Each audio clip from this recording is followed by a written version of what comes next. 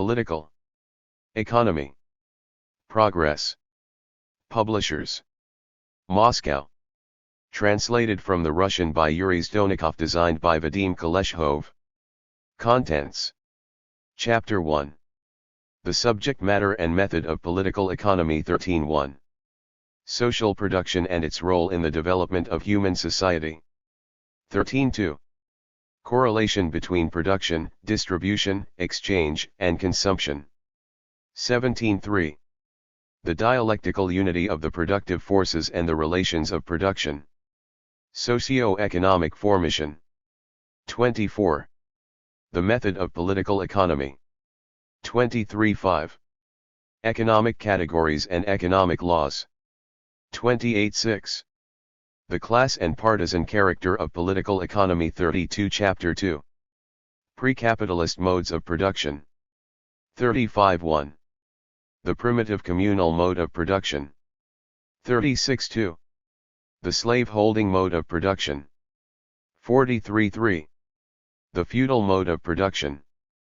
50. Part 1. The capitalist mode of production. Section 1. The general principles of the capitalist mode of production. 63. Chapter 3. Commodity production, commodities, and money. 65.1. The universal nature of commodity production under capitalism. 65. 5. 2. The commodity and its properties. 66. 3. The form of value. The emergence of money. 70. 4. The substance of money and its function. 72. 5. The law of value. 78. After 4. Capital and surplus value. The basic economic law of capitalism. 82.1. The conversion of money into capital. 82.2. Labor power as a commodity. 85.3. The production of surplus value. 89.4. The substance of capital, constant and variable capital. 91. 5. Ways of increasing the degree of exploitation of the working class. 95. 6. 3 stages in the development of capitalist industrial production. 99. 7. Capitalist machine production and the growing exploitation of the workers. 103. 8. The unity of and distinction between absolute and relative surplus value. 105. 9. Basic economic contradiction of capitalism. Basic economic law of capitalism. 107. After 5. Wages under capitalism. 110.1. The substance and forms of wages in the capitalist society. 110.2. Evolution of the forms and systems of wages. 113.3. The magnitude of wages and the working class struggle to increase it. 115. After 6. The general law of capitalist accumulation. 119.1. Capitalist reproduction. 119.2. Technical progress and capital accumulation. 123.3. Capitalist accumulation and the formation of a reserve army of labor. 125.4.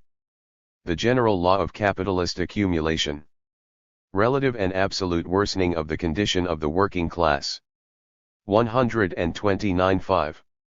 The proletarianization of the working people and changes in the structure of the working class under capitalism today. 132. After 7. The circuit and turnover of capital. 136.1. The circuit of capital. 136.2. The turnover of capital. Fixed capital and circulating capital. 141.3. The turnover of variable capital and its influence on the annual mass and annual rate of surplus value. 146. After 8. Profit and the price of production. 149.1. The conversion of surplus value into profit. 149.2. The rate of profit and its factors. 152. 3. Formation of the average rate of profit and conversion of the values of commodities into prices of production. 154. 4. The law of the tendency of the rate of profit to fall. 159. Chapter 9. Commercial capital and commercial profit. Loan capital and interest. 163. 1. Commercial capital and commercial profit. 163. 2. Forms of capitalist commerce. 165. 3. Loan capital and interest. 167. 4. Capitalist credit. 169. 5. Joint stock companies. Fictitious capital. 171. 6. The role of credit in the development of capitalism and the sharpening of its contradictions. 173. 7. The currency of money and the capitalist society. 174. Chapter 10. Ground rent. The development of capitalism in agriculture. 176. 1. Capitalist ground rent. 176. 2. Differential rete. 178. 3. Absolute rent. 181. 4. The price of land as capitalized rent. 185. 5. The development of capitalism in agriculture. 186. Chapter 11. Reproduction wealth, which was considerable by the standards zero that period. The spread and consolidation of private property, the growth of proprietary inequality and the AP. 43. Appropriation of a part of the surplus product created by the community by persons enjoying a privileged status within it exerted a crucial influence on the development of social relations in that direction. The separation of the handicrafts from agriculture led to an increase in the making of instruments of labor out of metal. The accumulation of wealth in the hands of a few families provided the necessary material conditions for the systematic and massive use of slave labor, which was becoming the predominant type of labor, ousting the labor of freemen. Exchange had a big part to play in the spread of private property, in proprietary differentiation and the consolidation of slavery. The development of exchange, now proceeding on the basis of private property, had as its direct outcome the conversion of slaves into commodity. Engels says, men had barely started to engage in exchange when they themselves were exchanged. 1. The proprietary inequality which prevailed in society, on the one hand, and the developing trade, especially trade in the prisoners of war turned slaves, on the other, created extensive possibilities for debt servitude. Not only prisoners of war, but also impoverished members of the tribe who fell into material dependence were turned into slaves. The slave-holding mode of production marks the start of its history from the point at which the exploitation of slaves became the predominant form of production and when society itself was divided into antagonistic classes, slave owners and slaves. Apart from these two classes, the slave-holding society also had freemen, urban handicraftsmen and small peasants, traders and usurers. The establishment of slave-holding exploitation in society led to the emergence of the class state, and to the political domination of the class of slave owners over the class of slaves. Productive forces in the slave-holding society: agriculture, cattle breeding and the handicrafts were the chief branches of material production in the slave-holding society. At the initial period of its development, farming techniques were extremely primitive, and mostly involved the use of wooden or stone implements. Later came metal implements of labor, first made of copper and bronze, and then of iron. The most common implements in agriculture were the wooden plow, the harrow, the spade, the sickle, the pick and the pitchfork. Handicraft production was initially carried on mainly by small and free commodity producers. Much later there arose large-scale handicraft shops, mines, and other enterprises belonging to individual slave owners or to the state, on which vast masses of slaves were exploited. The handicraftsmen gradually learned to make and use in their production the bellows, the potter's wheel, the wheelbarrow, a primitive type of loom, the millstone, the harnessed vehicle, The development of the instruments of labor was paralleled by an improvement in men's labor skills. The specialties and trades of stonemason, carpenter, potter, saddler, metalworker, and others appeared in the handicrafts. In agriculture, horticulture and viticulture were separated from crop growing, while horse breeding and sheep breeding became separate branches. Simple cooperation was the prevailing form in which slave labor was organized in all the branches. It differed from the cooperation of labor in the primitive society in that it was organized on a much larger scale and was based on the direct coercion of the laborers, the slaves. Grand testimonials of the cooperation of slave labor have come down to our day in the form of the Egyptian pyramids, the Roman theaters, canals, and aqueducts, Greek and Indian temples and palaces, and so on. Production relations in the slave-holding society land, forcibly seized either from the communities or from ruined free peasants, was an important part of the slave owner's property. At different stages in the development of slave-holding society in various states, landed property appears in different concrete forms: communal, temple, state and individual private property. Landed property was of substantial importance only because the large landed proprietor had at his disposal subservient laborers, the slaves, who created a surplus product. 45. In the slave-holding society, a specific feature of the conjunction of labor power with the means of production way that the laboring man, the slave, was not only deprived of any property in the means of production whatsoever, but he was himself an object of the slave owner's property like material means of production. The coercion to work involved the overt use of force. There was no question at all of offering the slave any personal material incentives for his labor. The slave owner had full disposal of the material goods produced by his slaves. A part of these was returned to tin slave as the means of subsistence, as the necessary product ensuring the reproduction of his capacity for work. The other rather substantial part went to satisfy the diverse requirements of the slave owner and constituted the surplus product. That is why the slave's working time consisted of necessary and surplus time, and his labor of necessary and surplus labor.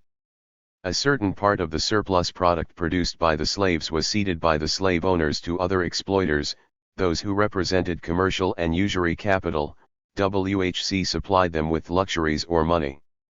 A sizable share of the surplus product went to the slave-holding state in the form of taxes, for it protected the interests of the ruling class. The slave-owning economy produced everything for its own use. It was essentially a natural economy.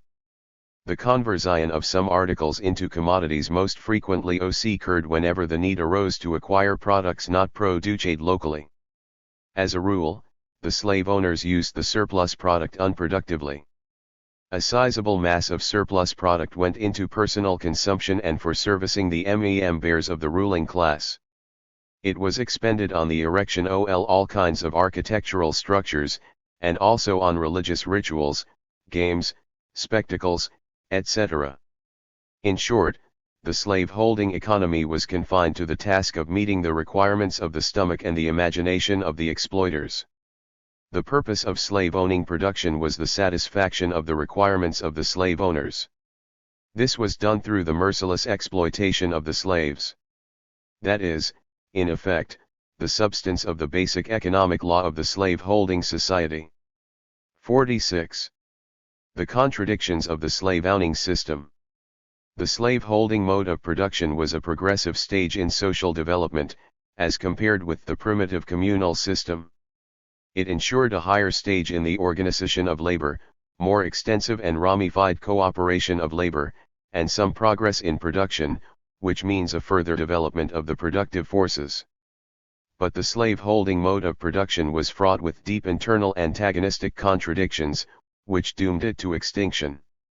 The slave form of labor and the slave-holding form of property, the diametrically opposite condition of the slave and the slave owner, and the antagonistic contradiction between the slave owners and the slaves constitute the basic contradiction of the slave-holding society, which led to its inevitable downfall. Alongside the basic contradiction of the slave-holding mode of production there were other related contradictions, namely, those between the large-scale production of the slave owners and the small-scale economy of the free labor ERS, the contradiction between mental and manual labor, and that between town and country. The slave system was a peculiar form of division of labor in the society into manual labor, performed by the slaves, and mental labor, done by the slave owners.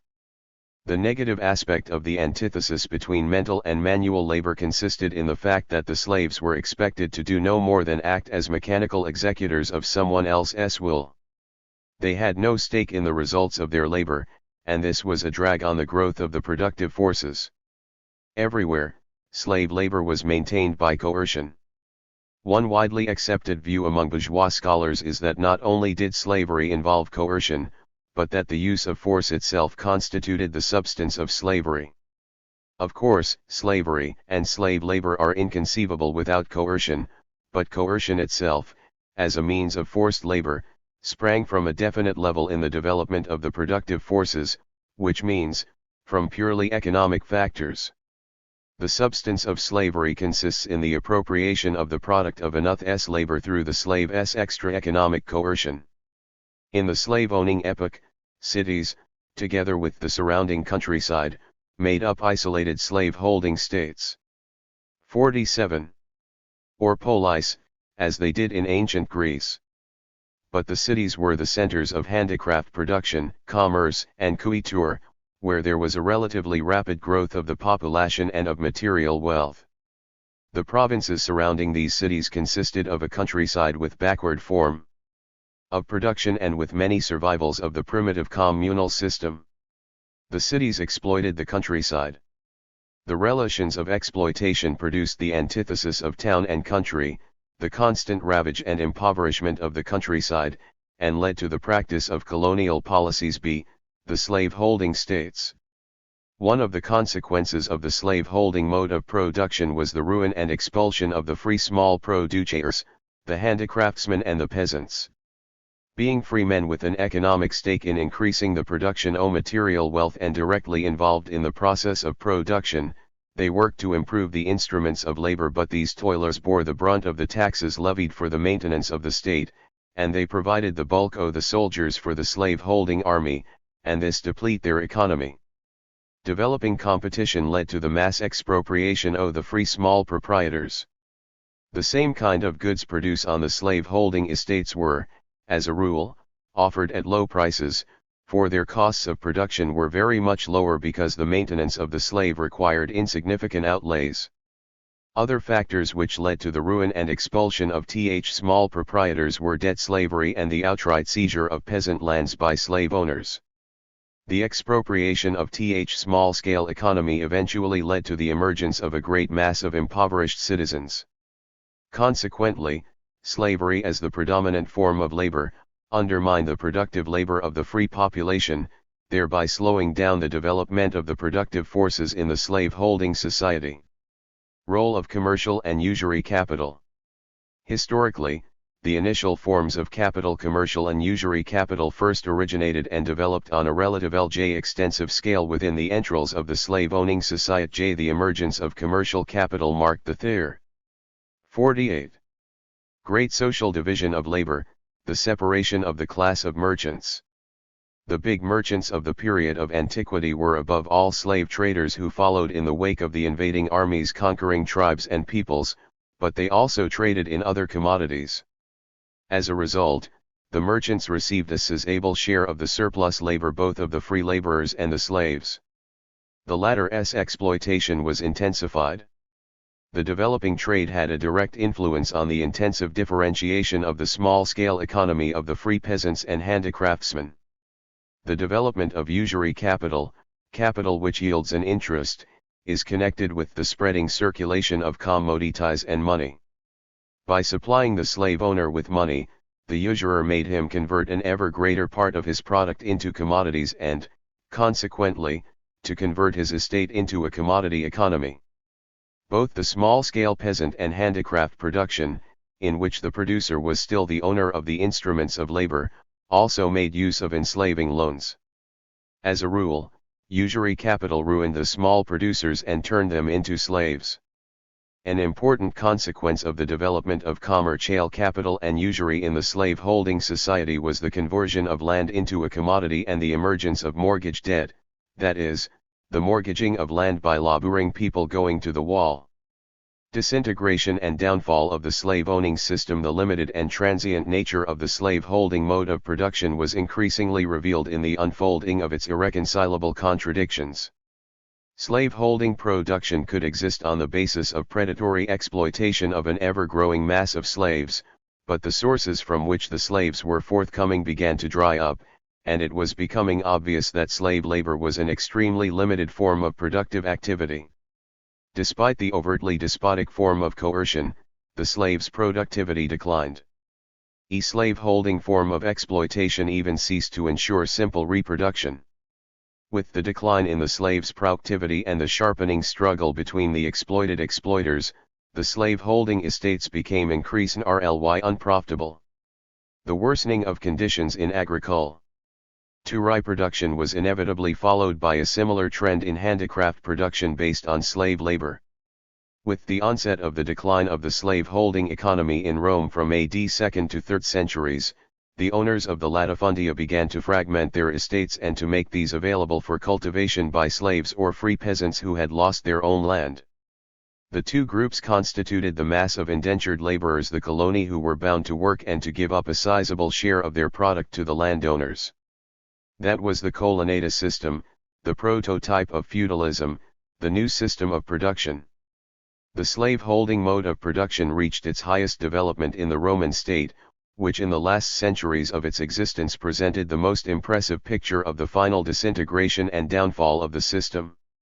The slave-holding mode of production went down once all its potentialities had been depleted, and its inherent contradictions sharpened to an extreme. The class struggle between the slaves and the slave owners, between the toilers and the exploiters, was a striking expression of the contradictions of the slave-holding society. The significance of the slave uprisings consisted in the fact that they were a manifestation of the protest against the slave relations, that they eroded the slave-holding mode of production and paved the way for a transition to more progressive social relations. Bourgeois scholars seek to present the slave-holding mode of production as the capitalism of the ancient world, and slavery as accidental. But in so doing they are merely trying to distort the uniformity of historical processes and to set up capitalism as an everlasting phenomenon. 3. The feudal mode of production. The feudal mode of production was a law-governed stage in the progressive development of the human society. 10 forms of transition to feudalism differed from country to country, being determined by different concrete historical conditions. With many peoples, elements of feudalism emerged in entrails of the slave-holding mode of production, subsequently to become the predominant form of production relations, but not all the peoples reached feudalism via the slave houri. 50. Ing system. Some of them went on to feudalism directly from the primitive communal system, bypassing the slave-owning system. The specific features of this origination of feudalism were clearly seen in Rus and some other Slavic countries.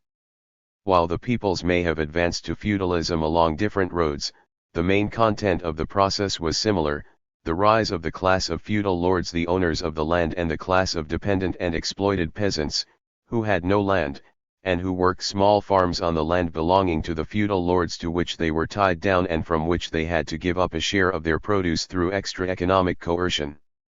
An analysis of the feudal mode of production is contained in the works of the classics of Marxism-Leninism, and is concentrated in Chapter Slai of Volume 3 of Marx's Capital. The productive forces of feudalism. Agriculture was of crucial importance in the economy under feudalism. Land was the basic means of production. At the early stages of feudalism, the two-field system prevailed in agriculture, with the fallow-field system of cultivation widespread in some places. The three-field system was established as time went on, while the gradual introduction of the iron plow, the harrow, and other metal farming implements helped to raise the level of agricultural techniques. Windmills and subsequently water mills were a characteristic attribute of the feudal economy and one of its technical achievements. In the period of feudalism, there was a further development of market gardening, grass farming, vine growing and other branches of agriculture. Because of the agrarian character of the economy and the military needs of the feudal lords, ever greater importance was attached to animal breeding, especially horse breeding. The improvement of agricultural implements and of the methods of smelting and treatment of metals helped to registered vive the handicrafts, which had declined during the descent K-011 slave-holding system. The development of e-handicrafts led to a deepening of the social division of degree YR and to the rise of the feudal cities and promoted the degree P meni of feudal society's productive forces. However, e-Ganges in hardware and technology were slow. Feudal. 51. Production on the whole was based on the manual labor of peasants and artisans. The relations of production in feudal society corresponded to the character and level of development of the productive forces. Feudal property in land and peasant land tenure. 1. The feudal form of property differed from the slave-hold form in that under feudalism not all the means of production were separated from the working people. This gave the peasant an interest in the results of his work and was for that reason, another stage in social progress. Land, the basic means of production, did not belong to those who tilled it, but was owned by the lay and clerical feudal lords. The economic substance of the feudal property in the means of production is that the actual producers, the peasants, own no land, that is, the basic means of agricultural production. They received land from the feudal lords not to own but to use, and in return had to perform various feudal services. Consequently, the feudal lords' property in land was the economic basis for their exploitation of the peasants. Formally the peasant could be driven off his allotment at a moment's notice. But that was an exception. The rule was, on the contrary, that the peasant was tied to the land. The peasants' allotments were a means of ensuring the feudal lords with a free labor force. The peasants' land tenure in the form of allotments was, as a rule, hereditary. In the European countries, there was a strict legal hierarchy among the feudal lords with respect to the feudal property in land.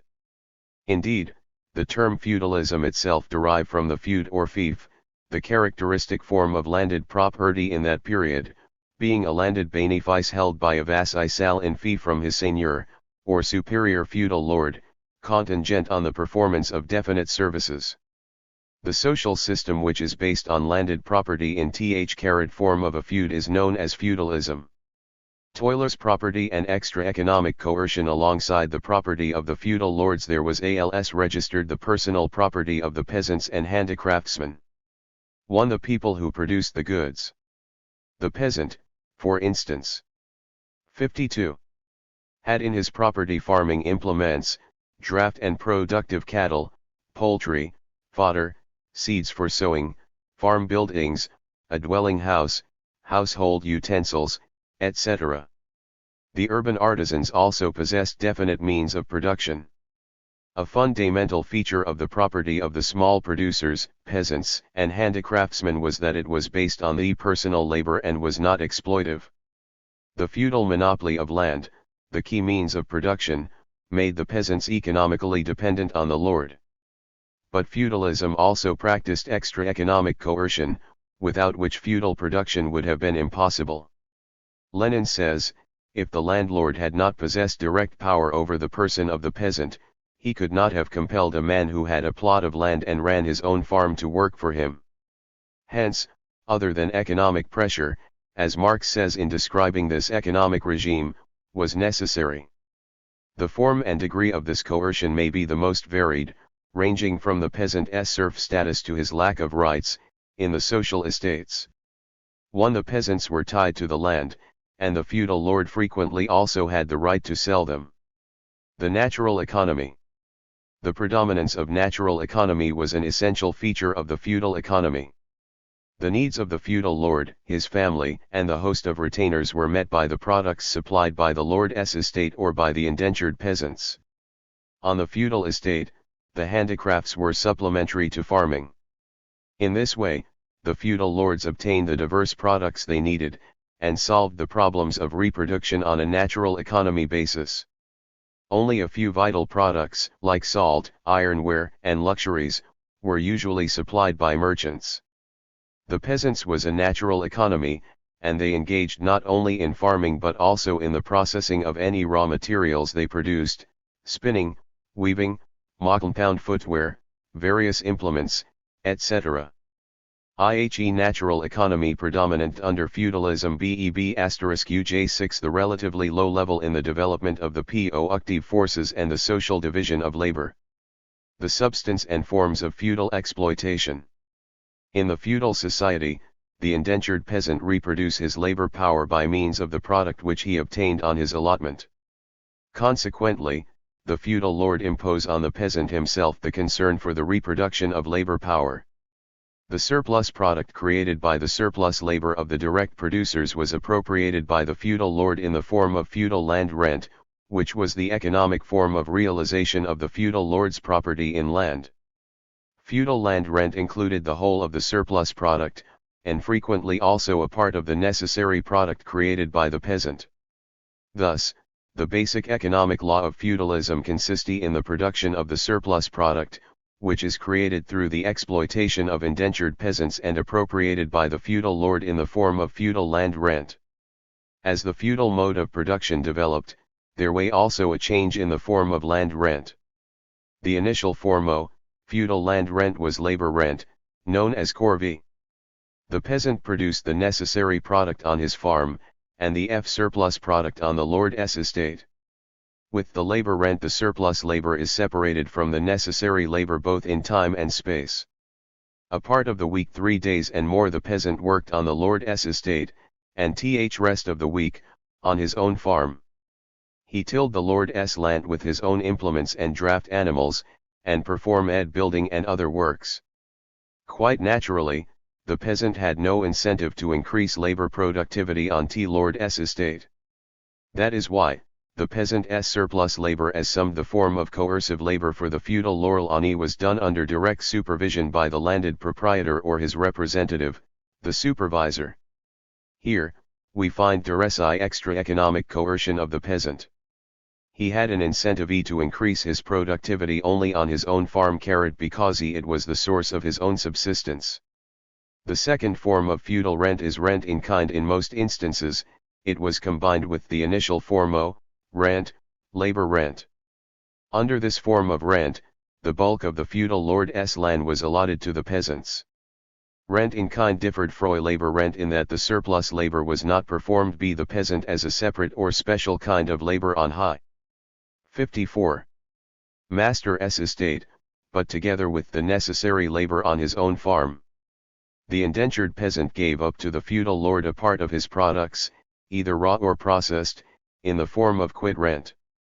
He did not work under the supervision of the landed proprietor or his representative, but on his own, and disposed of all his working time. The rent-in-kind system of economy enabled the peasants to toil for their own benefit over and above all the feudal services and gave them an interest in the results of their work, and so an incentive to improve their farming. The third form of feudal rent was money rent. This is a convert form of rent-in-kind. The difference between money rent and rent in kind is that the peasant gave up the surplus product to the feudal lord not in kind but in cash. It was no longer sufficient for the peasant to produce the surplus product on his farm, for he also had to sell it to convert it into cash. Rent in kind was converted into money rent because of the development of the division of labor, the further separation of the handicrafts from agriculture, and the development of commodity-money relations. Money rent was the final form of feudal land rent. It marked the period of the disintegration of feudalism and the gradual development of the capitalist structure within its womb. Relations between the feudal lord and the indentured peasant were increasingly transformed into contractual and quit rent and money rent relations. The status of the indentured peasant was becoming akin to the status of the ordinary tenant. This meant that the peasant was in a position to buy out his quit rent obligation and to become an independent peasant with full ownership of the land he cultivated. Land was beginning to enter into commerce and was being bought and sold. Plots of land could now be bought not only by those who had once been quit rent peasants, but also by urban dwellers.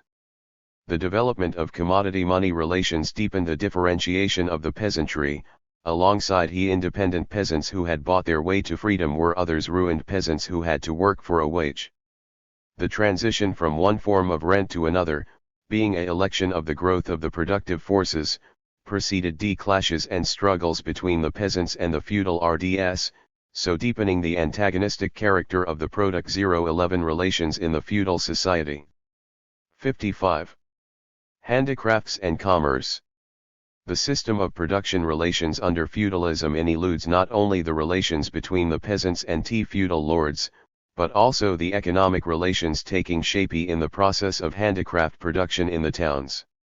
There, handicraft production had a peculiar structure. The artisans were united in guilds. In order to adapt themselves to the requirements of a limited local market, and also to prevent competition between master craftsmen and the proprietary differentiation, the guild stringently regulated the technology and volume of production. The guild structure of the handicrafts, as a rule, made possible to effect only simple reproduction, that is, production on the SAM scale. Handicraft production was manual and small. Master craftsman's higher status with respect to the apprentices was determined not so much by property in the mean of production, as by his professional skills. There was virtually no division of labor in the workshop. In those conditions, it took a long time to become a master craftsman, and this put a high value on craftsmanship. The purpose of the master craftsman's economic activity was the attainment of a standard of existence which was appropriate to the status established by his guild rather than the making of money and enrichment. At the early stage in the development of the urban handicrafts, relations between the master craftsman and his subordinates were mainly patriarchal, although the apprentices were already being exploited. With the development of commodity-money relations, the gap between the proprietary and production status of the guild master craftsmen, on the one hand, and the apprentices, on the other, tended to grow. The former grew rich through the exploitation of the latter. The contradictions between the master craftsmen and the apprentices developed into irreconcilable and antagonistic ones. In the feudal epoch, the towns were the centers not only of the handicrafts but also of commerce. Merchants and usuers made up the richest part of the urban population. Merchants were organized in merchant guilds. Merchants or commercial capital under feudalism operate as the medium in the exchange of the surplus product, appropriated by the feudal lords, for luxuries and other rare. 56.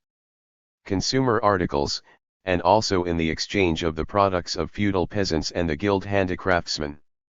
The deepening of the social division of labor and the growth of the productive forces gradually transferred the leading role in the development of the productive forces from the agricultural countryside to the handicraft and commercial cities. A specific feature of the relations taking shape between town and countryside under feudalism was that, politically, the countryside dominated the town, because the state power was wielded by the landowners, while the town engaged in the economic exploitation of the countryside. Marx says, if the countryside exploits the town politically in the Middle Ages, wherever feudalism has not been broken down by exceptional urban development as in Italy, the town, on the other hand, exploits the land economically everywhere and without exception, through its monopoly prices, its system of taxation, its guild organization, its direct commercial fraudulence and its usury. 1. Further development of the productive forces under feudalism. The advantages of the economic system of feudalism over the slave-owning system gave rise to new and higher-level productive forces. In agriculture, extensive use was made of iron implements of labor. The development of farming implements raised the agro-technical level of agriculture. New branches of cropping emerged. The importance of animal husbandry increased. Handicraft production also underwent substantial changes. The improvement of smelting and the treatment of metals was of primary importance in perfecting the instruments of labor. The simplest wire drawing and rolling mills for the production of wire and sheet iron were made.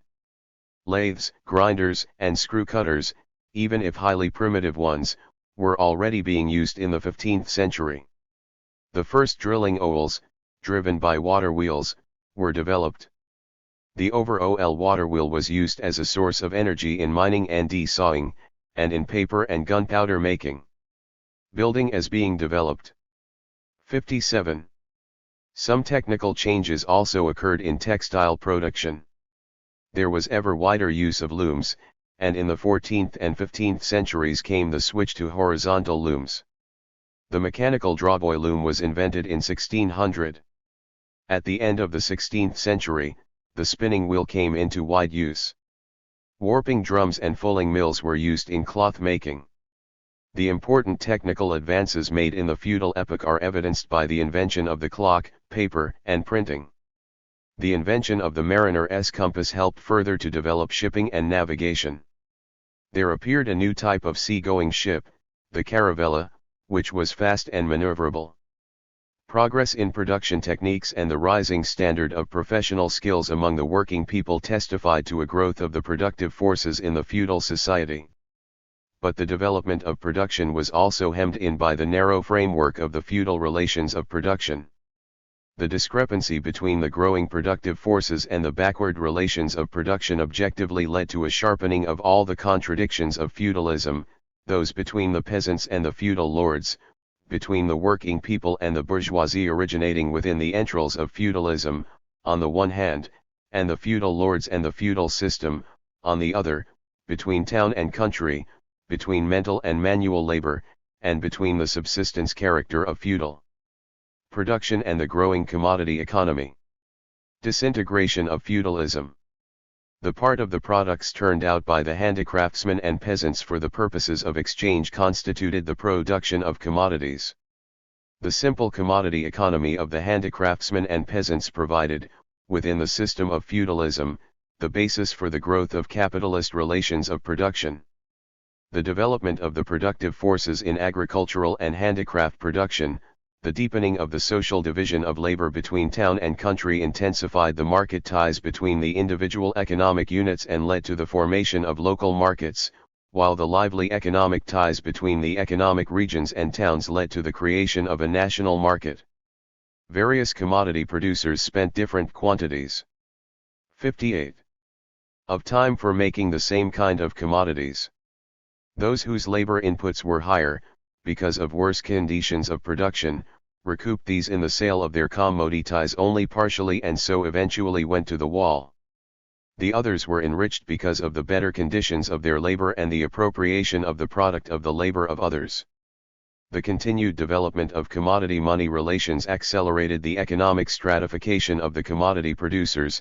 On the one hand, there was a mass of people deprived of the means of production and the means of subsistence, and on the other, a handful of rich men.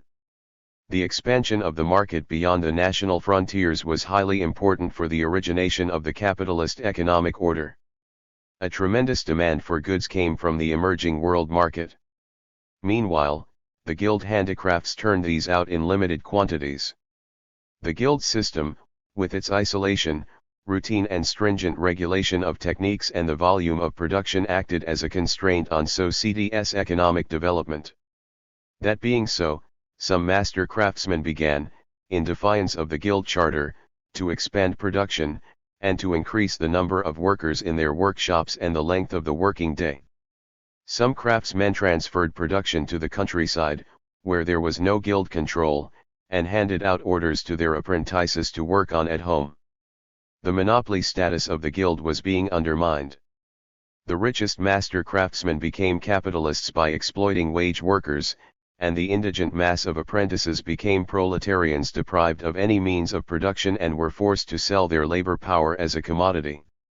Commercial capital, which grew together with the development of commodity money relations, had a big part to play in the origination of capitalist economic forms. Its role was of a dual nature. On the one hand, the merchant could subordinate the small commodity producer and make him work for his profit. In that case, B did not introduce any technical or organizational innovations into production, but merely converted the small commodity producer into an actual wage worker, while leaving M outwardly independent. On the other hand, the commodity producer himself now and again became an industrial capitalist and merchant. i.e. disintegration of feudal and the origination of cap. 59. Italist relations proceeded both in town and country. Engels says, long before the walls of the knightly castles were breached by the shot of the new cannon, their foundations were undermined by money. In fact, gunpowder was, one could say, merely the bailiff of money. 1. The feudal lord's economy was being increasingly drawn into commerce and fell under the power of money. While the amount of corvée and quit rent was limited by the requirements of the feudal lord and his retainers, the money form of rent went to increase the peasants' services. They were now constantly in need of money, and their exploitation was further increased by the merchants through non-equivalent exchange and by the usurers through enslaving loans. The development of commodity-money relations accelerated the differentiation and stratification of the peasantry into social groups. Whereas a majority of the peasants fell into poverty, were forced to do back-breaking toil and were ruined, there was a growth in the number of village kulaks, the rich peasants who bought their freedom from the feudal lord and, in their turn, became exploiters of the poor peasants. The origination of the capitalist mode of production was accelerated by the most brutal use of force on the part of the bourgeoisified landlords, the urban bourgeoisie and the state power.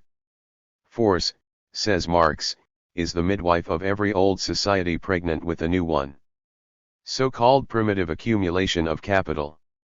The forcible separation of the direct producers from the means of production and the concentration of the latter in the hands of a few, the conversion of these means of production into capital, such is the content of the primitive accumulation of capital.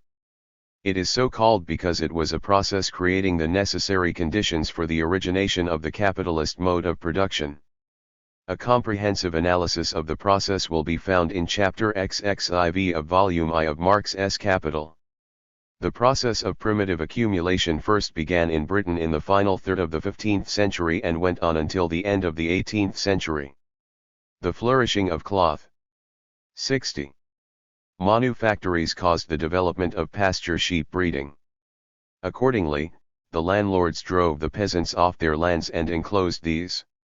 This overt plunder of the peasants was sanctioned by the state, which passed enclosure acts for the benefit of the rising bourgeoisie.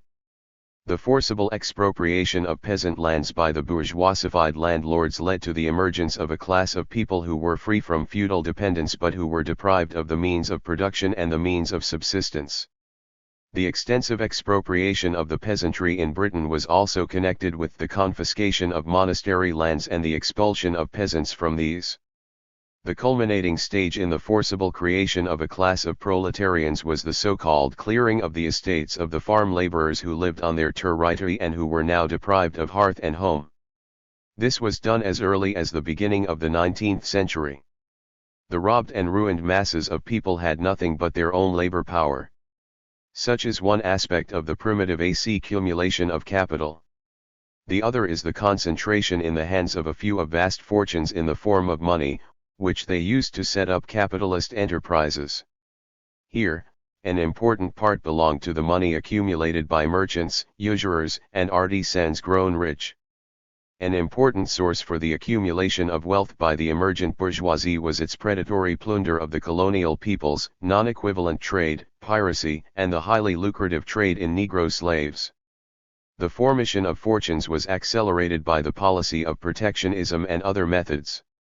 With some specific features, the primitive accumulation of capital was a process that was also underway in other countries, including Russia. The transition from feudalism to capitalism was effected by means of bourgeois revolutions, in which the peasants and artisans were the chief revolutionary force. The bourgeois revolutions led to the collapse of the feudal system and the domination of capitalism. Survivals of feudalism today. Even today, survivals of feudalism will be found in many countries of the capitalist world, above all in agriculture, are especially widespread in the economically less developed and dependent countries of Asia, Africa, and Latin America. These survivals of feudal relations hamper the developing countries' progress and the struggle for national revival and economic independence.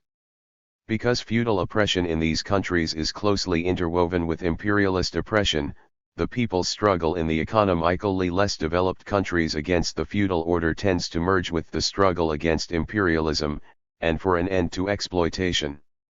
Bourgeois ideologists distort the substance of feudalism. They insist on regarding some of its superficial and innocentile features as the characteristic ones, like the nominal holding of land, the subordination of people to their seigneur instead of the king, the hierarchy of vassals and the political fragmentation. But they deliberately discover in the Middle Ages so many embryos and beginnings of capitalism, that feudalism begins to look like capitalism. That is yet another futile attempt to prove that capitalism is everlasting. In actual fact, capitalism began to germinate in Europe only in the period of the disintegration of feudalism, beginning from the late 15th century and early 16th century in the form of the capitalist cottage industry, capitalist cooperation and manufacture. Part 1. The capitalist mode of production. Section 1. The general principles of the capitalist mode of production. Capitalism is a socio-economic system based on the further development of private property under a new level of development of the productive forces, which is higher than the one under feudalism. The bulk of the people under capitalism are deprived of the means of production and are exploited as wage workers by those who own the means of production. The truly scientific explanation of the substance of capitalist relations was given by Marx in his Capital. Lenin described Capital as the greatest politico-economic work and also as the chief and basic work containing an exposition of scientific socialism. Engels says this about Capital: as long as there have been capitalists and workers on earth, no book has appeared which is of as much importance for the workers as the one before us. Marx set himself the task of understanding the law of emotion, the basic law governing the development of the capitalist mode of production. By means of the method of materialist dialectics, Marx gave scientific proof that capitalism was historically transient, that it was bound to disappear, to be replaced by the communist mode of production resulting from a proletarian revolution. He also established the epochal role of the working class as the gravedigger of capitalism and the creator of a new and more progressive mode of production. Marx's Capital consists of 4 volumes. 2-volume Ikonens, an analysis of capitalist production, Volume 2, Cap. Italist circulation, and Volume 3, Production and Circulation as a Unity. Volume 4 deals with the history of the origination of the theory of surplus value. In Volume 1, Marx begins his analysis of the economy relations of capitalism with the commodity, because in his capitalist society the production of products as commodities is predominant. Having discovered the dual nature of l'objet which produces commodities and the substance of the value of commodities, Marx goes on to an examination of the form of value and money. He goes on to show how, at a definite stage in historical development, money was converted into capital. Marx discovered surplus value and so showed the source from which all the exploiter classes derived their incomes under capitalism.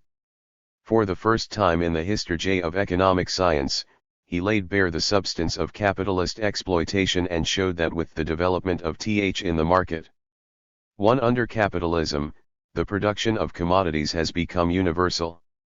It is not only the thing produced by hand, but also man's own labor power that becomes a commodity.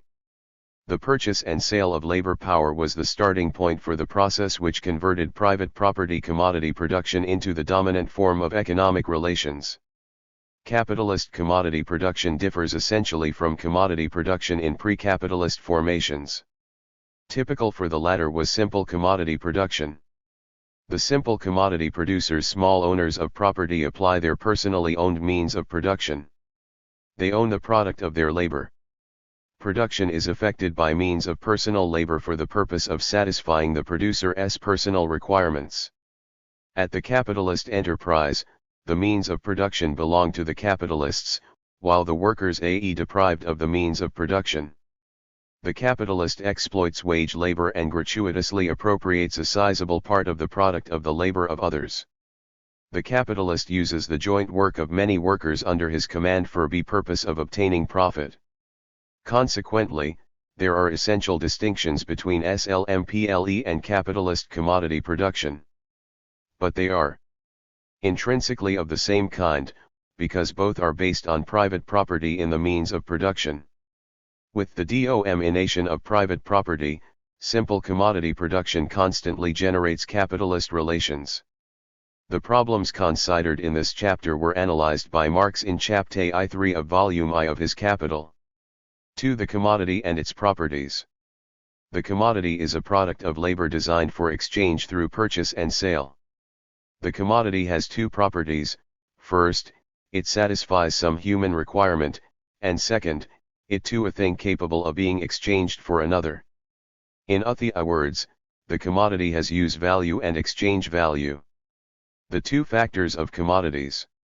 The use value of a thing consists in the fact that it satisfies some human need either as an article of personal consumption or as a means of production. The material wealth of a society consists of use values. Under commodity production, use value does no *t satisfy the producer's own needs, bulletin of those who buy the given commodity. So, the production of commodities is a process which must lead to the creation of social use value. Because commodities have the property of being exchanged for other commodities, the historical peculiarity of the use value of the commodity consists in the fact that it is the vehicle of exchange value. Exchange value is the capacity of a commodity of being exchanged in a definite proportion for other commodities.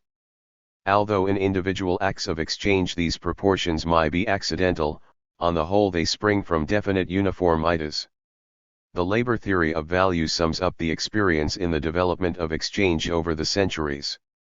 Commodities exchanged for each other as use values differ from each other, for otherwise the exchange would be meaningless.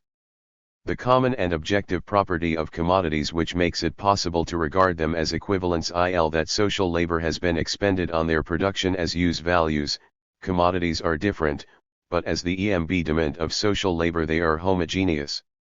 66. The social labor embodied in a commodity constitutes the value of that commodity. Value is the labor condensed in the commodity. The whole of social life is based on labor. In exchanging commodities, commodity producers must reckon with this objective fact. When exchanging freely reproducible commodities, they must, in their own interests, proceed from their labor equivalents, from their value. The exchange value of commodities, that is, the proportion in which one commodity is exchanged for another, is determined by their value. Exchange value is the form of value, its expression in the act of exchange. Only a thing that is a use value can have value. Not all useful things, not each use value, however, has value. There is no value in things to which no human labor has been applied. But the outlay of labor does not of itself turn a product into a value. A product of labor has value only in definite social conditions, in the presence of commodity production. Value is a historical category. The dual character of labor embodied in commodities. Private and social labor. The commodity producer's labor has a dual character. On the one hand, it is useful labor creating the things that satisfy men's various requirements. Some kind of useful labor is an everlasting and natural necessity in human existence, regardless of social conditions. On the other hand, the labor of each commodity producer is a particle of the whole of social labor, an expenditure of human labor power generally, irrespective of its concrete forms.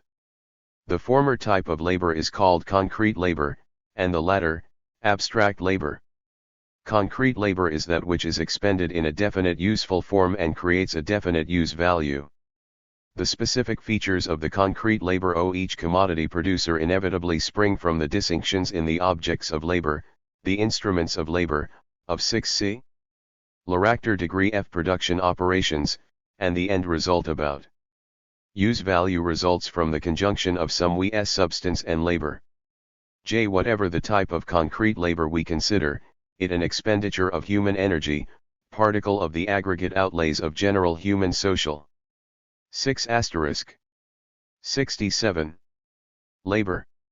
The social labor of commodity producers, labor generally, irrespective of its concrete form, is abstract labor. It is a characteristic feature of commodity production. It expresses the relations among the commodity producers and is, for that reason, a historical category. Even in the natural economy, there was something common to the labor of all men, but this common feature of labor was manifested directly, and not through an equation of things in the process of exchange. When private property led to the separation of the producers, each of them began to engage in a definite type of labor as a private pursuit. Labor ceased to be immediate social labor, and its social nature was obscured. The exchange of commodities alone establishes the fact that the labor of a given producer is required by society, that it is a particles of social labor. The expenditure of social labor by the commodity producers under private property is calculated spontaneously, through exchange.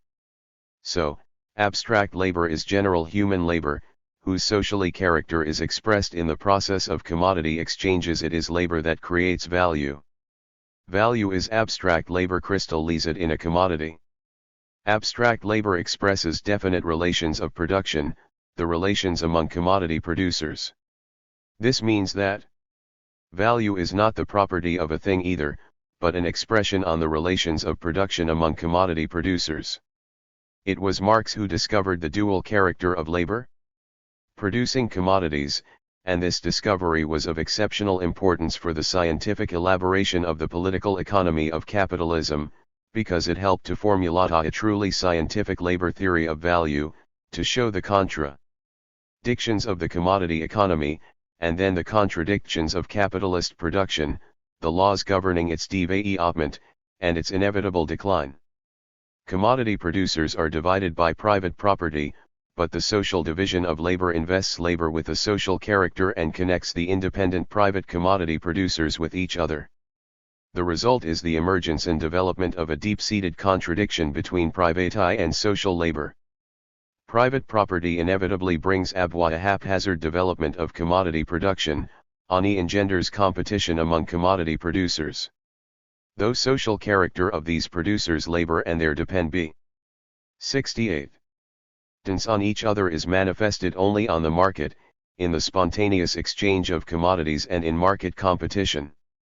The contradiction between private and social labor is antagonistic and is the basic contradiction of simple commodity production. It is expressed in the fact that in the process of competition, some commodity producers are enriched, while others are ruined and perish. Under the capitalist mode of production, this contradiction tends to sharpen and develop into a contradiction between the social character of production and the private capitalist form of appropriation. This will be considered below. The magnitude of the value of a commodity. The magnitude of the value of a commodity is determined by the quantity of labor that is socially necessary for its production, and it is measured by labor time. Different commodity producers expend different quantities of time for the making of the same type of commodity, and as a result of this commodities have different individual values.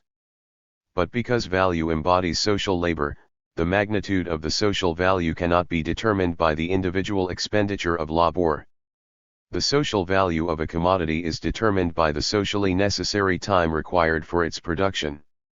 Socially necessary labor time is the time expended on the making of a commodity under the given socially normal conditions of production with an average level of skill and intensity of labor in the given society. The magnitude of the value of commodities tends to change depending on labor productivity, which is determined by the quantity of products turned out in a unit of labor time.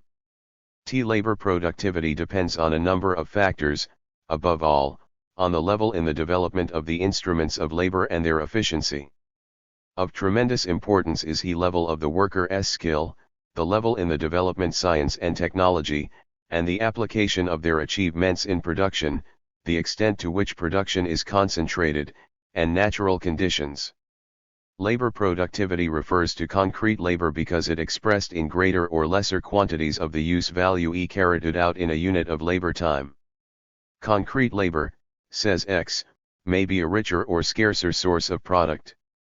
But ab. 69. Abstract labor turns out one and the same value in a unit of time. That is why the magnitude of the value of a commodity tends to change in direct proportion to the labor expended on it, and in inverse proportion to its productive power. Labor may be more intensive or less. By intensity of labor is meant the expenditure of labor power per unit of time. In an equal period of time, more intense labor creates a greater value than less intense labor. Labor-producing commodities is called simple labor, if it does not require special training, and complex labor, if it does.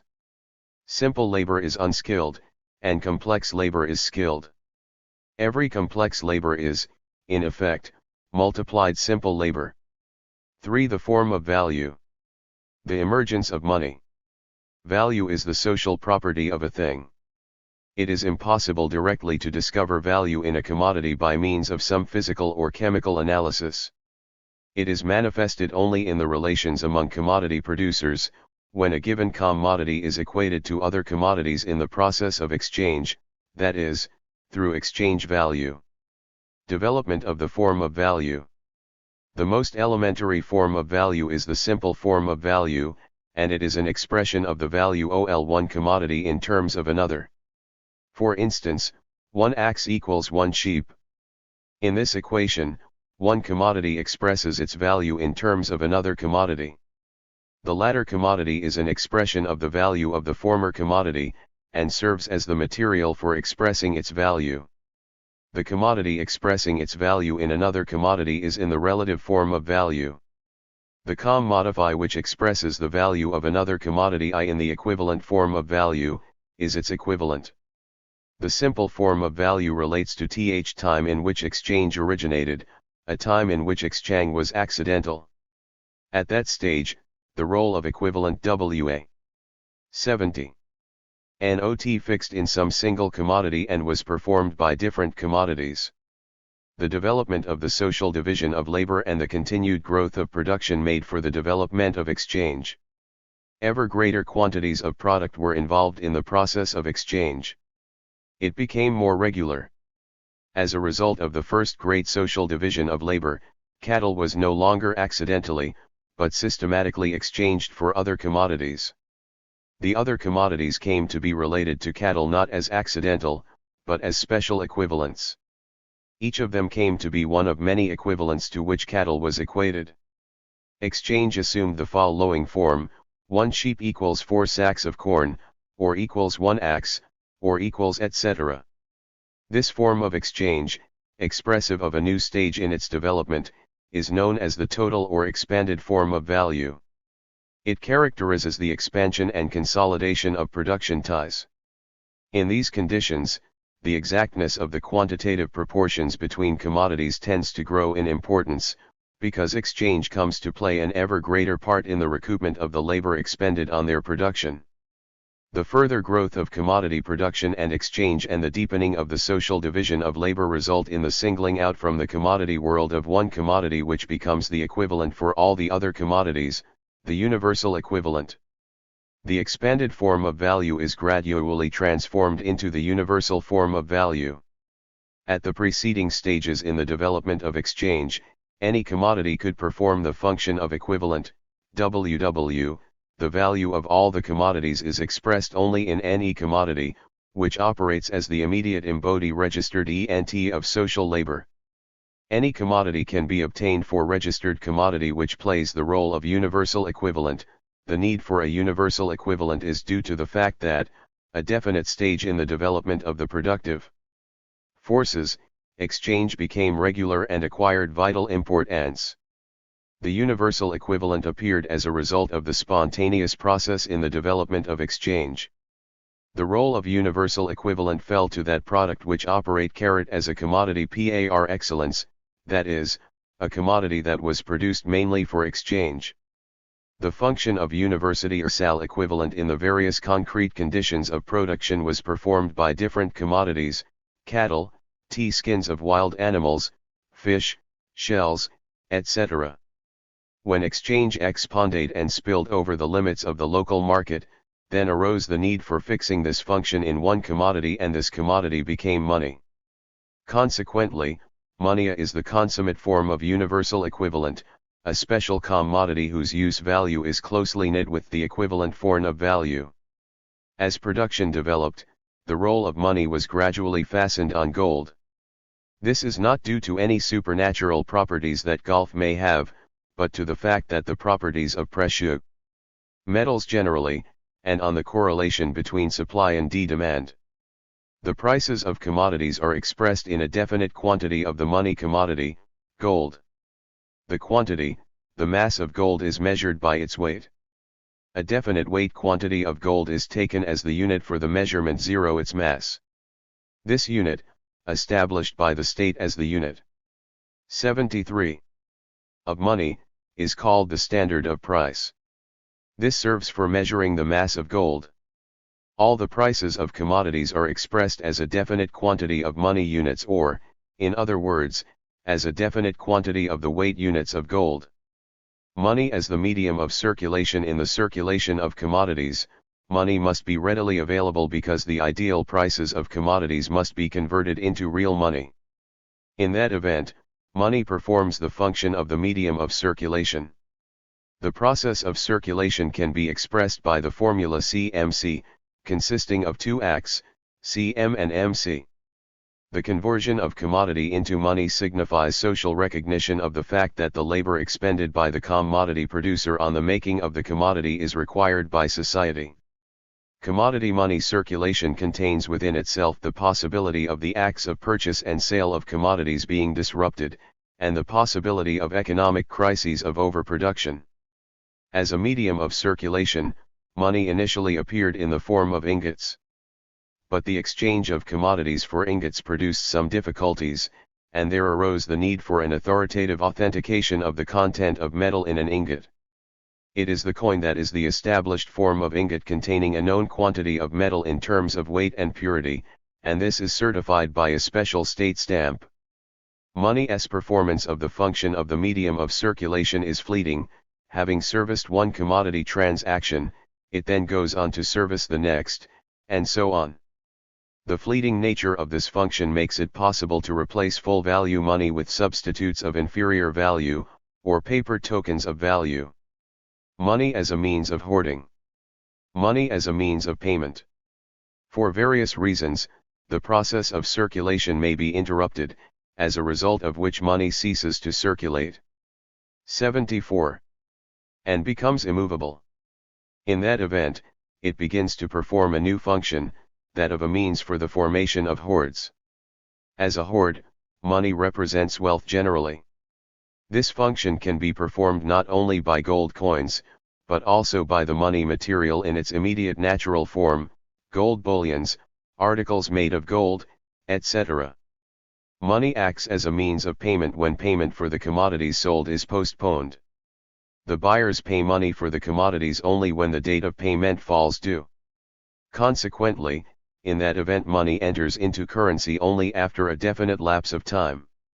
In this way, the function of the means of payment reflects the further development of production and commercial ties between men. The functioning of money as a means of payment is not confined to the sphere of commodity circulation. Money also performs that function in the loan of money, the payment of rent, and the payment of taxes.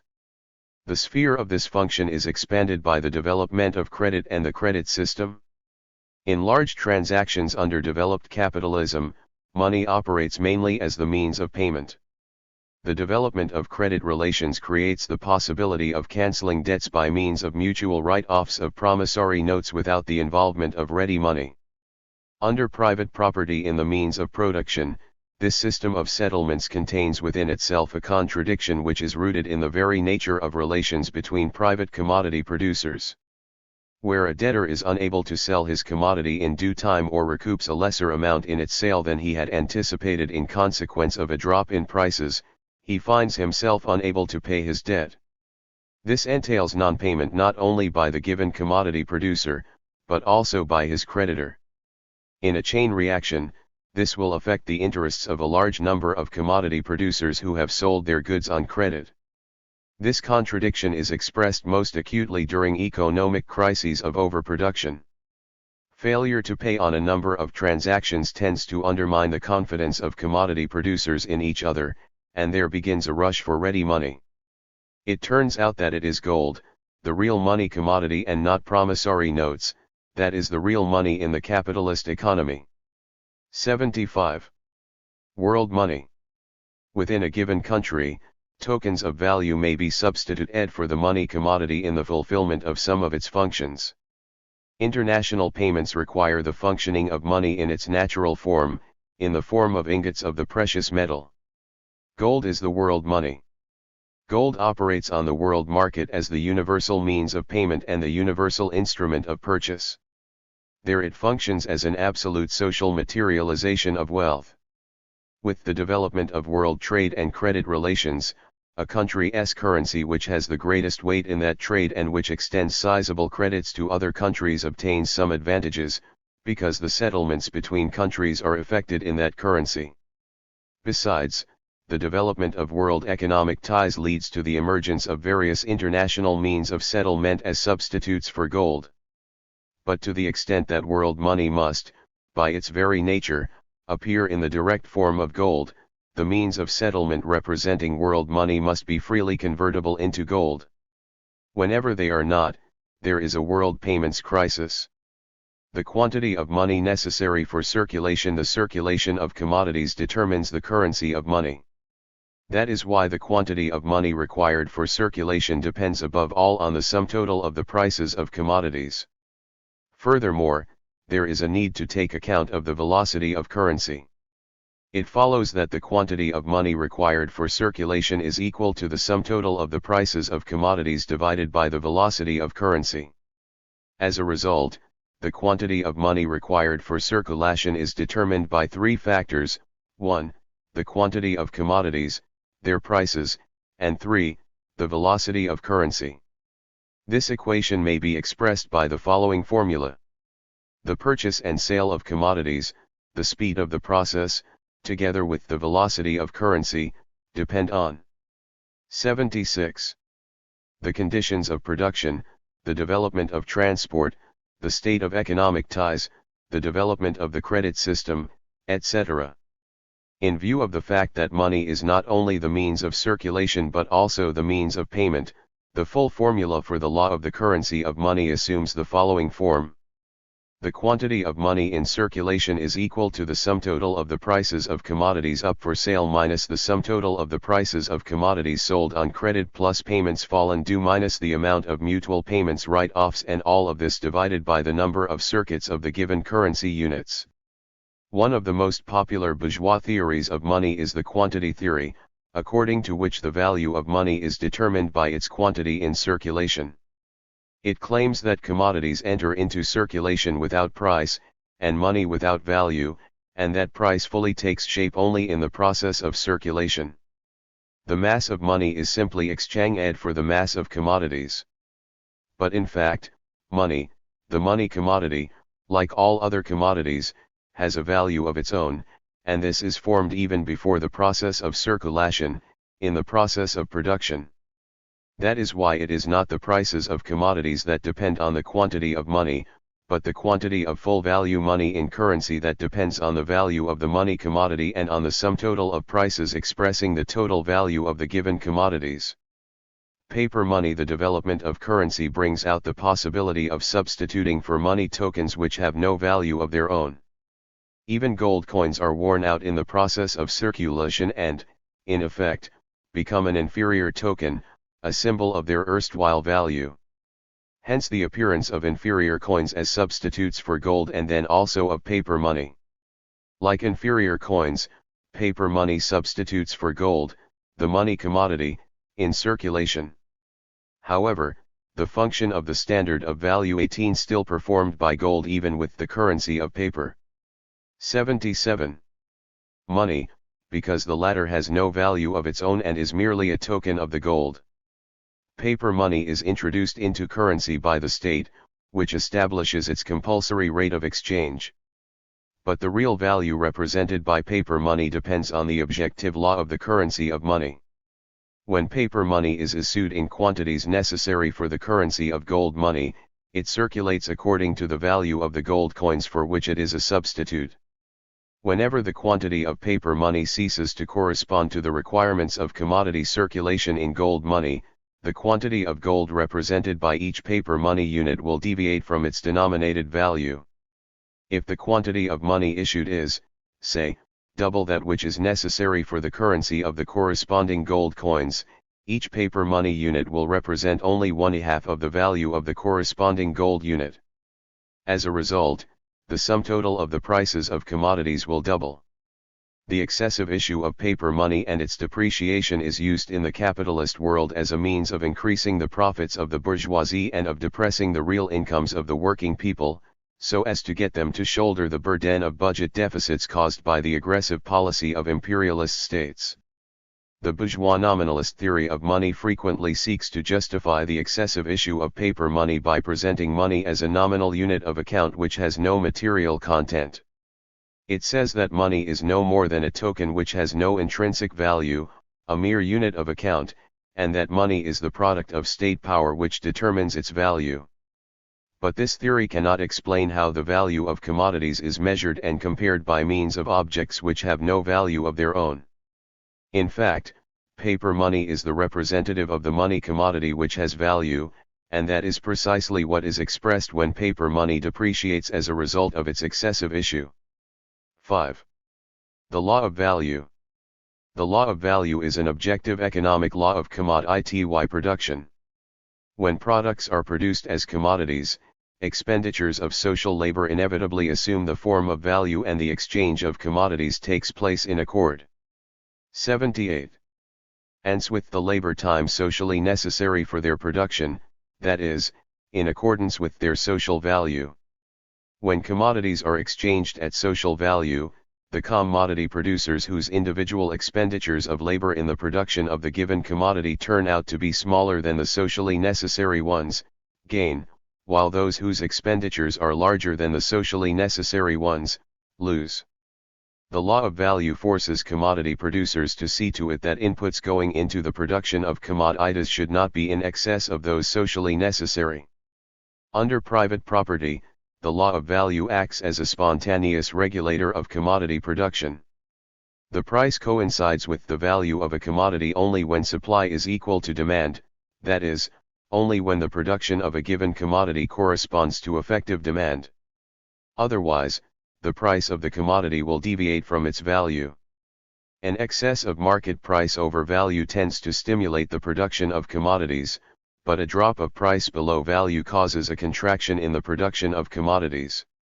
Accordingly, there is a redistribution of labor and the means of production among the sectors of the economy.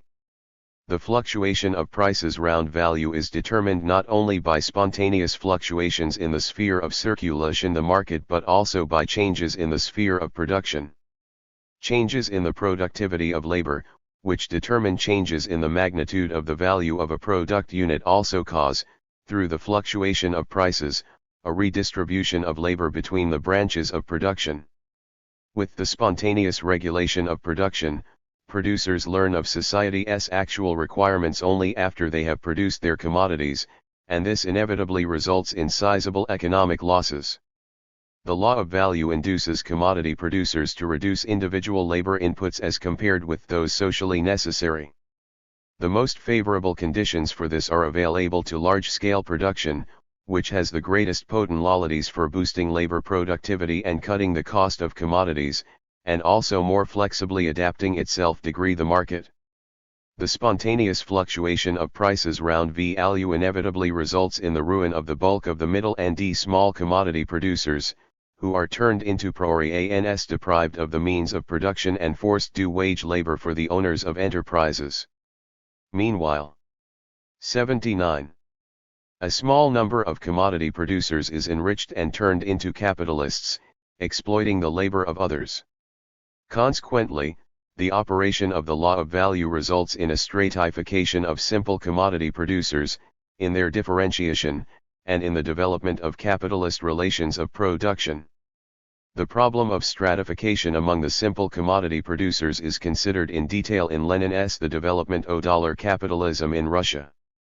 His study of these processes was an important prerequisite for substantiating the need for an alliance between the proletariat and the peasantry in the fight against capitalism.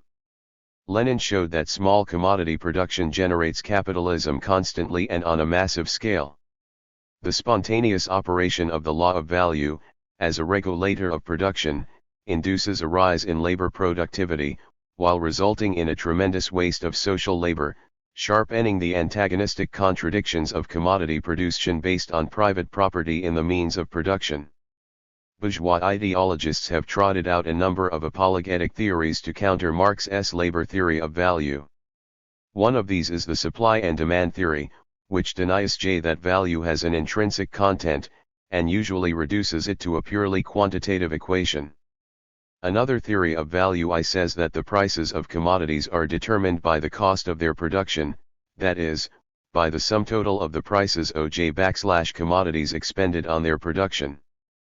Present-day bourgeois economists widely advocate the theory, which Marx criticized in his lifetime, and which says that value results from the operation of the three factors of production: labor, capital, and land.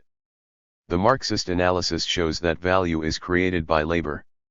It is the basis of all life in society, of the relations between commodity producers, and determines all their economic ties. The marginal utility theory, with its subjective treatment of value, is also widespread. It claims that value is a subjective assessment of commodities and that it is determined by their utility. In actual fact, value does not result from psychological evaluations but is an objective economic relation. Whatever these evaluations, that commodity will have the greater value on which more socially necessary labor is expended. All these bourgeois theories are designed to covey 80. Up the exploitation of the working people by capital and to divert them from the class struggle, which is why they seek to distort the actual social relations. Fetishism of commodity. Under private property in the means of production, the ties between commodity producers in the process of production, which are determined by the social division of labor, are expressed in the exchange of the products of their labor, through the movement of commodities. The social character of private labor and its social recognition are brought out only in the spontaneous process of exchange. Consequently, social relations among commodity producers assume the form of relations among things. They are reified. The sway of social relations over men assumes the outward form of their domination by definite things. The commodity producers' dependence on the market is expressed as their domination by some supernatural power of things. This reification of the relations of production, that is, the appearance of relations among men in the form of relations among things, was designated by Marx as the fetishism of commodities. The cult of money which rules the capitalist world is the supreme expression of the fetishism of commodities. This is a historical category and exists only under private property commodity production. 245. Chapter 4. Capital and Surplus Value. The basic economic law of capitalism. Having examined the labor theory of value, which helped to discover the laws of the capitalist mode of production, we now go on to a consideration of capitalist production, the internal causal nexus between its factors, and the content and mechanism of the basic economic law of capitalism. These problems are analyzed by Marx in chapters 416 of Volume I of Capital. 1. The conversion of money into capital. The general formula for capital. The objective prerequisite for the origination of capital is a definite level in the development of commodity production and commodity money circulation. Historically, capital starts out on its career as merchants and usury capital in the form of money. Each new capital on the commodity market, the labor market or the money market, also appears in the form of money, which is converted into capital only through a definite set of processes. Money as money, and money as capital first differ from each other only in their different forms of circulation. The form of commodity circulation is CMC. In this form, the sale of the commodity is performed for the purpose of buying another commodity. Here there is an exchange of the different use values for the sake of satisfying some immediate requirements. The form of the circulation of money as capital is different, MCM, which means that the purchase is performed for the purpose of sale, for the purpose of enrichment. That is why the full form of the circulation of money as capital. 82. Is expressed in the following circuit, MCM1, where equals M plus AM, that is, it is equal to the originally advanced sum of money plus a certain increment. This increment, or excess over the originally advanced value, is designated by Marx as surplus value. The circuit MCM converts the originally advanced value into capital. The originally advanced value is not only preserved in the circulation but also increases as a result of the addition to it of surplus value. Consequently, capital is self-expanding value, or value which begets surplus value. The circulation of money as capital has the purpose of increasing capital. The MCM formula is the general formula of capital as it appears directly in the sphere of circulation. It applies to every type of capital, merchants, usury and industrial capital. Contradictions in the general formula of capital. The circuit MCM of capital does not show where and how surplus value is created.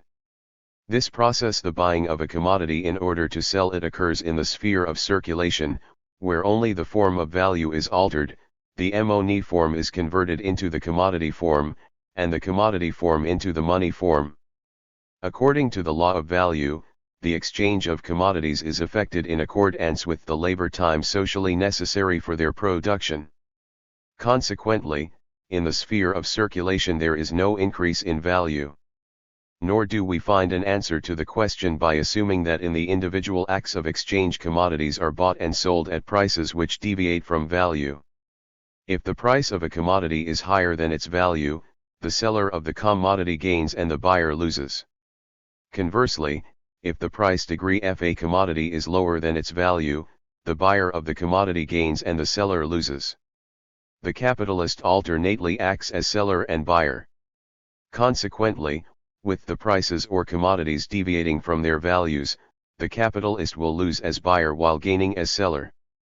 Assuming it because of the discrepancy between prices and values, individual capitalists or a group of capitalists receive more degree than they have originally advanced, as so often hap registered NS in reality. But this explains only the enrichment of individual capitalists, which occurs through the Redes trib. 8 *. 83. Ustion of already created value. The whole class of capitalists, however, cannot grow rich at its own expense, because circulation does not create value. Consequently, the deviation of the prices of commodities from their values does not explain the origination and increase of value, nor the conversion of money into capital. Analysis of circulation shows that surplus value cannot originate from circulation, which amounts to the sum total of all the exchange relations among commodity producers. But the capitalist is unable to obtain surplus value unless he enters into the process of circulation. The value of a manufactured product is greater than the value of the material expended on its production. Consequently, a new value is added to the value of the materials as a result of the labor expended by the workers in the process of production.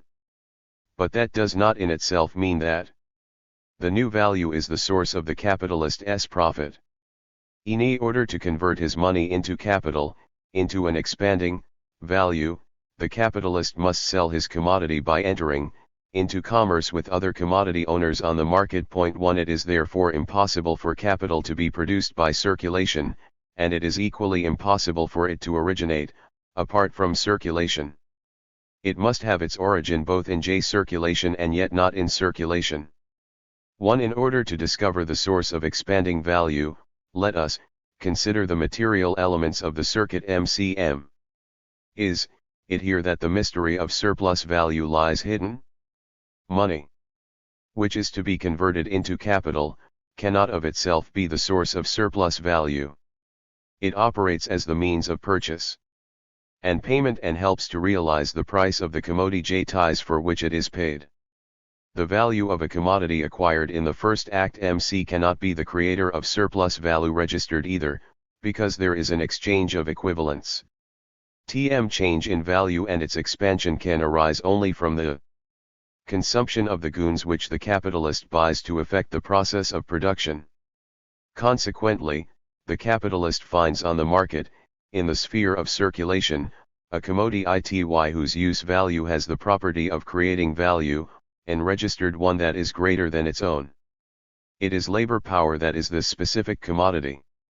To labor power as a commodity, the conversion of labor power into a commodity. Labor power is the aggregate of those mental and physical capabilities existing in a human being, which he exercises whenever he produces a use value of any description.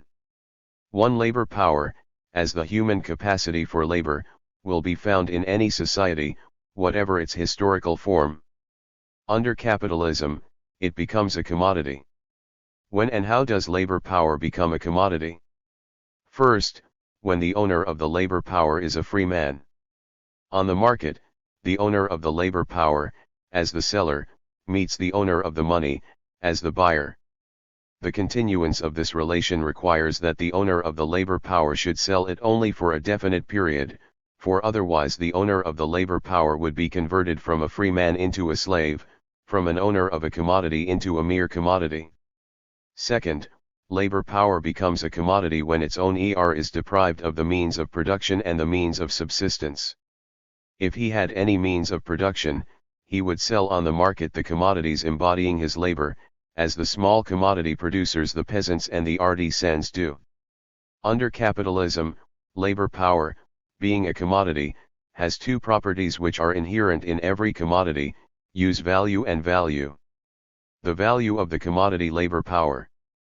The value of labor power, like that of any other commodity, is determined by the labor time necessary for its production and reproduction. Labor power, as human capacity for labor, is inseparable from the living individual.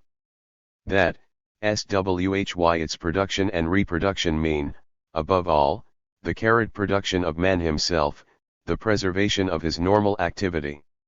1. He means of subsistence necessary for satisfying the work. 8 requirements have a definite value. Consequently, the RTM necessary degree are the reproduction of labor power up to the labor time necessary for creating such means SQH so that the value of the labor power is the value of the means of subsistence required for the maintenance of its owner's life. Climate and other natural conditions in a given country have an influence on the volume and structure of natural requirements. The means of subsistence necessary for the reproduction of labor power are not limited to the means for satisfying a man's natural wants in food, clothing, housing, and fuel. These also include the means for satisfying spiritual requirements. The expenditures for the satisfaction of such requirements also form part of the value of labor power. Human wants are not innate or prescribed for men by nature. They are the product of social development. The volume and structure of human requirements and the mode of their satisfaction depend on the economic and cultural development in a given country and largely also on the conditions in which the vital requirements of the working class have been shaped. Thus, in the developed capitalist countries, the volume of workers' requirements is much larger than that of workers in economically less developed countries. Marx says, in contradistinction therefore to the case of other commodities, there enters into the determination of the value of labor power a historical and moral element. Nevertheless, in a given country, at a given period, the average quantity of the means of subsistence necessary for the laborer is practically known. 1. The continuous conversion of money into capital require the constant perpetuation of workers, who are only mortal, and whose organism is rapidly worn out. The labor market is replenished above all by the children of workers. 2. That is why the value of the means of subsistence required for the reproduction of labor power also includes the value of the means of subsistence of the workers' families. Furthermore, the worker must have skill and handiness in a given field of labor. That is why the cost of acquiring such skills and knowledge, that is, education and training, form a part of the value of labor power. The higher a worker's skill standard, the greater the value of his labor power. Consequently, the value of labor power is the value of means of subsistence required for its reproduction, which must f. 86. By of normal quality. Labor power tends to change with the development of production, with the progress in the means of production. The worker's craftsmanship, skill, and experience increase. Human wants tend to grow. For every stage in the development of production there is a corresponding socially normal quality of labor power. The bottom, or minimum, limit of the value of labor power is determined by the value of the means of subsistence physically indispensable for the worker's existence and for the maintenance of his capacity for work. As capitalism develops, the value of labor power is lowered or raised through the operation of various factors.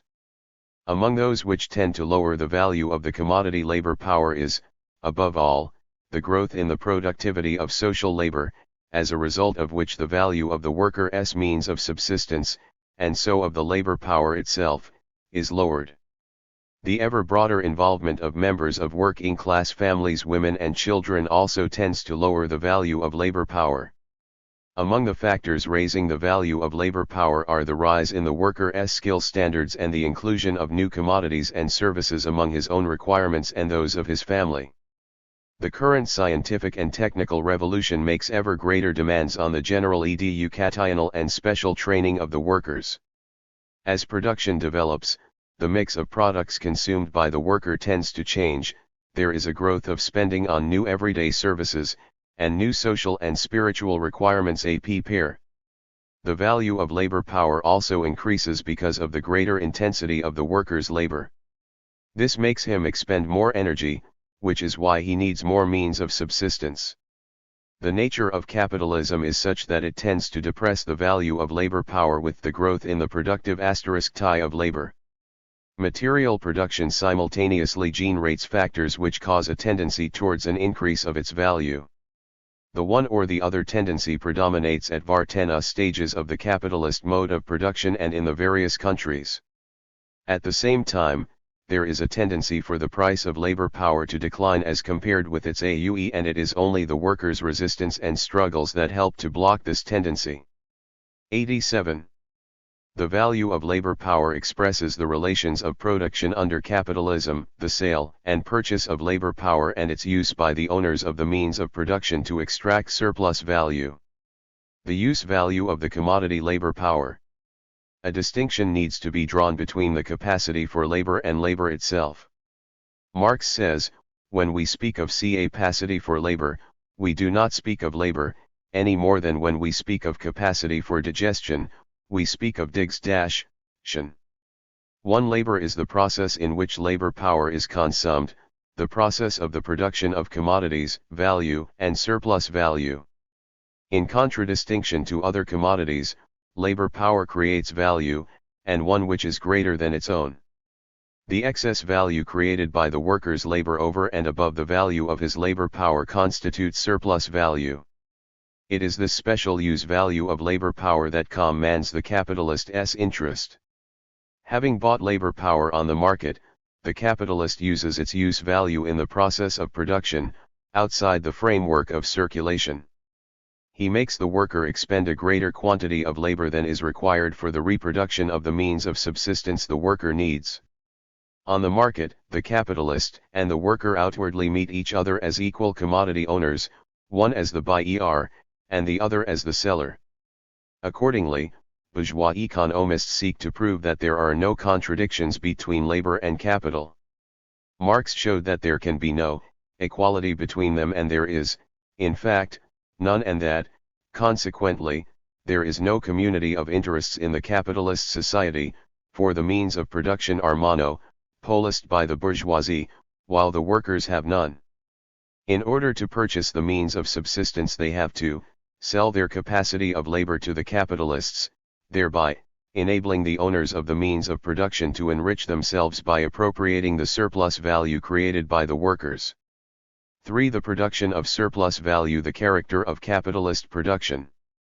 The process of labor and of the expansion of value in the capitalist society, the conjunction of labor power and the means of production is effected through the acts of purchase and sale on the market, where the capitalist buys the labor power and the means of production.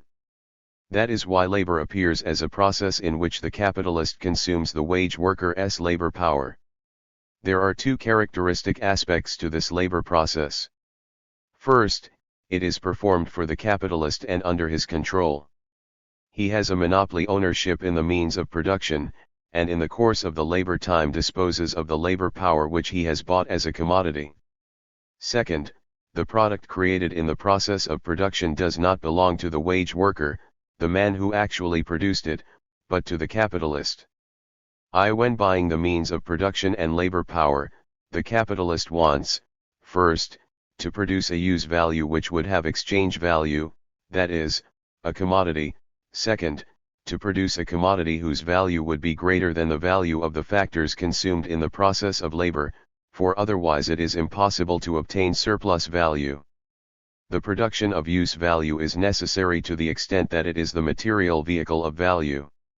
The capitalist takes an interest in the creation of commodities as the source for the extraction of surplus value.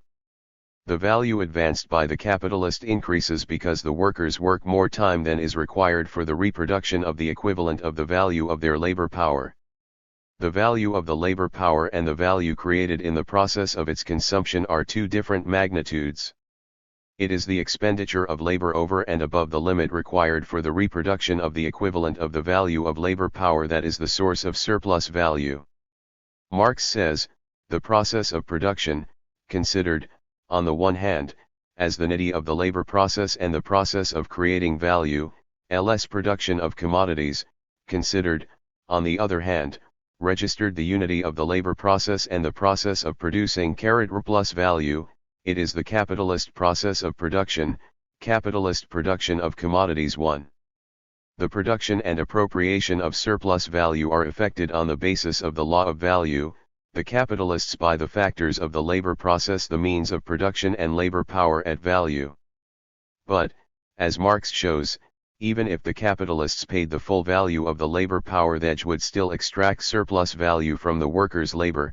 He demonstrates that the obtaining of surplus value is not a casual phenomenon, but the objective law-governed process of capitalist production. The production and appropriation of surplus value implies the unity of circulation and production. In the sphere of circulation, the capitalist buys the commodities, labor power and the means of production. In the sphere of production, the advanced value is increased as a result of the wage worker's labor, and surplus value is created. It is realized in the sphere of circulation, when the capitalist sells the produced commodities, with surplus value assuming the form of money. Necessary and surplus labor time. The working day is divided into two parts. One part of it consists of the time needed by the worker to produce the equivalent of the value of labor power. Marx designated this time as necessary labor time, and the labor expended in the course of this time, as necessary labor. The other part of the working day consists of surplus working time, that is, labor time continued beyond the limits of necessary labor time. The labor expended in the course of surplus labor time is the surplus labor which creates the surplus product. The surplus labor and the surplus product, which it creates, will be found in any society, but only under capitalism is the surplus product the material vehicle of surplus value. This is due to the fact that capitalism is the universal form of commodity production, under which man's labor power also becomes a commodity. Surplus value is the specific form of the surplus product created by the labor of wage workers and gratuitously appropriated by the capitalists. It characterizes the relations of production between the bourgeoisie and the proletariat, which express the wage workers' exploitation by the capitalists, and which are the source of incomes of the exploited. 90. Classes in the capitalist society, the capitalists and the big landed proprietors. The capitalist system is based on the surplus labor of wage workers.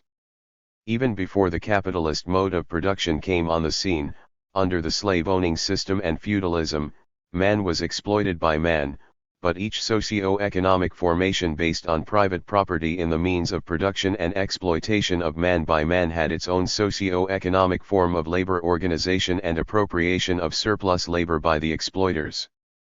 Thus, The exploitation of serfs was based on a combination of economic and extra-economic coercion to labor. Under capitalism, the producer is coerced to labor mainly by economic means. Wage workers are free of any personal dependence. But being deprived of the means of production and the means of subsistence, they are forced to sell their capacity for labor to the capitalists. In this way, the wage worker, while not being the property of this or that capitalist, belongs to the whole class of capitalists, and his labor is, in effect, coercive. The wage labor system is a system of wage slavery. The veiled character of coercive labor is the distinctive feature of capitalist exploitation. Because the worker is a free man and sells his labor power, the coercive character of his labor, his dependence on the capitalist, and the latter's gratuitous appropriation of surplus labor are obscured. The peculiarity of the capitalist exploitation, which springs from the very nature of capitalist production, is the boundless urge to appropriate the results of surplus labor. This produces new and unprecedented methods of labor exploitation. 4. The substance of capital, constant and variable capital. Capital as a social relation, whatever the form capital assumes, wherever it is aptly registered it is always a relation of exploitation, a means for the appropriation of the labor of others. Industrial capital, as a self-expanding value, has its own peculiarities. It is a production relation of the capitalist society, a relation between its two chief classes, the class of capitalists and the class of wage workers. The substance of this production. 91. Relation is the wage workers' exploitation by the capitalists, who have monopoly ownership of the means of production. Industrial capital is an instrument for the exploitation of wage labor. Marx says, capital is not a thing, but rather a definite social production relation, belonging to a definite historical formation of society, which is manifested in a thing and lends this thing a specific social character. 1. Capital exists in the form of a definite amount of money owned by the capitalists, and in material content consists of the means of production he has purchased, and also in the form of the finished goods produced at the capitalist enterprise. But money, the means of production and the means of subsistence, are converted into capital only when they are used to obtain surplus value, when they are used as an instrument of exploitation. When bourgeois economists define capital, they try to strip it of its social class substance, by identifying it with money or with the means of production as material factors of any production. Thus, the well-known U.S. economist Paul Samuelson regards capital only as a mediating factor of production. Other bourgeois economists insist that capital is anything that has a utility in production, means of production, land, minerals, consumer goods, labor power. They claim that capital is a perpetual, extra-historical category, because things, the means of production, will be found in any socio-economic formation. They deny that there is any difference between capitalism and socialism, the two opposite socio-economic systems, on the plea that the means of production are required to produce goods in either society. But, says Marx, while the means of production are, indeed, the material factor of any process of labor, only in the capitalist society are they converted into capital, into an instrument for the appropriation of the wage workers, surplus labor. Constant and variable capital. The capitalist organizing production converts his capital into the factors of labor, the means of production and labor power. Thus, the means of production and the labor power bought by the 92. Capitalist are only a different form for the existence of the initial capital value. The means of production and labor power have a different role to play in the formation of the value of the product. In the process of labor, labor power consumes the means of production and creates a new product. The means of production, while having lost the initial form of their use value, retain their value, which is transferred to the new product. The transfer of the value of the means of production occurs simultaneously with the addition by the worker of a new value to the object of labor. This twofold result of production is effected by the worker because of the dual nature of his labor. At one and the same time, his concrete labor creates a use value and transfers to it the value of the means of production, while his abstract labor creates a new value and adds it to the old value. The new value, created by the labor of the wage worker, contains within itself the equivalent of the value of his labor power and surplus value. That part of capital which is converted into the means of production and does not change the magnitude of its value in the process of labor was designated by Marx as constant capital. That part of capital which is converted into labor power and changes its value in the process of production he called variable capital. 1. If production is seen as a labor process, the component parts of capital appear as objective and subjective factors, as the means of production and labor power. If production is seen as a process in which value is increased, these same factors appear as constant and variable capital. The value of constant capital, that is, the means of production consumed in the process of production, is retained unchanged in the finished product. The value of the variable capital, which is equal to the value of the labor power bought by the capitalist, increases in the process of production, because by applying his labor the worker creates a new value which is equal to the magnitude of the variable capital and the surplus value. Consequently, surplus value is an increase only zero variable capital.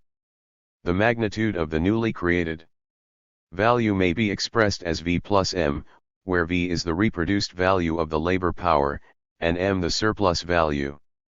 The value of the commodities produced at capitalist enterprises is expressed by the following formula: OE equals C plus I plus V plus M. This value reflects the relations of production in the capitalist society and the exploitation of the wage workers by the capitalists. Rate and mass of surplus value. The mass of surplus value appropriated by the capitalist I is its absolute magnitude. The relative magnitude of surplus value, or the extent to which variable capital increases, is determined by the ratio of surplus value to variable capital. J. Marx called this ratio, expressed as a percentage, the rate of surplus value, and designated it with the letter M. The value of labor power, and the value of variable capital are determined by the expenditure of labor required for the reproduction of labor power. In other words, variable capital is reproduced throughout the necessary labor time by the worker's necessary labor. Surplus value is created in the surplus time by the worker's surplus labor. That is why surplus value relates to variable capital, as surplus labor to necessary labor, or, M surplus labor M equals -N. V necessary labor. In the first instance, the rate of surplus value is expressed in the form of materialist labor, in the second surplus labor the form of current labor. The ratio necessary labor CIITIRI surplus labor OI surplus labor to necessary labor, RR1J necessary labor expresses the degree of the producer's exploitation by the owner of the means of production in any antagonistic society, while the ratio of surplus value to variable capital is the specific form expressing the degree of exploitation of wage workers by capitalists. The rate of surplus value shows how the newly created value is distributed between the capitalist and the wage worker, and also which part of the working day is spent by the worker on the reproduction of his labor power, and which part on the capitalist. If a worker works half the 94 working day to reproduce his labor power, and half for the capitalist, the degree of exploitation equals 100%. In an article entitled Workers' Earnings and Capitalist Profits in Russia 1, Lenin considered a worker who created 498 rubles worth of new value a year. Of this amount, the capitalist gave him back 246 rubles in the form of wages, and retained 252 rubles as his profit. Comparing the worker's wage and the capitalist's profit, Lenin pointed out that the worker spent less than half a day working for himself, and more than half for the capitalist. Consequently, in pre-revolutionary Russia the degree of workers' exploitation was in excess of 100%. With a given value of labor power, the rate of surplus value determines the mass of surplus value produced by the individual worker. The greater the degree of exploitation, the larger the mass of surplus value, which depends on the rate of surplus value and the number of workers employed. With the development of capitalism, the rate of surplus value tends to grow. This means that there is growing exploitation of the workers. Thus, in the developed capitalist countries it used to average about 100% but now comes to 300% and more. The growing exploitation of the workers springs from the capitalists' insatiable greed for surplus value and also from the competition between them. 5. 2 ways of increasing the degree of exploitation of the working class. Absolute surplus value. One way of increasing the degree of exploitation and the mass of surplus value is to lengthen the working day. Under capitalism, the working day is the sum total of the necessary and the surplus working time, which means that it consists of periods of time in the course of which the worker reproduces the equivalent of the value of his labor power. Registered D creates surplus value. That part of the working day in the course of which the equivalent of the value of labor power is reproduced under the given conditions of production and at the given stage of society's economic development is a constant magnitude. Once the necessary working time is known, the surplus time and, consequently, the rate of surplus value depend on a lengthening of the working day beyond the limits of necessary labor time. Let us assume that the working day is equal to 10 hours, of which 5 hours is the necessary working time and 5 the surplus working time. If the working day is increased from 10 to 12 hours, the surplus working time increases, from 5 to 7 hours. If the surplus working time increases, the degree of exploitation also increases. With a working day of 10 hours, the degree of exploitation comes to 100% or barg x 100, and with a 12-hour working day, 140% or 1/5 hours. The surplus value obtained through an absolute lengthening of the working day was designated by Marx as absolute surplus value. The production of absolute surplus value constitutes the universal basis of capitalist exploitation, but it was predominant at the early stages in the development of capitalism, before large-scale machine production came on the scene. The limits of the working day. The working class struggle for its reduction. The working day has its limits, and its duration can change only within those limits. The maximum limit of the working day is determined by two factors. First, the physical bounds of labor power. Within the 24 hours of the natural day, a man can expend only a definite quantity of vital force. He needs time for leisure and for satisfying other physical needs to restore his expended vital force. Second, the maximum duration of the working day has social limitations. The laborer needs time for satisfying not only his physiological wants, but also his intellectual and social needs. The extent of these needs and the ways of satisfying them depend on the level of a country's development, the general state of its culture, and the historical condition in which the working class has taken shape. The variation of the working day fluctuates between its physical and 96 social bounds, within which the rehabilitation of normal quality labor power is ensured. The struggle for a shorter working day is an organic part of the proletariat's class struggle. The shorter week today is the result of the age-old class struggle between the capitalists and the workers. But this struggle brings about no more than a certain improvement of the conditions in which the proletarians apply their labor power.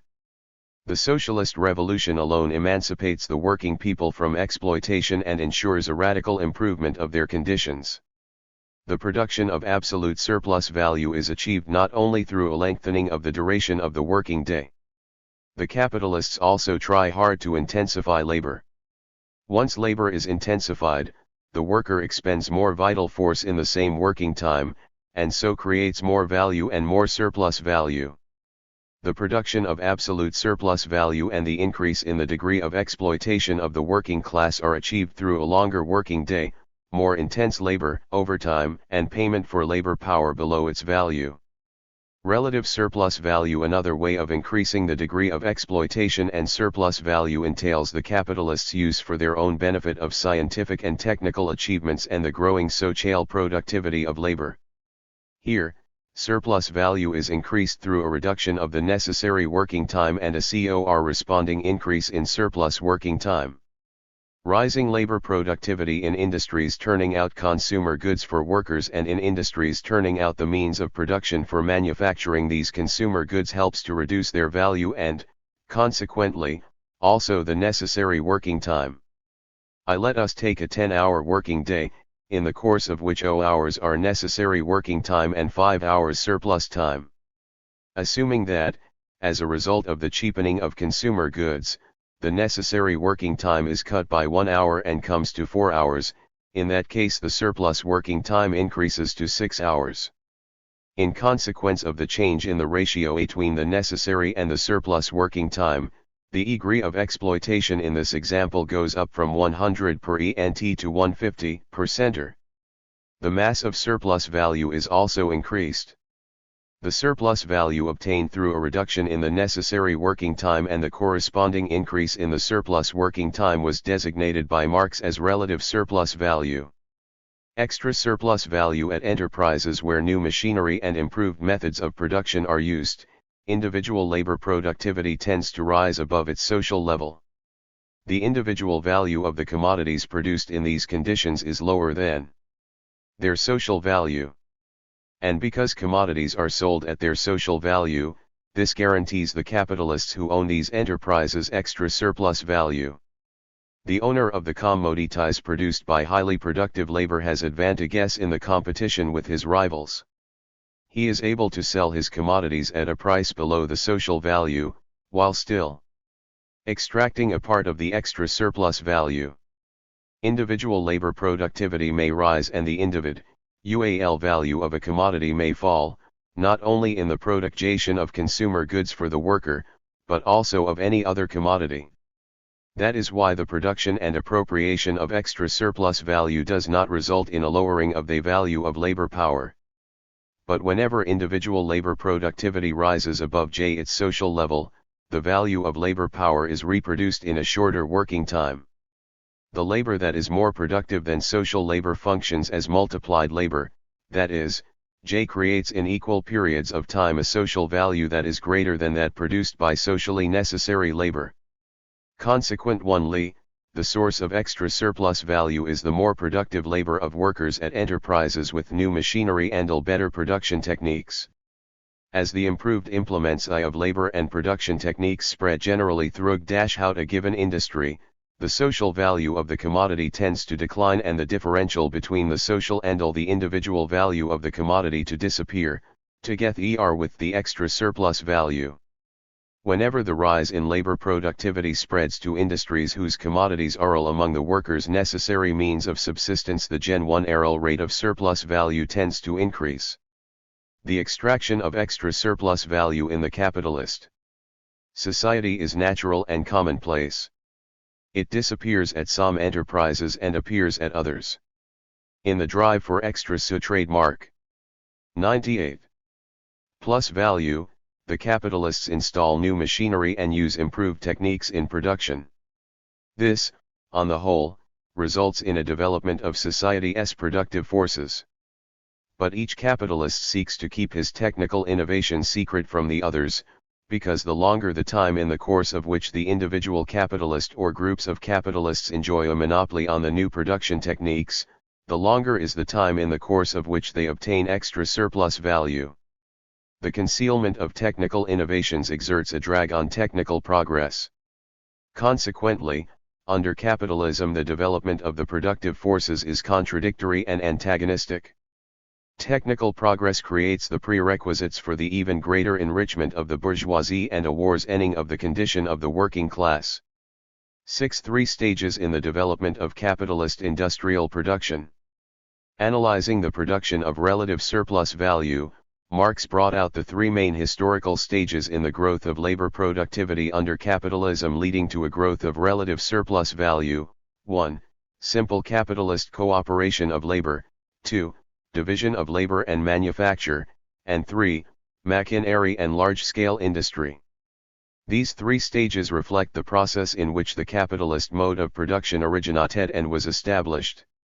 In the development of capitalism in Russia, Lenin used a vast array of statistical data to study the development of capitalism in Russia at its 3 successive stages. Simple cooperation. Capitalist production starts at the point at which one capital simultaneously employs many workers. Capitalist enterprises first appeared in the form of simple capitalist cooperation of labor. The cooperation of labor is a form of about organization under which numerous laborers work together side by side, whether in one and the same process, and different but connected processes. 1. The cooperation of labor is to be found even in the pre-capitalist society, but in the capitalist society it assumes the largest scale and is invested with the corresponding socio-economic content. In material content, the labor process in capitalist Co-1 operation differed from the labor process in handicraft 1 workshops and on peasant farms only in terms of scale, the mass of simultaneously employed labor power, the concentration of the means of production, and the volume of output. The scale of the capitalist cooperation of labor was one determined by the size of the individual capital. In socio-economic content, the capitalist cooperation of labor is characterized by the fact that it is based on the employment of the labor of wage workers. In it, production is effected under the capitalist's control and for the purpose of his extraction of surplus value, and the product of labor is appropriated by the capitalist. The mere association of many workers employed by the capitalist already made for a qualitative change in the labor process and gave it advantages over the individual labor of handicraftsmen and peasants. In cooperation, the individual labor of each individual worker operates as a particle of the aggregate labor. Social contact in the process of joint labor induces something like competition among the workers, which tends to increase individual labor productivity. The cooperation of labor made for economies in the means of production because of their joint use in the labor process, and a reduction in working time for the making of an aggregate product through a merger of the various labor processes. The qualitative changes in the process of cooperated labor predetermine the growth of social labor productivity and a reduction in the cost of commodity production. As a result, the inputs of living and past labor into the making of a product unit were reduced, the value of labor power fell, and the necessary working time contracted. Registered capitalist cooperation of labor was the first historical stage in the production of relative surplus value.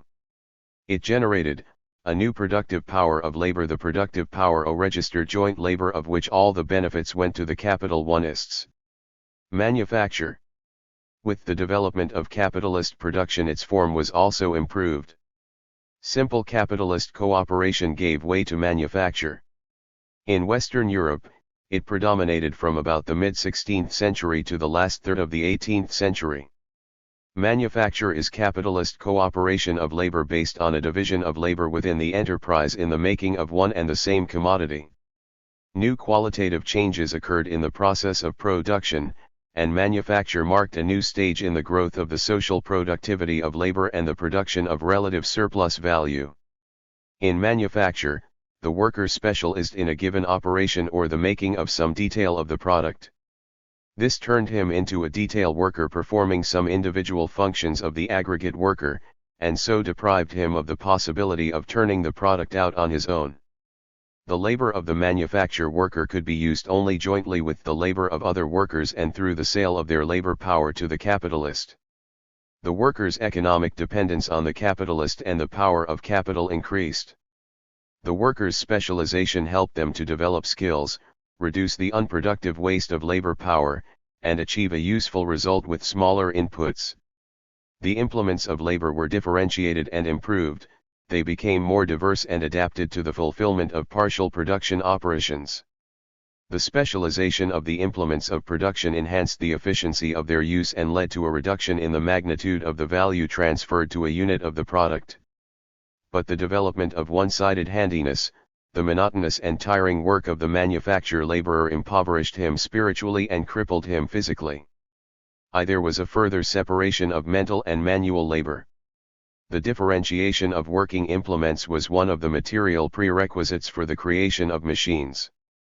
The stringent division of labor, the specialization in the making a definite detail, the performance of the definite operation carried pet to train skilled and expert workers alongside those IPCRF degree RM the simplest labor operations which did not RA. U**re any SPECAL training. The early scientific and techni elements of machine production were developed in the period of manufacture, machinery and large-scale industry. The advance from manufacture to large-scale industry proceeded above all through the replacement of the system of manufacture laborers with their specialized manual implements of labor by a system of machines into whose ideas the workers were converted. The machine is an implement of labor which acquires a material form of existence necessitating the substitution of natural forces for human force, and the conscious application of science, instead of rule of thumb. 1. Whereas in manufacture, labor productivity was increased by specializing labor power on individual operation, in large-scale industry labor productivity is boosted through the use of implements of labor machines which operate with many instruments under the worker's control. Capitalist enterprises employing simple or complex operation of machines are known as factories. Machines were initially made by means of manual labor. When machines came to be used to make other machines, large-scale industry was provided with an adequate technical basis. The Industrial Revolution of the late 18th century and the early 19th century began with the use of working machines and ended when machines came to be made by means of other machines, with the establishment of large-scale machine production. The Industrial Revolution brought about radical changes in the process of production and in its material and technical basis, and profound changes in the relations of production. Handicraft techniques and manual labor gave way to large-scale machine production.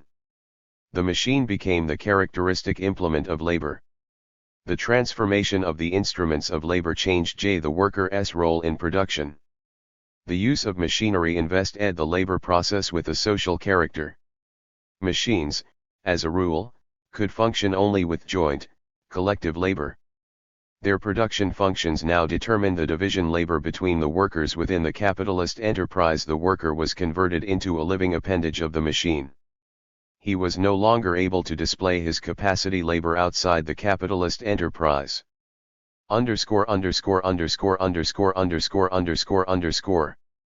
Machine production increased labor productivity as compared with earlier forms of production.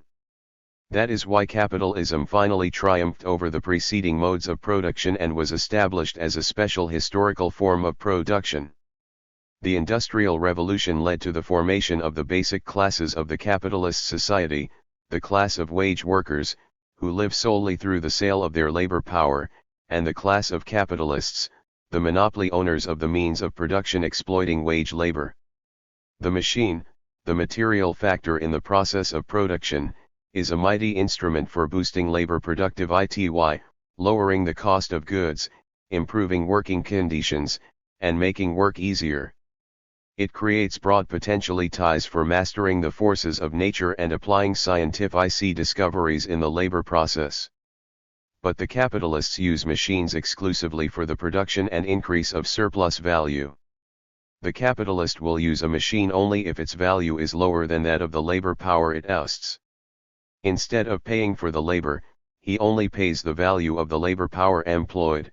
Therefore, the limit to his using a machine is fixed by the difference between the value of the machine and the value of the labor power replaced by it. 1. 7. Capitalist machine production and the growing exploitation of the workers. Impact of capitalist machine production on the condition of the working class. The advance to the factory made it possible sharply to increase the exploitation of labor by capital and further worsen the condition of the working people. The use of machinery helps to establish the capitalist discipline of labor. The contradiction between mental and manual labor has deepened. Manual labor falls mainly to the lot of the worker, while engineers and technicians assume the functions. 1. Mental labor in managing production. The machine simplifies production operations and makes possible to use workers who do not have great physical strength. This has enabled the capitalists to make wide use. 103. Of the labor of women and children, by including them in a mixed labor force. The use of female and child labor tends to lower the value of the commodity labor power, for now all the able-bodied members of the worker's family create the equivalent of the value of their labor power. The use of female and child labor increases the production of surplus value, because they are paid a lower wage than men for their labor. The capitalist's profits are also increased with the growing supply of labor power, because its price tends to fall. The sharp rise in labor productivity with the use of machinery resulted in a situation in which the production of relative surplus value became the main method of producing surplus value. The machine, as such, is a powerful instrument for the boosting of labor productivity, that is, for reducing the working time necessary for the production of goods. At the same time, as a vehicle of capital, it is a powerful means for increasing surplus working time. The longer the time in the course of which the machine is in the process of production, the more living labor it assimilates, the greater the surplus value created. All of this induced the capitalist to lengthen the working day. The lengthening of the working day leads to a drop in the demand for labor power, so increasing the number of work hours ousted by the machine.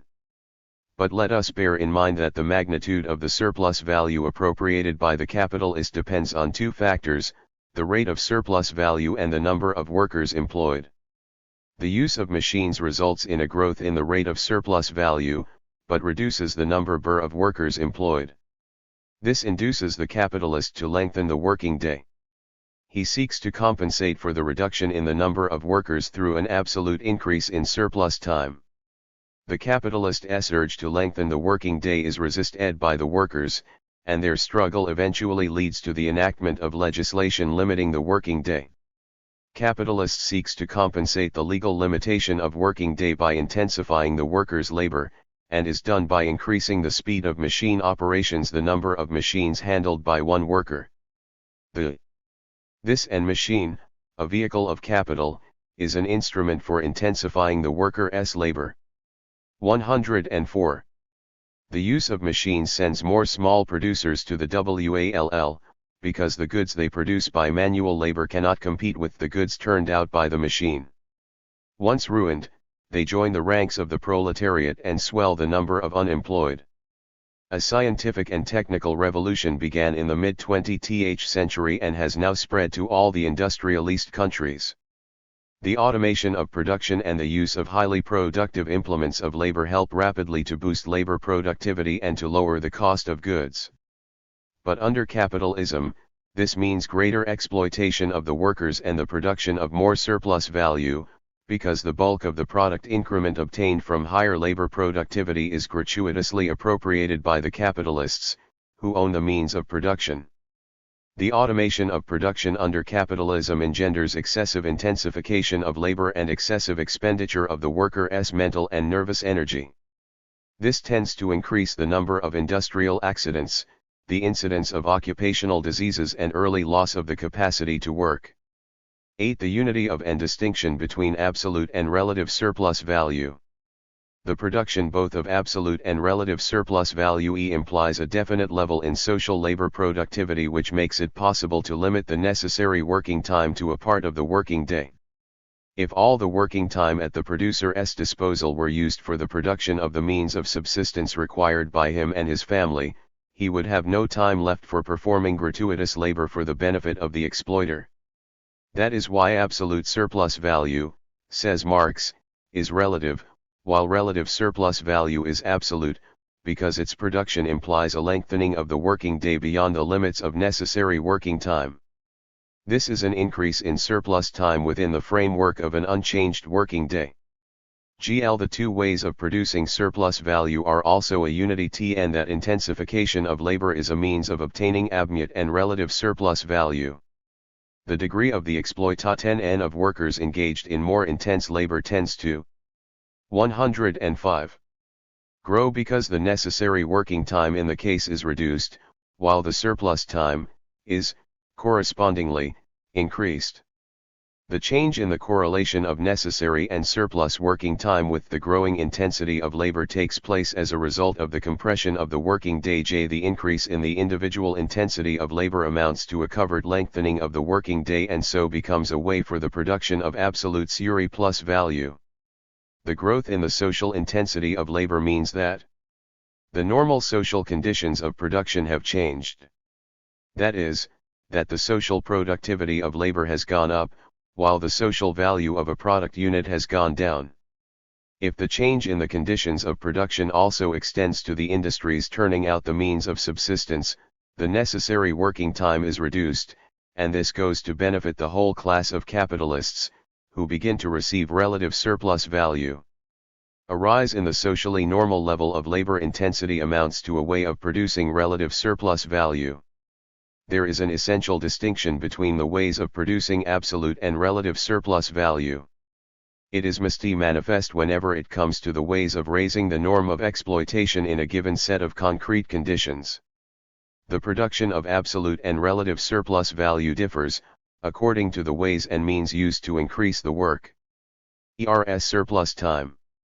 There is also a difference in the socially consequences resulting from an increase in absolute and relative surplus value. The production of surplus value effected through a lengthening of the working day illustrates the growing exploitation of the workers by the capitalists, and the bourgeoisie's drive on the vital interests of the proletariat. The obtaining of relative surplus value is the more refined way of exploiting the workers, because it does not affect the total length of the working day, and so covers up the greater degree of exploitation. The production of relative surplus value results from growing labor productivity and improvement of production techniques. The application of improved instruments of labor and changes in the organization of production under capitalism inevitably tend to intensify labor, oust workers from production and produce other consequences which worsen the condition of the workers. 106. The production of surplus value implies labor's subordination to capital. This means that the wage worker sells his labor power to the capitalist, works under his control and creates surplus value. In the capitalist countries today, there is an extensive use of both ways of producing surplus value, but the production of relative surplus value continues to prevail. The capitalists' use of scientific and technical progress and intensification of labor result in an ever greater degree of exploitation of the workers. 9. Basic economic contradiction of capitalism. Basic economic law of capitalism. Basic economic contradiction of capitalism. Machine production has markedly enhanced the social character of capitalist production. The use of new machinery requires a concentration of large numbers of workers at enterprises. The development of machine production has led to a growth in the social division of labor. New industries spin off from the old ones and there is a separation of individual production operations. The interconnection and interdependence of enterprises, industries, and regions tend to grow. Consequently, commodities produced at capitalist enterprises are the result of the joint labor of hundreds and thousands of workers, but the product of this social labor is appropriated by the capitalists. The contradiction between the social character of production and the private capitalist appropriation of its results is the basic economic contradiction of capitalism. It is manifested above all in the contradiction between the two classes of the capitalist society, the working class and the capitalist class. That is the basic class contradiction of capitalism. The basic economic law of capitalism. Under the domination of the capitalist property and the means of production, the labor of the actual producers is used to create and increase surplus value, which goes to enrich the bourgeoisie. That is the intrinsic economic con. 107. Tent of capitalist production as a process of the production of surplus value. The production of the maximum surplus value and its appropriation by the capitalists through an increase in the number of wage workers and their growing exploitation, such is the content of the basic economic law of the capitalist mode of production. Marx says, the directing motive, the end and aim of capitalist production, is to extract the greatest possible amount of surplus value, and consequently to exploit labor power to the greatest possible extent. 1. The basic economic law of capitalism, which Marx discovered, is the law of surplus value, and it helps to understand and explain all processes and phenomena underway in the capitalist society.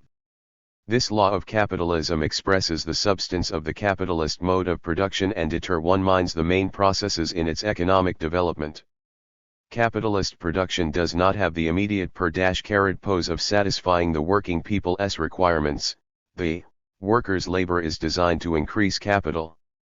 The law of surplus value is the law governing the movement and development of capitalism. The development of capitalist production runs in an antagonistic form. The basic economic law of capitalism is the most profound expression of the contradictions of capi*tailism. Its operation tends constantly to sharpen these contradictions, so determining not only the development but also the collapse of the capitalist system. Marx's theory of surplus value. Lenin says that the theory of surplus value is the corner-stone of the Marxist economic doctrine, for it goes to the very root of capitalist production, exposes its exploitive subjacence, and helps to provide a genuine scientific explanation for the development of the bourgeois society. Marx showed the diametrically opposite economic condition of the proletariat and the bourgeoisie, and exposed the underlying cause of the antagonistic contradictions between the chief classes of the bourgeois society. He demonstrated that class contradictions tend to develop and deepen with the growing exploitation of the wage workers. The proletariat's class struggle against the bourgeoisie is an organic feature of capitalism. It is rooted in the very mode of production, in the exploitation of the wage workers by the capitalists. The advance of the workers' class struggle inevitably erodes the pillars of the capitalist system. The proletariat's struggle against the bourgeoisie, which finds expression in a variety of forms ever richer in content, inevitably becomes a political struggle directed towards the conquest of political power by the proletariat. 1. Marx deduced the inevitable transformation of the capitalist society into a socialist society entirely and exclusively from the economic law governing the movement of capitalism, that is, the law of surplus value. Lenin says, it may be said that the whole of Marx's Capital is devoted to explaining the truth that the basic forces of the capitalist society are, and must be, the bourgeoisie and the proletariat. The bourgeoisie, as the builder of this capitalist society, as its leader, as its motive force, and the proletariat, as its gravedigger and as the only force capable of replacing it. 2. Marx's theory of surplus value provides the proletariat with a spiritual weapon in the fight against capitalism for its vital rights, for the establishment of a new social system. Chapter 5. Wages under capitalism. The theory of wages under capitalism is an organic component of Marx's theory of surplus value and is set forth in his Capital. Marx showed not only the laws through which the value and price of labor power are transformed into wages, but also the laws governing the movement of wages, the specific functions wages perform in the process of capitalist production, and their role as an instrument for increasing the exploitation of the working class and, simultaneously, as a means for covering up this exploitation. 1. The substance and forms of wages in the capitalist society. Wages as the converted form of the value and price of the commodity labor power. In the preceding chapter it was established that under capitalism labor power has value, like all other commodities. The price of labor power is the expression of its value in terms of money. On the surface of the capitalist society, the wages received by the worker appear as the price of his labor, and not as the price of his labor power. But Marx proved that labor is not a commodity, which is why wages do not constitute its price. First, if labor is to be sold on the market as a commodity it must exist before it is sold, but if the worker could give his labor an independent existence, he would sell a commodity created by his labor, and not labor itself. But then he would not be a wage worker but would operate as a private commodity producer. Second, if labor were a commodity, it would have value, like any other commodity. But how would its value be? 110. Measured, considering that labor itself is the source and standard of values. It turns out that labor would be measured in terms of labor. Third, if the capitalist bought labor, instead of labor power, and paid for the labor he had bought, he could not obtain surplus value. The capitalist economic system could not exist. The possessor of money on the commodity market comes face to face not with labor but with the laborer, who is deprived of the means of production, and so has to sell the only thing he has, his labor power. When his labor is set in motion, it no longer belongs to the worker and cannot be sold by him. In capitalist production, the capitalist pays wages for the value of the labor power expended by the worker in the labor process. In other words, wages are the form of the value or price of labor power. But why do wages appear as the value E of labor and the price of labor on the surface of the capitalist society? That is so because the worker's labor at the capitalist enterprise is a condition for his receiving the means of subsistence. The capitalist does not pay the worker his wages at the time when the latter is hired, but only after he has expended a definite quantity of labor. Wages are fixed either as time wages or as piece wages. This creates the impression that wages are payment for labor, and not the value and price of labor power. Outwardly, wages appear as payment for labor, and this obscures the exploitation of wage labor by capital, and the worker's sale of this labor power to the capitalist. It also obscures the division of the working day into necessary and surplus time, into paid and unpaid labor. The whole labor of the worker in the course of a working day including the surplus time, appears to be paid labor, and the whole of the time in which labor is performed leaves the impression of being necessary working time. Bourgeois economists assert that wages are either the price of labor, or the price of labor services, or even the price of the product of labor. This helps them to present the outward appearance as the reality, to deny that wage workers are exploited by the capitalists, and to cover up the antagonistic contradiction between the proletariat and the bourgeoisie. Basic forms of wages. There are two basic forms of wages, time wages and piece wages. Under the first, the magnitude of wages depends on the length of the time worked, and under the second, on the quantity of the products turned out. Each of these two basic forms has varieties, or systems of wages. These differ from each other mainly in the concrete character of the functional relation between the time worked, and the volume of output, on the one hand, and the level of wages, on the other. The basic purpose in the use of this or that form and system of wages is to induce the workers to increase the intensification and productivity of their labor, thereby reducing the expenditures on labor power, and also the total inputs per product unit. The result of all this is a growth of surplus value and a rise in the degree of exploitation. Labor power is always sold for a definite period of time. That is why time wages are the converted form in which the value of labor power is directly expressed. Wages may be hourly, daily, weekly or monthly.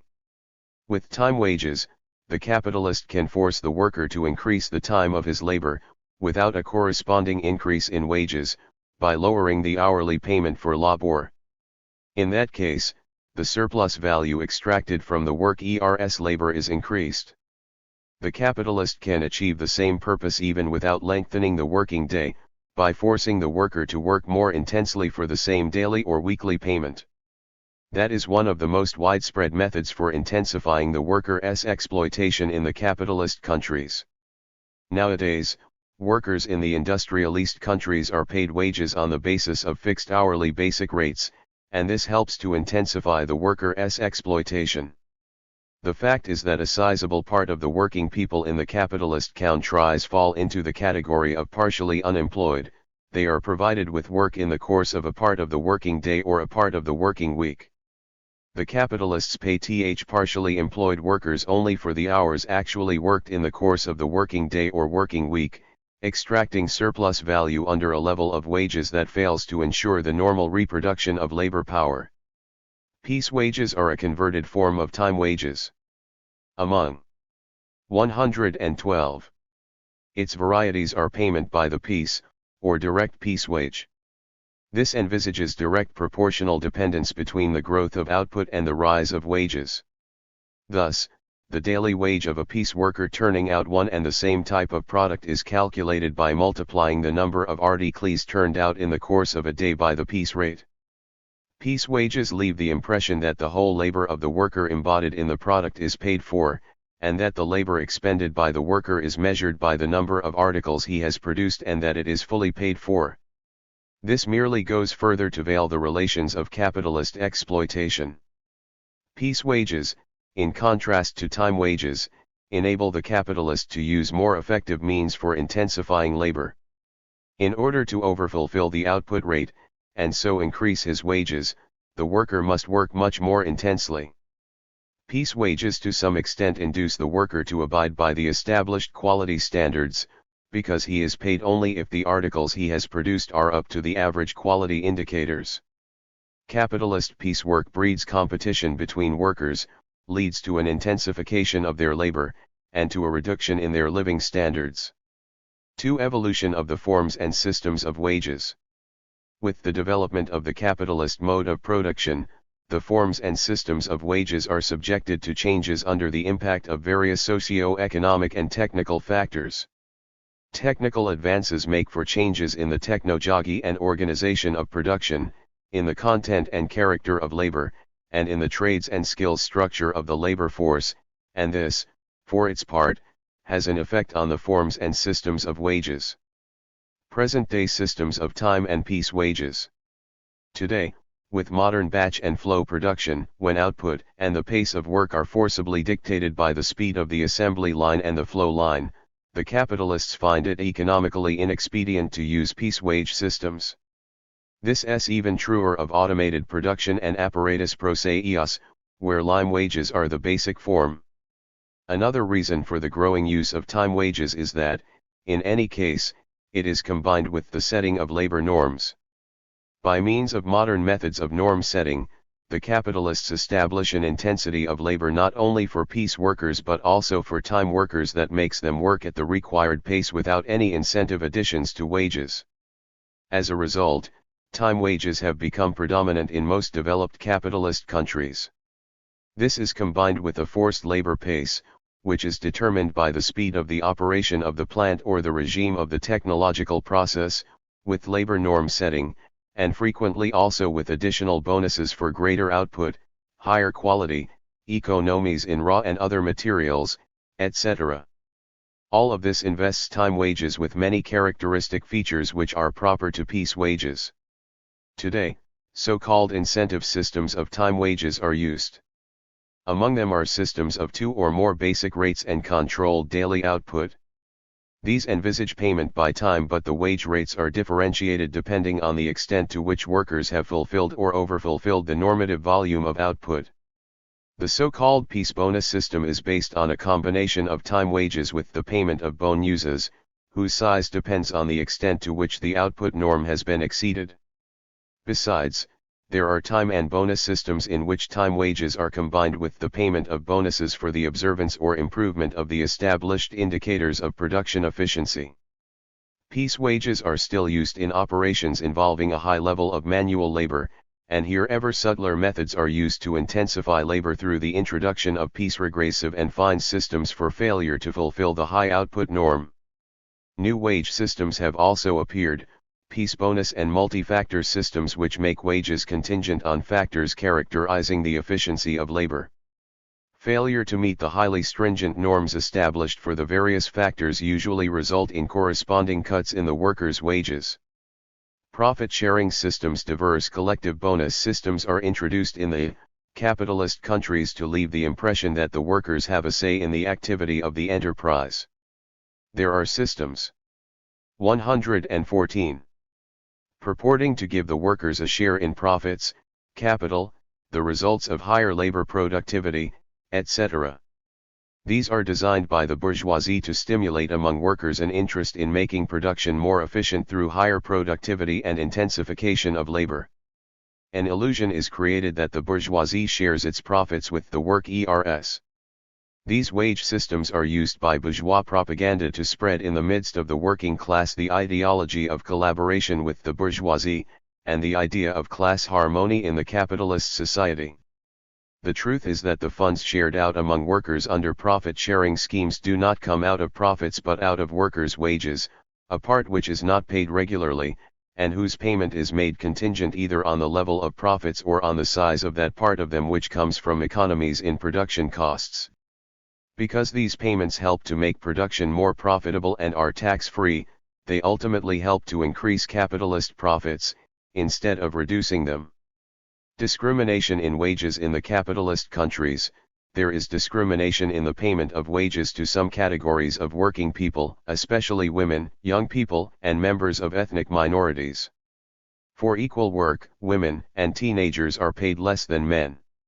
In the United States, for instance, annual average wages of women are roughly 35% or lower than those of men. In Britain and the Federal Republic of Germany, 30% or, and in France, 15% or. In the United States, wages paid to the blacks and members of other ethnic minorities are very much lower than those of white workers. All of this enables the capitalists to extract additional profits through the super-exploitation of these categories of working people. 3. The magnitude of wages and the working class struggle to increase it nominal and real wages. A distinction is drawn between nominal and real wages. Nominal wages are wages which the workers receive in money or m. Real wages are the sum total of the consumer goods which a worker is able to buy for his nominal wages, with the given level of prices, following tax and other deductions.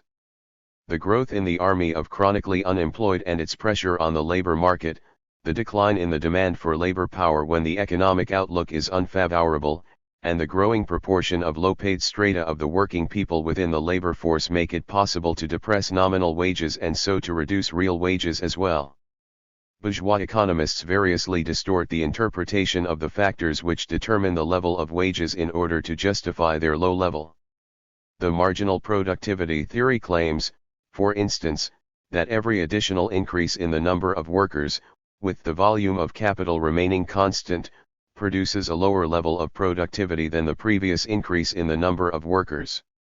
The level of wages is determined by the product of the last worker, the least productive from this standpoint. This theory ignores the impact of technical progress, which, far from lowering, in effect, raises labor productivity. This theory seeks to blame the low wages on the workers, alleging that the growth of the working population tends to lower the wages of the marginal worker.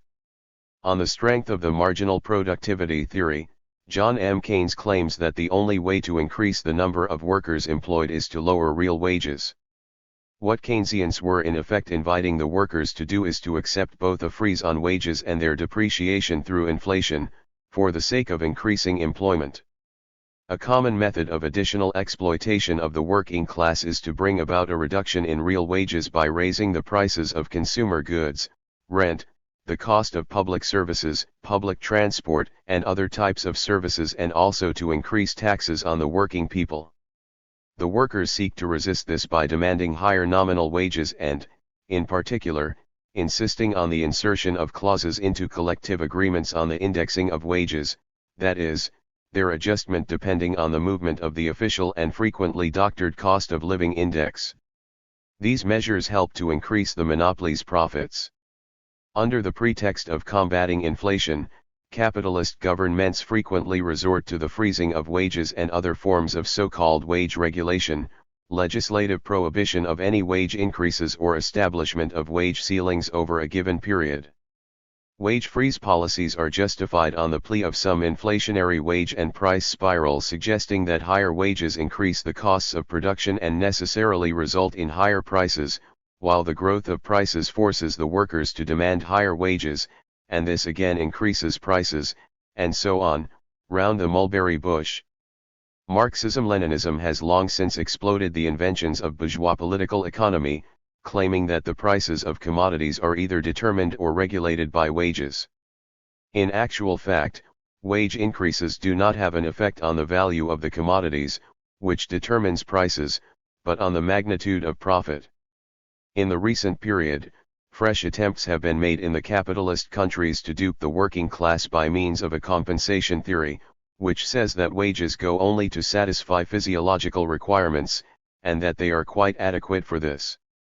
That is why what should be at issue is not wage increases but only the satisfaction of the worker's emotional and social requirements, which can be done by giving him a definite social status. However, the worker's social status can truly be changed only when the means of production are converted into social property. The decline in real wages as a result of the growth of prices and taxes can occur when nominal wages are constant or even on the upgrade, whenever the growth of wages lags behind the growth of prices and taxes. Among the factors which have an effect on the rise in the level of real wages is the growth of the requirements of the working class in the process of the society's economic and rural development, the growth of its social requirements. IHE level and movement of wages differ from country to registered degree entry. National wage differentials are expressed above all J and the different volumes or the means of subsistence which workers in this or that country are able to buy for their nominal wages. This means, above all, differentials in real. 117. Wages. These are determined by a number of factors connected with the economic and historical conditions in which the working class has taken shape and developed in the various countries, above all, the differences in the value and price of labor power. Capitalists use national wage differentials to boost their profits, by transferring their capital to countries with traditionally low living standards. The trend in wages and the working class struggle for higher wages in order to increase the mass and rate of surplus value, the capitalists strive to depress wages, which may result in a trend for wages to fall below the value of labor power. But for the workers, wages are the only source of livelihood, the only means for the daily rehabilitation of their capacity for labor. That is why they have to fight for higher wages in an effort to bring it closer to the level of the value of labor power. The results of this struggle ultimately depend on the balance of class forces. In the capitalist countries, the working class is able to maintain the wage levels it has secured, and to raise them only through persevering class struggle and at the cost of much sacrifice and privation. Of much importance in the working class struggle for higher wages is the exposure of the bourgeois theories which vindicate the anti-labor policies of the state and cater for the requirements of the capitalists. Bourgeois wage theories are designed to provide ever subtler camouflage of the decline in the workers' real incomes. In the capitalist countries, there is a steady growth of prices as inflation develops apace, and frequently, together with it, a drop in real wages. All the apologetic theories of the bourgeois ideologists are daily exploded by the facts of life in the capitalist society. Chapter 6. The General Law of Capitalist Accumulation. Marx's analysis of the substance of the capitalist exploitation is contained in Part 7, in Volume I of Capital, where he examines the conversion of surplus value into capital. Characterizing Marx's doctrine, Lenin says, new and important in the highest degree is Marx's analysis of the accumulation of capital. One Engels says that the most remarkable thing here is the evidence concerning the necessity of a socialist revolution. Before going on to an analysis of the conversion of surplus value into capital, there is a need to characterize some of the general principles of capitalist reproduction. 1. Capitalist reproduction. If a society is to exist, production must be a continuous process. The process of production viewed as flowing on with incessant renewal is known as the process of reproduction. Like production, reproduction is social, because men obtain and produce material goods, combat the elemental forces of nature and use them together. Alongside the reproduction of means of production and articles of consumption in every socio-economic formation, there is also the reproduction of definite relations of production. Under capitalism, it is capitalist social relations of production, the relations of labor's exploitation by capital, that are reproduced. In history, there have been two types of social reproduction, simple and expanded. The renewal of production on 119. The same scale is known as simple reproduction. By expanded reproduction is known the resumption of production on a growing scale. Although capitalism effects expanded reproduction, Marx starts by analyzing simple reproduction, because it is always the basis of expanded reproduction. Capitalist simple reproduction. Capitalist simple reproduction means that all the surplus value created by the wage workers is used for the capitalist's personal consumption and the process of production is repeatedly resumed on the same scale. An analysis of simple reproduction helps to gain a deeper insight into the specific features of capitalist relations of production. The first thing to note is that the capital advanced by the capitalist for production is created as a result of this appropriation of the worker's labor. When considering the single act of the purchase and sale of labor power, variable capital appears as a value advanced from the capitalist's own fund. Actually, the very opposite is true. It is not the capitalist who gives the worker a loan, but the other way round. It turns out that variable capital is no more than a special historical form in which the fund of the worker's means of subsistence appears. From the value newly created by him he receives only the value of his labor power, and he uses this to buy from the capitalist class the products he himself has produced. Furthermore, analysis of capitalist simple reproduction shows that even if the production process is repeated on the same scale, the total amount of the surplus value appropriated and used by the bourgeoisie sooner or later reaches the magnitude of the originally advanced capital. Regardless of its origin, upon the expiry of a definite period, any capital is converted into accumulated capital, or into capitalized surplus value. That is why, when in the course of the socialist revolution, the working class expropriates the capitalists, it retrieves what has been created by its own labor. The capitalist takes an interest in the worker's individual consumption because it is necessary for rehabilitating the labor power to enable the worker to create profit with a minimum outlay of advanced capital. The workers are accessories of capital like tools, and their individual 120. Sumption is a component part of capitalist reproduction. Being deprived of the means of production, the wage workers are invisibly but tightly chained to the capitalist class. Marx says, in reality, the laborer belongs to capital before he has sold himself to capital. The capitalist emerges from each round of the reproduction process still in possession of his capital, and the worker, a proletarian without any means of production. Consequently, capitalist reproduction is reproduction of material goods, labor power, and capitalist relations of production, the capitalist, on the one side in society, and the wage worker, on the other. In this way, there is a reproduction of the conditions for exploitation. Capitalist expanded reproduction. Capitalist expanded reproduction differs from capitalist simple reproduction in that in the process of it there is a steady addition of a part of the surplus value to the functioning capital through the purchase of additional means of production and the hire of additional labor power. Marx says, employing surplus value as capital, reconverting it into capital, is called accumulation of capital. The expanded reproduction of the aggregate capital of a society and of individual capital can be effected if a. Additional means of production, b. Additional means of subsistence, and c.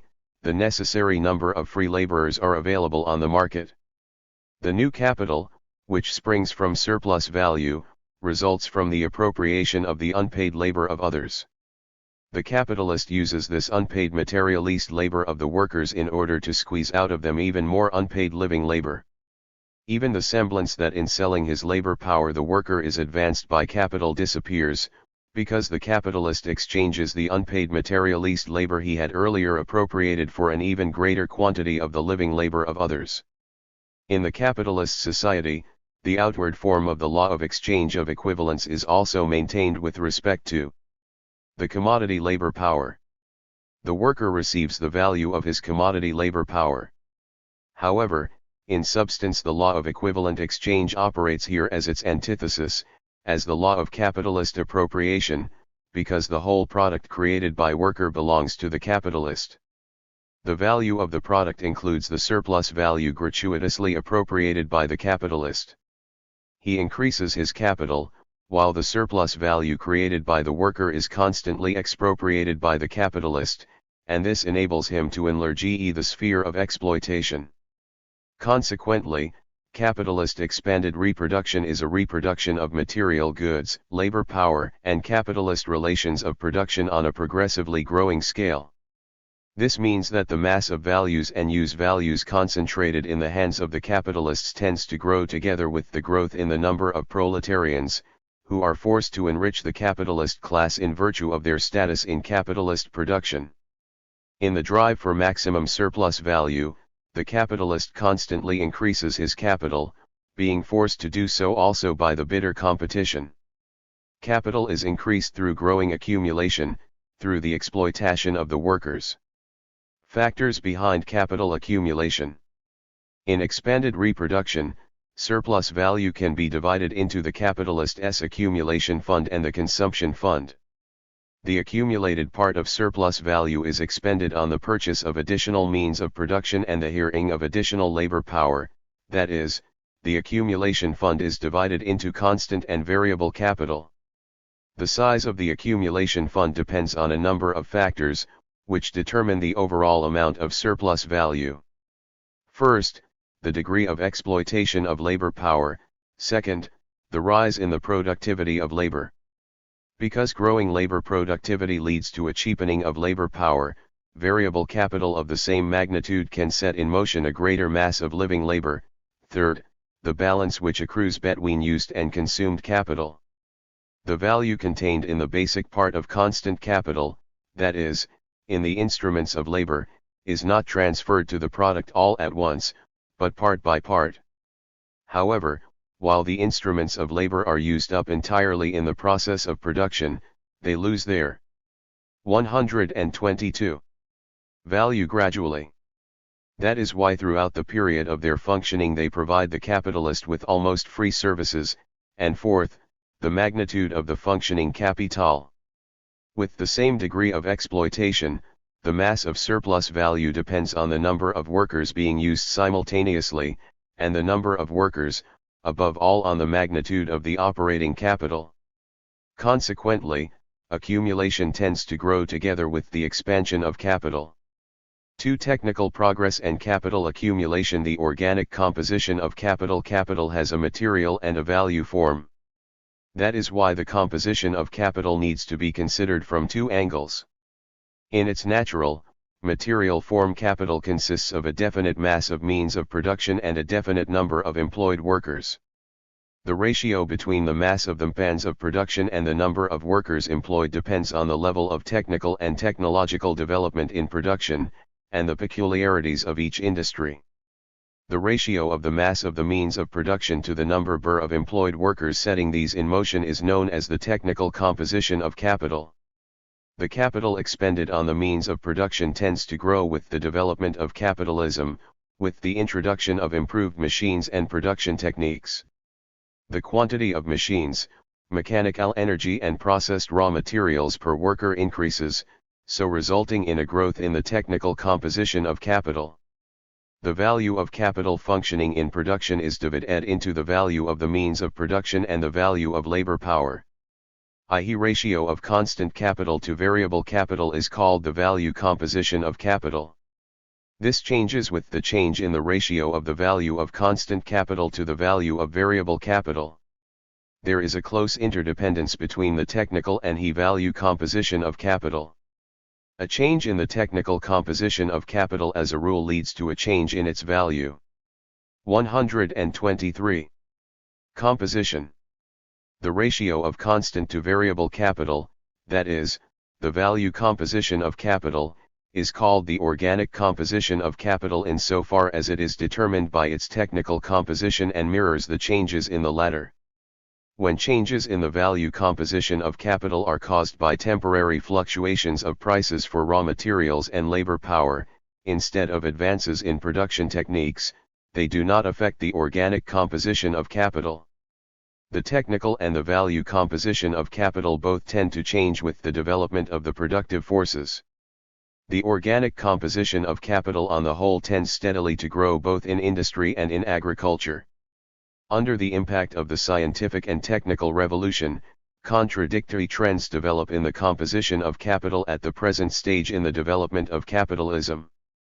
On the one hand, the revolutionary advances in hardware and technology entail a rapid growth of constant capital, and on the other, the composition of capital is affected by the increasing expenditures on variable capital because of the growing share of highly skilled and engineering labor within the structure of labor power. Some influence is also exerted on the organic composition of capital by an increase in the output of products with the use of more economical raw materials and fuels, or with their more economical use. An increase in the organic composition of capital and labor productivity is expressed in a relative reduction in the mass of living labor consumed by capital as compared with the mass of means of production. This tends to exclude workers from production and to intensify the exploitation of those employed, so increasing the army of unemployed. Marx says, it is the absolute interest of every capitalist to press a given quantity of labor out of a smaller, rather than a greater number of laborers, if the cost is about the same. 1. Concentration and centralization of capital. The accumulation of capital is inevitably connected with the growth in the size of individual capitals, a process which results from the concentration and centralization of capital. 124. Concentration of capital is an increase in its size through the capitalization of a part of surplus value, or in other words, the reproduction of capital on an extended scale. The concentration of capital is closely bound up with the concentration of production. With the development of capitalism, production is increasingly concentrated at a relatively small number of large and giant enterprises. The concentration of social capital in the hands of an ever smaller number of independently functioning capitalists occurs mainly through a centralization of capital, that is, the concentration of already formed capitals in the hands of one big capitalist or a group of capitalists. The centralization of capital proceeds in a twofold manner. First, through the forcible takeover of weak enterprises faced with bankruptcy by stronger ones. Second, through a merger of many individual capitals in the form of joint stock companies. In both instances, the centralization of capital proceeds through the expropriation by big capital of small and medium-sized capitals which cease to be independent, and through the conversion of many small and middle capitals into one or several big capitals. The accumulation, concentration, and centralization of capital led to the rise of monopolies and at a definite stage to the domination of monopoly capital, to imperialism. 3. Capitalist accumulation and the formation of a reserve army of labor. The substance and sources of the industrial reserve army of labor. The growth of aggregate capital results in a growth in the absolute size of variable capital. But the growth of the organic composition of capital causes a contraction in the share of variable capital within the total mass of capital. Because the demand for labor power is determined by the magnitude of variable capital, the contraction of its share leads to a relative drop in the demand for labor power. The demand for it tends to grow more slowly than the aggregate social capital and production. Meanwhile, the supply of about power on the labor market tends to increase. Capitalist competition leads to the ruin of small producers. Deprived of their own means of production, they are forced to 125. Seek work for a wage. Besides, the development of machine production creates the conditions for the wage work of women and teenagers. The supply of labor power also tends to increase in consequence of the natural growth of the active population. Meanwhile, the use of ever more productive hardware, the intensification of labor and frequently also a lengthening of the working day enable the capitalists to lay off some of their workers, while maintaining the same scale of production, and these workers go to swell the reserve army of labor. Consequently, while forcing a part of the working class to work excessively, the capitalists plunge into forced idleness the other part of it, namely, hundreds of thousands and even millions of unemployed. Consequently, the mechanism of capitalist accumulation and the conditions in which capitalist production develops create a correlation between the supply of and demand for labor power, which is unfavorable for the working class. A section of the working class is doomed to unemployment. When production shrinks, this section sharply increases. When the economy is on the upgrade and enterprises require additional numbers of workers, the unemployment is reduced. The industrial reserve army is not only a product but also a condition of capitalist accumulation, an indispensable attribute of the capitalist economy, which could neither exist nor develop without it. 1. The capitalist law of population. How and to what extent labor resources are used and the specific conditions for population growth under a given mode of production are determined by the law of population. The formation and growth of the industrial reserve army of labor is the economic law of population organic to capitalism. Marx says, the laboring population therefore produces, along with the accumulation of capital produced by it, the means by which it itself is made relatively superfluous, is turned into a relative surplus population, and it does this to an always increasing extent. 2. 126. The capitalist law of population discovered by Marx exposed the obviously unscientific and biased nature of the attempts to proclaim some eternal law of population, allegedly operating in every socio-economic formation. Such an attempt was made in the late 18th century by Thomas R. Malthus, who claimed that the population tends to grow at a geometrical progression, and the means of subsistence only at an arithmetical progression. The condition of the working class is characterized by unemployment and low living standards because its numbers grow too fast. Marx showed these claims to be baseless, and set forth the true causes of the relative overpopulation under capitalism, which are rooted in the very substance of the accumulation of capital. The theory spun out by Malthus applies the laws of nature to the development of society.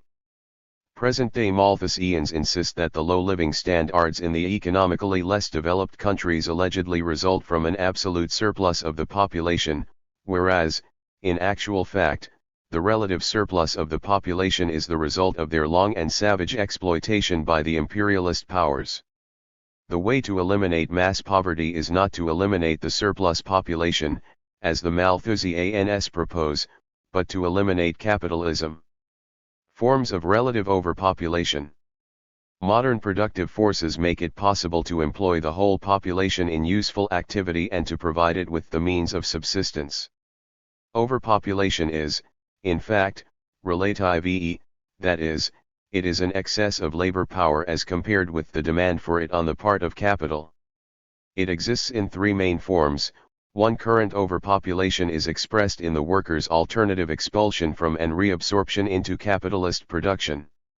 Current overpopulation results from the uneven development of capitalism, the accumulation of capital and changes in its organic composition in the various industries, and the alternation of boom and bust periods, which are inescapable under capitalism. 2. Latent overpopulation is connected mainly with agrarian overpopulation. The growth in the organic composition of capital in agriculture brings about an absolute contraction. 127. Of demand for labor power. Simultaneously, small-scale farming is ousted by large-scale capitalist production, and a mass of smallholders is ruined. These processes constantly generate agrarian overpopulation. It is latent because a large part of the laborers made redundant in agricultural production fail to find anything to do in the towns, and for that reason remain in the countryside, frequently engaging in small-scale farming, which does not provide them with the necessary means of subsistence. Large-scale latent overpopulation will be found in the towns. 2. 3. Stagnant overpopulation. To this Marx referred a part of the working class without regular employment, notably those in the domestic industry. Many workers obtain jobs only from time to time, and they remain unemployed for so long that there is good ground to refer them to a category in the grip of a stagnant form of relative overpopulation. The lumpen proletariat apart, the lowest sediment of the unemployed consists of three categories: a. Persons able to work but remaining without work for a long time, and living on charity; b. Orphans and pauper children, the poor without any income or means of subsistence; and c. The mutilated, the sickly, the widows, the aged. This sediment is the hospital of the active labor army and the dead weight of the industrial reserve army. 1. Capitalism also has partial unemployment, which springs from the less than full employment of a large number of workers in view of the chronic underloading of production capacities. The existence of a mammoth army of unemployed and chronic unemployment are characteristic of present-day capitalism. In the course of the scientific and technical revolution, so-called technological unemployment has emerged. It is brought about by the disappearance of a number of trades and the emergence of fundamentally new ones requiring not only special knowledge, but also a higher level of education, to which many workers have no access. This prevents them from finding jobs. A new structural feature of the unemployed army today is that the percentage of employees within it has markedly increased. 128.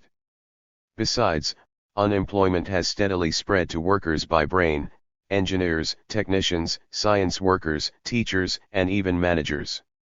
Unemployment, bourgeois economists assert, results from inadequate effective demand for goods and from excessively high wages. They say that the inadequacy of effective demand is caused by the human propensity to save and by the inadequate incentives for investment. However, it is the capitalist mode of production, notably, the operation of the accumulation of capital law, that causes unemployment under capitalism. The low wages tend to narrow the capacity of the capitalist market. For the general law of capitalist accumulation. Relative and absolute worsening of the condition of the working class. The general law of capitalist accumulation. It was Marx who discovered the general law of capitalist accumulation. He formulated it as follows: the greater the social wealth, the functioning capital, the extent and energy of its growth, and, therefore, also the absolute mass of the proletariat and the productiveness of its labor, the greater is the industrial reserve army.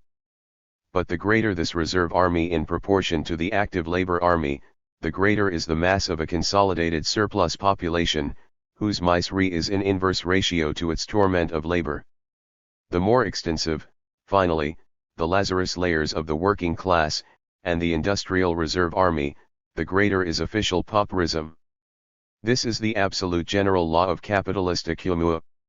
The operation of the general law of capitalist accumulation builds up the antagonism between labor and capital, which inevitably leads to a revolutionary elimination of capitalism. The Marxist-Leninist theory has established the existence of two contending trends in the capitalist society, a constant basic trend towards a worsening of the condition of the working class, which is determined by the accumulation of capital, and the countervailing tendency produced by the social forces burgeoning within the capitalist system, the growing size, organization, and militant political consciousness of the working class and its allies. At a definite stage in world history, the world socialist system becomes a force exerting an influence on the internal contradictions of capitalism and creating favorable conditions for the successful struggle by the working class in the capitalist country against the bourgeoisie. But no matter how the conditions of the class struggle may change, however high wages may be in some periods, the objective economic laws of capitalism generate a basic trend towards a worsening of the condition of the working class. Relative worsening of the working class condition. The relative impoverishment of the proletariat means a worsening of its condition as compared with the battening bourgeoisie. This process is described by Marx as follows. The condition of the workers worsens relatively in the same ratio as the general wealth increases, i.e., as capital is accumulated. 1. Karl Marx, Theories of Surplus Value, Volume Il, Progress Public ERS, Moscow, 1975, p. 335. The concrete indicators of the relative worsening of the condition of the working class are, a contraction of the working class share in the national income and an increase in the norm of surplus value, a contraction of the working class share in the aggregate social product and in the nation's wealth. In an article entitled Impoverishment in Capitalist Society, Lenin emphasized that relative impoverishment is the most graphic process. Statistical data show that relative impoverishment also takes place in the period of industrial expansion. While real wages in that period may grow, the capitalist's profits tend to grow even faster. Absolute worsening of the working class condition. Marx says that the general law of capitalist accumulation determines the accumulation of misery corresponding with the accumulation of capital. However high a worker's wages, the workings of the objective laws of capitalism tend to worsen his condition. In a 1899 review of Karl Koski 130. Book Bernstein und das Sozialdemokratische Programm. In Antikritik, Lenin noted two phenomena characterizing the worsening condition of the working class, a growth of poverty as physical poverty, and b, a growth of poverty not in the physical but in the social sense. One, physical poverty means malnutrition and even downright starvation for masses of the population, indecent housing conditions, and extremely limited potentialities for satisfying elementary requirements in clothing and household items, that is, absolute impoverishment in the proper sense of the word. A sizable part of the laboring population in the capitalist countries lives in a state of physical poverty, and this includes various categories of workers suffering from wage discrimination by sex and age and for racial and ethnic reasons, and those who work in arduous and hazardous conditions. In the capitalist society, there is also a growing discrepancy between the rising level of requirements and the level of real consumption of the means of subsistence by the working class, that is, a growth of poverty in the social sense. The spread of this gap also means that the worker's condition is worsened in absolute terms. While wages may rise, they do not, on the whole, correspond to the magnitude of the value of labor power. The consumption of new goods is frequently increased through cutbacks in the use of other necessary items. The worker's strength is exhausted by the excessive intensity of labor, and in order to rehabilitate it, he has need of much larger quantities of consumer goods. Thus, he needs better housing conditions and medical services, which in the capitalist countries are extremely expensive. With technical progress, there is also a rise in the general educational requirements presented to the worker, and he has to make definite outlays to reach and maintain that level. With the proletariat's growing social activity, the worker has need of money, for instance, to support the trade union of which he is a member. Economic crises, in the course of which huge masses of and lose their jobs and are left without the means of subsistence, have a great influence on the absolute worsening of the working people's condition. The capitalists use the excess of millions upon millions of unemployed to keep the wages of those who work at a low level, thereby further worsening the condition of the whole working class. Consequently, the development of capitalism, on the one hand, leads to a growth of requirements without whose satisfaction labor power can be reproduced only in an ever sicklier state, and on the other, causes growing insecurity within the working class. The tendency towards a worsening of the condition of the working class is a socio-economic law of capitalism. The worsening of the proletariat's condition is countered by its class struggle against the bourgeoisie.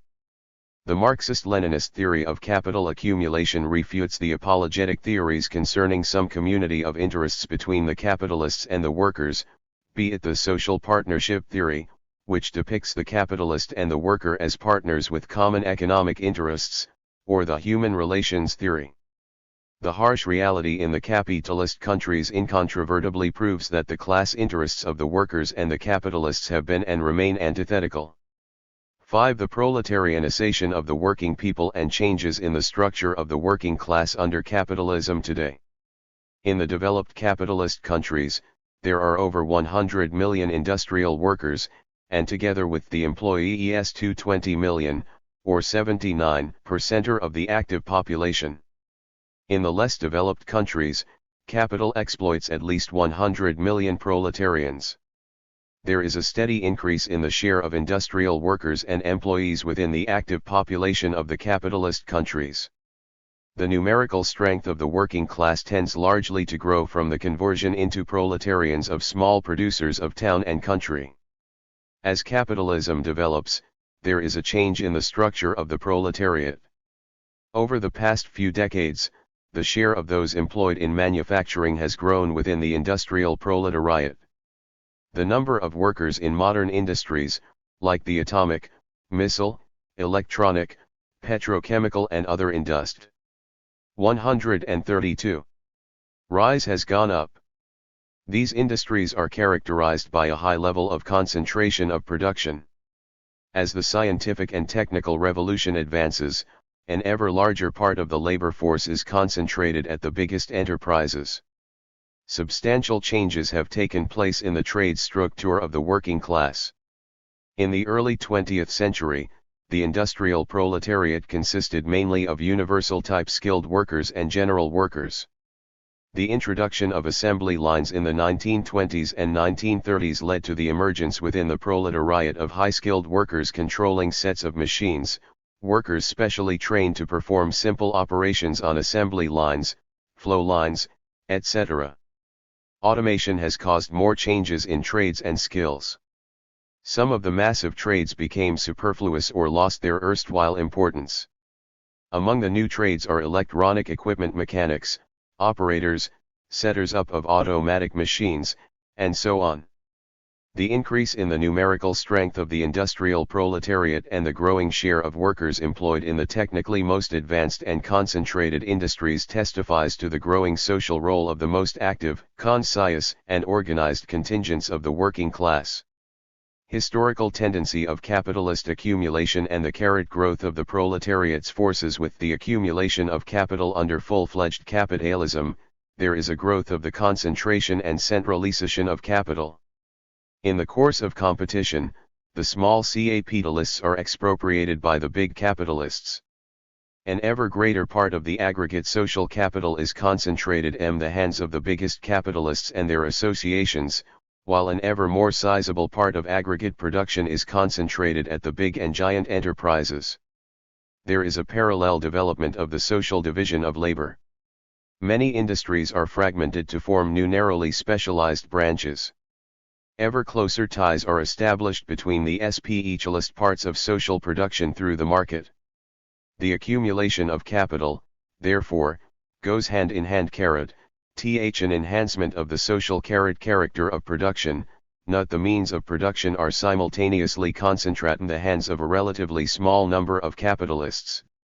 133.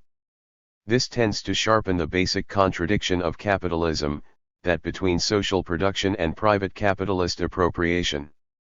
This means that capitalist relations of production do not correspond to the nature of the productive forces.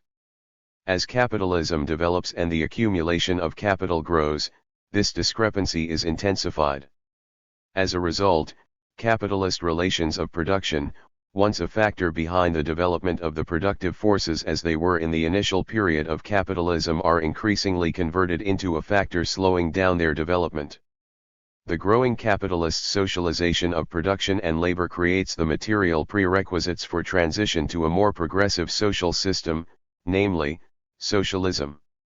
In the process of its development, capitalism creates not only the objective but also the subjective prerequisites for the transition to socialism. With the development and amalgamation of capitalist production, there is a growth in the numerical strength of the proletariat together with its ever more intense exploitation, and this brings about an improvement in the organization and cohesion of the working class, and raises its class consciousness.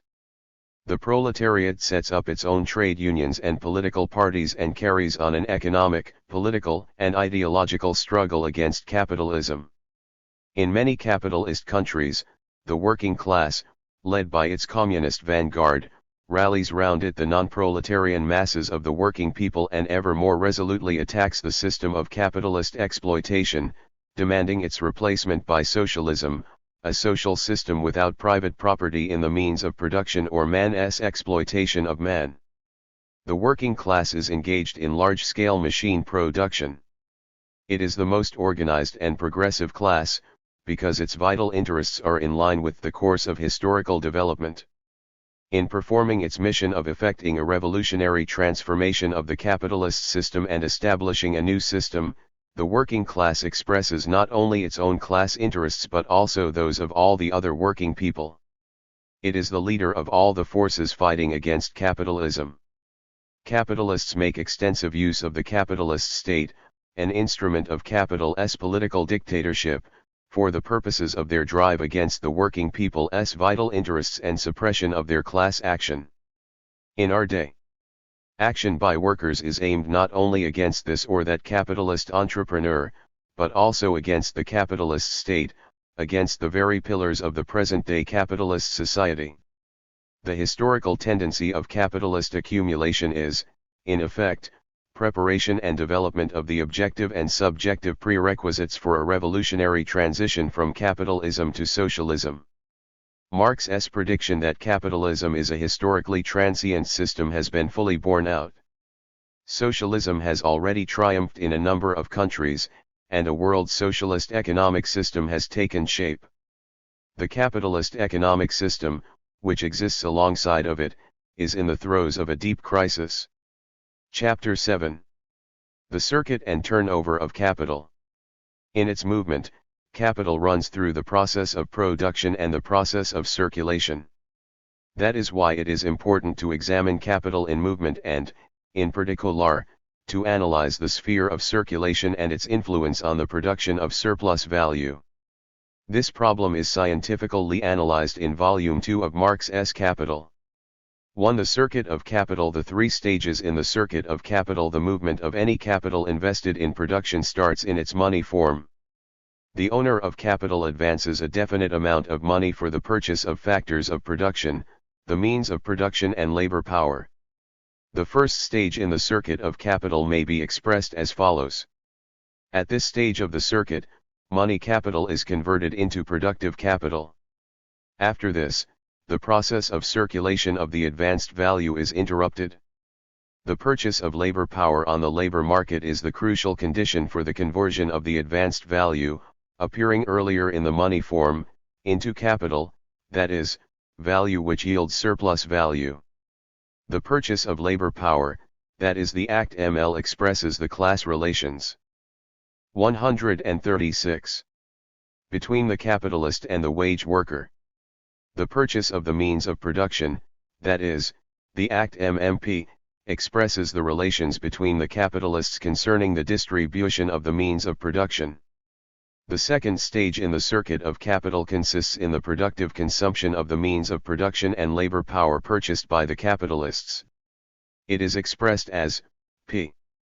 The dots before the P indicate that the circulation of capital is interrupted, but the process of its circuit has not stopped, because from the sphere of commodity circulation it enters the sphere of production. The functioning of productive capital produces a commodity embodying surplus value. Once the commodity has been produced, the process of production is once again interrupted, and productive capital is converted into commodity capital, into C. The third stage in the circuit of capital is designated by the formula C1M, where C means that the produced commodity contains surplus value. At this stage, the capitalist operates as the seller of the commodities produced at his enterprise. As a result of their sale, capital once again assumes its initial form, its money form. Surplus value is also converted from its commodity form into its money form. So, in its movement, capital consistently assumes three forms, the money, the productive and the commodity form, corresponding to the three stages of its circuit. One of these stages relates to the sphere of production, and the other two to the sphere of circulation.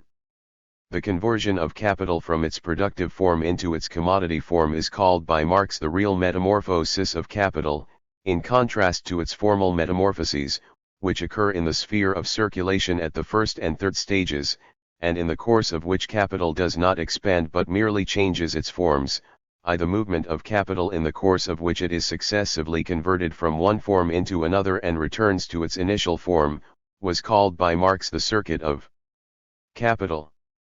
It is expressed in the following formula. 7. It shows very well that the purpose of capitalist production is the expansion of advanced capital value by the amount of surplus value.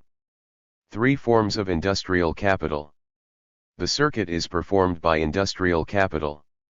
The word industrial is used here in the sense in which it applies to any sector of production run on capitalist lines. The circuit of industrial capital is a unity of the process of production and the process of circulation. At each stage of the circuit, capital performs special economic functions. The function of money capital is to combine the means of production and the labor power in the hands of the capitalist.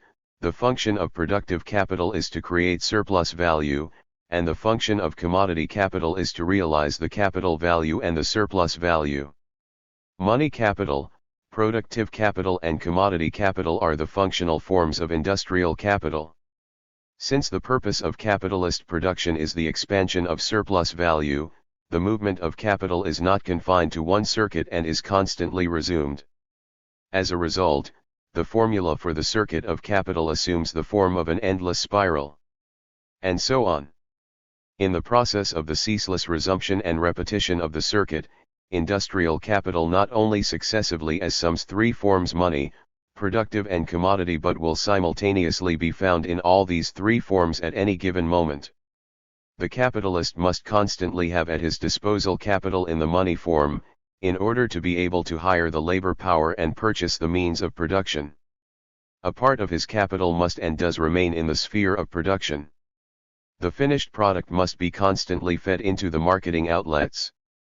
Any delay in the sale of the finished products, that is, in the conversion of capital from its commodity into its money form, may cause 138. A shortage of capital in the money form, so preventing the replenishment of the elements of production. Consequently, each industrial capital exists simultaneously in all three forms, and this is a necessary condition for the continuity of capitalist production. The three forms of the circuit of industrial capital. Each functional form of industrial capital has its own circuit. The circuit of money capital is expressed as. This coincides with the general formula of the circuit of industrial capital and is the most explicit expression of the purpose of capitalist production, namely, the expansion of surplus value. The circuit of productive capital is expressed in the follow/ing form, p. CMC will not dismantle the pillars of capitalism: private property in the means of production and the exploitation of wage labor. Only the elimination of capitalist relations can change the nature of circulation and subordinate it to the interests of society as a whole. 2. The turnover of capital. Fixed capital and circulating capital. The turnover of capital. The circuit of capital, seen not as a separate act but as a periodical process, is known as the turnover of capital. The movement of capital proceeds in the course of a definite period. The total time in the course of which the whole advanced capital value goes through the stages of production and circulation constitutes the time of turnover of capital. A year is usually taken as the unit of time in order to compare the speed of the turnover of functioning capitals. The speed of their turnover can be determined if we know the number of turnovers performed by various capitals within a year. The number of turnovers of capital is calculated according year to the formula, n equals, where n is the number of turnovers, t the unit of measure of the turnover time, and t the time of turnover of a given capital. Thus, a capital which is turned over once in 3 months is turned over 4 times a year. The working people's purchasing power is inadequate. That part of capital which assumes the commodity form and is expended on the use of the means of transport, communications, storage, etc., tends to increase. Another factor that lengthens the time of the turnover of capital is that a part of it is periodically released in the process of its circuit, and assumes the form of temporarily uncommitted money capital, which is accumulated as a reserve fund used for purchases and payments. With the development of the credit system, money capital temporarily uncommitted at one enterprise may be used at other enterprises through the medium of the banks. A reduction in the time of circulation tends to reduce the capital employed in the sphere of circulation, and creates the prerequisites for increasing the capital in the production sphere, and consequently, for increasing surplus value. The aggregate and real turnover of capital. The aggregate turnover of advanced capital is the average turnover of the fixed and circulating capitals. The various elements of the fixed capital have a different lifespan and so turn over in different periods. The time of the turnover of the fixed capital, or the time of its reproduction, determines the cycles of turnover of the whole of the advanced capital. The circulating capital performs the full turnover in each circuit, and the duration of its turnover, all other conditions being equal, is determined by the time of production and the realization of the product. The real turnover of capital is the replacement of all its constituent parts both in terms of value and material composition. For all practical purposes, the turnover of capital in value occurs faster than its replacement in material form. It takes a number of turnovers of capital value for the capital to be replaced in material terms.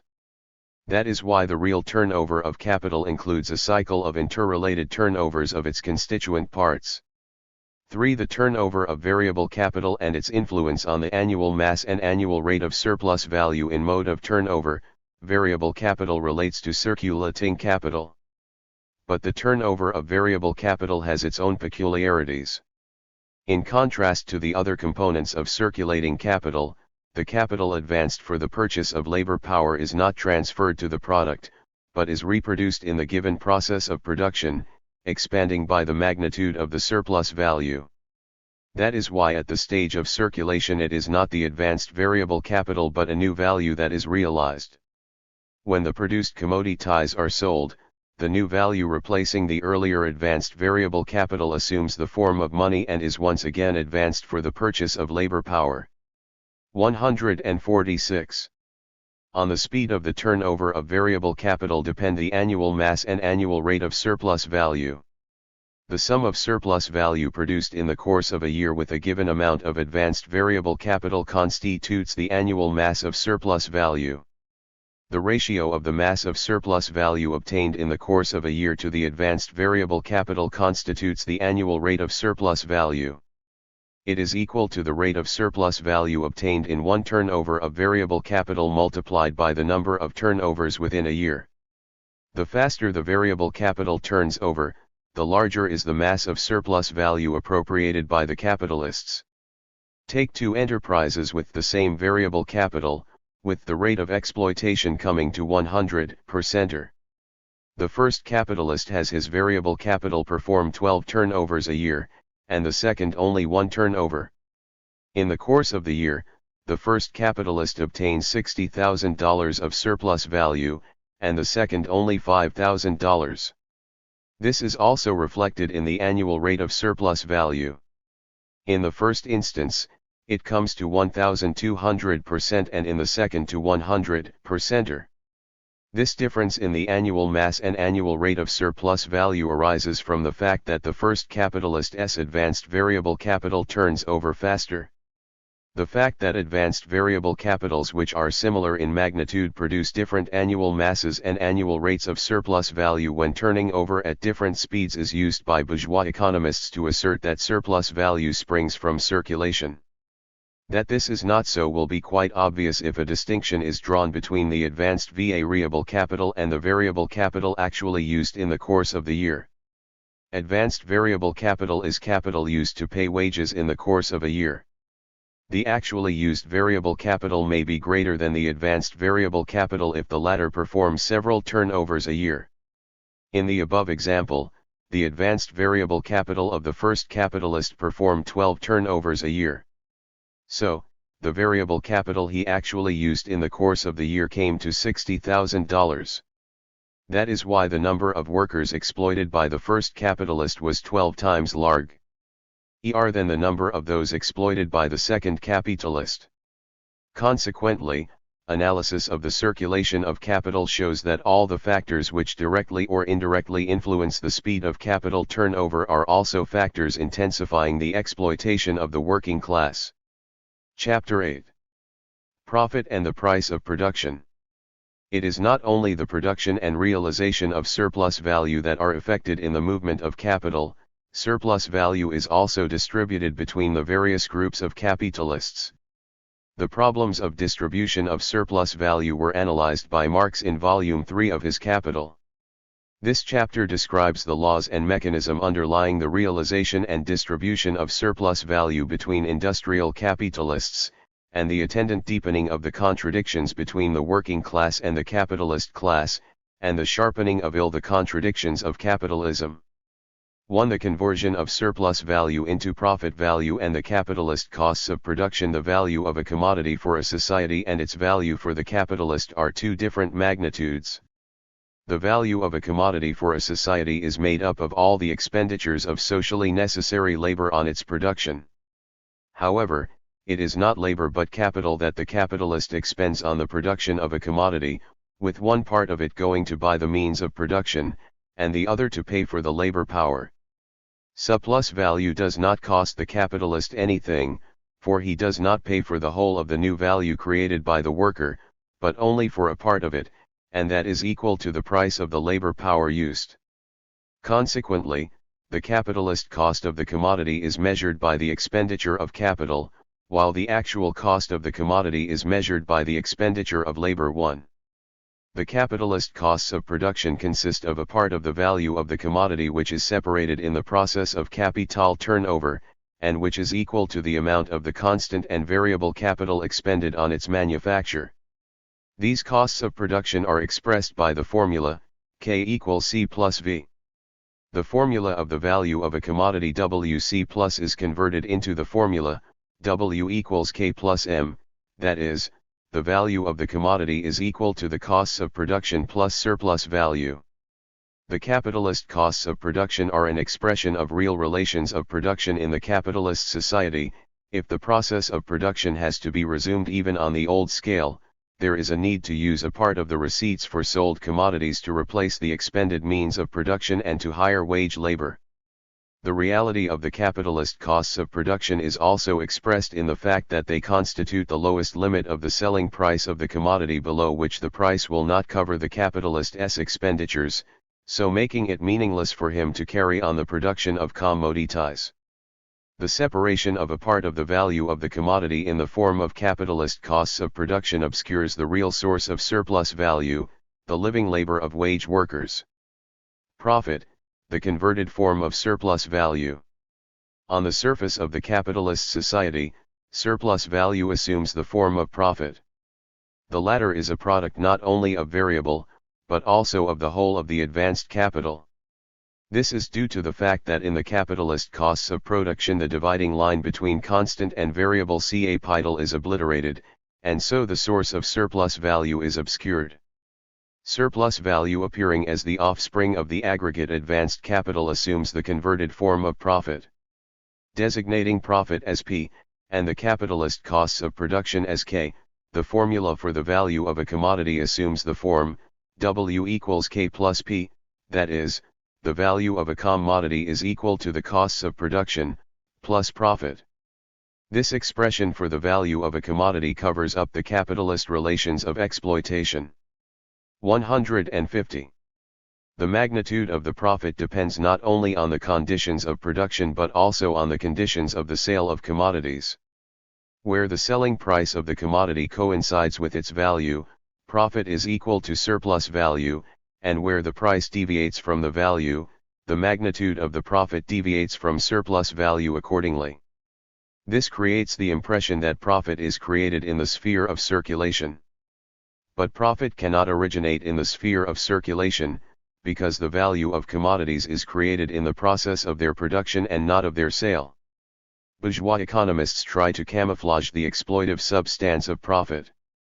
Back in the early 19th century, Jean-Baptiste Say set forth a theory of the factors of production, according to which each of the three factors involved land, labor, and capital allegedly has independent productivity and is the source of the corresponding type of income. The land yields ground rent, labor wages, and capital profit. The suggestion was that no one is exploited by anyone, that each receives his income, and that profit results from the productivity of capital. Bourgeois economists make wide use of the productivity theory even today. That is an untenable theory. First, it identifies capital and the means of production. But the fact is that the means of production are not in themselves capital. They become capital when they are converted into an instrument for the exploitation of wage labor. Second, the means of production are invested with the capability of independent activity not connected with the labor of the workers. In actual fact, the workers alone possess productive power, and they produce material goods by using the means of production, which do not create value. Bourgeois economists also have theories of expectation and risk, claiming that profit is the capitalist's reward for putting his capital at risk and never being sure of the extent to which his investment in production will be recouped. The class meaning of the bourgeois theories of profit, their unscientific and apologetic nature, amount to an attempt to prove that there is no exploitation of wage labor under capitalism and that, on the contrary, there is harmony of class interests, so that everyone receives as much as he produces in accordance with the laws of the market. 151.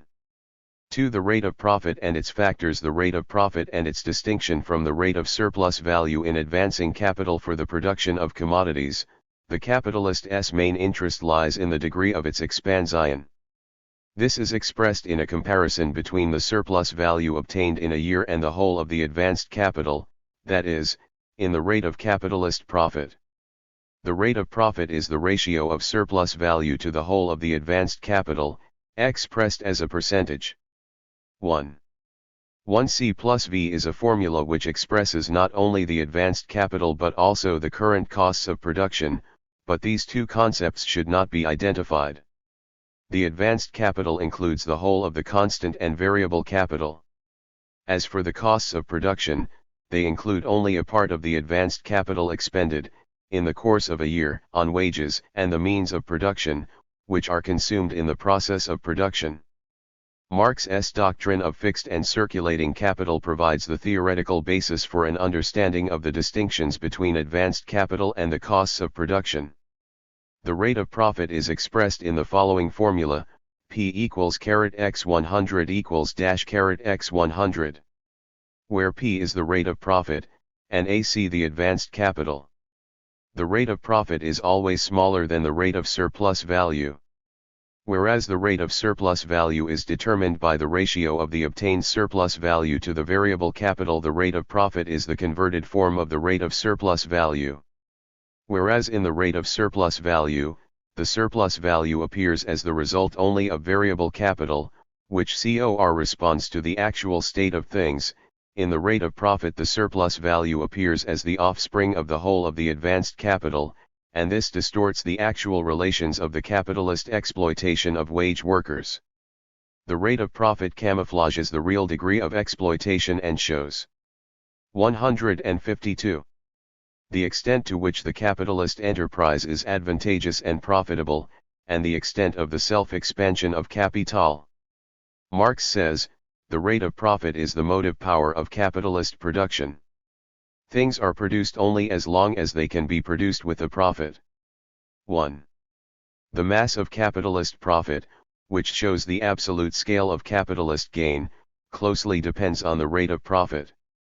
The mass of profit is determined by the magnitude of the advanced capital and the rate of profit, P equals AC x P. With the magnitude of the advanced capital constant, the mass of profit tends to increase in direct proportion to the rise in the rate of profit. This induces the capitalist to make the utmost use of all the factors behind its growth. Factors determining the rate of profit. The rate of profit depends above all on the rate of surplus value. The higher the rate of surplus value, the higher, all other things being equal, the rate of profit. This is due to the fact that an increase in the rate of surplus value leads to an increase in its mass, and this, for its part, leads to a rise in the rate of profit. All the methods by which the capitalists increase the rate of surplus value simultaneously go to increase the rate of profit as well.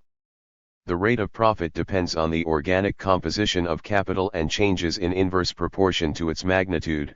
The lower the organic composition of capital, the higher the rate of profit, and vice versa. The rate of profit is also influenced by the speed of the turnover of capital. All other conditions being equal, the rate of profit is directly proportional to the number of turnovers of capital and inversely proportional to the time of its turnover. Economies in the use of constant capital are a factor which influences the rate of profit. Such economies enable the capi. 153.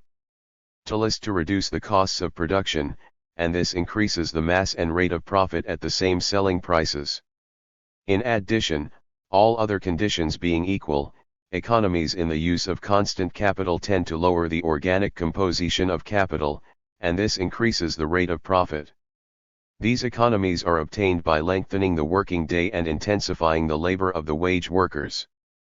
With the same fixed capital, this sets in motion a larger mass of living labor, so yielding more surplus value and a higher rate of profit.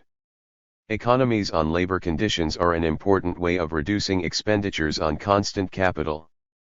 But wherever expenditures are made to improve working conditions, these are well compensated by higher labor productivity and intensification of labor. Making use of the achievements of the scientific and technical revolution and applying camouflaged and more refined methods of exploitation, capitalism has now brought about a marked acceleration in the pace of production and a higher degree of labor intensification. 3. Formation of the average rate of profit and conversion of the values of commodities into prices of production. Intersectoral competition and formation of market, or social value competition is an antagonistic form of economic rivalry, a struggle between entrepreneurs for the most advantageous conditions for the investment of capital with the purpose of obtaining the highest profit. Its main method in the epoch of free competition is reduction of the costs of production and the prices of the marketed commodities. Of some importance in the competition are also the raising or lowering of the quality of commodities, the use of advertising, etc. Intrasectoral competition is the struggle between the capitalists in one and the same branch of production for the most advantageous conditions of production and marketing of commodities, and for the extraction of super profits. It is the starting point in the whole mechanism of price formation and competition. In every industry there are 154. Many enterprises which differ in size, technical equipment, technology, and organization of production, and consequently, in the level of labor productivity. This means that the individual values of similar commodities produced at different enterprises are different. The magnitude of the value of a commodity is not determined by the expenditures of individual, but of socially necessary labor. The social value of commodities established as a result of intrasectoral competition was designated by Marx as market value. The market, or social value, is determined by the individual value of the commodities which are produced under average conditions in the given sphere and which constitute a sizable mass of its products. The owners of enterprises functioning in better conditions receive additional profit or super profit, which is equal to the differential between the market value and the individual value. Conversely, capitalists who own technically backward enterprises turning out commodities at an individual value that is over and above the market value lose a part of the produced value and cannot fully realize the surplus value embodied in the commodities they own. They fail to stand their ground in the competition, and many go to the wall. For each individual capitalist, super profit is not a constant phenomenon. It goes to the capitalists whose enterprises use the latest methods of production, and they continue to receive it so long as most enterprises have not introduced the methods. In this way, intrasectoral competition tends to stimulate scientific and technical progress and promote the growth of the organic composition of capital in the given branch and, consequently, a reduction in the sectoral rate of profit. In the drive for super profit, the small and technically backward enterprises cannot stand the competition and are ruined, while the big enterprises, equipped with the up-to-date equipment, strengthen their positions. Super profit is the converted form of excess surplus value. Intersectoral competition and the formation of the average rate of profit. Intersectoral competition is competition between capitalists in different sectors of the economy for profitable spheres. Capital investment. 155. The differences in the organic composition of capitals mean that capitals of the same magnitude operating in different sectors of production set in motion different quantities of living labor and produce different masses of surplus value. This inevitably produces differences in the rates of profit. Anything like substantial differentials in the rate of profit cannot be maintained for long.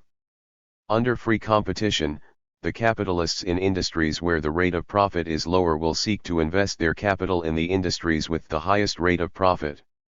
The mass transfusion of capitals, and of labor together with them, from one industry to another inevitably tends to change the balance between the supply of commodities and their demand, and so cause a deviation of prices from value. The outflow of capitals from an industry with a low rate of profit will inevitably reduce the scale of production in it. The prices of the commodities produced at enterprises in the given industry will rise above their value, and the rate of profit will increase. Conversely, in industries with a high rate of profit, the influx of new capitals will tend to increase the scale of production, prices will drop below value and the rate of profit will fall. This ebb and flow of capitals from one industry to another will continue until the rate of profit in all the industries is equalized into an average, or general, rate of profit. The average rate of profit is the ratio of the aggregate surplus value created by the whole working class to the whole social capital invested in all the sectors of production and expressed as a percentage. For instance, if the social capital is equal to 300 monetary units, and the mass of surplus value to 60 units, the average rate of profit comes to 20 per x 100j. The profit obtained in accordance with the average rate on the advanced capital is known as average profit. The price of production as the converted form of value. The conversion of profit into average profit produces a situation in which commodities are not sold at value, but at the prices of production. The price of production includes the costs of production and the average profit on the advanced capital. Let us assume that the advanced capital in all the industries turns over once a year. It will, accordingly, be equal to the sum total of the costs of production. Assuming the rate of surplus value to be equal to 100%, the formation of the average rate of profit and the conversion of value into the price of production will appear as follows. The price of production in our example comes to 100k plus 20p equals 120. When selling their commodities at the prices of production, the capitalists in the third industry lose 10 units of the surplus value created at their enterprises, while the capitalists in the first industry, where the organic composition of capital is the highest, receive an additional profit equal to 10 units. In the second industry, which has an average organic composition of capital, the price of production coincides with value.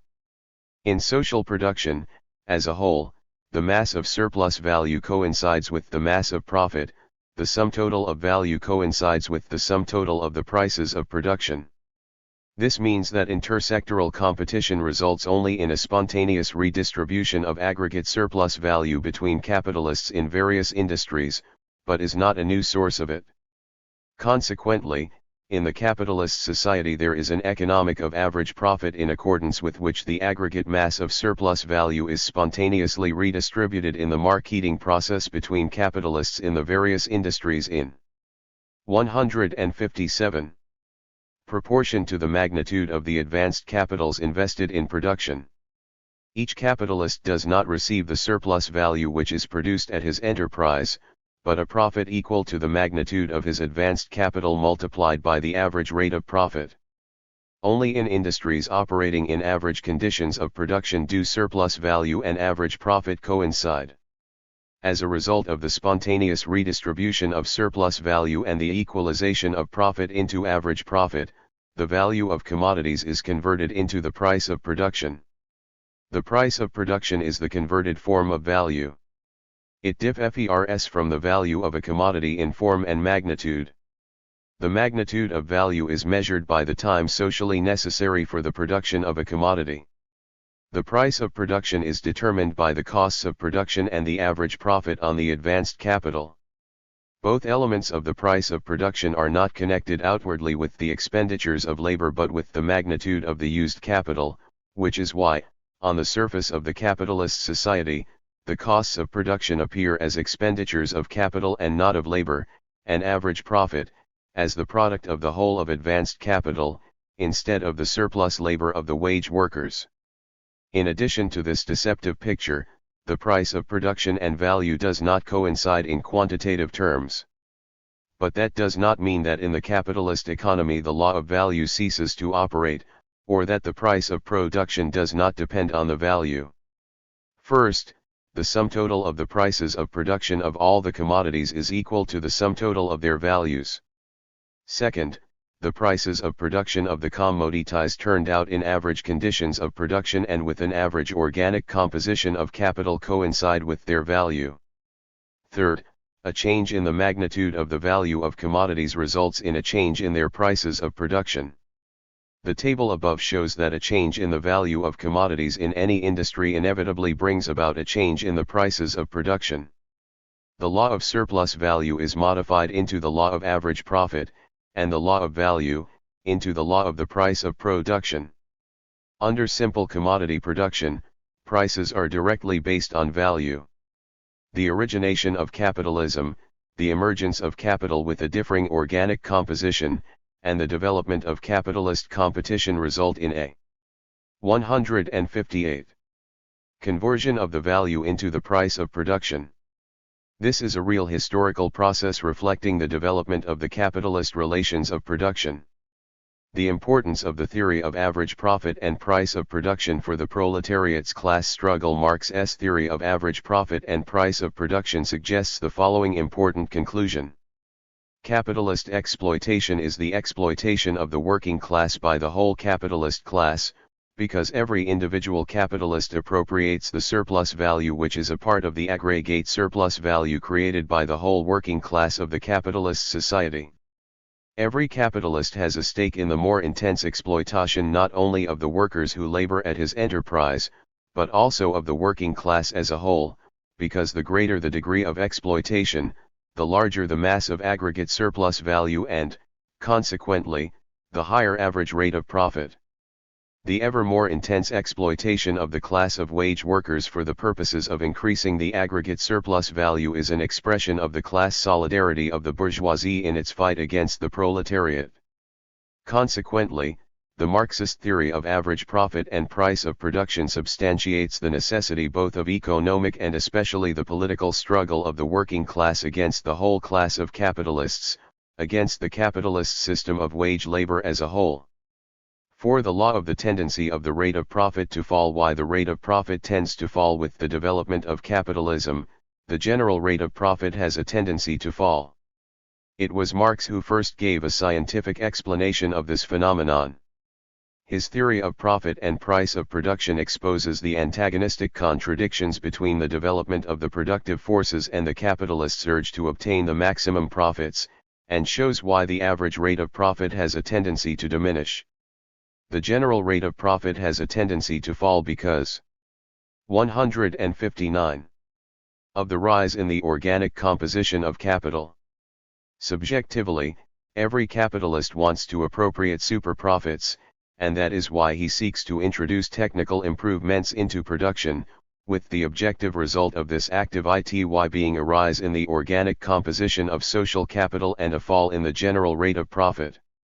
Another factor behind the decline in the average rate of profit is the slowdown in the turnover of social capital, which is due to an increase in fixed capital and ever greater difficulties in marketing commodities. In consequence of this, there is a reduction in the annual mass of surplus value per unit of capital, or a reduction in the general rate of profit, which is the same thing. Factors countering the tendency the rate of profit to fall under capitalism. A number of counteracting factors tend to slow down the decline in the general rate of profit. Among the main ones is the growing degree of exploitation of wage workers as the result of a reduction in the value of labor power, growing intensification of labor, lengthening of the working day and the fall of wages below the value of labor power. The growth of relative overpopulation also counteracts the decline in the general rate of profit. The existence of an industrial reserve army of labor helps to increase the degree of exploitation of the employed workers, to slow down technical progress and the growth in the organic composition of capital, and this holds in check the decline in the general rate of profit. Another counteracting factor is the cheapening of the payments of constant capital in consequence of growing labor productivity, for this lowers the organic composition of capital. The super profit obtained by the capitalists through foreign trade has an important part to play in countering the tendency of the rate of profit to fall. Consequently, the law of the falling rate of profit operates as a tendency which takes effect only in definite circumstances and over a long period of time, being a reflection of the deep-seated antagonistic contradictions of the capitalist mode of production, and evidence of its historical limitations. 160. The law of the tendency of the rate of profit to fall and the development of capitalism's contradictions. The first thing that the law of the tendency of the rate of profit to fall expresses is the contradiction between the goal of capitalist production increase of profit and the means used to obtain it, between the expansion of production and the self-expansion of capital. In their drive to increase surplus value, the capitalists develop and improve production, and this results in a growth of the productive forces. This inevitably leads to a growth in the organic composition of aggregate capital and a decline in the general rate of profit. That is the constraint on the development of capitalist production. The fall in the rate of profit intensifies the contradiction between the growth of production and consumption. In order to increase the mass and rate of profit, the capitalists expand the production of commodities on a progressive scale. Meanwhile, the rise in the organic composition of capital reduces the share of variable capital in the aggregate capital and brings about a relative contraction of demand for wage labor. Accordingly, the working people's share in the national income is reduced, and the paid-up demand with the masses increasingly lags behind the growth of production. It is the narrow basis of people's consumption that prevents the expansion of capitalist production. The tendency of the rate of profit to fall increases and sharpens the basic contradiction of capitalism, that between social character of production and private capitalist appropriation of its results.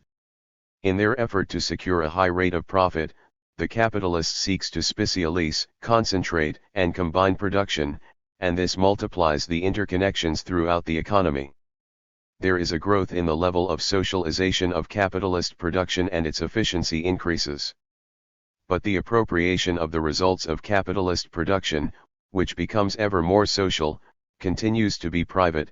The bourgeoisie receives tremendous profits and is enriched, while the condition of the working masses is worsened relatively, and now and again, absolutely as well. The sharpening of the basic contradiction of capitalism tends to deepen its other contradictions, so that these periodically explode in the form of economic crises of overproduction. The destruction of a sizable part of the productive. 11-0245-161.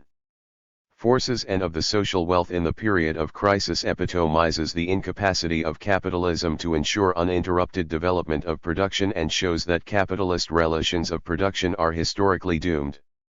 The operation of the law of the tendency of the rate of profit to fall sharpens the socio-class and economic contradictions both within each capitalist country and between them.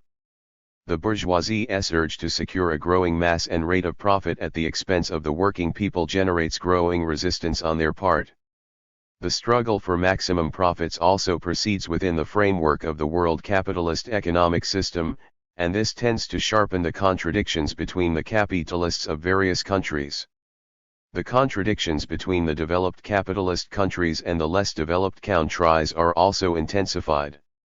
Consequently, the operation of the law of the tendency of the rate of profit to fall induces a development and exacerbation of all the antagonistic contradictions of capitalism and shows that the capitalist mode of production is no more than a transient stage of history.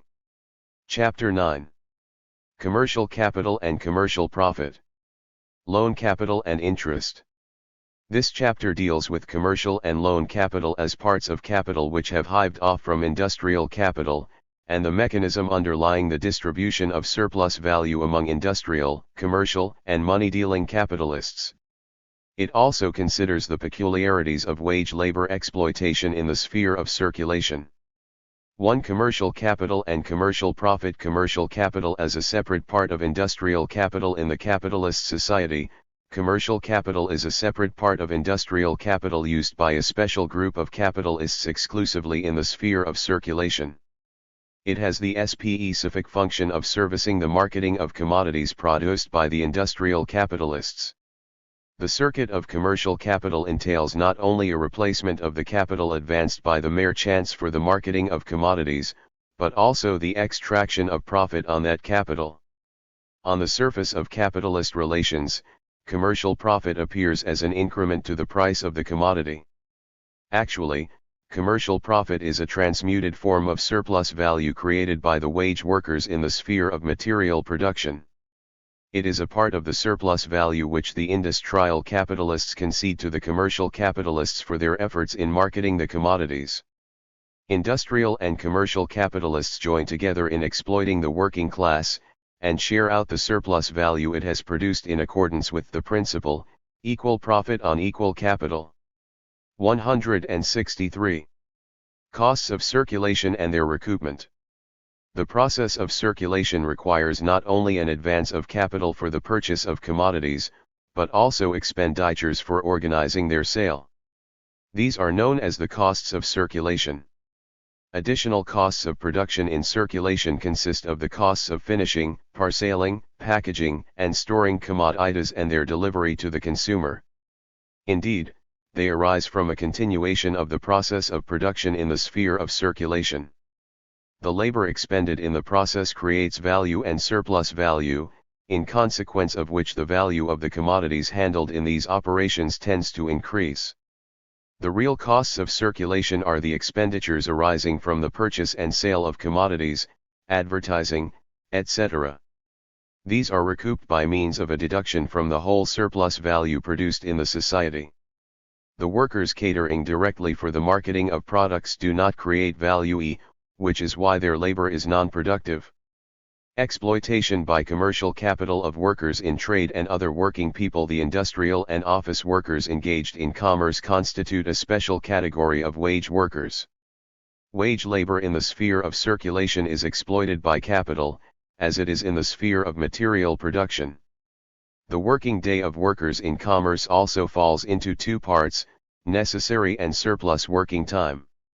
However, the exploitation of workers in commerce engaged directly in the purchase and sale of commodities has its specific features. Although their labor falls into the category of non-productive labor, and consequently, does not reproduce the equivalent of the value of its labor power, and does not create surplus value, it does ensure the realization of the value contained in commodities and creates the conditions for the extraction of profit by the commercial capitalists. In the course of the necessary working time, workers in commerce sell a mass of commodities containing a portion of the surplus value which goes to pay the value of the labor power employed in commerce. In the additional labor time, they sell the commodities which embody that part of the surplus value that constitutes the profit of the commercial capitalists. With the develop 164 ment of capitalism, the exploitation of wage labor in commerce is intensified. The exploitation of all the sections of the working people through the sale of commodities at prices above their value is a most important source for increasing the gain of the commercial bourgeoisie today. The industrial proletariat is exploited not only in the sphere of production but is additionally exploited in the sphere of commerce. The commercial capitalists also exploit the small commodity producers, mainly by means of non-equivalent exchange. Two forms of capitalist commerce: wholesale and retail trade. Wholesale trade is trade between industrial and commercial capitalists and within these special groups of capitalists. It usually takes place in the centers of wholesale trade, commodity exchanges, fairs and auctions. The commodity exchanges are the centers for the sale of similar type commodities. Most of the transactions on these exchanges envisage delivery of goods at a fixed price at some time in the future, and this provides the basis for price speculation. In the process of wholesale trade, a sizable mass of commodities does not yet move from the sphere of circulation to the sphere of consumption, this movement being completed in the sphere of retail trade. Retail trade is the sale of commodities by the commercial capitalists directly to the consumers. The main line in the development of retail trade under capitalism is its concentration at mammoth department stores, a trend dictated by the universal nature of consumer demand and competition. But there are specialized shops and large commercial companies selling definite types of commodities. Commerce, like industry, is now dominated by capitalist monopolies. Cooperative trade. Critique of the cooperative socialism theory. Consumer, purchasing and marketing cooperatives have a small part to play in the capitalist trade.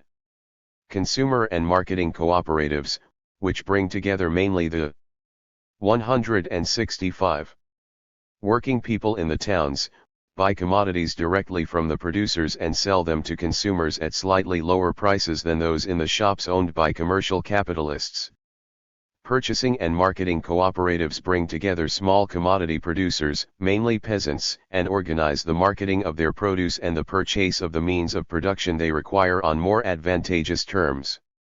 The classics of Marxism-Leninism gave a positive assessment to the importance of cooperative trade under capitalism as a form for uniting the working people in the struggle against exploitation. But they criticized the advocates of the petty bourgeois theory of cooperative socialism, who claimed that the cooperation of consumers and small commodity producers under private property could be a means for the gradual socialist transformation of society. They lose sight of the crucial importance of property in the means of production for the transformation of society and fail to understand the social nature of cooperation under capitalism. Foreign trade. Foreign trade and its growth under capitalism are made necessary by the following factors. First, the development of the social division of labor and commodity production which spills over the boundaries of the national states. Second, the uneven development of the capitalist economy which makes additional marketing outlets necessary for the sale of products turned out by rapidly developing industries and enterprises. Third, the sharpening of the contradictions between production and consumption within capitalist countries. Fourth, the growing export of surplus capital from the industrial capitalist states, which stimulates the export of commodities to other countries. And fifth, technical progress in transport which makes economic sense of the haulage of large masses of commodities over long distances. Foreign trade consists of export and import, and the balance between the value of the commodities exported and the value of the commodities imported over a definite period is known as the balance of trade. It is active when the value of the exported commodities is greater than the value of the imported commodities, and when imports outrun exports, the balance of trade is passive. The state of the balance of 160.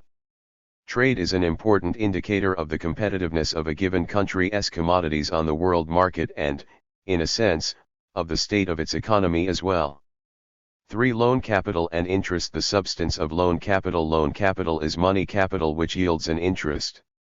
Loan capital is made up of temporarily uncommitted money capitals of the whole class of capitalists, and the money incomes and savings of other classes and social strata of society.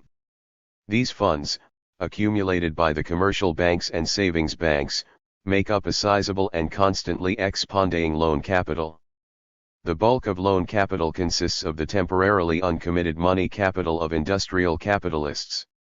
These capitals are constantly released in the circuit of industrial capital because of the time lag of the receipts behind the sale of the products and the various investments, expenditures, and payments. The uncommitted money capitals are loaned out to the capitalists who are in need of them, for a definite compensation, which assumes the form of interest. When capital is loaned out, it undergoes a kind of dichotomy. The same amount of money appears as property capital in the hands of the creditor and as functioning capital in the hands of the borrower. The separation of property in capital from its function provides the basis for the shaping of a special strata of exploiters, the money capitalists who appropriate the results of the labor of others, without being directly involved either in social production or in trade. That is why loan capital is the most parasitic form of capital. Loan capital is also the most fetishist form of capital. In its specific movement, which is expressed in the advance of money and its return with an increment, loan capital does not outwardly assume either the productive or the commodity form of capital, but constantly retains the money form. The actual source of the expansion of value is here camouflaged to the utmost. Capital appears to be a self-creating source of its own expansion. In its capacity as loan capital, money increases because the borrower 167 uses the loaned money capital to buy the means of production and the labor power, whose exploitation produces surplus value.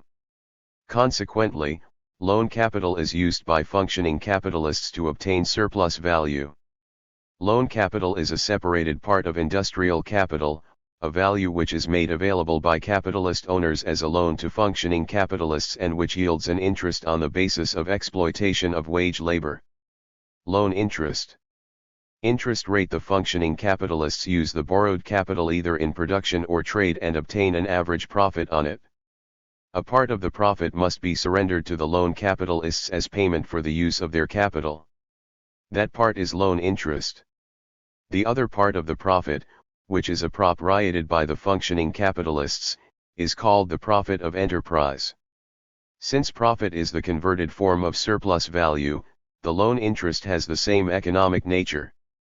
Consequently, loan interest is a special form of surplus value, that part of it which is appropriated by the loan capitalists. The ratio of the amount of the income on loan capital to the amount of this capital is known as the interest rate.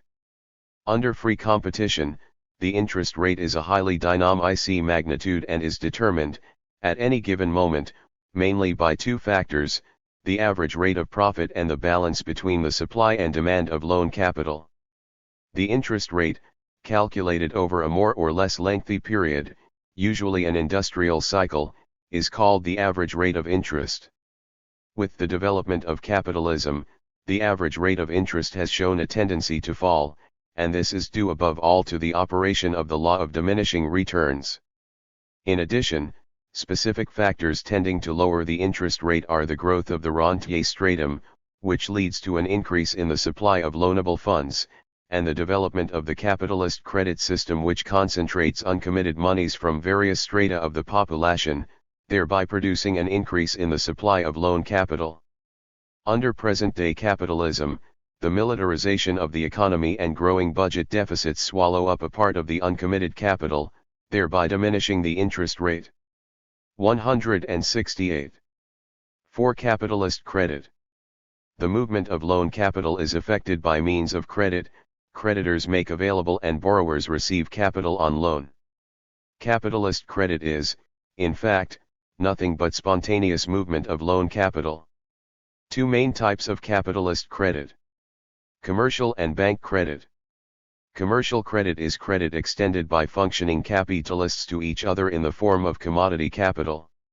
In such cases, commodities are sold on credit with payment for its value effected at some time in the future. The instrument of commercial credit is a bill of exchange. Commercial credit, being directly linked with the turnover of commodities, is the basis of the whole system of credit. Bank credit is credit extended by money capitalists and banks to functioning capitalists in the form of money loans.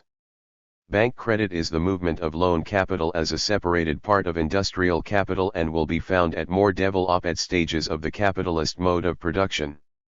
Banks are the centers of capitalist credit. These are enterprises with the special function of acting as intermediaries in credit and payments, in converting into capital the money incomes and savings of the population, and creating the credit instruments of circulation. The chief function of the banks is to accumulate money capital and to make them available on loan.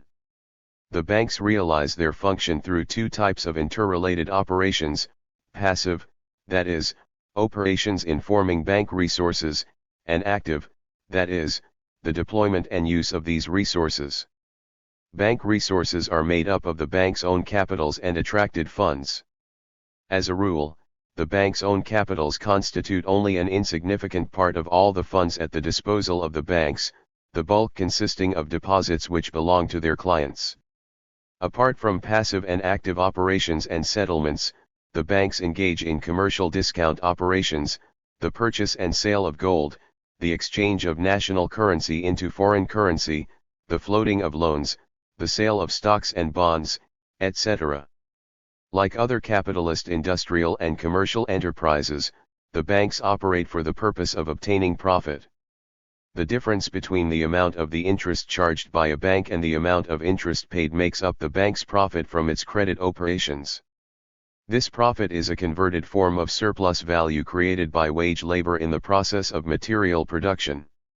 Like industrial and commercial capitalists, bankers take part in the exploitation of the working class. Depending on the nature of their functions, capitalist banks are of three main types: banks of issue, commercial banks, and specialized banks.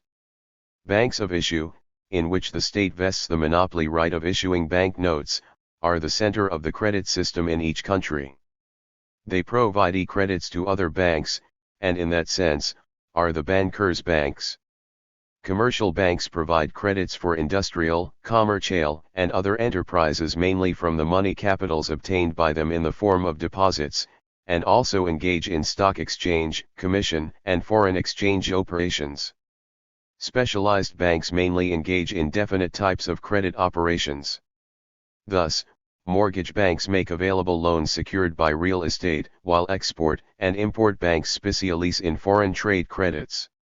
Consumer credit is made available for the sale of consumer goods directly to consumers with payment by installments.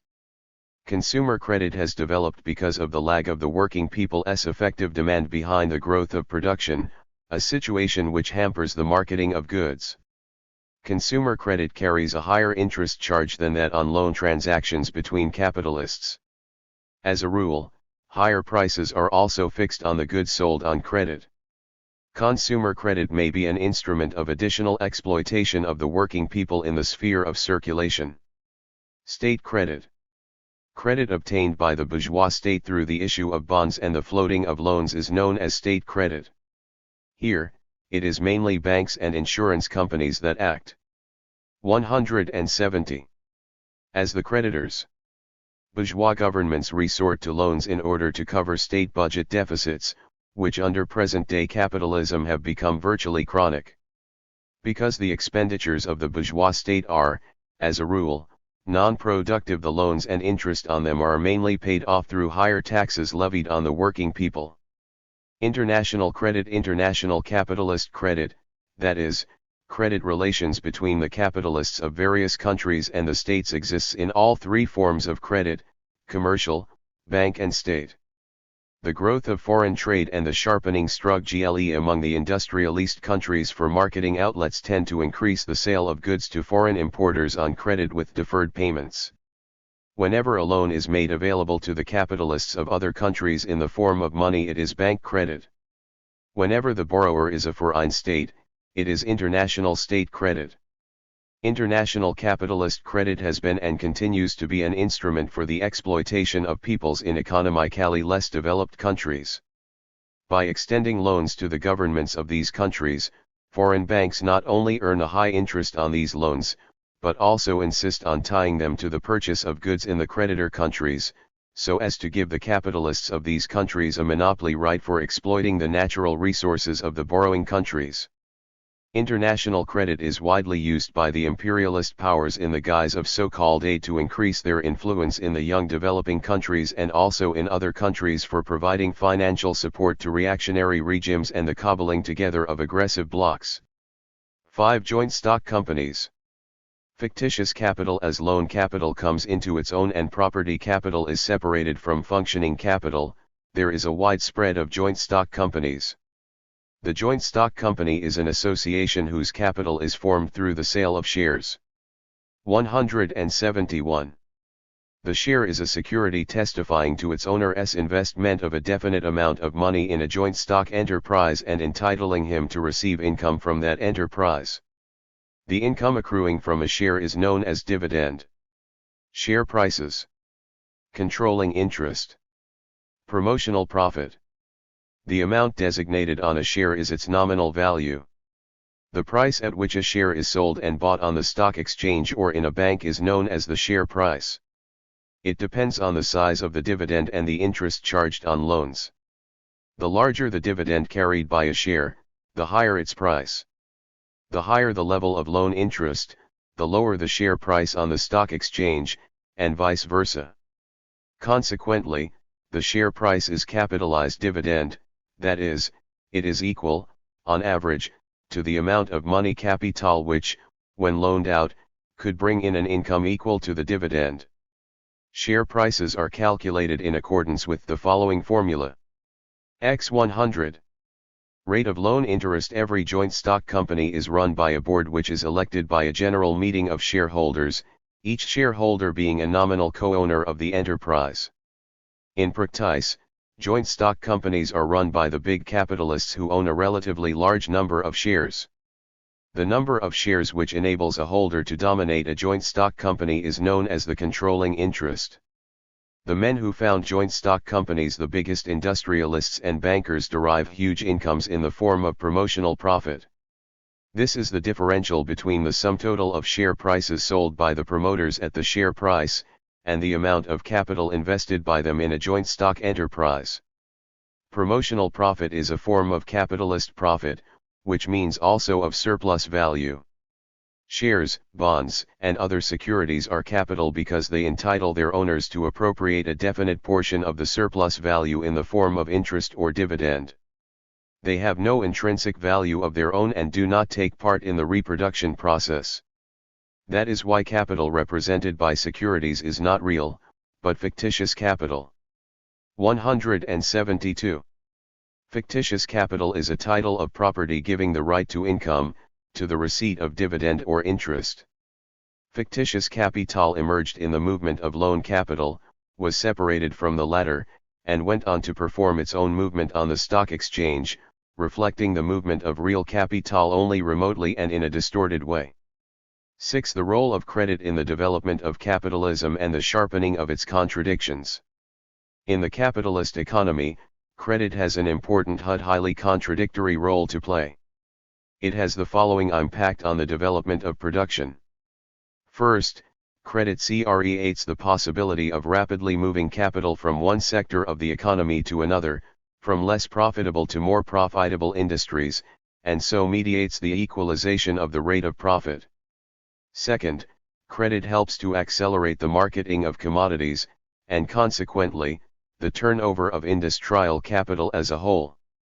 Third, as it develops, credit increasingly helps to reduce the expenditures incidental to the currency of money. Credit makes it possible for capitalists to effect the bulk of their payments to each other by means of clearing. Fourth, credit acts as a catalyst in the accumulation of capital, actively promoting its concentration and centralization. However, while promoting the development of the productive forces, credit is also a powerful factor behind the sharpening of the antagonistic contradictions inherent in capitalism. Thus, by intensifying the concentration and centralization of capital, it advances the capitalist socialization of production and, consequently, the aggravation of the basic contradiction of capitalism, that between social production and private capitalist appropriation. The development of capitalist credit accelerates the preparation of the material, organizational and technical prerequisites for the transition from capitalism to socialism. It produces a system of social accounting in the form of banks and joint stock companies which, under the new social system, are converted into the property of the whole people and are used for accounting and controlling production and the distribution of the social product for the benefit of the working people. 173. 7. The currency of money and the capitalist society. The currency of coins and banknote systems of metallic currency were predominant over the ages. In the 19th century, gold was firmly established on the world and national markets of the capitalist countries as the universal equivalent. A monetary system based on the use of one precious metal is known as monometallism. A monetary system based on two equally valid metals is known as bimetallism. The development of the credit system resulted in a substantial change in the currency of money and the emergence of credit money, with the simplest of these assuming the form of promissory notes, bills of exchange, and improved types in the form of bank notes, which were issued in place of the commercial bills of exchange of individual capitalists. The banknote is a bill of exchange issued by a bank, which means that it has a wider sphere of circulation than private bills of exchange. Banknotes are convertible into gold. Nowadays, no capitalist country has banknote currency in the full sense of the word.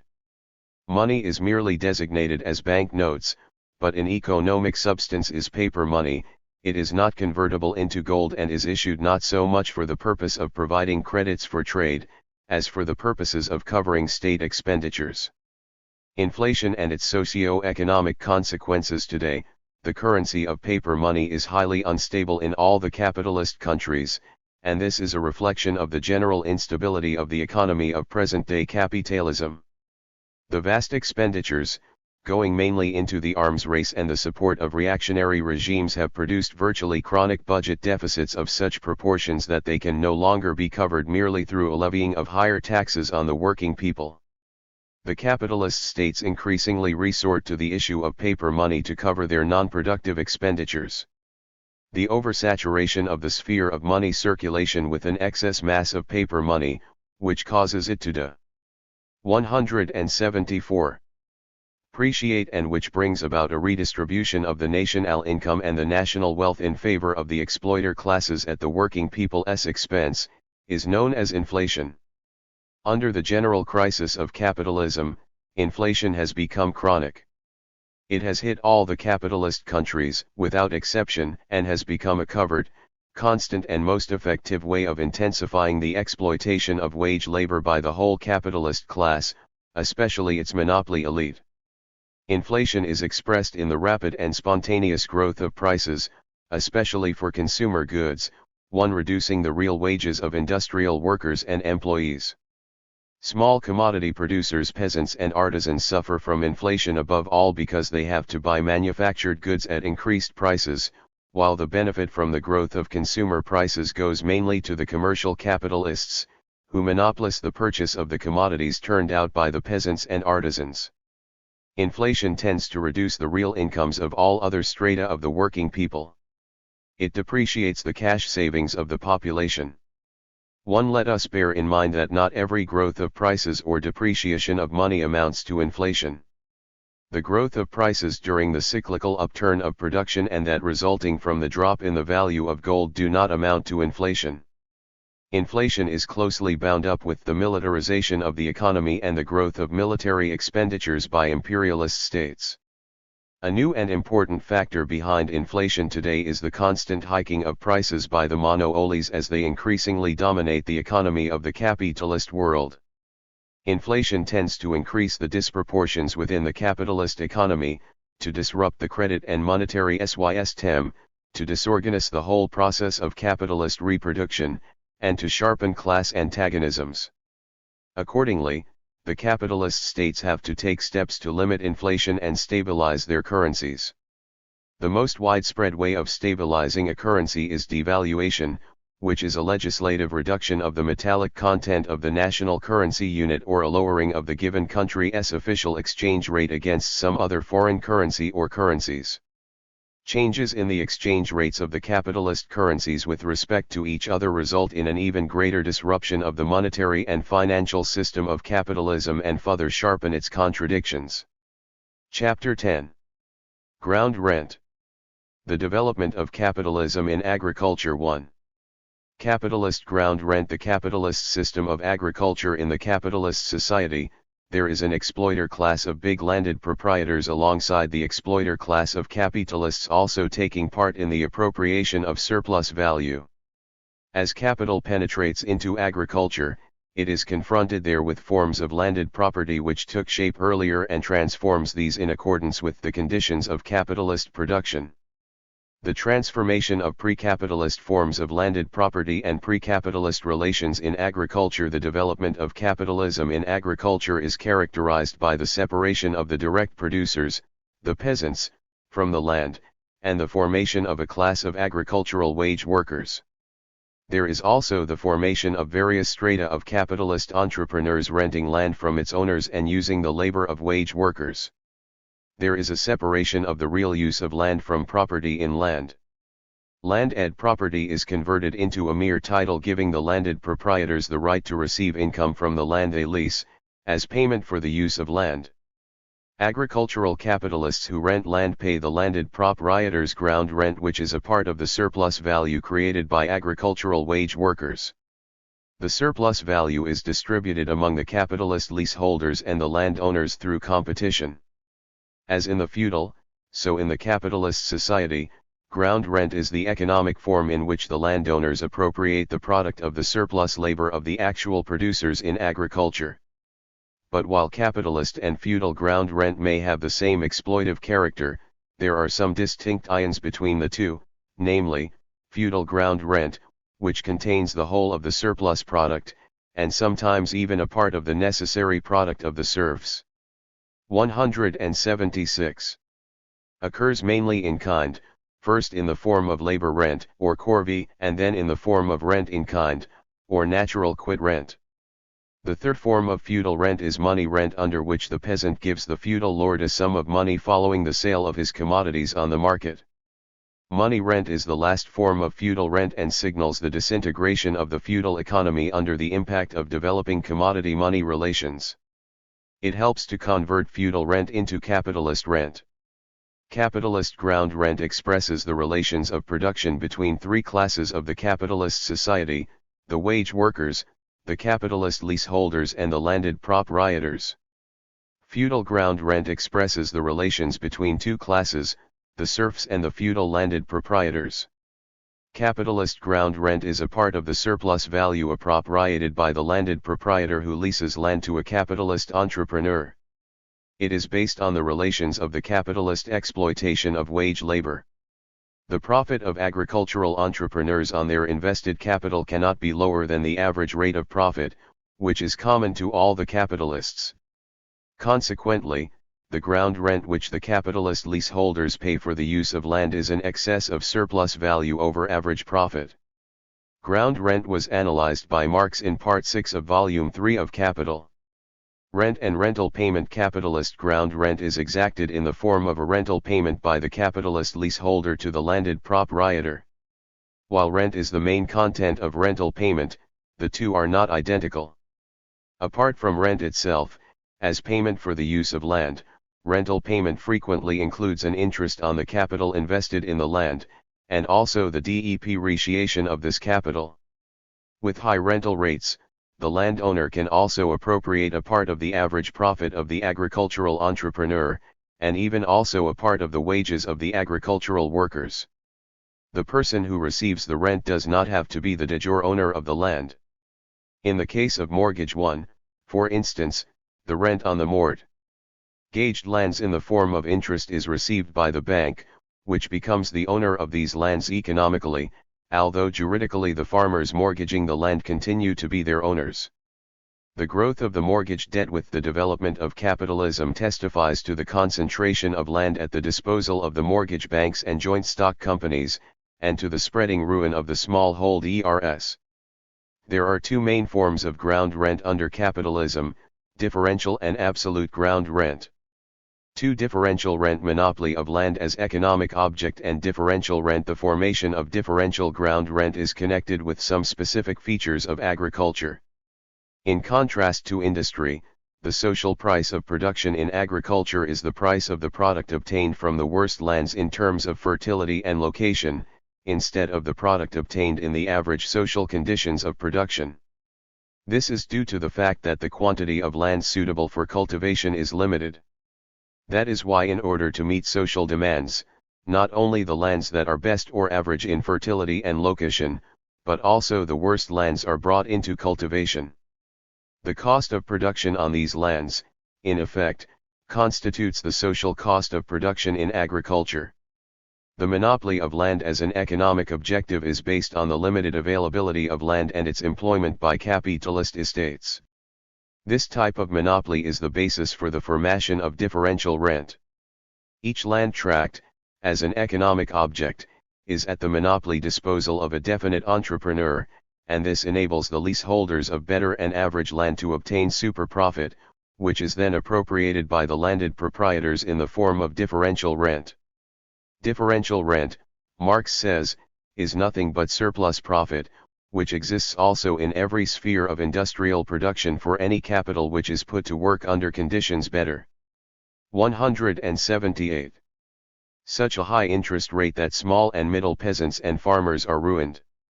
The right of the debtor to dispose of the lands so conveyed for a loan is limited. Lands mortgaged by small and middle peasants gradually pass into the full ownership of the creditors. Then the average. The only thing is that in agriculture it gets firmly established because it is based on such a solid and firm foundation as the different degrees of natural fertility of different types of soil. 1. Differential rent falls into differential rent I and differential rent II. Differential rent I. Differential rent I is based on the difference in the price of the product produced on the worst land, which is simultaneously the social price of production, and the individual price of producing the product on, respectively, the best and average land. Let us assume that there are 3 land tracts of equal area but with differing fertility. With the expenditure of equal amounts of capital, they will yield a different quantity of produce. The following table illustrates the mechanism behind the formation of differential rent in this case. As a result of the higher productivity of the agricultural workers' labor, superprofit is formed on the best and average tracts of land, and this is appropriated by the landowners in the form of differential rent I. Differential rent I emerges not only as a result of differences in soil fertility, but also in consequence of the different location of the tracts with respect to marketing outlets, transit lines, etc. These differences result in unequal transport and other costs per product unit, and this creates the condition for the formation of differential rent I by location. 12*179. Differential rent 2. Differential rent also originates when successive investments of capital are made into one and the same tract of land, that is, when capital is concentrated on one and the same area of land. The expenditures of equal amounts of capital successively invested in a given tract of land may have different effectiveness.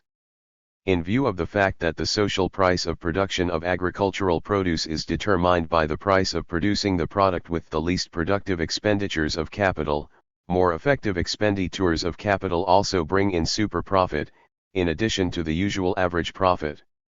Until the expiry of the term of the lease contract, the super profit remains at the disposal of the capitalist leaseholder.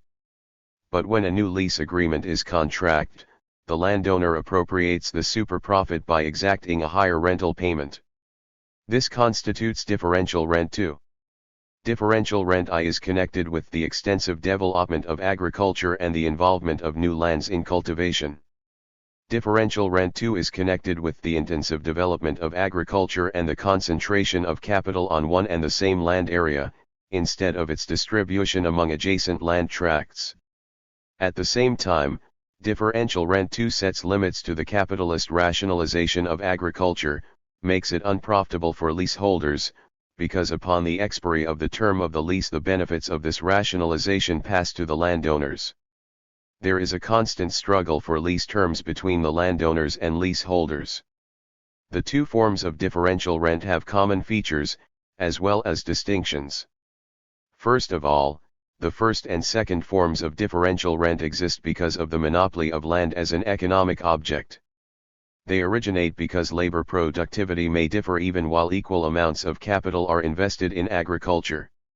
The source of both forms of rent is the surplus labor of the agricultural workers and the excess surplus value they create. In order to justify the low living standards of the masses under capitalism, the ruin of small farmers, and the exploitation of peasants, a law of diminishing returns has been trotted out to back up the assertion that beyond a certain limit each successive expenditure of capital in agriculture 180 is allegedly less productive than the preceding one. In his work, The Agrarian Question and the Critics of Marx, Lenin proved that this is nonsense, because technical progress is also underway in agriculture and it helps to make agriculture more efficient. When it comes to fertility, it is economic fertility depending on the productive forces and the relations of production that needs to be considered. Indeed, the very term additional investments of labor and capital presupposes changes in the methods of production, reforms in technique. 1. The worsening condition of the working people in the capitalist world does not result from the operation of some imaginary law of diminishing returns or the operation of the forces of nature, but from the workings of that society's social system. The growth of crop yields under intensive agriculture, in effect, refutes the law of diminishing returns. 3. Absolute rent. The monopoly of private property in land and absolute rent. The demand for agricultural produce causes the need to cultivate the worst lands. These are also rented by agricultural entrepreneurs from the landed proprietors, who use the monopoly of private property in land to exact payment for the use of these. But the capitalist farmers leasing these tracts can make rental payments without incurring any losses only if the price of agricultural produce grown on the worst lands will assure them of an excess over average profit. The agricultural entrepreneur will receive average profit on invested capital, while the landed proprietors appropriate the excess over average profit in the form of rent. Such rent is known as absolute rent. Because the market prices of agricultural commodities are regulated by the price of the product from the worst tract, absolute rent, which is contained in the price of this product, is also included in the price of the product from the best and average lands. All land tracts which are leased out yield absolute rent for the landowners. Consequently, absolute rent is a peculiar tribute which the big landed proprietors levy on the whole of society, by making use of their monopoly of private property in land. Absolute rent originates from the excess of surplus value over average profit, an excess which in agriculture takes shape as a result of the lower organic composition of capital in this sector. Every 100 monetary units of capital in agriculture bring in more surplus value than they do in industry. Average profit on capital invested in agricultural production is determined by the average profit originating in the process of intersectoral competition. In the absence of private property in land, the excess of surplus value over average profit created in agriculture would be redistributed among all the capitalists. As a result, the average rate of profit would go up. But large private property in land hampers the movement of capitals from industry to agriculture. That is why agricultural produce is not sold at the prices of production, but at prices which correspond to the value of the product produced on the worst lands, while the excess of the value of the agricultural products over the price of their production is appropriated by the landowners in the form of absolute rent. The formation of absolute ground rent may be illustrated as follows. Consequently, absolute ground rent originates from the monopoly of private property in land. 182. The analysis of absolute ground rent is one of Marx's greatest achievements. It was he who first theoretically showed that absolute rent could exist without any breach of the law of value. The monopoly of private property in land has a negative effect on the development of agriculture, because capitalist entrepreneurs are forced to expend capital on the purchase of land instead of investing it in production. Besides, because of the short periods of lease, the capitalist leaseholders have no incentive to invest capital in agricultural production wherever these investments are not recouped in the period in which the lease contract is in effect, and induce them to make predatory use of the soil. The monopoly of private property in land and the whole system of capitalist relations of production, together with the survivals of pre-capitalist relations, are the main reasons for the lag of agriculture behind industry, especially in the less developed capitalist countries. Absolute rent disappears with the nationalization of land, which eliminates the monopoly of private property in land. Differential rent goes to the state. Marx says, the radical bourgeois, therefore goes forward theoretically to a refutation of the private ownership of the land, which, in the form of state property, he would like to turn into the common property of the bourgeois class, of capital.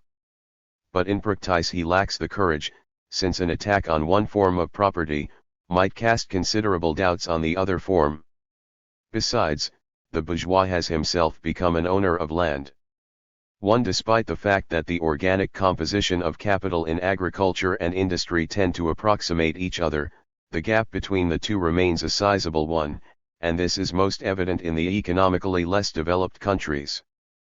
But even where the organic composition of capital in agriculture is close to that in industry, the positions of the big landed proprietors are not weakened and they retain the possibility of levying a peculiar tribute on the whole of society in the form of ground rent. There is continued coalescence of the monopolies and the big landed estates, the fusion of rent and monopoly profit, and this makes for a growth in 183. The incomes of the big landowners and more intense exploitation of masses of working people by entrepreneurs and landed proprietors. The landowners receive rental payments not only for the lands used for agricultural purposes, but also for tracts earmarked for the construction of buildings and installations, and also for lands leased for the mining of minerals. The peculiarity of rent collected from building sites is that its magnitude is predominantly influenced by differential rent by location. Building sites in large and rapidly growing urban areas as a rule carry the highest rent. The high rent for building sites tends to slow down housing construction in the cities, and one result of this is the housing shortage and higher rents. In the mining industry, rent originates in the same way as it does in agriculture. Differential rent in the mining industry is based on different levels in labor productivity and costs of production predetermined by the different size and accessibility of deposits in pits, mines, etc. In the mining industry, absolute rent originates from a lower organic composition of capital as compared with its organic composition in manufacturing industries. Whenever private landed proprietors appropriate an excess of the value of the miner als mined over the price of their production in the form of absolute rent, The monopoly of private property in land brings about an increase in the cost of the products of the mining industry. Rent on small peasant farms on small farms run by peasants on their own land.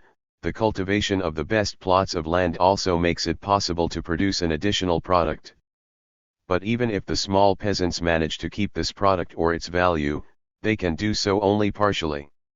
Competition from highly productive capitalist farms, the high prices paid by the small peasants for manufactured products, their exploitation by commercial middlemen, etc., result in the peasants' loss of the additional product created by their labor and constituting the material substance of differential rent. There is no absolute rent in small-scale peasant farming because production there is carried on actually to satisfy. 184. Vital requirements. The small peasants also cultivate lands which do not yield any additional product once the costs of production have been recouped. In the agriculture of the capitalist countries, there are millions of peasants who farm not on their own land, but on leased land. A distinction should be drawn between toiling tenants and enterprise tenants. Labor tenancy is based on the tenant's own work and is characterized by relatively small dimensions of production which yields a product that frequently falls short of the peasant's own needs. The rent extracted by the landowners from toiling tenants includes not only the whole of their surplus product, but frequently also a sizable part of the necessary product. This is a survival of the pre-capitalist ground rent modified under capitalist conditions and constituting a capitalist form of exploitation of peasants. The presence of a numerous stratum of small tenants engaged in primitive farming, which assures them only of a hand-to-mouth existence, is especially characteristic of economically less developed countries. For the price of land as capitalist rent. Land is not a product of human labor and, for that reason, has no value. Nevertheless, under capitalism it is bought and sold, like all the other commodities. The capitalist who owns a tract of land will give it up only if the amount received in exchange, being deposited in a bank or loaned out, will yield an income in the form of interest which is equal to the rent he receives from that tract. If the income in the form of interest is smaller than the rent, the landowner is unlikely to sell it. On the other hand, before becoming the owner of a tract of land, its buyer will compare the rent carried by the tract with the interest he would receive if his money were in the bank. Thus, the price of land is capitalized rent. The price of a tract of land is determined according to the following formula: x 100, where r is the rent, and s, the rate of loan interest. Under capitalism, there is a tendency for the rate of loan interest to fall, and this results in a growth in the price of 185. Land. The price of land also rises as a result of the growth in rent, which is increased by differential rent due to additional investments in agriculture and involvement of new lands in cultivation. Landowners living off the rent are a parasitic class in society. In the form of differential rent too, landed proprietors appropriate the results of progress of the productive forces in agriculture. At the same time, they make money on the growth of prices for agricultural produce.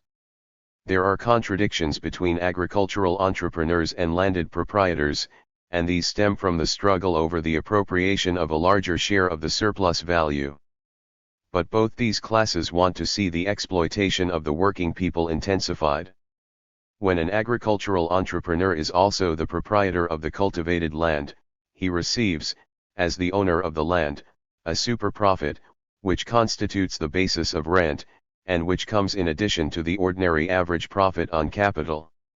Whenever on a given tract of land because of its peculiarities products are turned out with some kind of properties and in quantities which fall short of demand, the prices of these products rise above their value.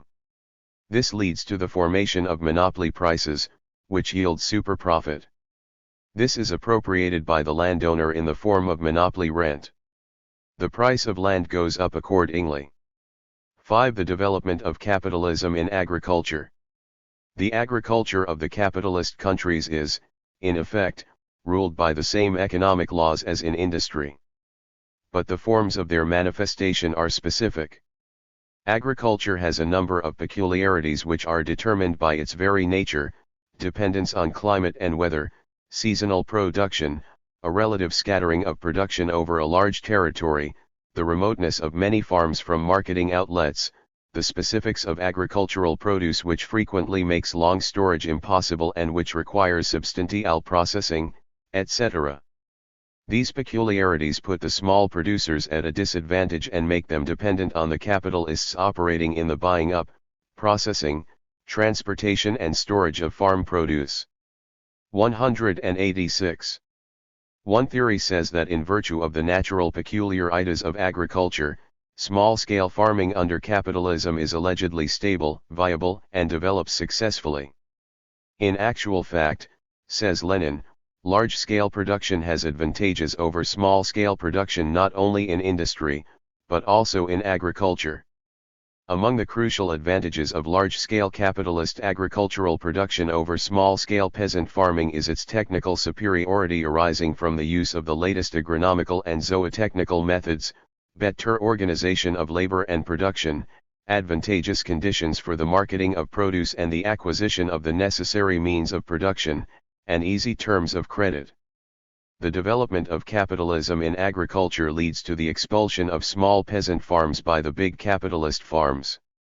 This, Lenin says, also includes the ruin of the small farmers and a worsening of conditions on their farms, a process that may go on for years and decades.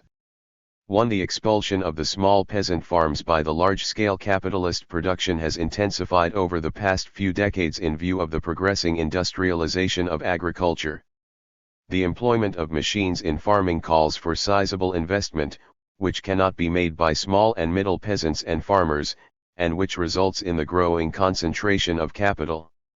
The growth in the organic composition of capital in agriculture reduces its variable component, that is, the number of wage workers used for cultivating a given area of land. That is why the accumulation of capital in agriculture results in the expulsion of large masses of peasants and workers from agricultural production. The development of capitalism increases the antithesis between town and country. The technical progress underway in the agriculture of the capitalist countries does not ease this contradiction. This is also prevented by private property in land, which is a key factor contributing to the uneven development of the capitalist town and the capitalist countryside.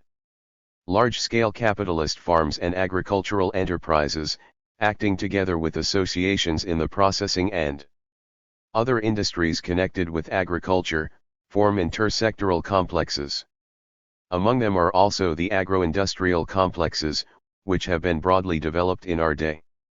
These subordinate agriculture to the power of big capital on an ever-increasing scale.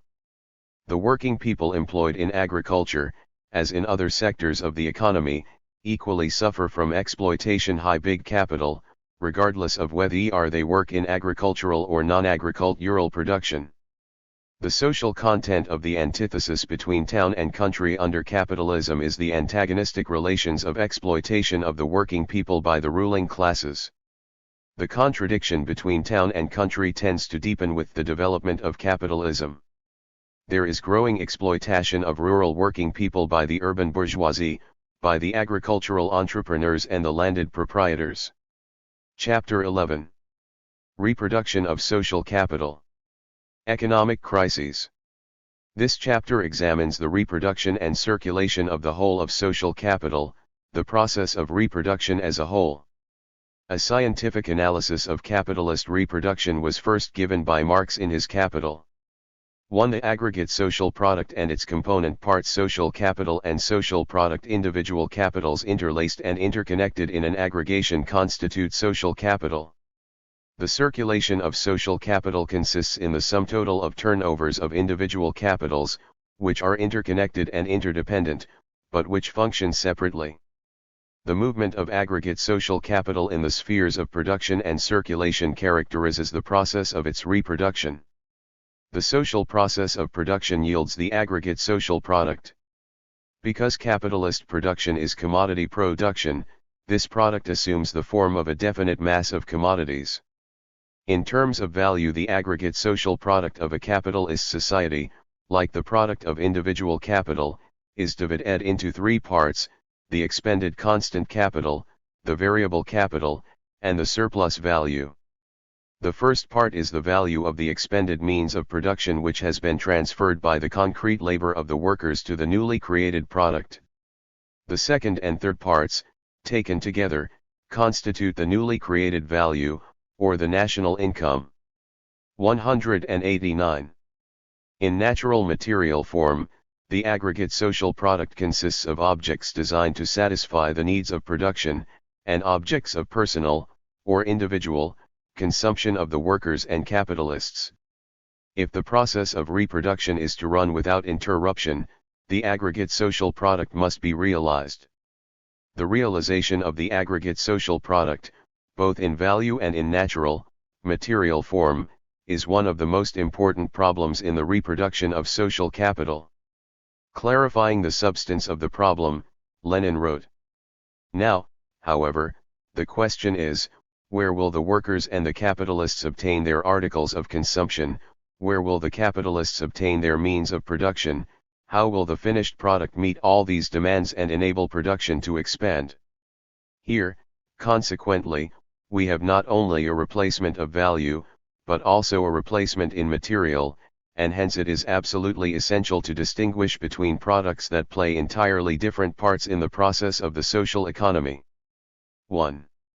Together with the reproduction of the aggregate social product there is a reproduction of the capitalist relations of production. Departments I and II of social production. Productive and personal consumption. The sum total of the sectors turning out raw and other materials, machines, tools, etc., that is, the means of production, was designated by Marx as Department I of social production.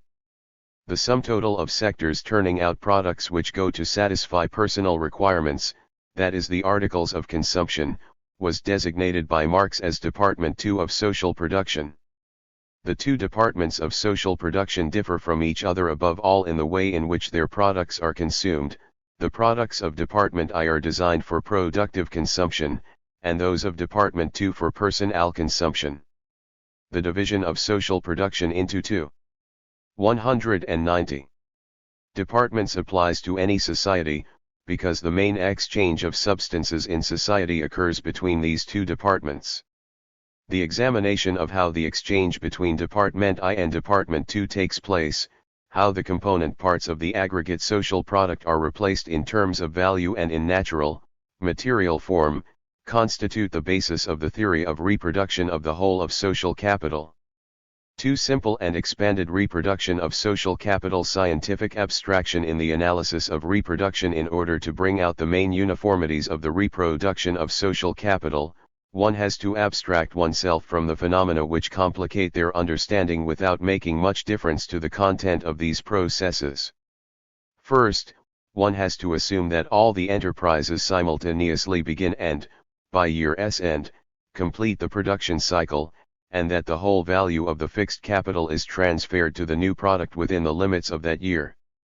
Second, one has to consider capitalism as a society, consisting only of two classes, wage workers and capitalists. Third, one has to abstract oneself from foreign trade. Fourth, one has to assume that the commodities produced are sold and purchased at value. For all the years in the course of which reproduction is analyzed, the rate of surplus value is to be considered invariable. Starting from these scientifically grounded assumptions, Marx examined the simple and expanded reproduction of social capital. Realization of the aggregate social product under simple reproduction. Simple reproduction is a repetition of the process of reproduction on the old scale. In that case, the whole of the surplus value goes into the personal consumption of the class of capitalists and is not converted into additional capital. Marx illustrates the realization of the social product under simple reproduction by means of the 191 following scheme. It is assumed that the whole of the social capital consists of 7,500 monetary units.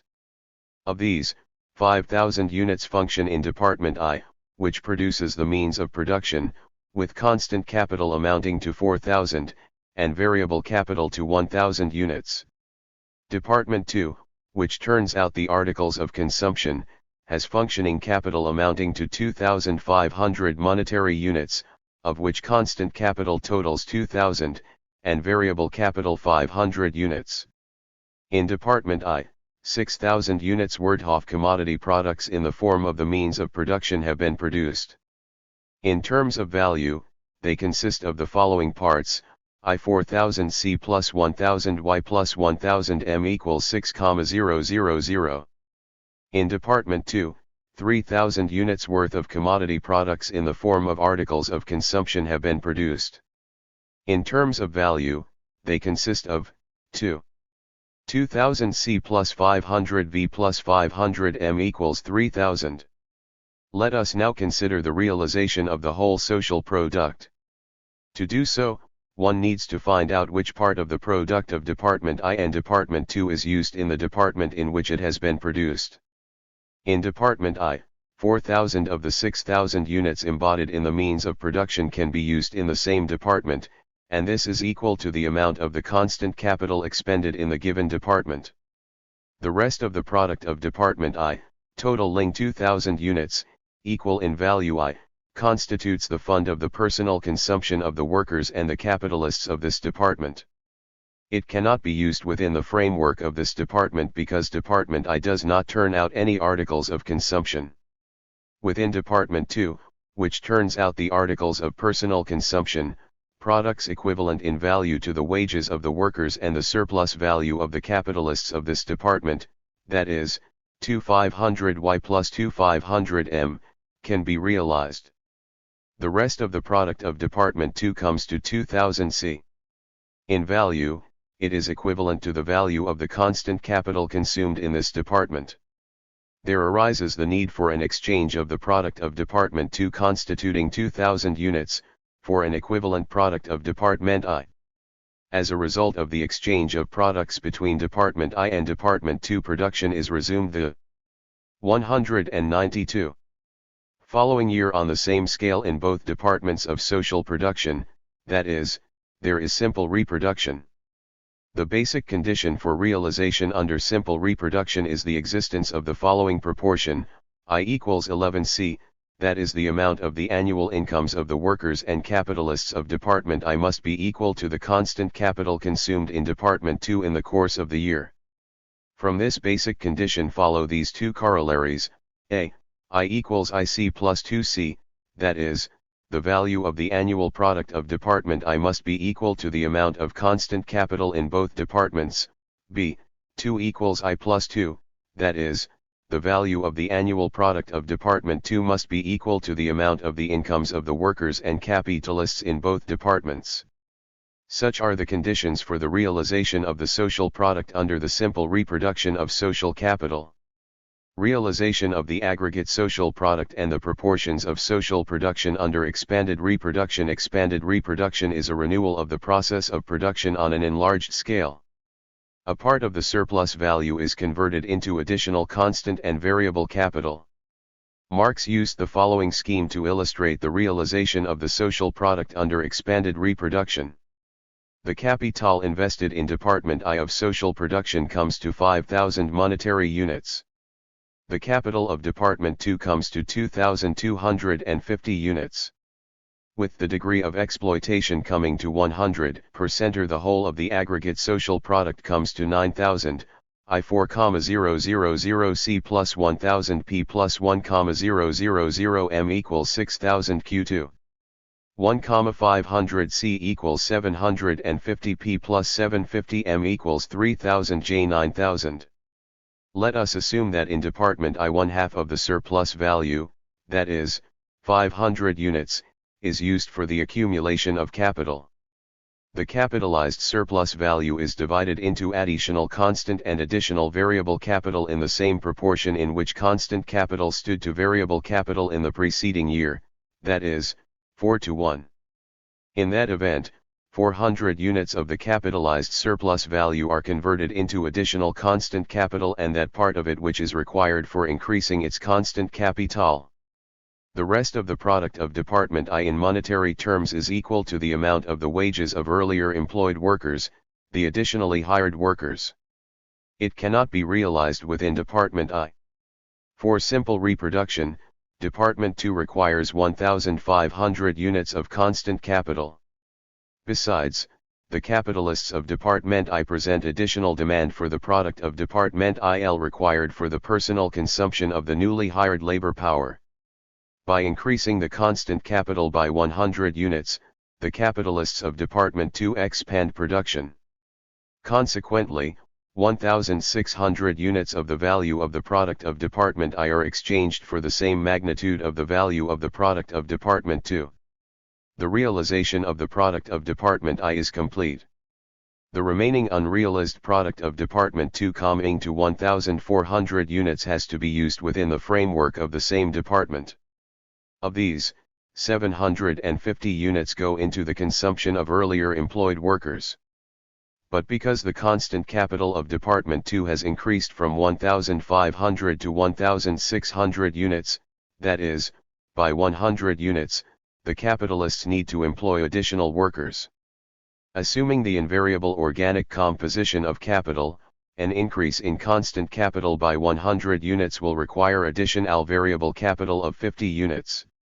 Consequently, 800 units to c.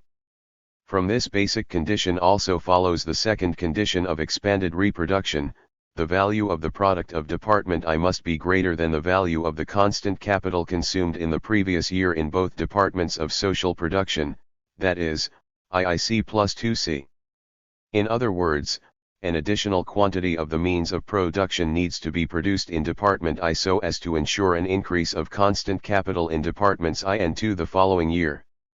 The third condition of expanded reproduction is, the national income of the society must be greater than the value of the product of Department 2, that is, I42. In other words, under expanded reproduction, the national income created in Department I and Department 2 of social production does not go into personnel consumption in its entirety, a part of it goes to increase the constant capital in both departments.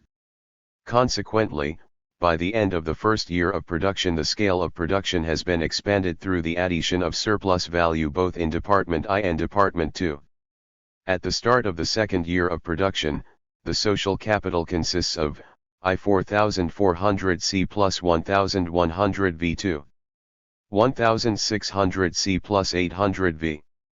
By the end of the second year of production, the whole of the social product increases from 9,000 to 9,800. I 4,400 C plus 1,100 V plus 1,100 M equals 6,602. 1,600 C plus 800. V for 800 M equals 3,200. We find, therefore, that expanded reproduction requires an interconnection between the two departments of social production, with Department I having the leading role to play. It is Department I that ensures the material basis for expanded reproduction, because it provides the additional means of production for all the sectors of production. That is why the growth of production in Department 2 depends on the growth of production in Department I. But Department I, for its part, cannot effect expanded reproduction in isolation from Department 2 because it realizes a part of its product in Department 2, and obtains from Department 2 the articles of consumption for the personal consumption of the workers and capitalists. 3. Lenin's development of the Marxist theory of the reproduction of social capital. The law of the priority growth of the production of the means of production. Lenin creatively developed the Marxist theory of the reproduction of social capital. His works on reproduction, especially on the so-called market question, a characterization of economic romanticism, the development of capitalism in Russia, a note on the question of the market theory, reply to Mr. P. Nezdanov had an important role to play in the ideological defeat of the liberal Narodniks I and the legal Marxists, II who had fallen so low as to advocate capitalism. These works contributed to the elaboration of the party's scientific policy on basic questions of revolution. 1. The liberal Narodnik trend took shape in Russia in the early 1890s and was an expression of the interests of the richer section of the countryside. In contrast to the Narodniks of the 1870s, who had selflessly fought against the autocracy, the liberal Narodniks completely abandoned the struggle against Tsarism and pursued a policy of conciliation with it. The Narodnik's attitude to Marxism was a peculiar species of revisionism. Two legal Marxists were liberal bourgeois intellectuals who falsified Marxism on the plea of its creative development, seeking to adapt it to the defense of the interests of the bourgeoisie. Legal Marxism took shape as an ideological trend in the early 1890s, and was the Russian species of the then emergent international revisionism. Lenin continued the Marxist analysis of reproduction and realization of the aggregate social product and analyzed the uniformities of reproduction under technical progress. The Narodniks asserted that capitalism could not develop in Russia. Continuing Marx's studies, Lenin drew attention to the fact that under private property in the means of production the social division of labor led to the conversion of the subsistence economy into simple commodity production, which then developed into capitalist commodity production through the operation of the law of value and comp. 196. Titian. Parallel to this there was a growth of the domestic market for capitalism. In this way, as capitalist production developed, the market expanded and the problem of the realization of commodities under capitalism could be theoretically solved even if one were to abstract oneself from the external market. Lenin was the first to substantiate the law of the priority growth of the production of the means of production as compared with the production of the articles of consumption. Starting from Marx's proposition that technical progress is expressed in a rise in the organic composition of capital, Lenin gave in his work entitled On the so-called market question schemes of expanded reproduction with a changing organic composition of capital. In so doing, he divided Department I into the production of the means of production for the production of the means of production, and the production of the means of production for the production of the articles of consumption. Having analyzed the growth of each of these sub-departments, Lenin drew the conclusion that under technical progress, the production of the means of production tended to grow faster than the production of the articles of consumption, and that for capitalism the growth of the home market is to a certain extent independent of the growth of personal consumption, and takes place mostly on account of productive consumption, a fact which invalidates all the theories claiming that under capitalism there can be no growth of the internal market.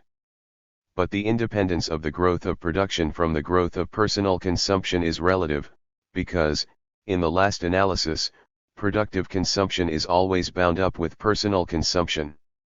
1. The means of production are not made for the sake of the means of production themselves, but merely for the purpose of turning out more and more means of production which are required in the various industries turning out the articles of consumption.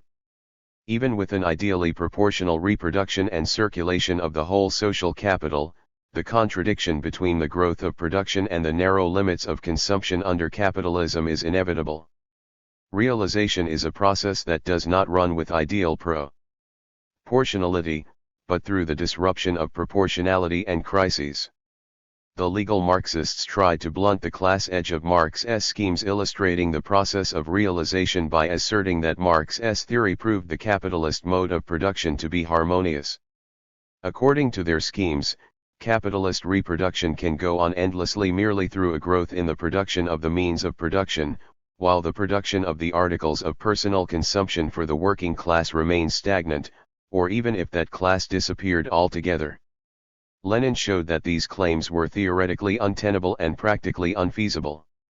He showed that realization of commodities and expanded reproduction were possible under capitalism, but that they develop in deep contradictions, with the development of capitalism sharpening the contradiction between social production and the private capitalist appropriation of its results and the resultant contradiction between capitalist production and mass consumption, both of which could be eliminated only through a revolutionary transition from capitalism to socialism. 4. The national income of the capitalist society. Its production and distribution. The national income is the newly created value on the scale of the whole of society in the course of a definite period. It is the part of the value of the aggregate social product which remains after the deduction from it of the consumed constant capital. In value form, it includes the value of the variable capital and the surplus value, that is, and in natural, material form it consists, under simple reproduction, of the articles of consumption, and under expanded reproduction, also of the means of production designed to expand production.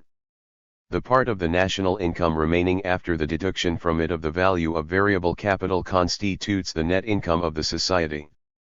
In magnitude, it is equivalent to the surplus value. The national income is created by living labor in the sphere of material production, that is, in the sectors of the economy where value and surplus value are created. Its magnitude depends on the quantity of labor expended in 188. The sphere of material production, and on the level of labor productivity. Economies in the use of constant capital are also a factor in the growth of the national income. The growth of the national income is the leading indicator of the state of a country's economy. The class character of the distribution and redistribution of the national income in the capitalist society. The national income is constantly reproduced. In its movement it passes through the following phases: production, distribution, redistribution, and final use. The distribution of the national income is effected for the benefit of the exploiter classes. The capitalists, the owners of the means of production, appropriate the whole of the net income of the society, the surplus value which is distributed between the various exploiter classes and their groups. The working class receives wages. Its share of the national income is limited to the value of the labor power. It cannot, for all practical purposes, exceed that limit, and is, as a rule, below that limit. As capitalism develops, there is growing inequality in the distribution, and this is expressed in a shrinking of the share of the working class and a growth of the share of the bourgeoisie in the national income. There is a redistribution of the national income on the basis of this primary distribution. Secondary incomes are formed from a part of the primary incomes of the classes of the society. One of the main types of secondary incomes is payment for the services rendered by those who are employed in the non-productive sphere. The state budget has an important role to play in the redistribution of the national income. A sizable part of the incomes of the population, above all, of the working people, is funneled into the state budget through the tax system. A large part of the revenues of the state budget of the capitalist countries goes to militarize the economy, to maintain large armies both at home and abroad. Through a system of arms contracts, a part of these funds passes into the hands of the capitalists. Inflation, and also state loans, are powerful instruments for the redistribution of the national income in favor of the exploiter classes. 199. Consequently, the distribution and redistribution of the national income in the capitalist society are effected on purely class lines and have the purpose of enriching the exploiter classes. 5. The antagonistic contradictions of capitalist reproduction. Economic crises of reproduction. The capitalist economy has a cyclical development and runs through crises of overproduction.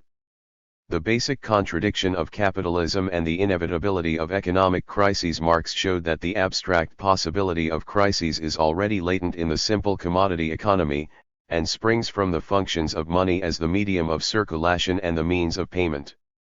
But crises are no more than latent in the simple commodity economy, whereas in the developed capitalist economy the potentiality is converted into reality. The contradiction of the simple commodity economy, that between private and social labor, develops into a basic contradiction of capitalism, that between social production and the private capitalist appropriation of its results, which is the root cause of economic crises. The extensive development of the social division of labor turns each capitalist enterprise into a cog of the intricate mechanism of social production. That is why the labor of each producer objectively appears as a portion of labor expended by the whole of society to satisfy its production and personal requirements, that is, it has a social character. Besides, in consequence of the concentration and centralization of capital, there is a unification of labor at the large-scale industrial enterprises. In this way, production becomes ever more social in character, and should objectively serve society as a whole, be regulated by it and satisfy its requirements. But in virtue of the domination of private property in the means of production, social production carried under capitalism is geared entirely to the interests of the entrepreneurs, who appropriate its results. The capitalist's purpose is the production and appropriation. 200. of surplus value. That is why the expansion or contraction of production are determined by the appropriation of unpaid labor by profit and the proportion of this profit to the employed capital rather than the relation of production to social requirements, i.e., to the requirements of socially developed human beings. It comes to a standstill at a point fixed by the production and realization of profit, and not the satisfaction of requirements of socially developed human beings. 1. This basic contradiction of capitalism generates a number of derivative contradictions, which make economic crises of overproduction inevitable. Anarchy of social production. Contradiction between production and consumption. One of the most important manifestations of the basic contradiction of capitalism is the contradiction between the organization of production at the individual enterprises and the anarchy of production in society as a whole. The anarchy, the disproportionality in social production, and the impossibility of its balanced development are an inevitable corollary of the private capitalist property in the means of production. As capitalism develops, production under it becomes increasingly disproportionate. Proportionality appears only as a particular moment in the movement of capitalist production. Another manifestation of the basic contradiction of capitalism is the deep contradiction between production and consumption. It is due to the tremendous rate at which production is growing, to the tendency to unlimited expansion which competition gives it, while consumption, if it grows at all, grows very slightly. The proletarian condition of the masses of the people makes a rapid growth of individual consumption impossible. 2. The growth of effective demand among the population tends to lag behind the growth of social production as a whole. The commodities produced do not find enough marketing outlets. Production contracts. Overproduction follows. However, it is not absolute, but relative. Marx says, there are 201. Not too many necessities of life produced in proportion to the existing population. Quite the reverse. Too little is produced to decently and humanely satisfy the wants of the great mass. 1. Karl Marx, Capital, Volume Il, p. 257. 2. V. I. Lenin, A Characterization of Economic Romanticism, Collected Works, Volume 2, p. 167. There is a close connection between the anarchy of production and the contradiction between production and consumption as the manifestation of the basic contradiction of capitalist production, and it is the two together, as a unity, that directly lead to economic crises of overproduction. Bourgeois economists say that the crises of overproduction are accidental disruptions of proportionality between the various sectors of the economy. They regard money only as a technical instrument in the process of circulation, and assert that commodities are, in effect, exchanged for commodities. Consequently, there can never be a general excess of commodities. The theory of disproportionality ignores the contradictions of capitalist reproduction, denies the inevitability of crises, and claims that these can be overcome under capitalism. In his work A Characterization of Economic Romanticism and Others, Lenin gave a full-scale critique of the petty bourgeois theories which say that economic crises stem from underconsumption. He emphasized that it is precisely in the pre-crisis periods that the workers' consumption increases and that the employment of the workers is at its highest level. Besides, underconsumption existed under the most diverse economic systems, whereas crises are the distinguishing feature of only one system, the capitalist system. 2. The basic methodological defect of the underconsumption theory is that it is distribution and consumption, instead of production, that are assigned the decisive role in the reproduction of the social product. The urge to extract the maximum surplus value induces the capitalists to improve machinery and technology in production. But the growth of the technical, and then also of the organic, composition of capital ultimately leads to a fall in the rate of profit. This acts as a constraint on the expansion. 202. Zion of production. The difficulties of marketing are compounded by more intense exploitation of the workers and a curbing of their purchasing power, which leads to a relative reduction in demand. It then transpires that more means of production have been turned out in the society as compared with the requirements of capital. But the resultant overproduction of the means of production is not absolute. It is overproduction only to the extent to which the means of production function as capital, which must expand itself and yield more and more surplus value. The basic contradiction is also manifested as the contradiction between the purpose of capitalist production and the means of achieving it. Crises reveal that capitalism is incapable of making full use of the productive forces it has created. The boundless development of social productive forces tends to run into constant conflict with the limited purpose of capitalist production, which is to increase the value of existing capital. The contradiction between the proletariat and the bourgeoisie, the contradiction between social production and the privat capitalist appropriation of its results, is ultimately expressed as the contradiction between the proletariat and the bourgeoisie. The concentration of capital and production tends increasingly to concentrate the social means of production in the hands of the capitalist class, so extending the front of the exploitation of labor by capital. The growing social character of capitalist production goes hand in hand with a steady polarization of the capitalist society into the proletariat and the bourgeoisie, and this is expressed in the growing share of wage workers within the active population. In present-day conditions, the contradiction between the proletariat and the bourgeoisie, the chief class contradiction of capitalism, has been supplemented with the contradiction between the monopoly bourgeoisie and all the non-monopoly strata of society suffering from oppression by the monopolies. This provides the basis for the growth of social and class contradictions in the capitalist society today. 6. Cyclical character of capitalist reproduction. The cycle and its phases. Reproduction under capitalism is effected cyclically, that is, in its development it periodically runs through the following phases: economic crisis, depression, recovery, boom, and crisis once again. The capitalist cycle is the movement of the capitalist economy from one crisis of overproduction to the next. Crisis is the main phase of the cycle. In the first half of the 19th century, economic crises recurred after more or less definite periods, which tend to grow shorter with the development of capitalism. At first, the periods lasted for 10 to 11 years. In the second half of the 19th century, the crises of overproduction became more frequent and recurred after 7 to 9 years. In the epoch of imperialism, crises became even more frequent.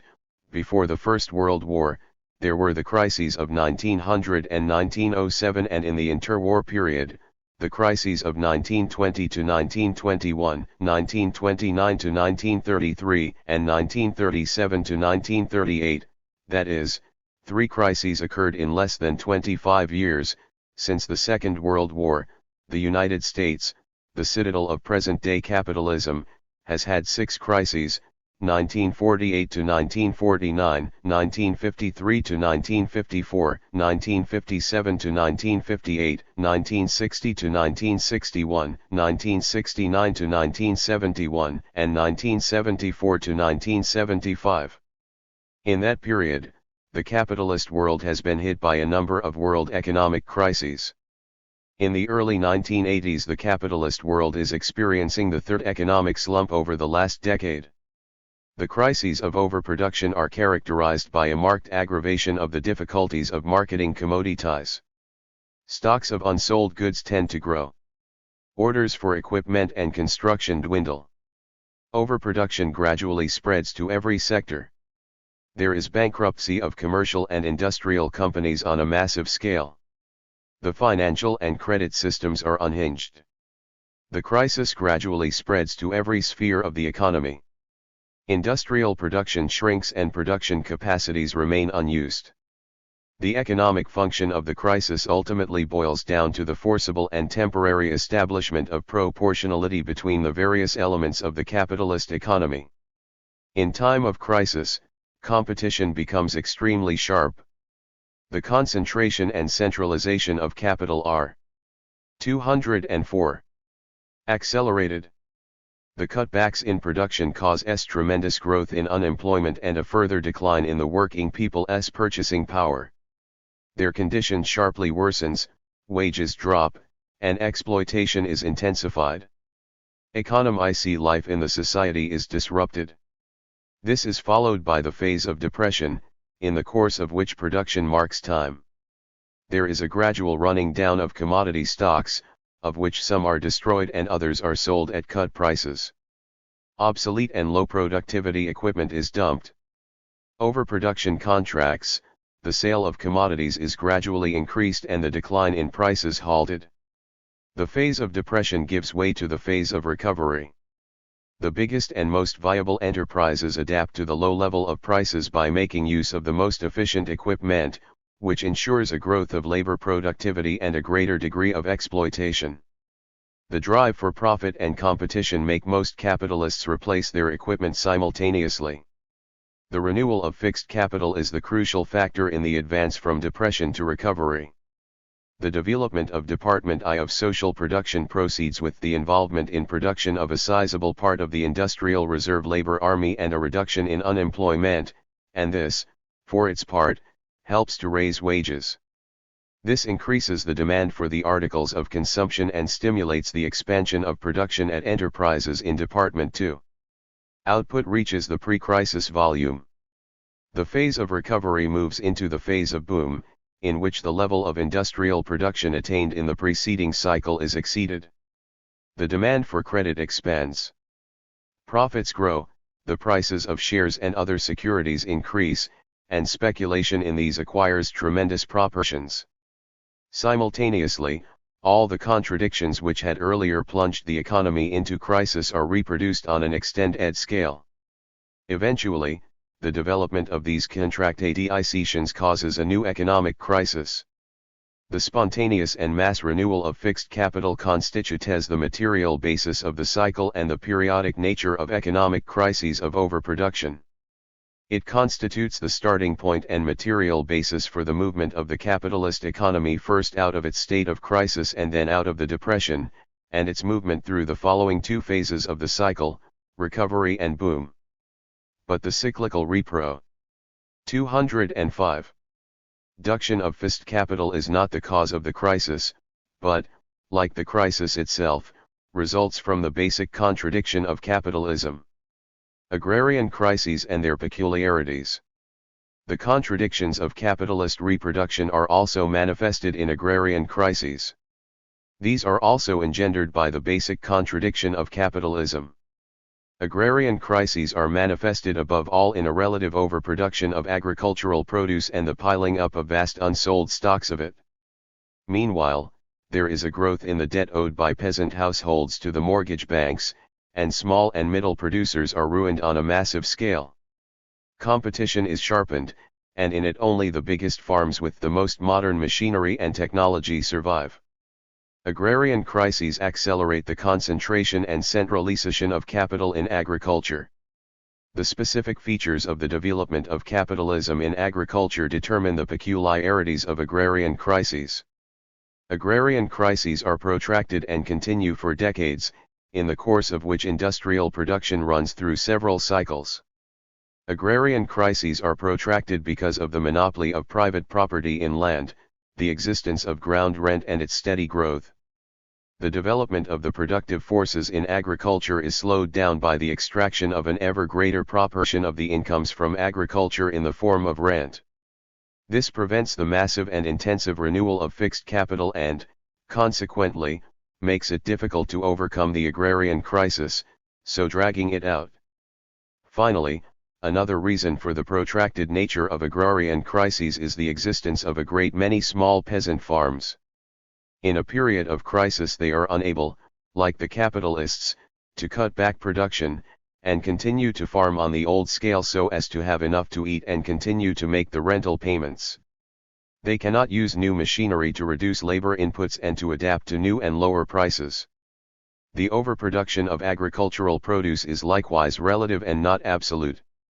Millions of people in the capitalist world regularly eat less than their fill.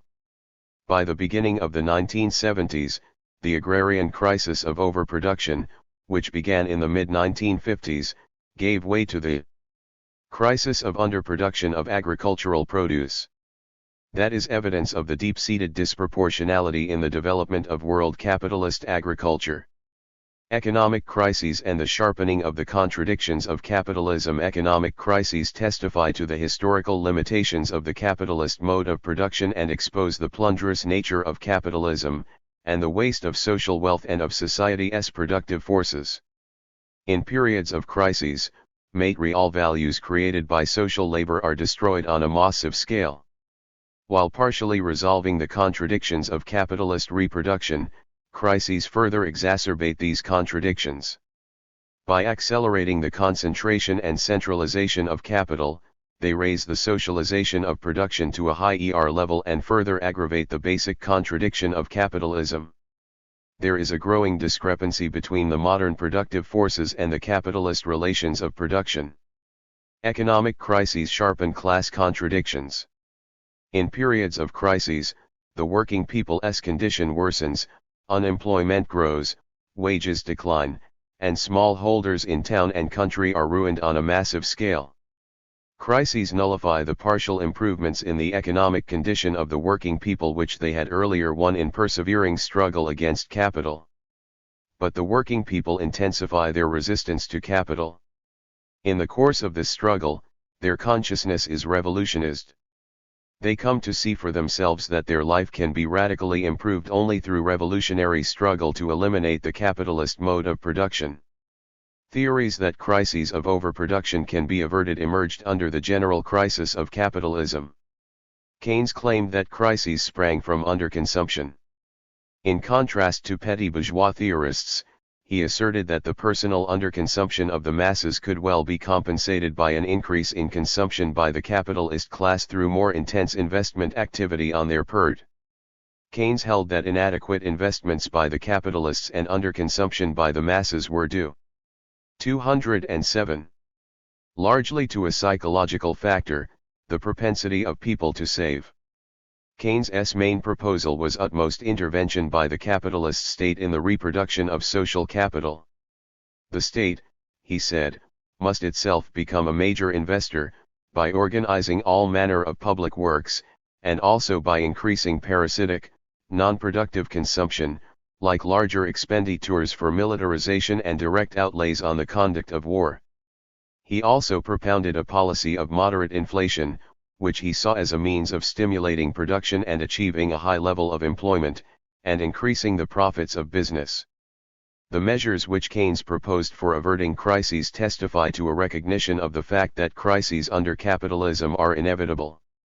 His purpose was to maintain the capitalist system and get the working people to shoulder the main burden of crises. Keynes's recommendations were adopted as the basis of economic policy in many capitalist states after the Second World War. But they failed to stand the test of practice. The capitalist economy has continued to develop cyclically, and its instability has grown. Section 2. Imperialism is monopoly capitalism. A. The uniformities of monopoly capitalism. The previous chapters contained an analysis of the uniformities inherent in capitalism at every stage of its development. The following chapters contain an analysis of the operation of economic laws under imperialism, the highest and final stage of capitalism. New phenomena emerged in the capitalist society in the late 19th and early 20th century. Some of them were noted by Engels, but it was Lenin who first made a comprehensive and systematic study of these new phenomena, and that was the basis of his scientific theory of imperialism.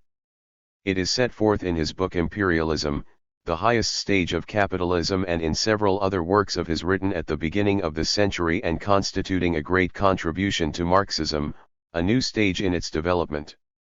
Before Lenin carried out his study, most theorists of various schools reduced imperialism mainly to the policy of colonial invasions, and ignored its important economic features. These unscientific theories were subjected by Lenin to an in-depth critique. He made a study of imperialism in the light of historical materialism and revolutionary dialectics, making use of all the instruments of the Marxist theory.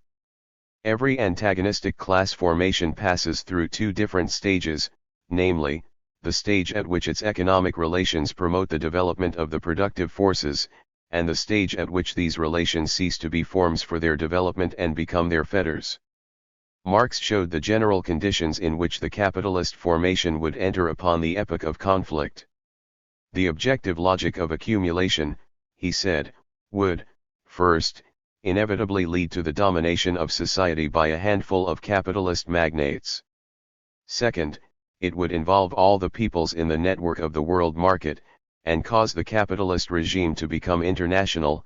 Third, it would, for that reason, drive the contradiction between social production and capitalist appropriation to its final stage, when the monopoly of capital becomes a fetter upon the mode of production, which has sprung up and flourished along with, and under it.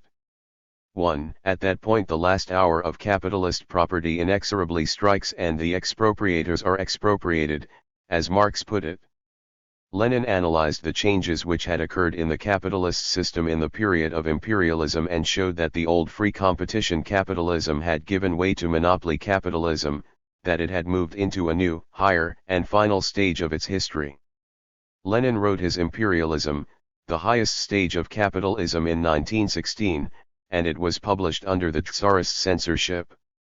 That is why many questions of the policy, strategy, and tactics of the working class could not be openly presented and were expressed in veiled form. Lenin also analyzed imperialism in other works of his, especially in those connected with the drafting of the party's second program. Lenin's doctrine of imperialism and socialist revolution is an important contribution to the development of the Marxist theory. Nowadays, the theory of imperialism is being developed and elaborated by the Communist and Workers' parties, who take account of the new phenomena in the economic life of the modern world and the experience of the struggle of the working class and the other working people. Relying on the Marxist theory, Lenin showed that, in economic terms, imperialism is characterized by 5 main features. The concentration of production and capital has developed to such a high stage that it has created monopolies which play a decisive role in economic life, the merging of bank capital with industrial capital, and the creation, on the basis of this finance capital, of a financial oligarchy. The export of capital as distinguished from the export of commodities acquires exceptional importance.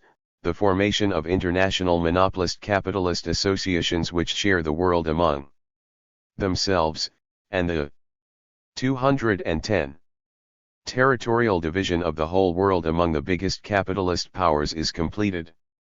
1. All these features are diverse forms manifesting the basic feature of imperialism, the domination of the monopolies. According to Lenin's definition, economically imperialism is monopoly capitalism.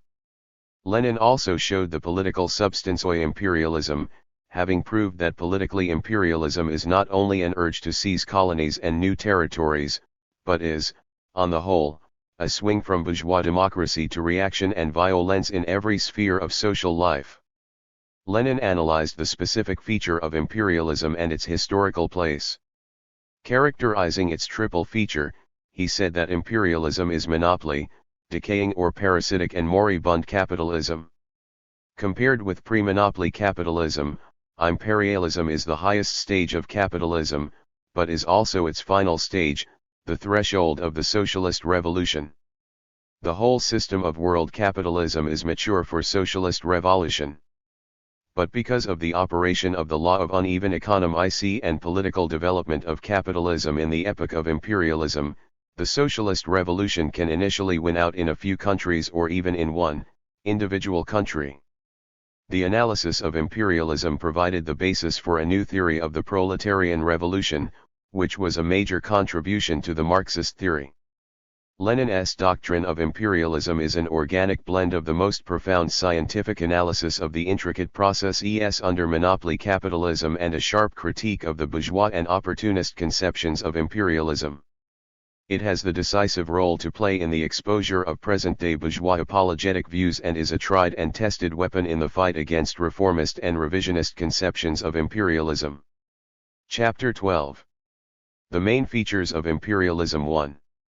Concentration of production and monopolies. Concentration of production, the material basis for the emergence of monopoly power. The final third of the 19th century was marked by a series of major scientific discoveries and technical advances in metallurgy, engineering, and the chemical and electro-technical industries.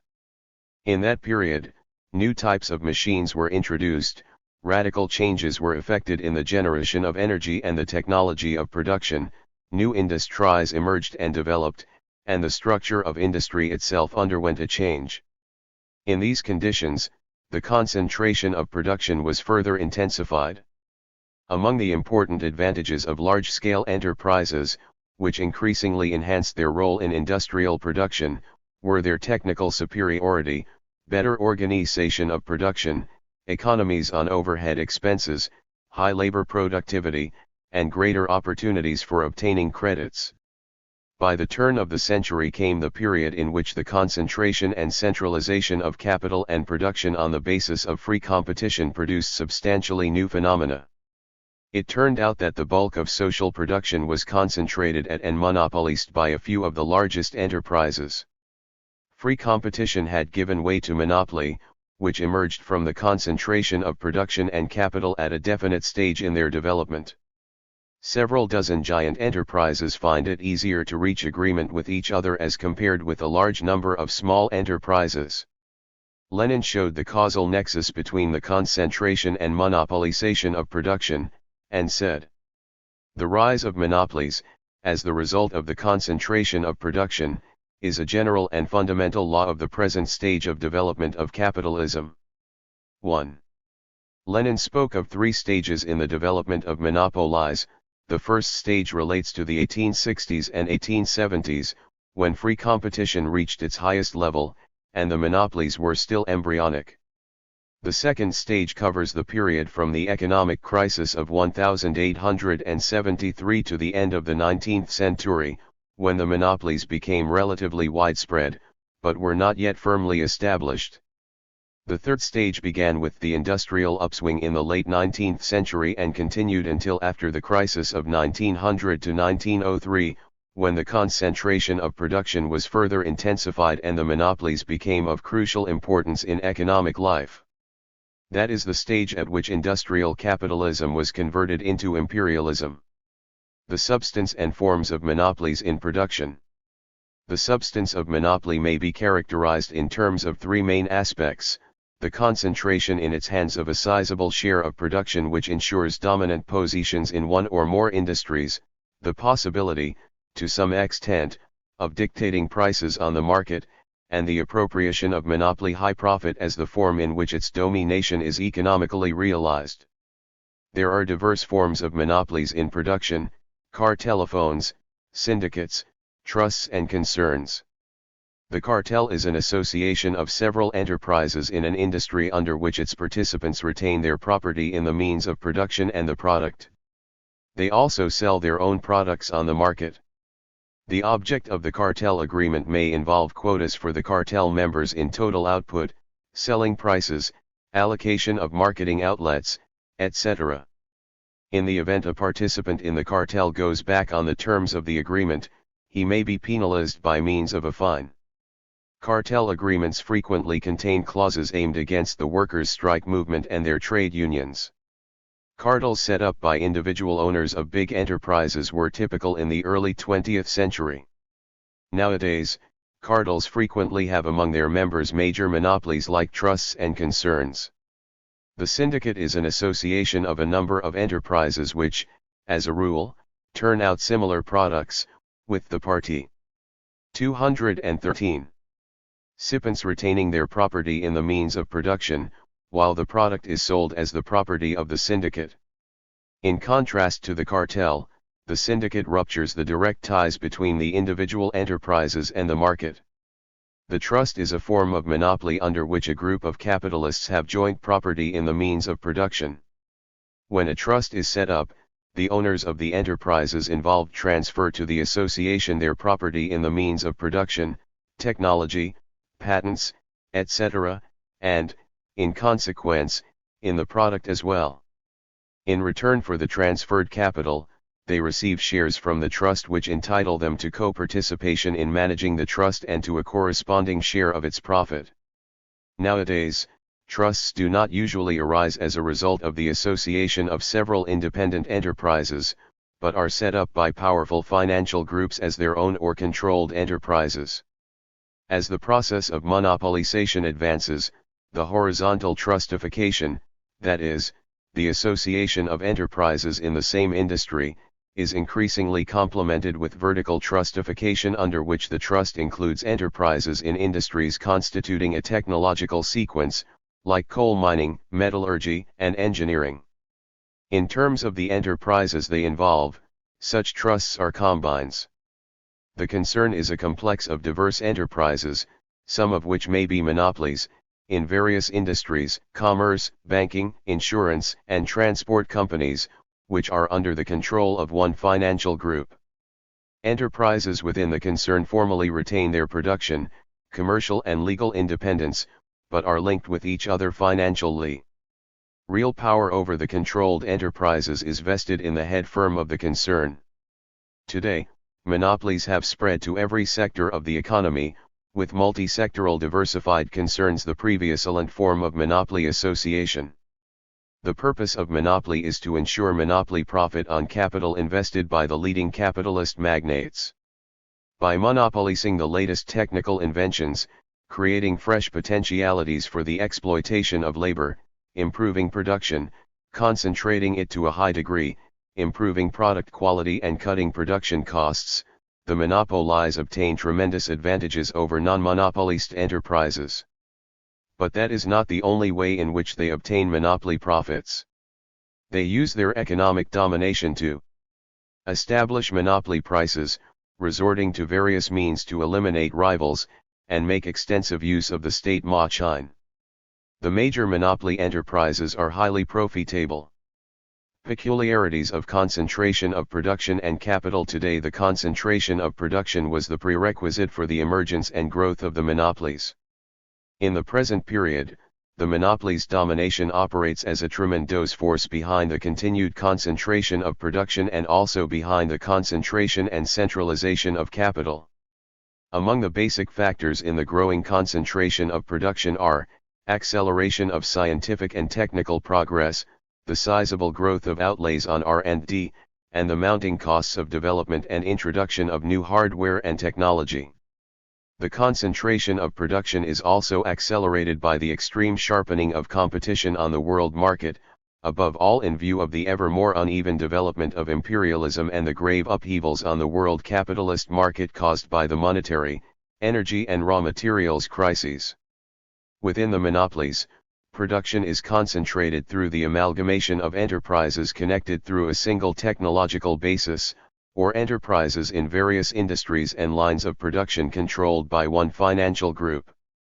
The sharpening competition, the emergence of new industries and lines of production, and the widening range of products have also engendered a trend towards the diversification of production, that is, the penetration of the big monopolies into other industries which do not have direct production or functional ties with the main industry in which they operate. Production is also concentrated through the division of labor and its specialization, on the basis of agreements by means of which the monopolies cooperate with middle and small enterprises. Today, thousands of small enterprises frequently operate as subcontractors for the big monopolies, specializing in the manufacture of one or two items. They turn out an intermediate product which has no independent market value. Such enterprises have lost their direct ties with the market and the consumer, so that production is, in effect, concentrated in the hands of the monopoly. 215. The concentration of production proceeds within the enterprises, the industries, and social production as a whole because large-scale enterprises are nowadays, as a rule, multi-sectoral. The monopolization of production includes two processes, concentration and centralization. Management of numerous large enterprises in an industry from one and the same center tends to concentrate within the framework of the trust or the concern a sizable share of the output of the product, so creating favorable conditions for obtaining monopoly profit.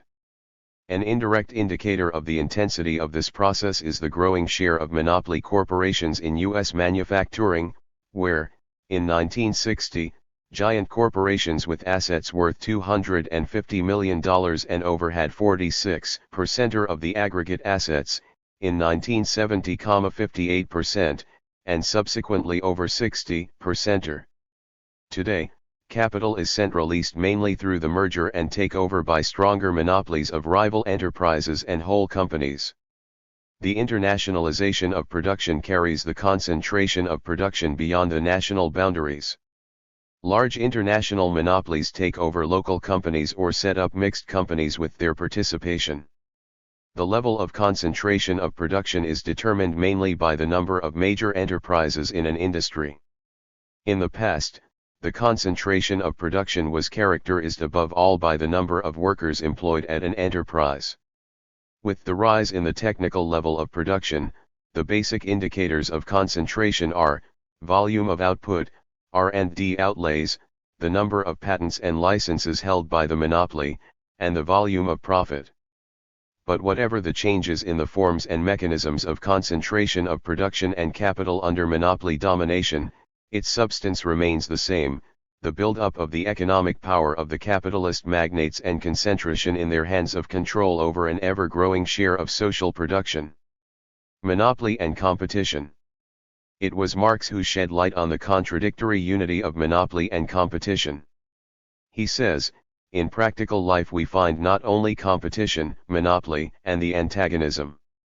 216.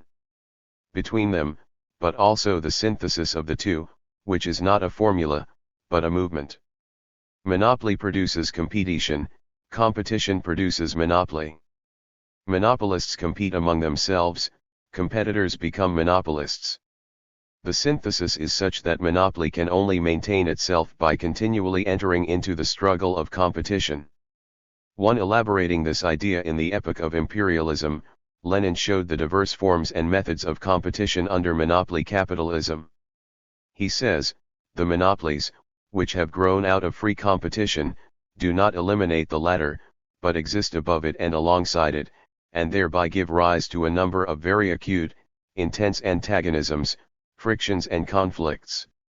2. The facts show that, with the rarest exceptions, the monopolization of production does not lead to a concentration of the whole of the production of this or that commodity by a single monopoly. Under monopoly domination, there can be a large number of outsiders, enterprises which are not included in the monopoly. In each country, monopolies also have to face competition from foreign companies which seek to infiltrate their internal, national market. The main types of competition inherent in industrial capitalism, intrasectoral and intersectoral competition, also remain. Intrasectoral competition under imperialism proceeds, first, between monopolies producing similar types of goods. This struggle also involves foreign monopolies. Second, the struggle goes on within the monopolies between the owners of capital for the most advantageous positions, for governing posts and control over the monopoly. Third, there is a struggle between the monopolies and the non-monopolist enterprises turning out the same product. Fourth, numerous non-monopolist enterprises operate on the principle of free competition on which the monopolies exert an influence.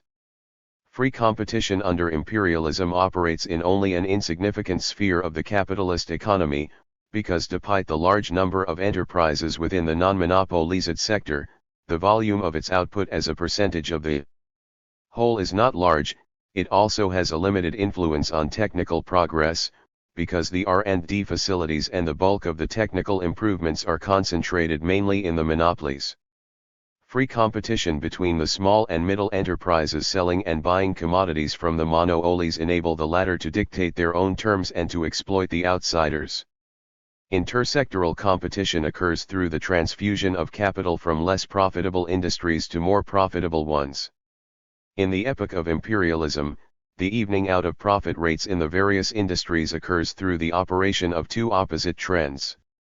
On the one hand, the large size of the enterprises and the high cost of their technical equipment hamper the flow of capital between industries. Monopolies, which may be regarded as old hands in the industry, also block the penetration of foreign capital into their industry.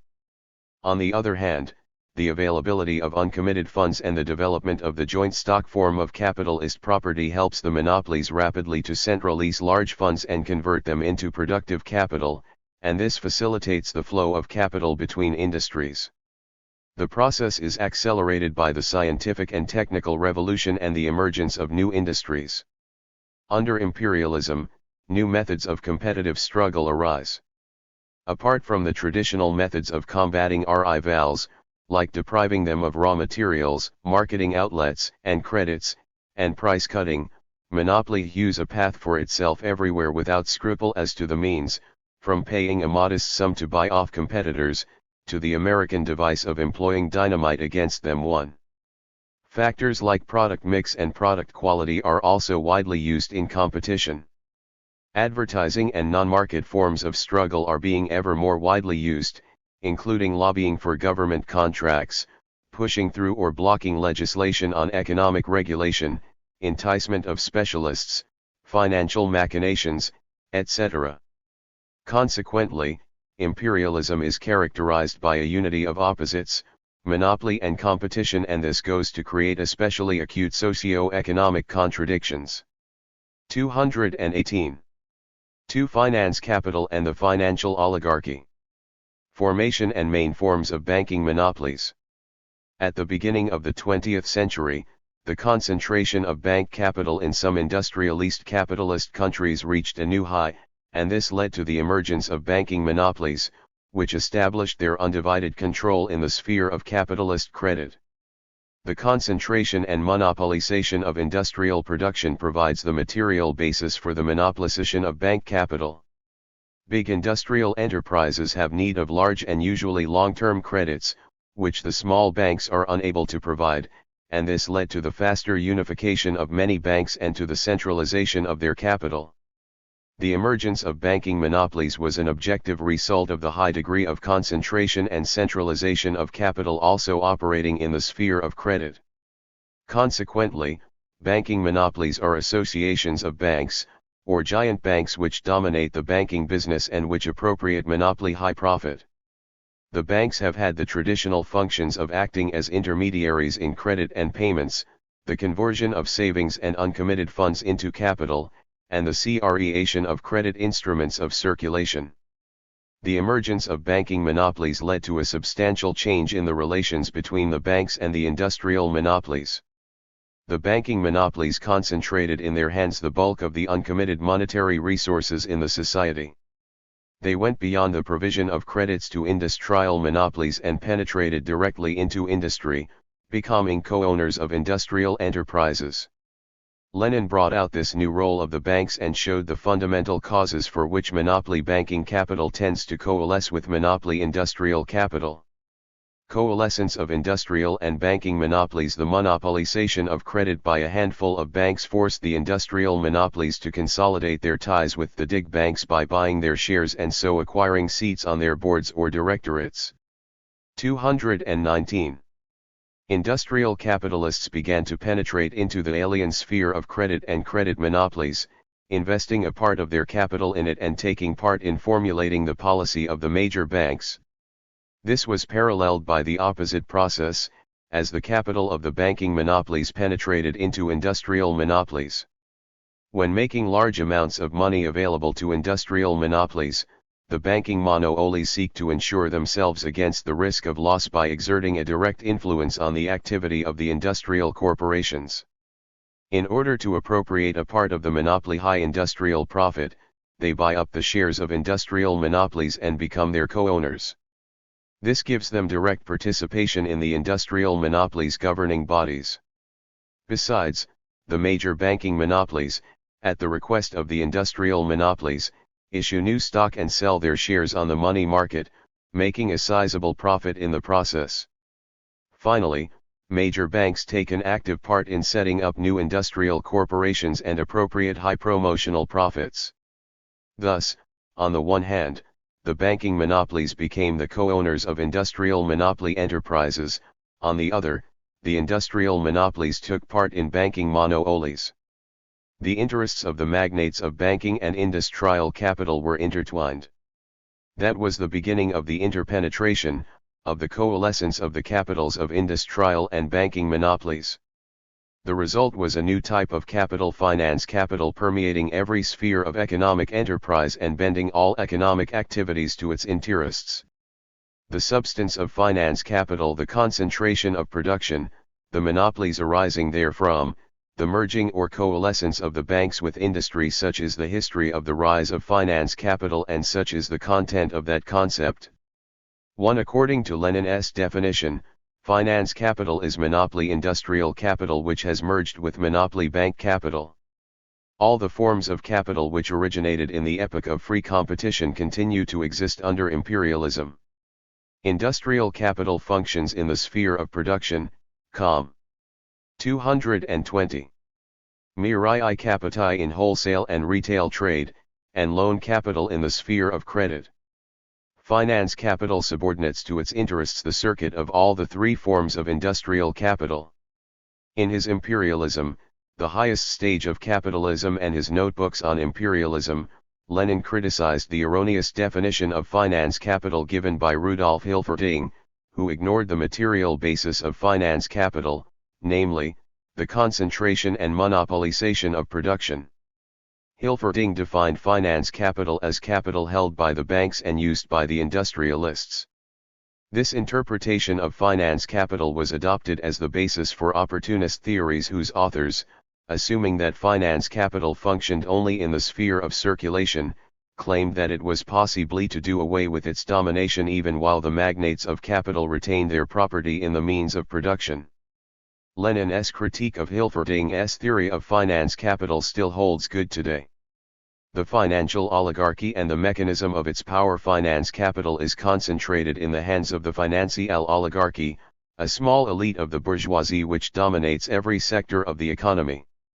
Lenin showed the mechanism by means of which the financial oligarchy appropriates the bulk of the social wealth and controls the political power in the country, turning the other classes and strata of the society into its tributaries. This mechanism has many aspects.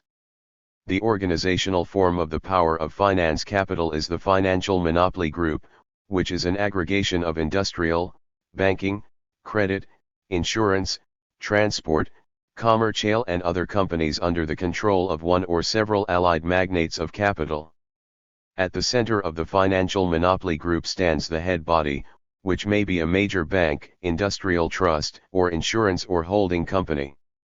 From the head company run intricate channels of influence on the other enterprises within the group. Most enterprises within a financial monopoly group are not the individual property of this or that magnate at the head of the group. His power is mainly based on the possession of the controlling interest. When shares are 221 widely scattered among small shareholders, even less than 10% of the total stock of an enterprise will give complete control over it. The mechanism of the power of a financial monopoly group usually rests on a system of shareholdings and a personal union, which, for their part, make use of the joint stock form of enterprise. The controlling interest of the head joint stock company is held by a financial magnate or group of financiers. For its part, the head company acquires a controlling interest in other joint stock companies, which are affiliates. These, for their part, purchase a controlling interest in a subsidiary group of joint stock companies, and so on, down the pyramid, so that the total capital of all the companies may be many times larger than the capital of the parent company. In this way, financial tycoons control tremendous amounts of the capital of others and extract monopoly high profit. Closely connected with the shareholding system is the personal union, which means that the same people, financial magnates or their agents, simultaneously sit on the boards of several industrial, banking, and commercial monopolies.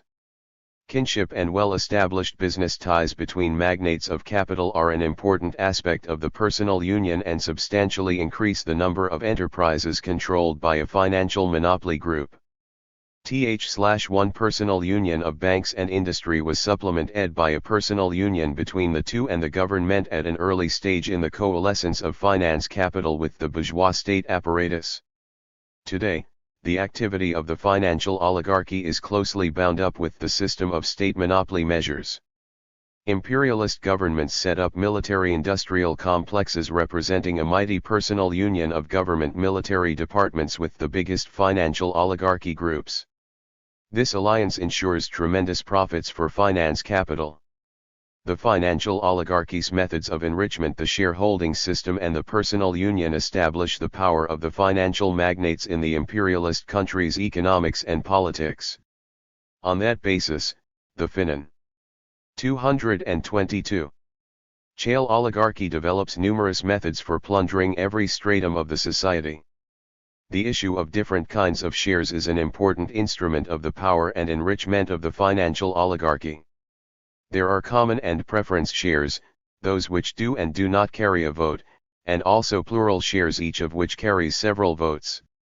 Lenin says, finance capital, concentrated in a few hands and exercising a virtual monopoly, exacts enormous and ever-increasing profits from the floating of companies, issue of stock, state loans, etc., strengthens the domination of the financial oligarchy and levies tribute upon the whole of society for the benefit of monopolists. 1. A financial magnate who has invested some of his capital in a portfolio of shares issued by a monopoly receives not only dividends, as do all the ordinary shareholders. To these earnings on his capital should be added the large salaries for directorships, for sitting on the boards and supervisory councils of corporations, etc. Apart from fat salaries, the corporate elite receives special bonuses or tantièmes on the strength of performance, and these frequently exceed their salaries. Bonuses going to senior executives in the form of options on corporate stock at lower prices are now an important source of earnings for the financial magnates. A sizable part of the personal expenditures of the financial magnates is charged to expense accounts and written off as product costs. The financial oligarchy also has other ways of enrichment, including the monopoly price system, stock market speculations, government contracts, and speculation in real estate. Present-day capital tycoons. The financial oligarchy dominates in the economies of the developed capitalist countries. The economic affairs of the USA are dominated by 20 to 25 financial oligarchy groups, those of Britain by 15 to 20, of France by 10 to 10 and of Japan by 5 to 10 such groups. In the USA, 53% of private wealth is concentrated in the hands of 5% of the population and only 1% own 72% of all. 223. Shares. The leading financial oligarchies are the Morgan Group, controlling $254.40 billions, the Rockefellers $163.20 billions, the Bank of America $172.30 billions, the Mellons $52.40 billions, and so on. The chief spheres of activity of these financial giants are oil, electronics, the aerospace, chemical, and iron and steel industries. Such financial oligarchies dominate in the economic and political affairs of other imperialist states. 2. Changes in the credit system of capitalism. Under the domination of finance capital in the 20th century, substantial changes have occurred in the structure of financial and credit institutions and the nature of their activity. The financial oligarchy, relying on a far-flung network of banks, has markedly improved the mechanism for centralizing temporarily uncommitted funds from every stratum of the society and has developed its new forms. This has produced a system of private investment banks, loan and savings associations, mammoth insurance companies, pension funds, government and private and other specialized institutions. The new type credit and financial institutions control a sizable part of accumulated capital. New phenomena have also appeared in the organization of finance capital. It is a coalescence of industrial monopolies not only with the banks but also with diverse financial and credit institutions. Today, the financial oligarchy group is a union of several billionaires with common interests. Credit and financial institutions have become an important instrument in the struggle for larger spheres of domination between various groups of the financial oligarchy. The major shareholders of different companies frequently keep their portfolios in credit institutions, authorizing the latter to act on their behalf at general meetings of shareholders. This enables the banking monopolies to concentrate large portfolios of shares of competing companies, and to try to establish control over them. Present-day finance capital has produced fresh potentialities for intensifying the exploitation of the working class, broad masses of peasants, the urban middle strata. 224. 3. Export of capital causes, substance, and forms of capital export. The monopoly bourgeoisie, which extracts the highest profits, amasses tremendous amounts of money capital. At the same time, the development of monopolies hampers sufficiently profitable use of this capital within the imperialist countries. Having established their control over whole industries, the monopolies block their infiltration by alien capital in order to prevent competition from sharpening and the profit rate from falling. Frequently they even refrain from investing their own capital in production, because an increase in output could lower prices, make the marketing of their products more difficult, and so cut profits. Consequently, the development of monopolies has led to the formation of a relative excess of money capital in the imperialist countries and the necessity for its export. There is an excess of such capital not in the sense that it cannot be invested at home, but in the sense that its investment abroad will yield higher profits for the monopolies. By the beginning of the 20th century, the potentialities for the export of capital increased. All the countries had been drawn into the system of the world capitalist economy, the main railway lines had either been built or were under construction, and this made it possible to bring up raw materials to the ports more rapidly. Sailing ships had given way to steamships, so making the carriage of bulk cargoes over long distances profitable. The export of capital became highly important, a typical phenomenon, and one of the economic hallmarks of imperialism. At the same time, there was a growth in international capitalist trade. Consequently, the export of capital in the imperialist epoch is the export by the monopolies and the financial oligarchy of excess capital, which emerges as a result of their domination within their countries, to other countries for the purpose of increasing monopoly profits, and strengthening their economic and political positions in the struggle for external markets and the extension of the sphere of imperialist exploitation. With the development of monopoly capitalism, the export of capital increasingly becomes the function of the major monopoly associations. Thus, fewer than 500 corporations account for over 90% of all U.S. investments abroad. The export of capital proceeds in two basic economic forms, enterprise and loan capital. In its enterprise form, it involves the establishment by the monopolies of affiliates in other countries, juridically independent subsidiaries and mixed enterprises with the participation of national and foreign capital. The exporters of capital receive enterprise profits. Frequently, they merely loan their capital out to businessmen or governments in other countries, in which case the export of capital assumes the form of loan capital, on which interest is charged. In contrast to the initial period of the epoch of imperialism, capital is now exported not only by private monopolies. Large amounts of capital are exported by the governments of the imperialist powers and by international, mainly intergovernmental, institutions specifically set up for that purpose. That is the state monopoly export of capital. The mass of capital functioning abroad can increase not only through its export, but also in consequence of reinvestment, that is, the capitalization of a part of the surplus value obtained in the country of investment. Main lines of private capital export. Monopolies export capital not only to economically less developed countries which have a shortage of funds, but also to industrialist capitalist countries which have their own relative excess of capital. In 1929, only 45% of U.S. direct investments went to the developed capitalist regions Western Europe and Canada and the rest to colonial and dependent countries. By the end of the 1960s, the situation had undergone a sharp change. The export of capital to developed capitalist countries increased. One of the reasons for the change of direction in the export of capital was the fear of losing capital as a result of the further growth of the national liberation movement and the nationalization of foreign property in the former colonies and semi-colonies. Of much importance also was the changing structure of production under the impact of the scientific and technical revolution. Among the factors promoting the export of capital to developed capitalist countries are 226. 1. National distinctions in wage levels. Monopolies in a country with a higher level of wages will export their capital to a country where the level is lower, and so obtain super profit. 2. Uneven development of the productive forces. With technical progress running unevenly in the various capitalist countries, a monopoly which has an advantage in the level of hardware, technology, or organization of production can profit from the investment of its capital in other developed capitalist countries. 3. Customs barriers.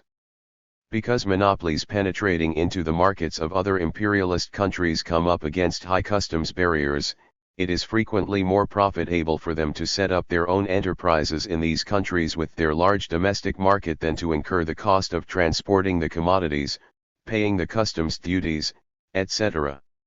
The export of U.S. capital to the West European common market countries is stimulated by the fact that the enterprises set up in the area by U.S. capital enjoy the duty-free import and export of goods between common market countries.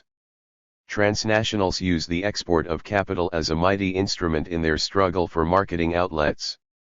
Thus, the value of U.S. foreign-based companies' output is 3 to 4 times higher than that of the commodity export from the USA. The export of capital is, says Lenin, parasitism raised to a high pitch, because capital is not used productively at home, but, being exported abroad, especially to economically less developed countries, serves as an instrument of exploitation of these countries and slows down their independent development. The surplus value created by the wage workers at the factories and plantations owned by foreign monopolies has expanded the sources and increased the volume of the colonial tribute levied by the imperialists. The export of capital has intensified the dependence of the economically lagging countries on the imperialist powers, and has become an economic instrument for their further enslavement and their retention within the imperialist sphere of influence. The export of capital also has some negative consequences for the exporting country, because it intensifies the uneven development of the economy and sharpens the contradictions of reproduction. Export of capital today. The tremendous growth in the scale and share of the export of state capital is a most important feature of the export of capital today. The export of state capital does not arise from any excess of budgetary resources. On the contrary, the budgets of imperialist states are usually in the red. Nevertheless, the governments of the imperialist powers make large outlays from the state budget in order to maintain the world capitalist economy, to safeguard the capitalist system, and to set up and bolster aggressive military and political blocs directed against the socialist countries and the national liberation movement. But the export of capital by the governments of the imperialist powers also has economic purposes. First, external government loans carry a high interest rate, and second, they ensure the most favorable conditions for the export of private capital and the extraction of maximum profit by the monopolies of the exporting countries. Now and again, imperialist governments give other capitalist and newly free countries so-called grants, which carry no interest and which are nominally non-repayable. But these grants are in no sense gratuitous assistance, because they always have various strings attached, like privileges for monopolies from the donor countries in their operation in the recipient countries. Aid to many newly free countries has now become the main instrument of neocolonialist policy. The underwriting of private capital exports is a new role which the capitalist state now has to play. With this aim in view, special organizations are set up for the purpose of ensuring export credits. The export of state capital tends to change, depending on the concrete historical conditions. In the first decade after the Second World War, the bulk of U.S. state capital went to Western Europe. The disintegration of the colonial system of imperialism induced a predominant flow of state and intergovernmental funds to the countries of Asia and Africa which had been freed from colonial oppression but which still remained within the system of the world capitalist economy. The growing export of capital by international organizations. 228. Of the imperialist powers is now an important feature of the export of capital. The resources of the Inter-American Development Bank, the International Bank for Reconstruction and Development, the International Development Association, the International Finance Corporation and other similar outfits consist mainly of budget appropriations from the imperialist states and, consequently, do not imply any excess of capital. International credit institutions operate on a commercial basis. Their credits are repayable, are mainly extended for the purpose of investment in production, and yield an interest. The growth of the imperialist powers' international credit institutions since the Second World War has been mainly due to the need to consolidate the power of capital in the economically less developed countries. The present historical situation also adds special features to the export of private capital. To some extent, the monopolies have to agree to set up in the developing countries industrial enterprises and other economic facilities designed to satisfy the host country's requirements. The result is a change in the sectoral structure of capital export. The imperialist powers strive to gain control over the industrial development of the former colonies. They try to turn these countries from agricultural raw material into raw material and industrial agricultural appendages of world capitalism, that are dependent technically and economically on the imperialist powers.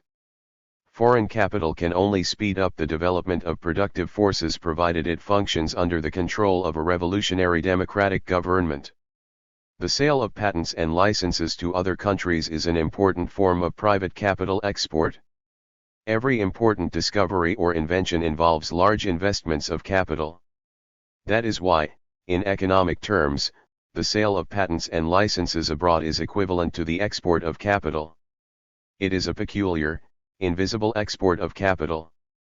One usual condition in the sale of licenses is the extension to the licensor of the right to participate in the capital of the licensee, and in this way the exporter of the license acquires property in another country and the right to receive an income. In the late 1960s and early 1970s, some developing countries, which had until then only imported capital, began to export it. The monopolies of Brazil, India, and the Philippines. 229. Pines have been expanding their export of capital. In the early 1970s, capital was first exported on a sizable scale from the oil-extracting countries. The huge oil revenues of some countries are now being exported in the form of capital investments in the United States, Britain, and other countries. Export of capital and the aggravation of the contradictions of imperialism. Whenever the export of capital removes a sizable part of the capital taking shape in a country, it may temporarily slow down its development as compared with other countries. Thus, before the First World War, a sizable part of the joint stock capital which took shape in Britain was earmarked for enterprises abroad. Meanwhile, economic development in Britain itself was slow. When capital investments abroad begin to yield a high profit, the repatriation of capital may and usually does exceed the current export of capital. This goes to increase the excess of capital in the exporting country, and further to exacerbate the struggle between the imperialist powers for spheres of investment throughout the world. The export of capital to developed capitalist countries limits the potentialities for the monopolies of these countries for investing their capital at home and so sharpens the internal competition. The export of capital to economically less developed countries tends to specialize the economy in the production of the mineral raw materials and farm produce required by the capital exporting countries, and this results in their one-sided development and long-term economic dependence on the imperialist powers. A sizable part of the national income of economically less developed countries tends to flow abroad in the form of imperialist monopoly profits, and this reduces the potentialities of internal accumulation in these countries, and sharpens the contradictions between them and the capital exporting countries. At the same time, the export of capital to economically less developed countries promotes the establishment of capitalist enterprises and expands the sphere of capitalist relations of production, so accelerating the growth of the proletariat and the shaping of its revolutionary contingents. 230. The influx of foreign capital into economically less developed countries, bourgeois ideologists assert, helps to raise living standards in these countries, promotes the productive use of their natural resources and the growth of business activity of local entrepreneurs, and serves as an important channel for the transfer of scientific and technical achievements from one part of the world to another. Actually, however, the monopolies' technical and technological achievements going to their enterprises abroad mainly remain in the possession of these monopolies and not of the countries they exploit. Bourgeois ideologists argue that the export of capital to sovereign countries is not exploitive, but experience shows that the existence of nominal state sovereignty falls far short of safeguarding a country from the harmful consequences of the export of foreign capital. For the economic division of the world capitalist alignments international monopolies and their forms the export of capital expanded the international ties of the biggest monopolies and prepared the ground for the formation of international monopolies. Lenin wrote on this, as the export of capital increased, and as the foreign and colonial connections and spheres of influence of the big monopolist associations expanded in all ways, things naturally gravitated towards an international agreement among these associations, and towards the formation of international cartels. 1. Monopolies operating on an international scale fall into two groups. One includes monopolies which are owned by the capital of some single country, the second includes monopolies which are owned by the capital of two or more countries, and which are, in effect, international associations of monopolists. Monopoly capitalism has made inevitable the struggle between international trusts, between international alliances of monopolists not only for marketing outlets but also for sources of raw materials. The imperialist powers consume. 231. The bulk of the world's production of raw materials, but most of them do not have any appreciable raw material sources of their own.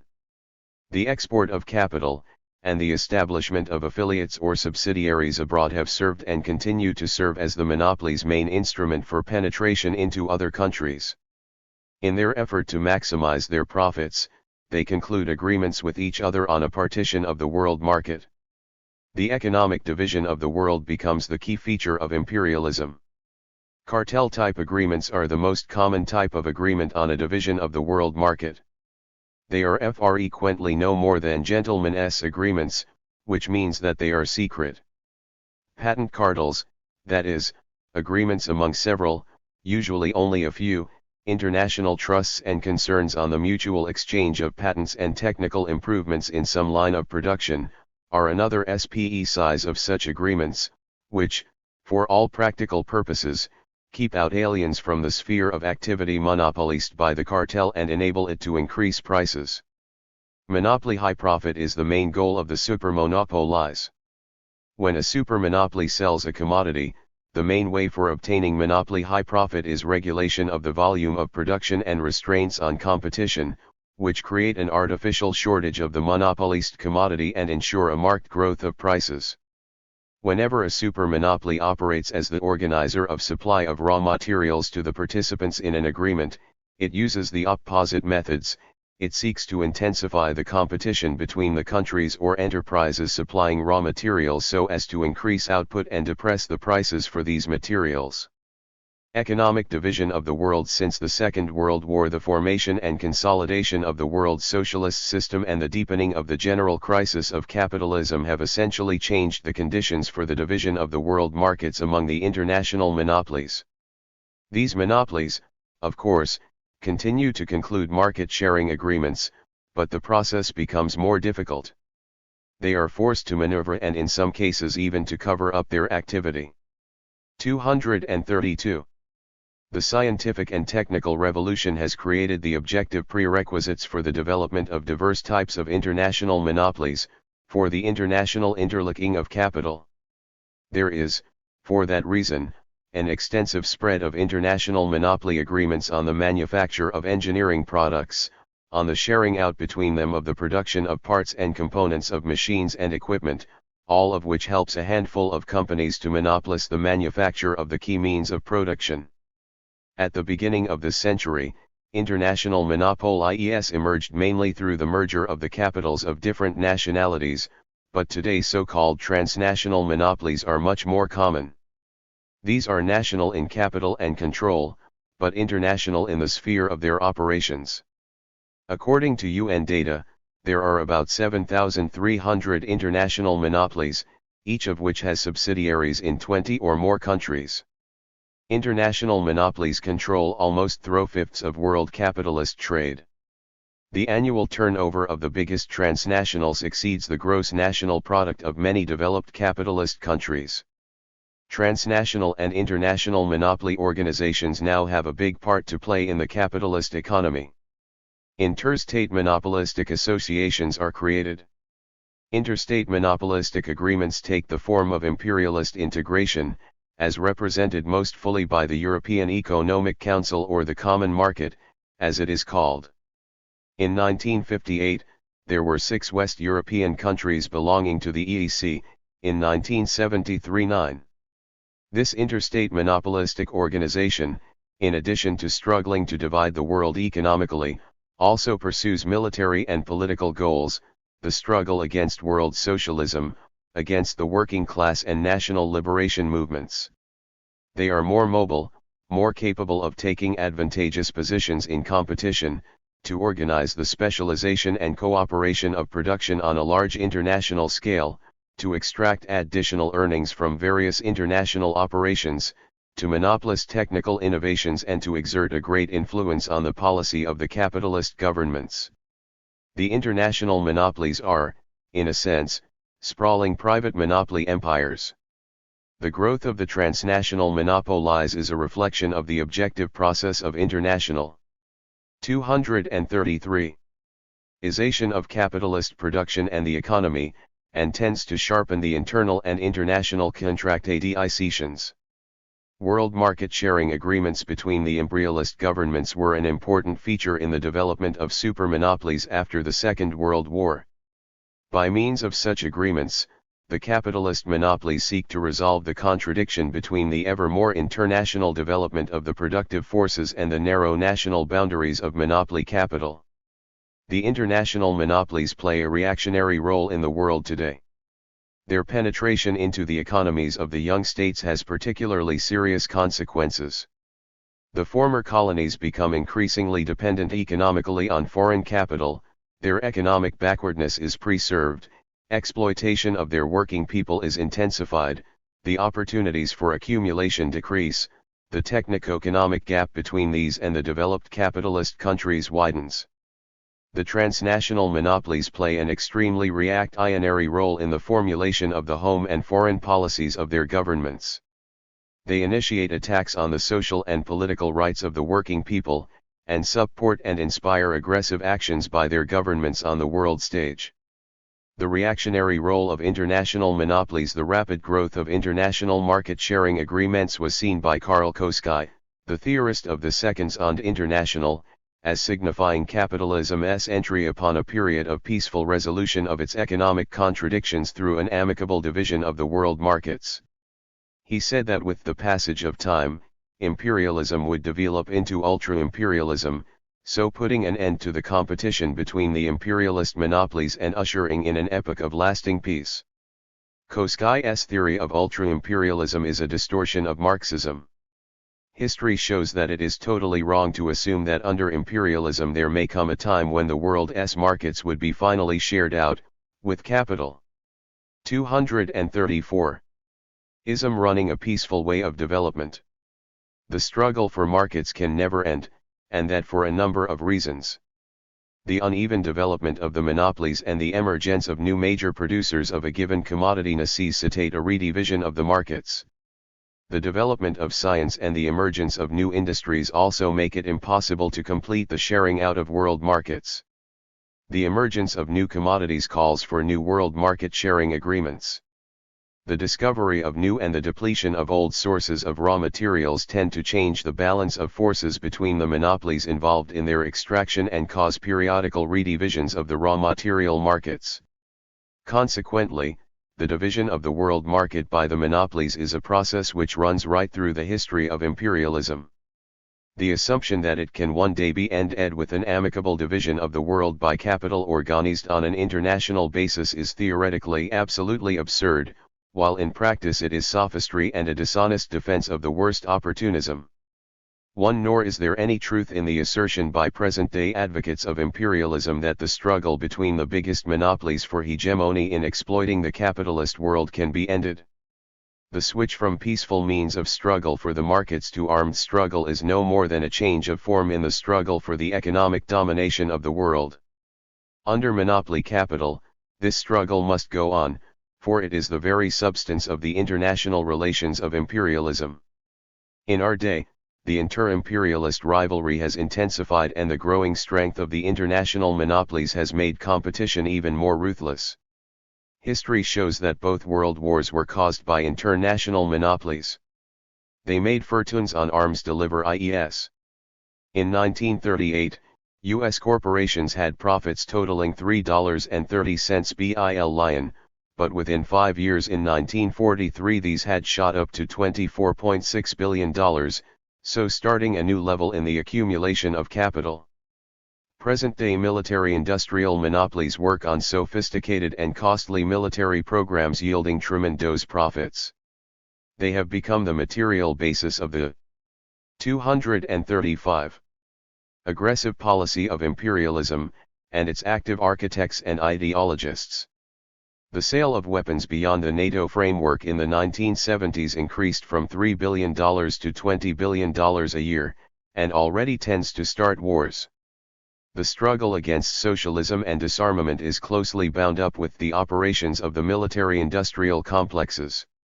5. The territorial partition of the world by the imperialist powers and the struggle for its repartition. The end of the territorial partition of the world at the turn of the century, the imperialist powers completed the territorial partition of the world, so producing the colonial system of imperialism. The switch to the domination of the monopolies produced new factors inducing the imperialist powers to colonial takeovers. Among these are, the formation of excess capital and the need to export it, demand for new types of raw materials in view of the emergence of new lines of production and the growing consumption of imported raw materials, and the preemptive takeover of territories in the hope of raw materials being discovered in the area later on, possession of strategically important, even if economically unimportant territories for the maintenance of earlier possessions. Apart from economic factors, much importance attaches to other factors behind the step up in the policy of colonial seizures, the urge to remove from the metropolitan countries some of the surplus unemployed population so as to damp down the proletariat's discontent in the centers of world capitalism, and the urge to lash onto imperialism some strata of the population at home through their involvement in the exploitation of other peoples. The struggle for a repartition of the world and imperialist wars.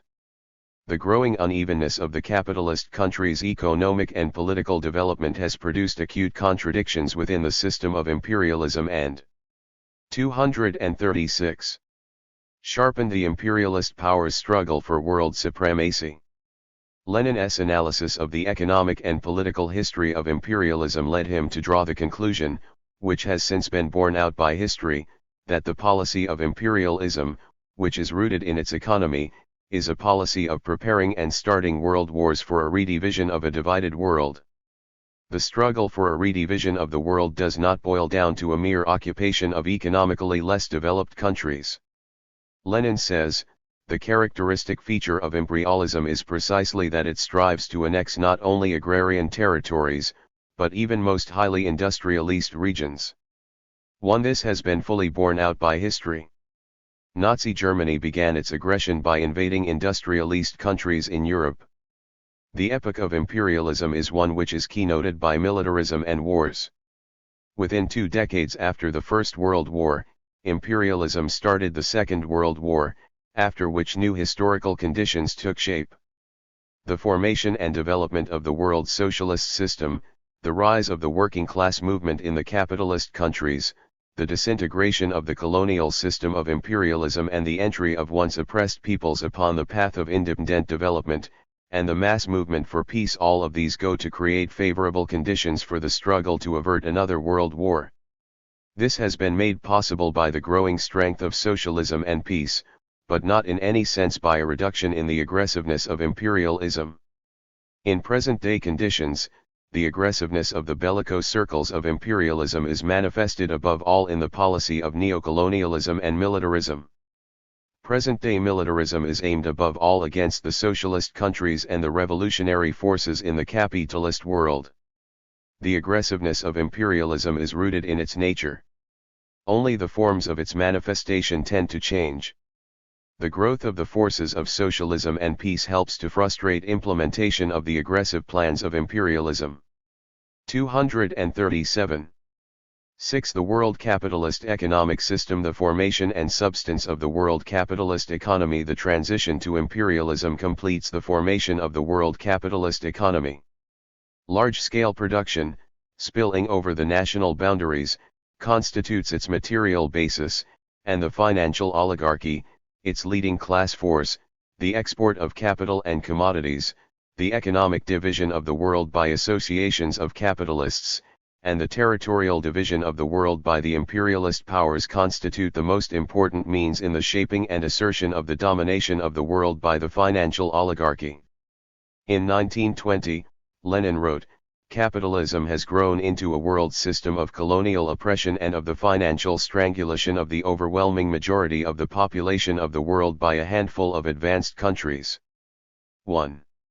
The world capitalist economy is a system of the international economic relations of imperialism produced by the domination of the financial oligarchy of the major imperialist powers and meeting its class interests. The world capitalist economy constitutes a complex and contradictory combination of national economies that are interlinked by the capitalist international division of labor and various forms of economic relations. The decades since then have been a period of the disintegration of capitalism. The capitalist system has ceased to be worldwide and all-embracing.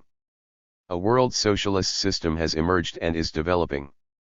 The sphere for capitalism to operate in has become much narrower.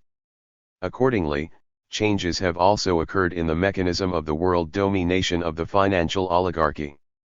International economic relations of imperialism. The economic ties between the countries of the world capitalist economy are effected through the international movement of capitals, commodities, labor power, and gold and currency resources. The export of capital and commodity. 238. Ties, and the migration of labor resources beyond the national boundaries of states tend to sharpen the internal contradictions of the capitalist countries, with the international economic relations of imperialism developing into peculiar ganglions of these contradictions. The export of capital is one of the fundamental features of the world capitalist economy. A world capital market tends to emerge under imperialism on the basis of the export and import of capital. It helps to implant capitalist production in countries lagging in their historical development, and is the basic instrument for involving them in capitalist development. Each such country is converted into a unit of the overall system of the world capitalist economy, an element of the mechanism underlying the reproduction of monopoly capital. In addition to the export of capital, the international economic relations of capitalism include foreign trade. Capitalism has always had a tendency to increase the output of commodities, and to expand their sale beyond the framework of the national market. The transition to imperialism completes the formation of a world capitalist market. Monopoly capitalism has not merely increased the international house of commodities. On the one hand, it has specialist production in most countries within the capitalist economy on the manufacture of mineral or agricultural raw materials for the centers of world capitalism, and on the other, it has concentrated the bulk of the industrial facilities in the imperialist countries. That is why raw materials constitute such an important part in the export of countries which had been subjected to colonial exploitation. The flows of raw materials to the developed capitalist countries and the flows of manufactured goods to the economically less developed countries have become a characteristic feature of world trade. 7 chief countries of monopoly capitalism have the leading role to play in world trade.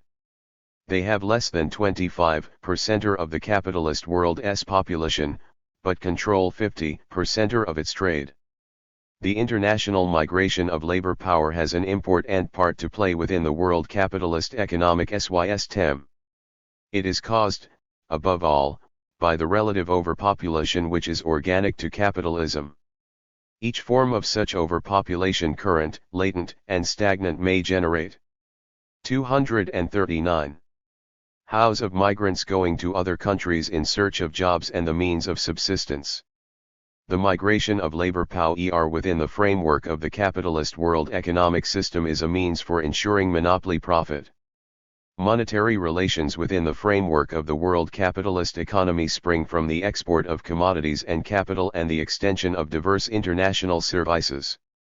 Their results are reflected in the balance of payments. Today, the monetary system of imperialism is in a state of deep crisis. The colonial system of monopoly capitalism. The colonial system of imperialism is a special part of the capitalist world's economic system.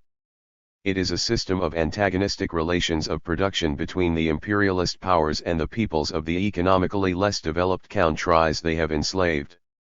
The overt use of force and armed territorial occupation have always been the main means for the formation of colonies. Political coercion has been the main instrument in the economic exploitation of the oppressed peoples, whom the invaders forced to pay tribute and to work for them. Monopoly capital has modified the framework of colonialism. It has enlarged the scale of territorial seizures until the whole world was partitioned, a state of things that did not exist in the past under any of the earlier socio-economic formations. But imperialism has also created new means of exploitation based on the substantial differences in levels of economic development between the enslavers and the enslaved. Its most important instruments are the export of commodities and, in particular, the export of capital. The export to the colonies of commodities produced at technically more advanced factories in the metropolitan countries slowed down the development of traditional industries in the colonial countries which were unable to compete with foreign manufactures, and this was a drag on the emergence of a national industry. In this way, the economic mechanism of the capitalist world economy perpetuated the economic backwardness of the colonial possessions of the imperialist powers. The export of capital led to the emergence and development in the colonial and dependent countries only of Indus. 240. Tries which catered for the needs of the metropolitan countries, and it was the colonialists who decided on the volume and the prices of the commodities that would be purchased there. The result was that the colonies had to purchase the required manufactured goods from the foreign monopolies at monopoly high prices. In this way, the whole process of reproduction in the colonies, the national income level and living conditions of the population depended on the monopoly capital of the metropolitan countries, and this made the independent development of the economically lagging peoples impossible. Consequently, the capitalist world economic system used economic means to reproduce the relations of colonial bondage. The division of the countries of the capitalist world into economically developed and backward countries became a characteristic feature of the world capitalist economic system. The profound differences in development levels between the countries of the capitalist world, which had existed by the time the epoch of imperialism began, became an insurmountable gap. Lenin's characterization of imperialism contains three forms of colonial bondage which are typical of monopoly capitalism: colonies, semi-colonies and dependent countries. These forms of colonial bondage assured the imperialist powers of markets for their commodities, sources of raw materials, spheres of capital investment, military strategic springboards, and reserves for manning their armies. The colonial system of monopoly capitalism, in which colonies predominated, was the most far-flung system of colonial bondage involving a large part of the peoples of the globe. It was a combination of exploitation based on direct coercion and forms of economic bondage. The role of the colonies within the world capitalist economic system did not remain unchanged throughout the history of imperialism. For a long time, the colonies supplied the metropolitan countries with ores and agricultural raw materials, took up the surplus consumer commodities, surplus capital, and surplus population, and provided the imperialist powers with convenient strategic bridgeheads and cheap cannon fodder. In the early 1950s, U.S., British and French capital controlled roughly 73% of all the oil deposits explored. 16-0245-241. In the economically less developed countries, 72% of the natural gas deposits, 90% of the iron ore, 90% of the chrome ore, 87% of the nickel, 100% of the molybdenum, vanadium, and mercury, 83% of the copper, 93% of the lead, etc. Bourgeois theorists seek to cover up the connection between monopoly capital and colonial bondage, the class substance of colonialism and neocolonialism and the concrete forms of its expression. Bourgeois ideologists assert that the colonial policy of the epoch of imperialism did not spring from the exploitative capitalist system but from human nature, for man has allegedly always striven to enlarge his living space. However, colonialism is rooted in the class nature of all antagonistic formations. Bourgeois ideologists assert that the colonialists did not exploit the colonial peoples and had nothing to gain from establishing economic domination over them. But the facts show that the exploitation of the colonial peoples was a substantial element in the reproduction of monopoly capital. They also insist that colonialism was a means for developing the enslaved peoples at a relatively fast pace, whereas political independence would have doomed these peoples to backwardness. But the facts show that it was imperialism that slowed down the development of the enslaved and exploited countries for a long time.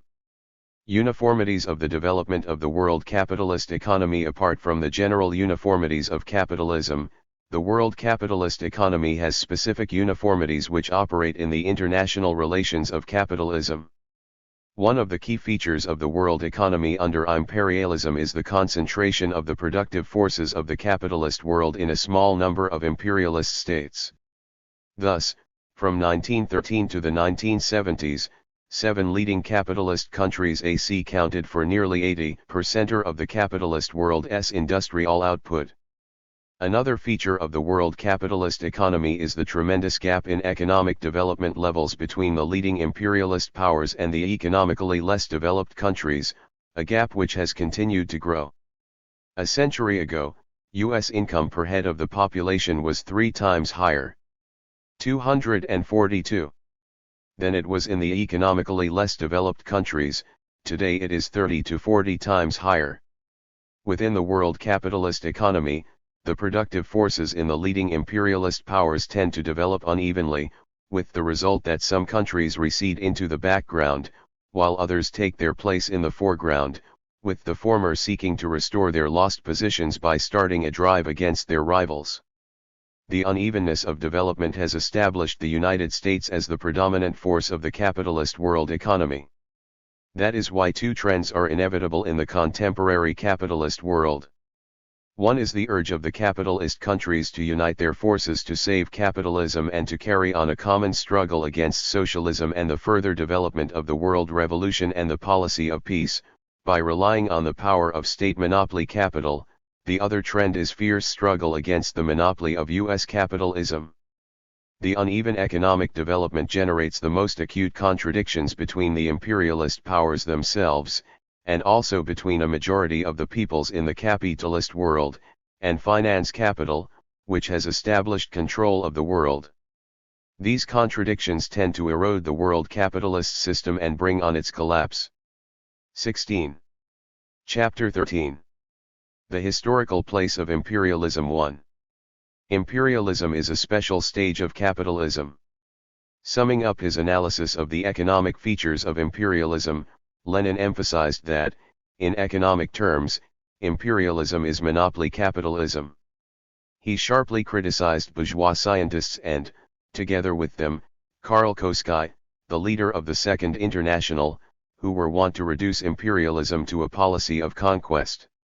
Even in political terms, such a view of imperialism is one-sided, and for that reason, incorrect, to say nothing of the fact that it fails to characterize the economic content of imperialism.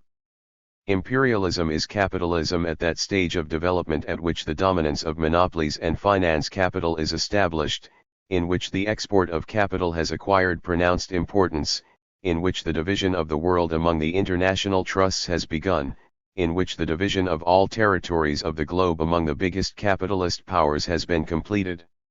1. This definition shows that imperialism is not a new mode of production but a stage in the development of capitalism. In some of his works, Lenin wrote that imperialism is a superstructure over the old, pre-monopoly capitalism and that without this basis monopoly capitalism has never existed anywhere and will never exist.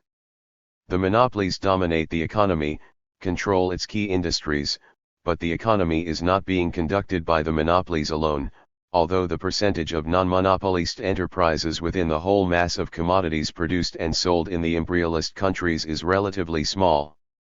The monopolies' domination does not and cannot completely eliminate petty commodity production or the individual forms of capitalist production.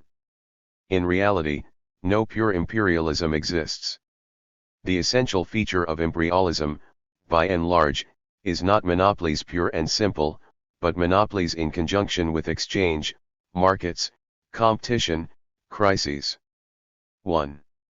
Lenin's doctrine of imperialism includes a definition of the historical place of imperialism, its position with residential pect to earlier capitalist development and the subsequent development of the human society towards a socialist revolution. Compared with pre-monopoly capitalism, imperialism is the highest stage in the development of capitalism. At the same time, imperialism is the final stage of capitalism, the eve of the socialist revolution. Lenin says that, seen in this light, imperialism is, undoubtedly, a special historical stage of capitalism. Its specific character is threefold: imperialism is monopoly capitalism, parasitic, or decaying capitalism, moribund capitalism. 2. The features of imperialism testify to the complete preparation of the material prerequisites of socialism and to a sharpening of the contradictions of capitalism, as a result of which the socialist revolution becomes a practical task of the proletariat's revolutionary struggle. 2. Imperialism is monopoly capitalism. The historical place of imperialism is determined above all by the fact that it is monopoly capitalism. Lenin noted 4 main types of manifestation of monopoly. First, the domination of monopolies controlling the crucial share of production and marketing of commodities. Second, monopoly possession of sources of raw materials. Third, domination by the financial oligarchy of the economic and political life of the bourgeois society. And fourth, monopoly possession of colonies. 245. Domination by the monopolies increases the capitalist socialization of production and carries it to the highest stage that is possible under capitalism. There is a deepening of the social division of labor and a growth of ties between the various industries, whose number tends constantly to grow. Tens of thousands of wage workers set in motion instruments of labor at the largest monopoly enterprises and produce the bulk of the products in the key industries.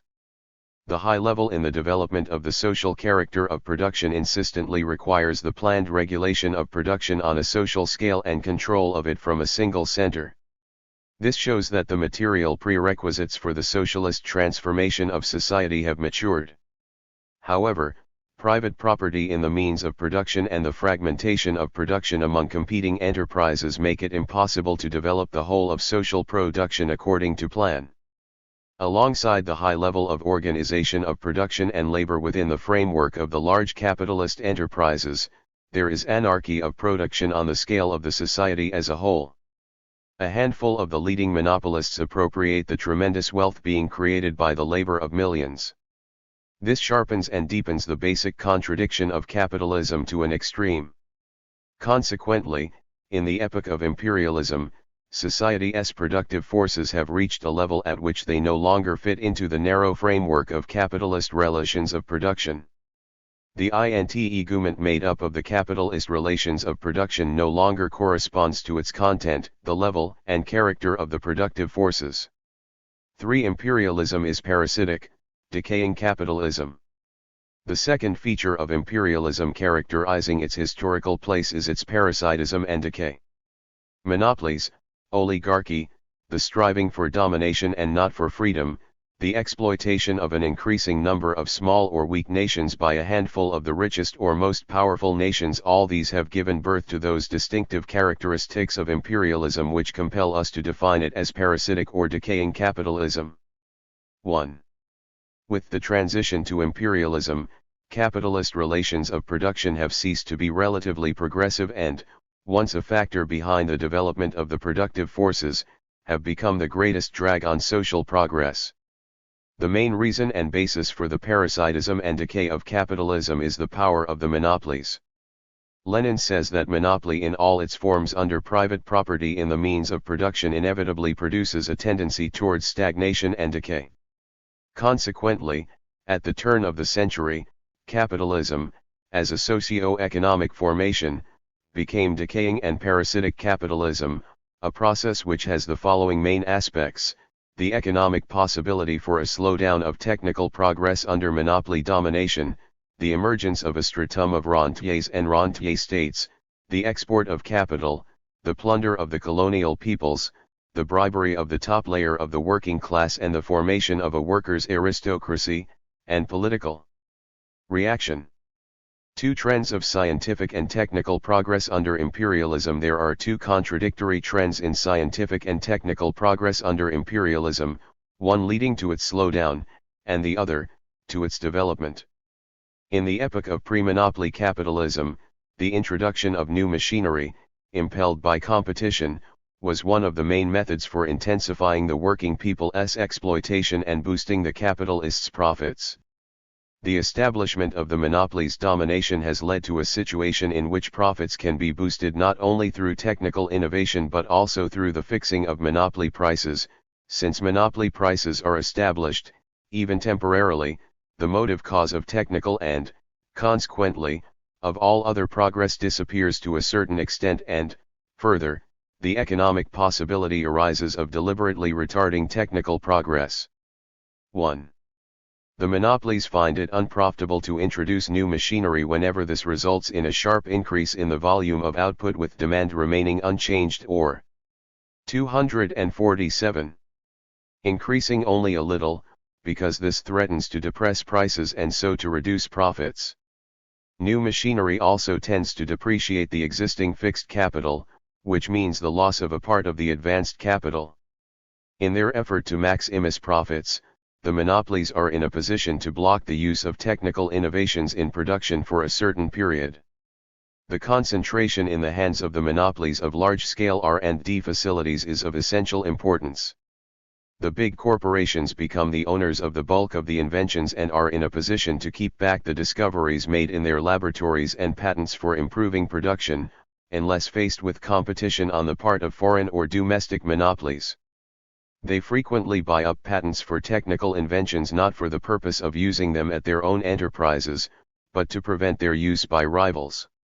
Alongside the tendency for the retardation of technical progress under imperialism, there is the opposite tendency in its development. It would be a mistake to believe that this tendency to decay precludes the rapid growth of capitalism. It does not. In the epoch of imperialism, certain branches of industry, certain strata of the bourgeoisie and certain countries betray, to a greater or lesser degree, now one and now another of these tendencies. On the whole, capitalism is growing far more rapidly than before, but this growth is not only becoming more and more uneven in general, its unevenness also manifests itself, in particular, in the decay of the countries which are richest in capital. 1.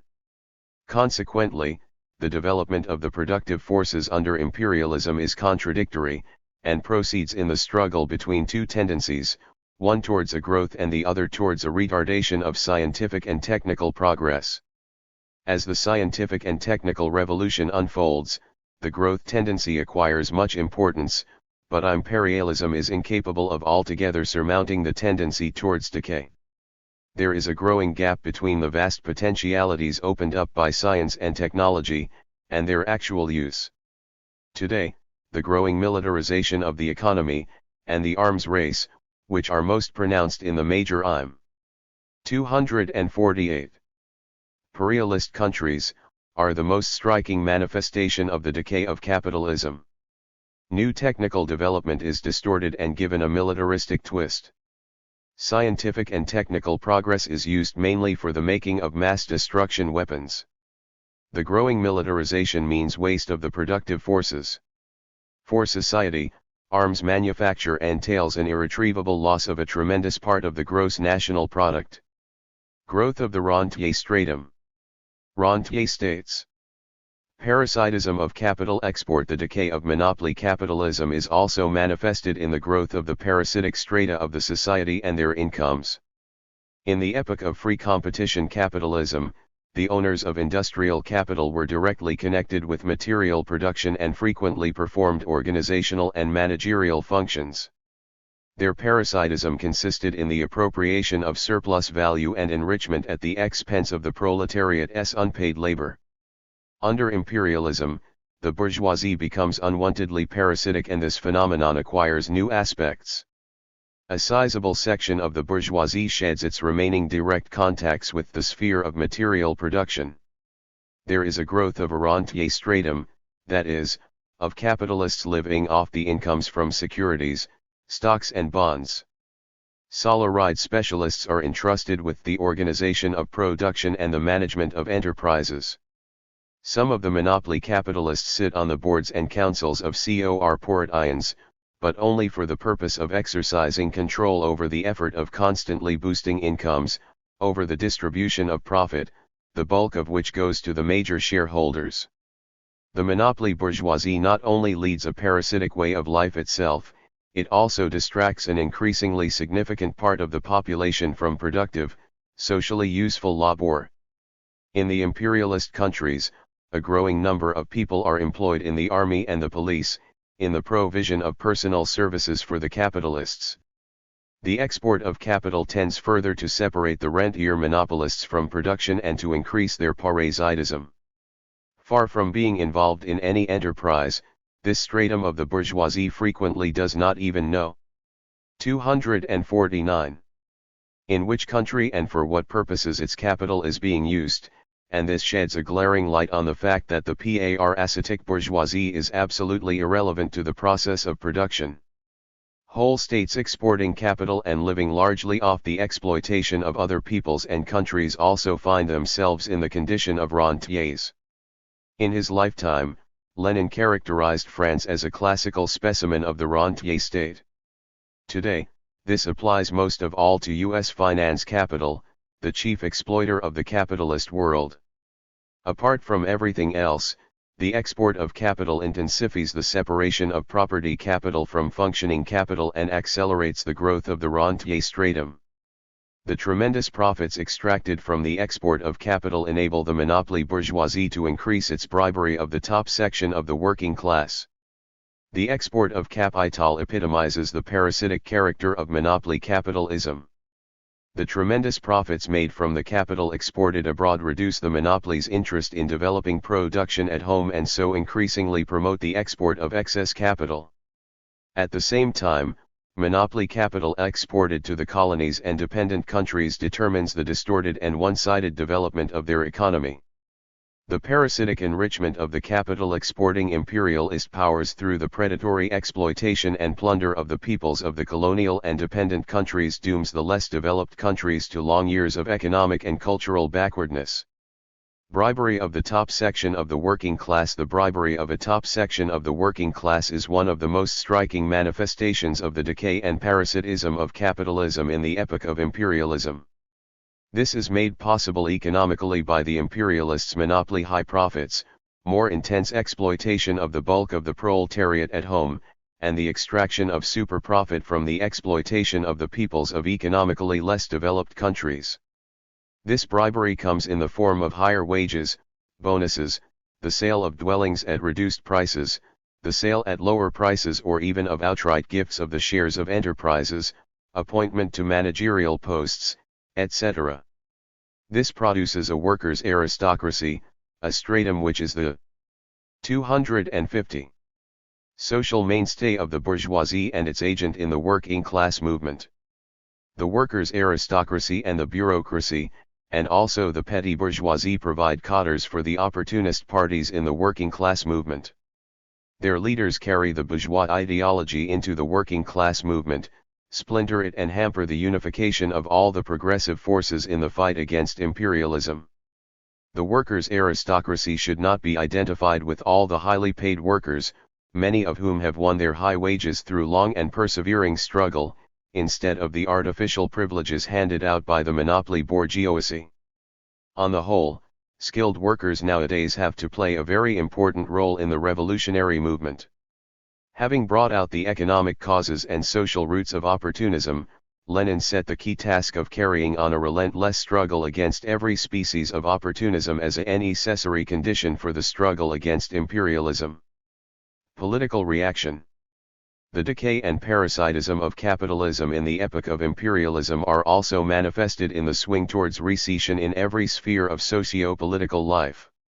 Whereas the economic substance of imperialism consists in the replacement of free competition by monopoly domination, its political substance is characterized by a swing away from bourgeois democracy to political reaction. Lenin says, both in foreign and home policy imperialism strives towards violations of democracy, towards reaction. In this sense imperialism is indisputably the negation of democracy in general.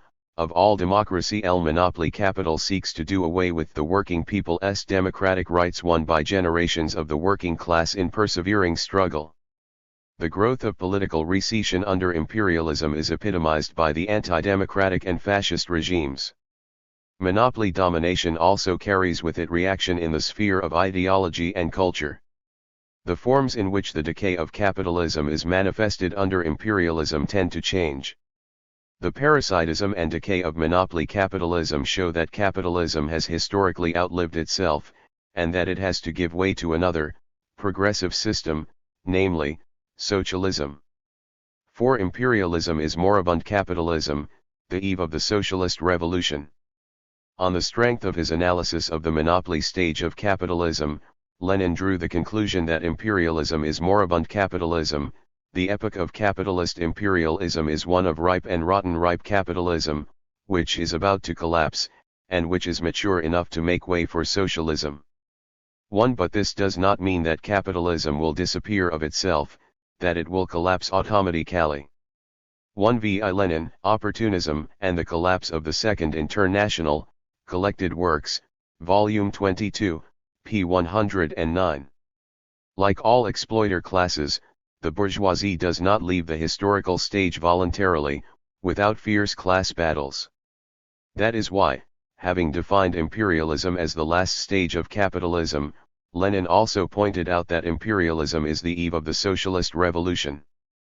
Imperialism carries the contradictions of capitalism to an extreme.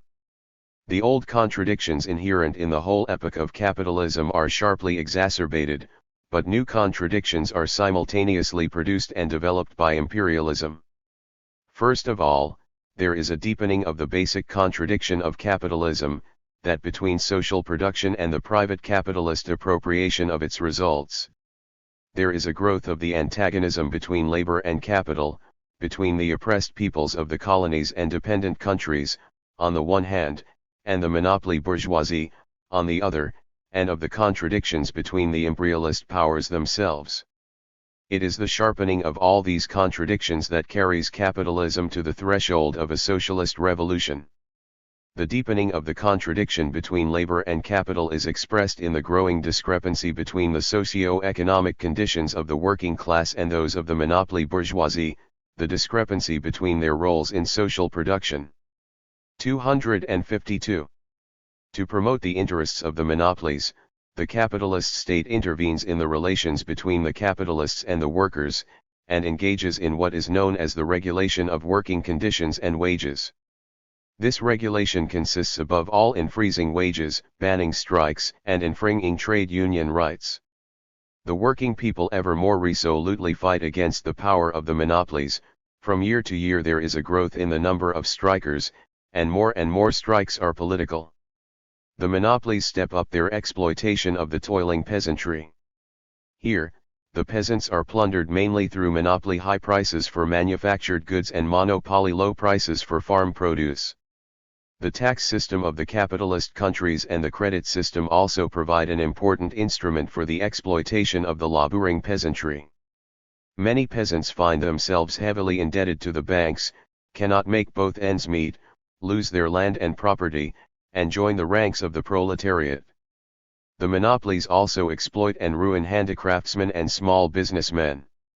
Consequently, present-day capitalism tends to sharpen the contradictions between the monopoly bourgeoisie and all the other classes and strata of the nation. Imperialism cuts across the vital interests of workers by hand and by brain, and of various social strata, nations, and countries. This creates the condition for a unification of all the democratic forces, led by the working class, in a single anti-imperialist stream. The contradictions between a handful of imperialist powers and the peoples of the colonial and dependent countries are also aggravated in the epoch of imperialism.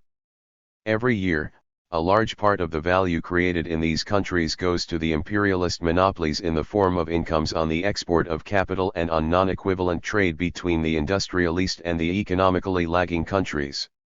At the same time, the export of capital has led to the development of capitalist relations in the colonial and dependent countries, and to the emergence of the proletariat, together with the class contradictions inherent in capitalism. The national liberation movement tended to become increasingly anti-imperialist. The colonies and dependent countries, once a reserve of imperialism, became a reserve. 253. Of the proletarian revolution. The development of contradictions between the imperialist powers and the peoples of the colonial countries led to the disintegration of the Colorado-Nile system of imperialism. The contradictions intensify between the various groups of finance capital and between the imperialist powers fighting each other for marketing outlets, sources of raw materials, and spheres of profitable investment of capital. The competition in industry and trade is becoming stiffer and the financial and monetary warfare is extending ever more. The 26th GPSU Congress noted, the inter-imperialist contradictions are growing more acute, the scramble for markets and for sources of raw materials and energy is more frantic. 1. The victory of the Great October Socialist Revolution led to the emergence of a contradiction between historically doomed imperialism and socialism, the new, progressive social system. The contradiction between imperialism and socialism is manifested on a worldwide scale.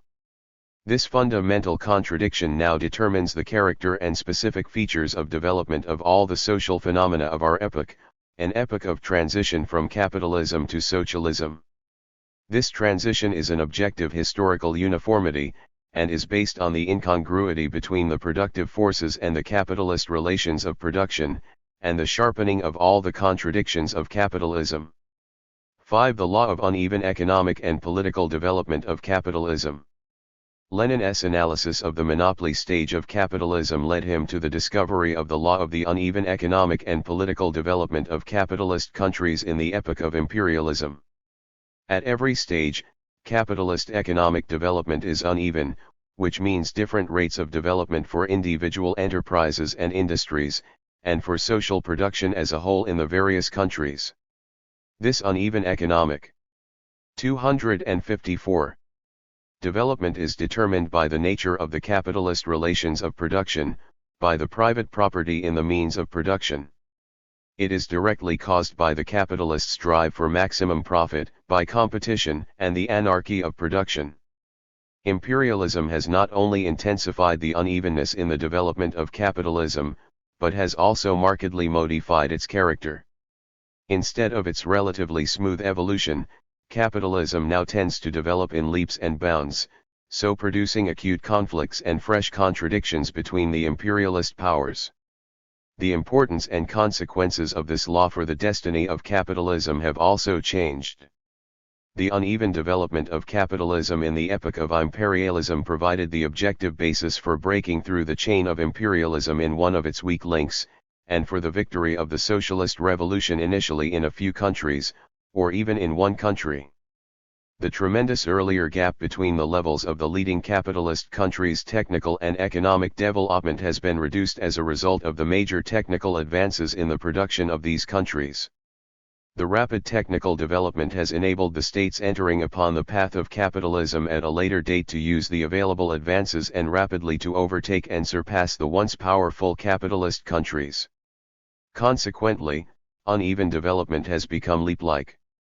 The monopoly capital of countries forging ahead in their development required new markets for the export of goods and capital, and sources of raw materials. But by the beginning of the 20th century, the territorial partition of the world had been completed. With the operation of the law of uneven development changing the balance of forces between the capitalist powers, The most acute contradictions between them were bound to arise, resulting in world wars for the repartition of a divided world. That was the origin of the First and Second World Wars. In the post-war period, further substantial changes have taken place in the balance of economic forces between the imperialist countries. By the early 1970s, three main centres of imperialist rivalry had taken final shape in the capitalist world: the imperialism of the USA, West European imperialism and Japanese imperialism. There is fierce economic and political competing. 255. Shin between them. With the transition to imperialism, the development of capitalism inbred the growth of trade, the export of capital, the economic and territorial partition of the world, and the deepening of the international capitalist division of labor involved most countries of the world in the system of capitalist relations, and the objective prerequisites for the victory of a socialist revolution on the whole matured within the work capitalist system. But because of the law of uneven development of capitalism, these conditions tend to mature in each individual country at different periods. Closely connected with the uneven economic development of the capitalist countries in the epoch of imperialism is the unevenness of their political development, that is, the development of political contradictions and the proletariat's revolutionary struggle in the various countries of the capitalist world. Lenin says, the workers' revolution develops unevenly in different countries, since the conditions of political life differ. In one country the proletariat is too weak and in another it is stronger. 1. The unevenness of political development means that the political prerequisites for the proletarian revolution tend to mature in the various countries at different times. Among the political prerequisites are acuteness of class contradictions and the degree of development in the class struggle, level of class consciousness, political organization, and revolutionary resolve of the proletariat, the rallying round it of non-proletarian strata of the working people, and the influence of the Marxist-Leninist Party, the revolutionary vanguard of the working class. The unevenness of political development is not a mere consequence or reflection of the unevenness of economic development, but is of relatively independent importance. The sharpness of class contradictions and the development of the proletariat's revolutionary movement are not at all determined solely by the level of capitalist development in this or that country.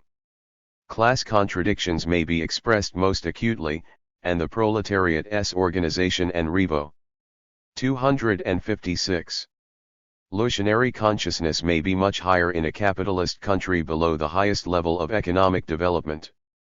That was precisely the state of affairs in Russia in 1917, where the contradictions of imperialism were most profound and where the subjective prerequisites for the socialist revolution proved to be the most mature. The triumph of the socialist revolution in Russia resulted from a breakthrough in the chain of imperialism at its weakest link. The unevenness of economic development tends to sharpen the economic contradictions in the various links of the worldwide chain of imperialism.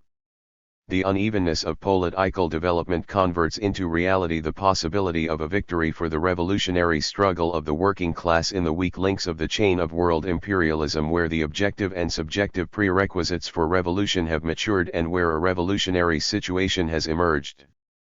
Marx and Engels believed that socialism would win out simultaneously in all the leading capitalist countries, a conclusion which followed from their analysis of the whole situation in the epoch of pre-monopoly capitalism. Lenin continued the analysis of capitalism in the new historical conditions and established that the possibility had arisen for the victory of socialism initially in a few countries or even in one individual capitalist country. The doctrine of the possibility of an initial victory of socialism in one country was a most important theoretical contribution to the Marxist theory and provided an invaluable ideological weapon in the working class revolutionary struggle. Lenin's theory of socialist revolution is of tremendous importance for stimulating the proletariat's revolutionary initiative. The practical conclusion the working class in each individual country can draw from Lenin's theory of socialist revolution is that pressure needs to be intensified against the bourgeoisie of one's own country so as to win political power, without waiting for the advent of a socialist revolution on a world scale. 17-0245. B. The Crisis of World Capitalism #Chapter 14 The Substance of the General Crisis of Capitalism. The division of the world into two socio-economic systems and the struggle between them. The doctrine of the general crisis of capitalism is a component part of Lenin's theory of imperialism and its continuation in the context of a world divided into two opposite socio-economic systems, socialism and capitalism.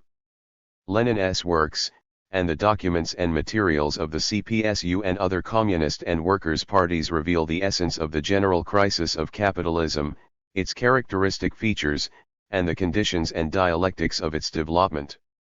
The general crisis is inexorably rooted in the very nature of imperialism. Lenin's analysis of the economic features and historical place of imperialism showed the origins of this phenomenon. His discovery of the specific operation of the law of uneven economic and political development of capitalism at its imperialist stage enabled him to draw the conclusion that socialism could initially win out in a few countries or even in one capitalist country. Lenin showed that the crisis of world capitalism and the establishment of socialism on the globe would take a definite historical period. The doctrine of the general crisis of capitalism is a theoretical summing up of the processes in the aggravation of the interlay contradictions of capitalism, the historical inevitability of the transition to a new social formation socialism and its growing impact on world development. 258. 1. The substance of the general crisis of capitalism and its stages. The substance and key features of the general crisis of capitalism. The general crisis of capitalism, Lenin says, is the period of the actual collapse of capitalism on its entire scale and the birth of a socialist society. 1. The transition from capitalism to socialism is the main content of our epoch, and this transition was inaugurated by the victory of the Great October Socialist Revolution. No event in world history has had such profound and long-term consequences for mankind as has the Great October Socialist Revolution. Since then, the main tendency of world development has been the disintegration of the capitalist system under the blows of the revolutionary forces. Ours is an epoch of socialist and national liberation revolutions, the epoch of the collapse of imperialism, the liquidation of the colonial system, the epoch of transition to the socialist path by more and more people, and of the triumph of socialism and communism on a worldwide scale. The manifestations of the general crisis of capitalism are diverse, but these can be reduced to the following main features. First, the split of the world into two opposite socio-economic systems, socialism and capitalism, and the struggle between them. Since the Great October Socialist Revolution and the subsequent emergence and consolidation of the world socialist system, the state of capitalism has not been determined by its internal processes alone. Nowadays, the positions of imperialism also largely depend on the state of the forces of the socialist system. As the world socialist system gains in strength and develops, and the world working class and national liberation movements score their victories, the positions of imperialism are weakened, the sphere of the domination of the world capitalist system is narrowed down, and the general crisis of capitalism deepens. Socialism stands for peaceful coexistence between states with different social systems. But peaceful coexistence does not eliminate the class struggle between them. The contest between the two social systems in the economic sphere assumes the form of an economic competition which implies mutually advantageous participation in the international division of labor, and cooperation in solving mankind's global problems. In the political sphere, this struggle consists in the socialist countries taking an active stand against the aggressive plans of the imperialists and extending diverse assistance to the peoples defending their independence. The USSR and other socialist countries are in the van of the struggle carried on by masses of people all over the globe to avert the threat of another world war. In the ideological field, the struggle against imperialism means daily efforts to expose the bourgeois propaganda attempts to embellish the present-day capitalism, to present it as a system to which the future allegedly belongs.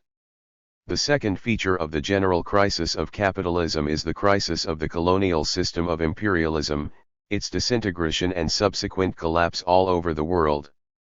The October Revolution awakened the consciousness of the colonial peoples and helped them to score tremendous successes in the struggle for their liberation from imperialist oppression. The former colonies, once the reserve and hinterland of imperialism, have now become areas of sharp anti-imperialist struggle and are fighting against neocolonialism. Some of the newly free countries have taken the way of social progress, the way of non-capitalist development, looking to the construction of socialism over the long term. The third feature of the general crisis of capitalism is the sharpening of the internal contradictions in the economy of the imperialist countries and its growing instability and decay. The ever-deepening antagonistic contradictions in the economy is a constant tendency of capitalism and is, above all, a product of its own development, which is inherent in its type of property in the means of production. These contradictions tend to be extremely aggravated with the development of state monopoly capitalism, which in 260 increases the economic and social prerequisites for revolutionary socialist transformations. Capitalism's increasing instability is manifested in the structural changes in the world capitalist economy resulting from a further internationalization of capital and development of such things as the international monetary, energy, raw material, foodstuffs and ecological crises. The fourth feature of the general crisis of capitalism is the advancing ideological and political crisis of the bourgeois society. It affects the institutions of power and bourgeois political parties, and erodes its moral principles. Corruption becomes ever more glaring, even in the higher echelons of government. There is a steady and continued decline in spiritual culture and a growth of crime. Because of the deep-seated internal contradictions of the capitalist countries, and under the impact of the world socialist system, the antagonism between the monopolies and anti-monopoly forces tends to grow. The financial oligarchy resorts to new methods in fighting the working people, now by intensifying political reaction all along the line, abolishing bourgeois democratic freedoms and setting up fascist regimes, now by making partial concessions and engaging in social demagogy. The whole of bourgeois ideology is designed for the defense of the capitalist system and the spread of slanderous inventions about socialism and communism. The stages of the general crisis of capitalism. The general crisis of capitalism has run through two stages in its development, and is now at its third stage. The general crisis of capitalism was inaugurated by the First World War and the Great October Socialist Revolution. The victory of the Socialist Revolution ushered in the epoch of the existence of a socialist society. That was the end of the domination of capitalism as a system embracing all the countries of the world. This radical change in the world's situation characterized the first stage in the general crisis of capitalism, which lasted until the Second World War. The Second World War and the socialist revolutions in a number of countries in Europe and Asia ushered in the second stage of the general crisis of capitalism. Socialism became a world socialist system, and this further narrowed down the sphere of world capitalism. The crisis of the colonial system of imperialism was deepened, and it began to disintegrate. By the end of the 1950s, new and important changes occurred in the balance of forces between the world systems in favor of socialism, and the internal economic and social contradictions of imperialism were aggravated. This determined the transition to the third stage of the general crisis of capitalism. The deepening of the general crisis of capitalism is determined above all by the sharp change in the balance of forces between socialism and imperialism, in favor of socialism. The start of the first and second stages of the general crisis of capitalism historically coincided with the First and Second World Wars. From this coincidence it does not at all follow that its mute stage could only result from a world war. The assertion that the Marxists look to wars for the downfall of capitalism is groundless. The worldwide revolutionary process is above all the outcome of the deep sharpening of the internal and external contradictions of capitalism and the development of class and national liberation struggles. 2. The conversion of socialism into the crucial factor of mankind's development. Peaceful coexistence between the two systems, an objective imperative. The conversion of the world socialist system into the crucial factor of mankind's development. The characteristic feature of the third stage of the general crisis of capitalism is the growing influence of the world socialist system on every sphere of life in contemporary society. It becomes the crucial factor of mankind's development. Back in 1921, Lenin said that the socialist world would exert its main influence on the further development of the world revolutionary process by its successes in the economic sphere. We are now exercising our main influence on the international revolution through our economic policy. 62 pounds. The struggle in this field has now become global. Once we solve this problem, we shall have certainly and finally won on an international scale. 1. Socialism has scored great successes in its historical competition with capitalism. The socialist countries now have over 25% of the territory of the earth and a third of its population. In Europe, the capitalist countries account for 35% of the territory and for about 52% of the population, and in Asia for 36% of the territory and 55% of the population. Capitalism has lost tremendous sources of natural resources. Monopoly capital is no longer able to use the countries which have fallen away from the capitalist world economic system as markets to sell their goods at monopoly prices and as a sphere for the investment of capital to extract maximum profit. The sphere of the imperialist powers' economic expansion has substantially narrowed. Industrial output in the countries of the world socialist system has been growing rapidly. In 1917, socialism accounted for roughly 3% of the world's industrial output, and in 1984 over 40%. The socialist countries markedly surpassed the capitalist countries in industrial growth rates. From 1950 to 1980, the socialist countries increased their industrial output 14-fold, and the developed capitalist countries 3.9-fold. The socialist countries have an ever more important role to play in the world economy as well. However, imperialism still has considerable economic, political, and military strength, and it has not ceased to be aggressive. The socialist countries resolutely oppose the imperialists' aggressive plans and the attempts by the imperialist powers to support corrupt regimes by means of local wars. The socialist countries' development has led to a radical change in the balance of forces between the two world systems, and is a factor which helps to prevent aggressive imperialist wars. The 26th Congress of the CPSU noted that the USSR and its allies are today, more than ever, the chief mainstay of peace on earth. 263. A worsening of the conditions of the working class is inherent in the capitalist mode of production, but the operation of this uniformity is offset by the struggle of the working class against capitalist exploitation. The working people's successes in the socialist countries in developing the economy, science, culture, education, social security, and living standards generally have a tremendous impact on that struggle. The construction of socialism in the USSR and then in other countries has promoted the growth of the proletariat's political maturity in the capitalist countries.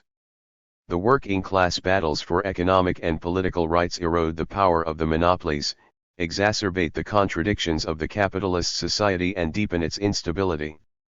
The achievements of the world socialist system have a tremendous influence on the development of the national liberation movement. It supports the anti-imperialist struggle of the peoples fighting for political and economic independence on imperialism. The peoples which have thrown off the chains of colonialism have attained various degrees of independence on the imperialist countries, and are faced with the need to fortify their political sovereignty, to beat back the imperialists' attempts to restore the colonial system in new forms, to do away with pre-capitalist forms of relations on which foreign capitalism relies, to eradicate the economic roots of Colorado nihilism and to win economic independence on monopoly capital. Support from the countries of the socialist system had enabled a number of developing countries to resist the threat of economic blockade by the imperialist powers, and to overcome the resistance of imperialism to the development of the state sector in their economy. The developing countries receive from the socialist states not only moral and political support but also economic, scientific, and technical assistance in developing their national economy. The world socialist system exerts a tremendous influence on the shaping of the new type of international relations. It is working to assert the principle of peaceful coexistence between states with different social systems, and this advances the international détente and helps to strengthen peace among nations. 264. The further deepening of the general crisis of capitalism. Today the general crisis of capitalism is intensifying even further. This is evidenced above all by the consistent strengthening of the positions of socialism in the struggle against capitalism. Socialism is becoming the decisive factor in the development of mankind. Imperialism is not strong enough to regain the historical initiative it has lost and to reverse the development of the modern world. It is the world socialist system, the international working class and all the other revolutionary forces that determine the high road of mankind's development. Bourgeois scientists deny that capitalism is in the grip of a general crisis. They depict the Great October Socialist Revolution as a historical accident.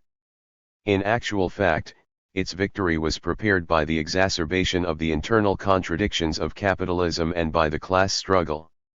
Some bourgeois economists claim that the collapse of the colonial system of imperialism was caused by the hand of Moscow, while others insist that it was a gift to the oppressed peoples on the part of the civilized free world. The fact is that the collapse resulted from the contradictions of imperialist domination, people's struggle for their national liberation, and the advances made by socialist countries. In order to cover up the disintegration of the bourgeois system, which is characteristic of the general crisis of capitalism, diverse theories of transformation of capitalism, its conversion into a people's, humane capitalism, are being spread about, with assertions about some renewal of capitalism, about its adoption of planning, incomes equalization, a revolution in ownership, etc. It is also said that the scientific and technical revolution and the development of technology will automatically eliminate the contradictions of capitalism, although the crucial factor is the property in the means of production within whose framework the scientific and technical revolution develops. These theories have an obvious social purpose, and it is to convince the masses that capitalism, however modified, will continue to exist for a long time, while socialism will degenerate, that there is no general crisis of capitalism, and that the socialist revolution has no prospects before it. The objective imperative of peaceful coexistence. There are two opposite trends in the capitalist world with respect to socialism. One of these springs from the very nature of capitalism and is an urge to destroy the socialist system. The other is to establish and develop economic relations with the socialist world. Back in 1921, Lenin pointed to the existence of this objective trend towards a development of world general economic relations, a trend which has been making headway across every obstacle. From the outset, the socialist state has pursued a policy of peaceful coexistence with the capitalist world, relying on that objective economic trend. In our day, the policy of peaceful coexistence has become even more important. As a result of the development of the scientific and technical revolution, the further growth of the international division of labor, and the development of the public, international character of production, mankind is now faced with a whole series of global problems requiring international cooperation for their solution: the problems of hunger in the world, illiteracy, environmental protection, pollution of the atmosphere and the seas, the development and use of new sources of energy, the prevention of natural calamities, prevention and treatment of the most dangerous diseases. One essential condition for such international cooperation is consolidation of the principles of peaceful coexistence in international relations. In asserting the principles of peaceful coexistence, a tremendous role was played by the struggle of the socialist community, headed by the USSR, to implement the peace program drawn up by the 24th CPSU Congress. This struggle has been actively supported by all progressive forces in the world. Noting the successful implementation of the peace program, the 26th CPSU Congress put forward new tasks and defined its further organic development. At present, nothing is more essential and more important for any nation than to preserve peace and ensure the paramount right of every human being, the right to life. 1. Reactionary bourgeois leaders assert that the socialist countries alone stand to gain from the international détente. But the whole of mankind benefits from the détente. 28. The mutually advantageous economic, scientific, technical, and cultural ties developing on that basis between the socialist and the capitalist countries help to lay the material foundation for lasting peace. It is absurd to claim that the socialist world has pursued its policy of peaceful coexistence as an instrument for giving an impetus to the revolution, for exporting revolution to the capitalist countries. In this context, Lenin says, such a theory would be completely at variance with Marxism, for Marxism has always been opposed to pushing revolutions, which develop with the growing acuteness of the class antagonisms that engender revolutions. 1. 1 V.I. Lenin, Strange and Monstrous, Collected Works, Volume 27, pp 71-72. It is also wrong to claim that peaceful coexistence allegedly amounts to assistance to capitalism and preservation of the political status quo in the capitalist countries. Peaceful coexistence does not imply any relaxation of the ideological struggle against imperialism. The principle of peaceful coexistence has become a real force for international development, and is being increasingly accepted as the norm in relations between capitalist and socialist countries. This is a result of the changed correlation of forces in the world, above all, of the growth of the strength and international authority of the Soviet Union and the entire socialist community. It is also a result of the successes of the international working class movement and the forces of national liberation. And finally, it is a result of the acceptance of the new realities by a certain section of the ruling circles in the capitalist world. Bourgeois ideologists, who are being more or less frankly echoed by the reformists and revisionists, distort the objective uniformities of social progress in our epoch in an effort to prove that the future is with capitalism, and not with socialism. The 26th Congress of the CPSU noted that the policy of peaceful coexistence, which was outlined initially by Lenin himself, is exerting a growing and decisive influence on contemporary international relations. Chapter 15. Development of State Monopoly Capitalism 1. Growth of monopoly capitalism into state monopoly capitalism. Substance of state monopoly capitalism and factors behind its development. The theory of state monopoly capitalism was formulated by Lenin, who established that the development of bourgeois society proceeded from free competition capitalism to imperialism, from monopoly to state monopoly capitalism. Lenin first used the term state monopoly capitalism.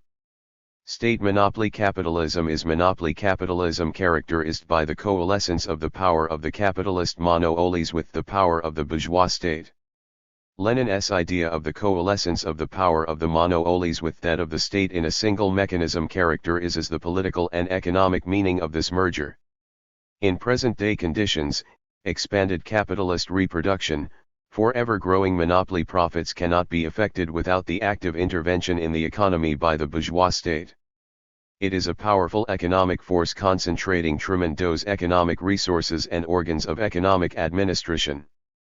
The biggest monopolies, whose economic operations range across the national markets and even go beyond them, use the state for intervention in the process of capitalist reproduction for the purpose of increasing their economic and political power. The bourgeois state, as an organization of the ruling capitalist class, stands in defense of the common interests of the monopoly bourgeoisie. Today, the state and the monopolies coalesce in new forms. Representatives of monopoly associations are appointed to government bodies. Private and state monopolies are ever more closely interlaced. Both become elements of the economic mechanism of state monopoly capitalism, creating an intricate and ramified system of state economic regulation, etc. The emergence of these new forms characterizes 268. The steadily continuing process in which monopoly capitalism grows into state monopoly capitalism. The first thing the bourgeois advocates of state monopoly capitalism claim, is that the old capitalism has given way to neocapitalism, which is dynamic and socially harmonious, and that the influence of the state on the economy allegedly results in an eradication of the abuses and shortcomings of passive capitalism. The reformists say virtually the same thing. They claim that the bourgeois state stands over and above the monopolies. The left revisionists deny the very existence and development of state monopoly capitalism, claiming that capitalism today is just what it was at the beginning of this century.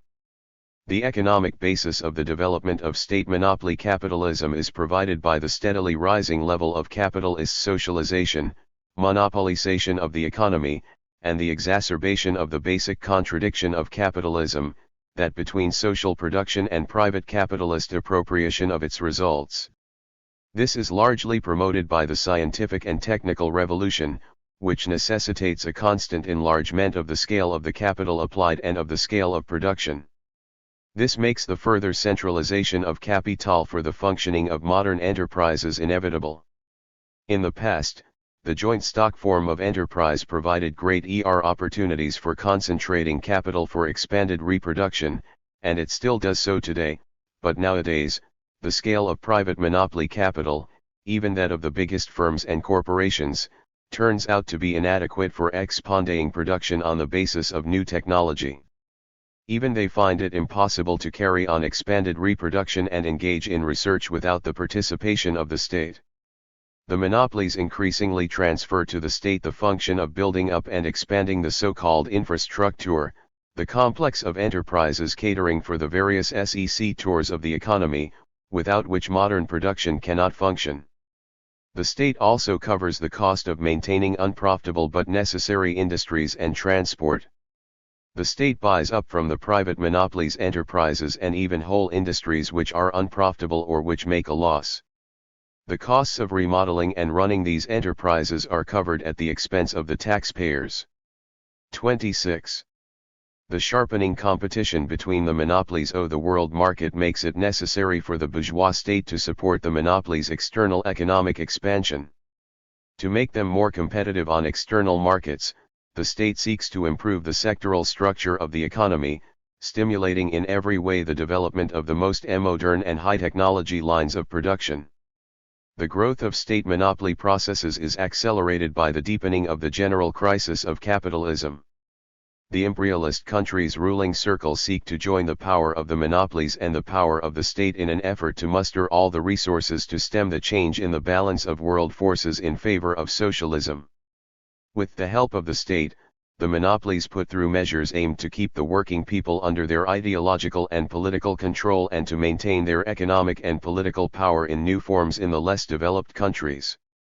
Those are the main causes for the accelerated growth of monopoly capitalism into state monopoly capitalism at the present stage.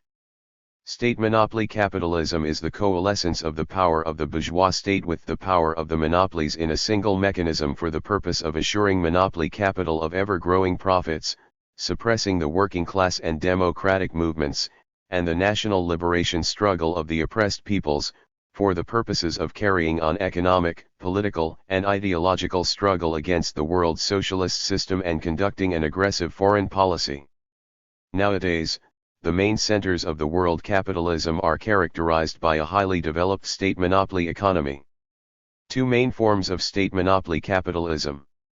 The conjunction of the power of the monopolies with that of the bourgeois state in a single mechanism is realized through the use of the bourgeois state by monopoly capital for intervention in the reproduction of social capital in all its phases: production, distribution, exchange, and consumption.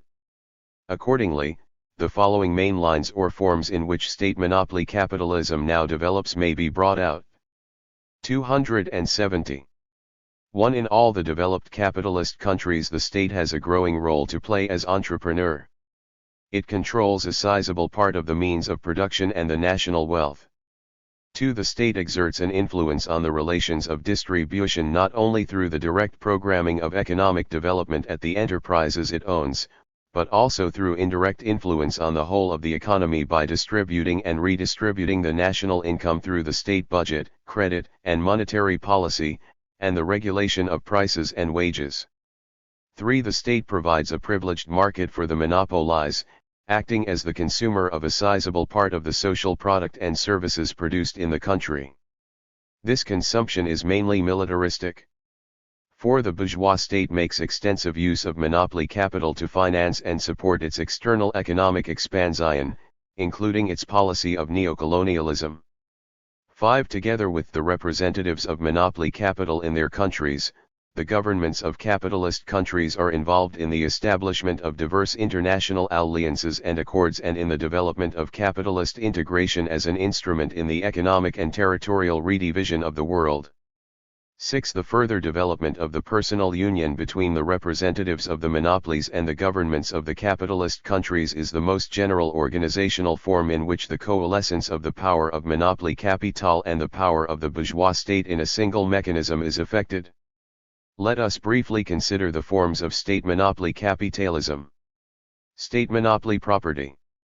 The state monopoly form of capitalist property in the means of production emerged in two basic ways. First, through the construction of enterprises funded from the state budget, mainly for military purposes, the share of state investments in the gross accumulation of fixed capital tends steadily to grow. Second, through the nationalization of individual enterprises and whole sectors of the economy, and also the acquisition by the state of a part of the stock of monopoly enterprises. 271. Enterprises are, as a rule, nationalized through their purchase on terms which are advantageous to the owners of the property. Only in some cases, under pressure from the working people, is property confiscated, mostly by way of reprisal. Thus, in France, the Renault works were converted into the property of the state in punishment for the owner's collaboration with the Nazi invaders.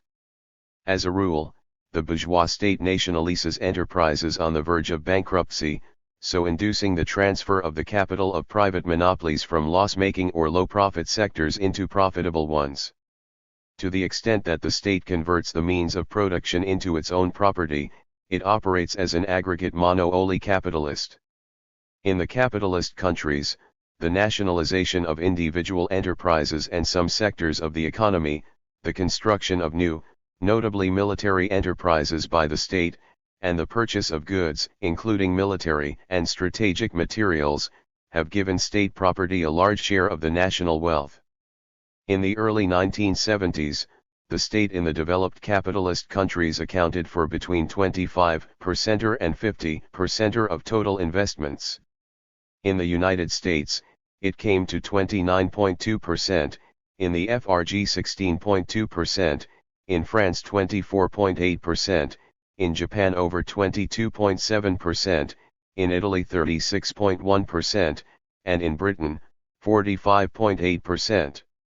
State property is estimated to amount to the following percentages of the joint stock capital in industry and transport: the FRG 18%, Britain 24%, Italy 28%, and France 34%.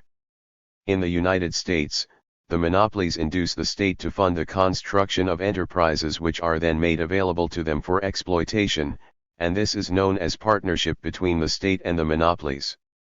Thus, enterprises in the nuclear industry and space communications built up at the government's expense have been handed over for management and operation by private corporations.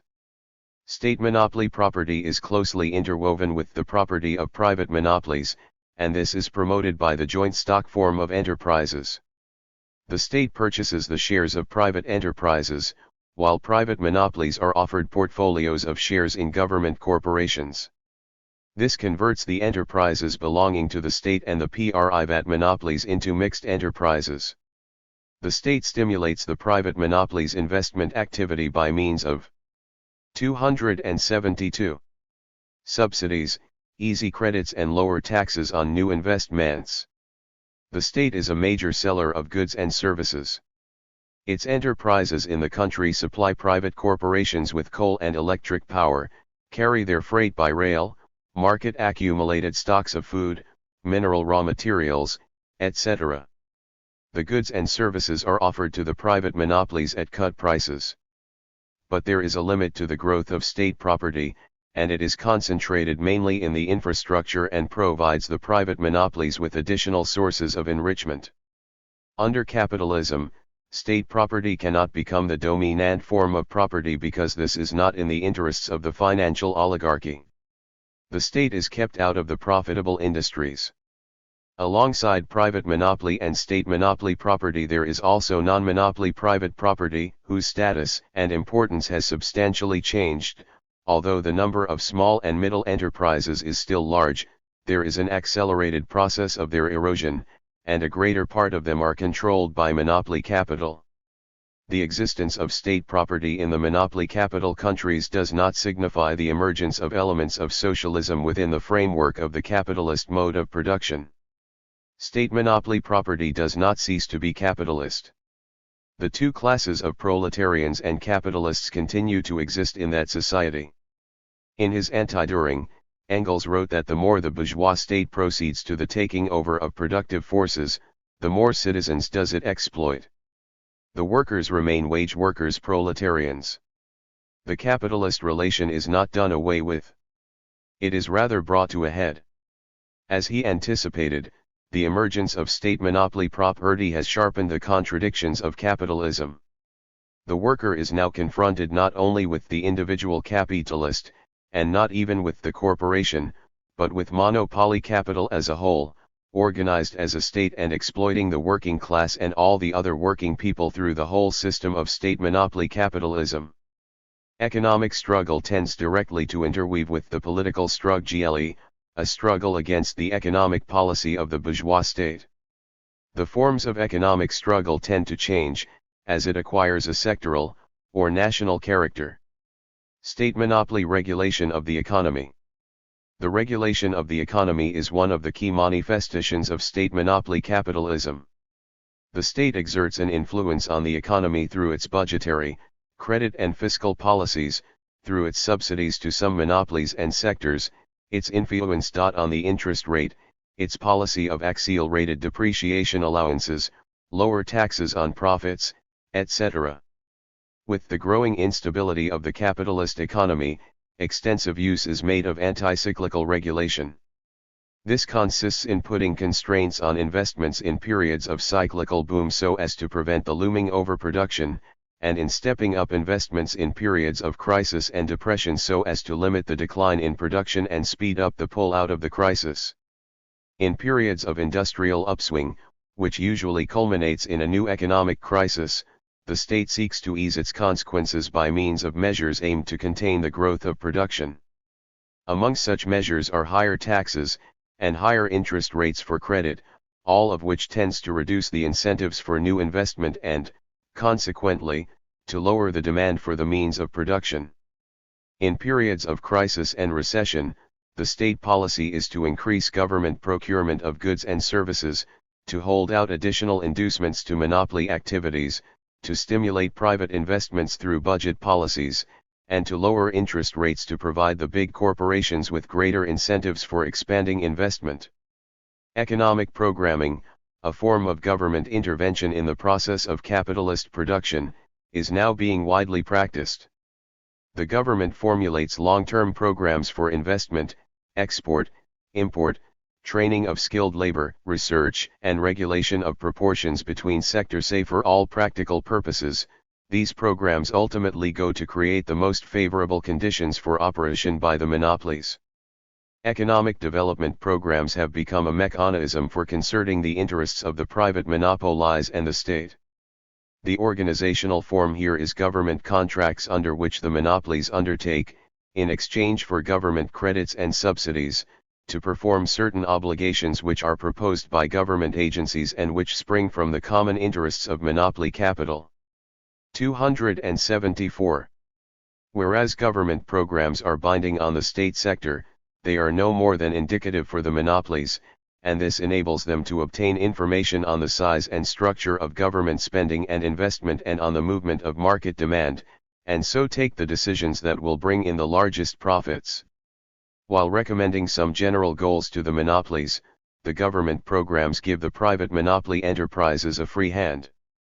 Economic development programs enable the most powerful monopolies to derive even greater benefits with the aid of the state, to make more effective use of investment and state statistical and prognostication services, while preventing the working class from having a say in the solution of vital economic problems. Now and again, the press carries reports of the bribery of officials working for the benefit of the monopolies. The clash of interests between the individual monopolies intensifies the haphazard development and the overall instability of the capitalist economy. The socio-economic contradictions of the capitalist economy put constraints on state regulation and programming on the scale of the society as a whole. Programming may have an effect on the economic outlook and cause structural changes in production, but it does not save the capitalist economy from crises, recessions, and sharp drops in the rate of growth. Visual evidence of this came from the economic crises of 1974 to 1975, and 1980, which spread to all the main centers of the world capitalist economy. They had the severest effect on the highly developed state monopoly economy.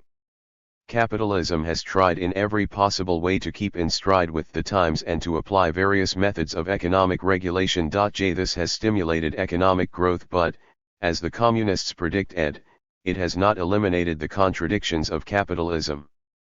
The spread in the developed capitalist countries in the post-war period of the welfare state theory has been one of the ideological means for camouflaging state monopoly capitalism.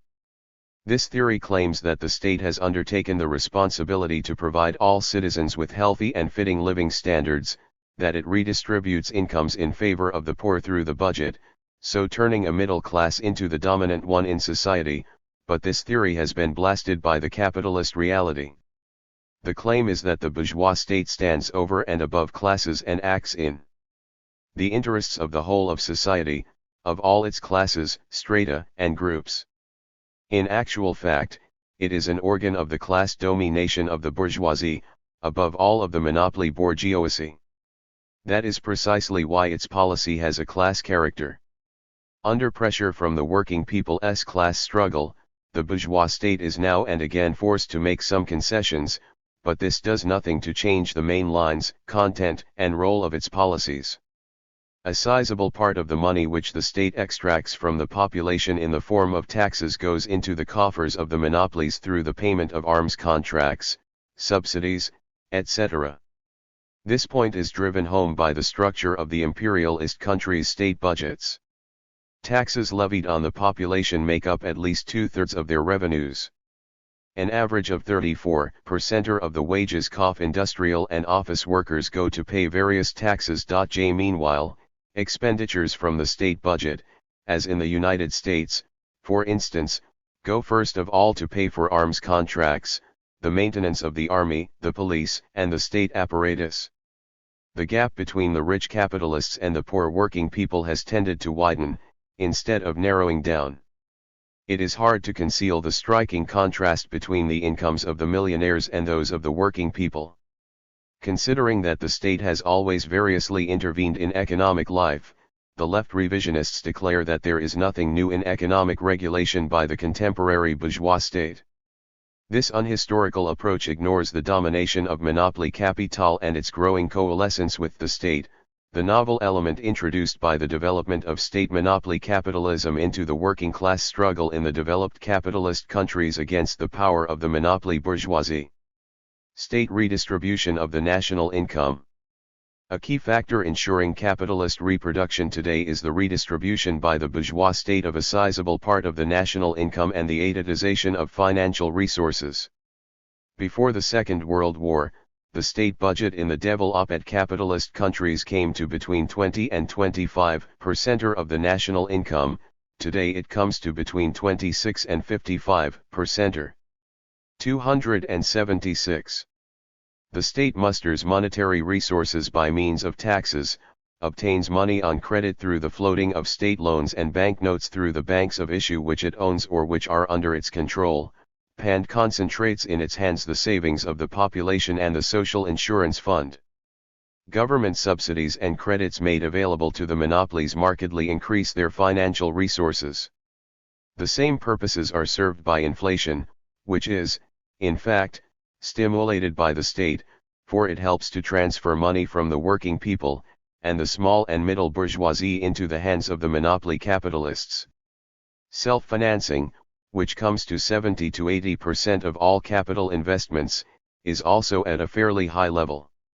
The bulk of the investments comes from the profits of monopoly enterprises, but the possibility of having such a high level of self-financing is also largely the result of the economic policy of the bourgeois state. The monopolies derive their own resources not only through the exploitation of the working people, but also through the redistribution by the state of the national income in their favor, the levying of high taxes on the working people, and the extraction of part of the profits of the small and middle enterprises through the tax system. The monopolies derive additional income from tax privileges offered by the state to encourage investments, and the abolition of taxes on super profits. Here, the government's depreciation policy has an especially important role to play. 1. The big corporations are allowed to write off the whole value of their fixed capital within 4 or 5 years. The depreciation write-off rates, which are very much shorter than the periods of wear and tear and obsolescence of fixed capital, help to dodge taxes and retain profits, because depreciation write-offs are exempt from taxes. Militarization of the economy. The militarization of the economy and the arms race, which have now assumed tremendous proportions, are a characteristic feature of state monopoly capitalism. The existence in peacetime of a constantly growing war economy, the huge government arms contracts connected with it, the outlays on the maintenance of the armed forces and the stockpiling of strategic materials have become typical phenomena of present-day imperialism. TT is the Melita. 277. Risation of the economy that has converted the bourgeois state into a major consumer of goods and services. A military-industrial complex, an alliance of the biggest monopolies and the elite of the military apparatus, has taken shape in the leading capitalist countries. The state provides the monopolies with a new sphere of investment, finances monopoly corporations, supplies them with scarce raw materials, procures their goods at higher prices, etc. This is especially manifest in periods of armed conflict which imperialism keeps starting. Government arms contracts are, first, contracts for enormous amounts of money concluded by government agencies chiefly with the leading military-industrial corporations. In contrast to the period before the Second World War, the award of arms contracts is no longer sporadic, they are being constantly awarded to the monopolies. Second, the government undertakes to bear most of the risk of a possible downturn in the market outlook. Third, arms contracts are concluded by the government with the large concerns, mainly without open bidding, but through secret deals, so creating the best possible conditions for the enrichment of a handful of arms monopolies. During 1980 and 1981 military expenditures in the NATO countries rose from $240.9 billion to $282 billion, or 17%. The growing militarization results in a lopsided development of the economy. Military spending entails increases in the tax burden on the population, and diverts for military purposes a large mass of manpower and sizable economic resources, which, under a different social system, could be used for the people's benefit. They could be used right away, for instance, to meet the working people's social needs, to help the less developed countries to overcome their economic backwardness and to protect the environment. Other forms of state monopoly capitalism. State monopoly capitalism also develops along other lines, like subsidies and support of neocolonialism and the external economic expansion of monopoly capital. State monopoly capital makes extensive use of the government to finance and support its external economic expansion. These purposes are served by customs tariffs policies, tax. 278. Privileges to corporations working for export bonuses, government guarantees for investments in other countries, government export of capital to step up commodity exports by corporations, etc. Under state monopoly capitalism, the monopolies of each country operate in the international arena with the help of the state. Efforts are also made to carry on international state monopoly integration, that is, the establishment of interstate monopoly economic blocs.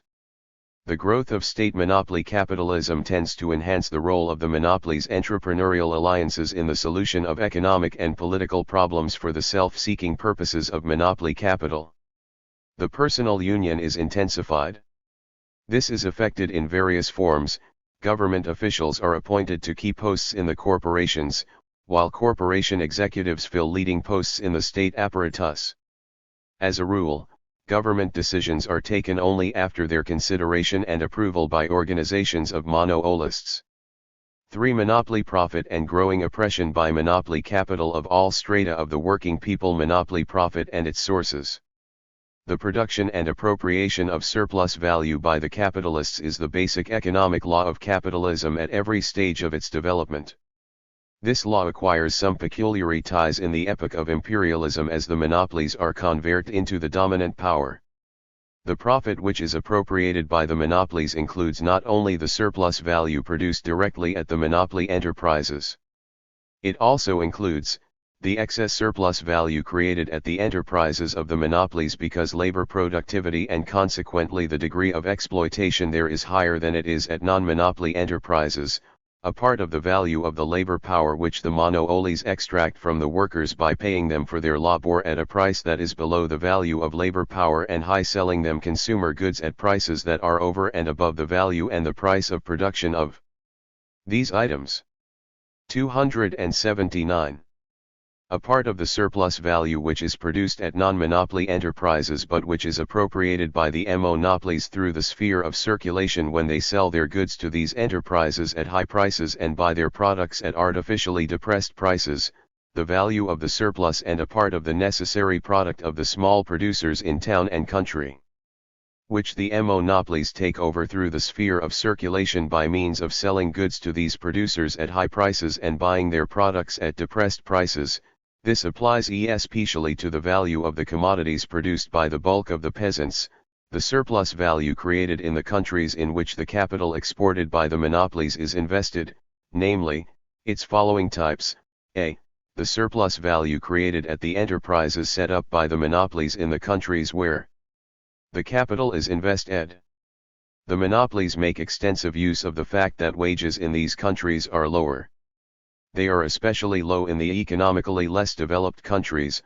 B.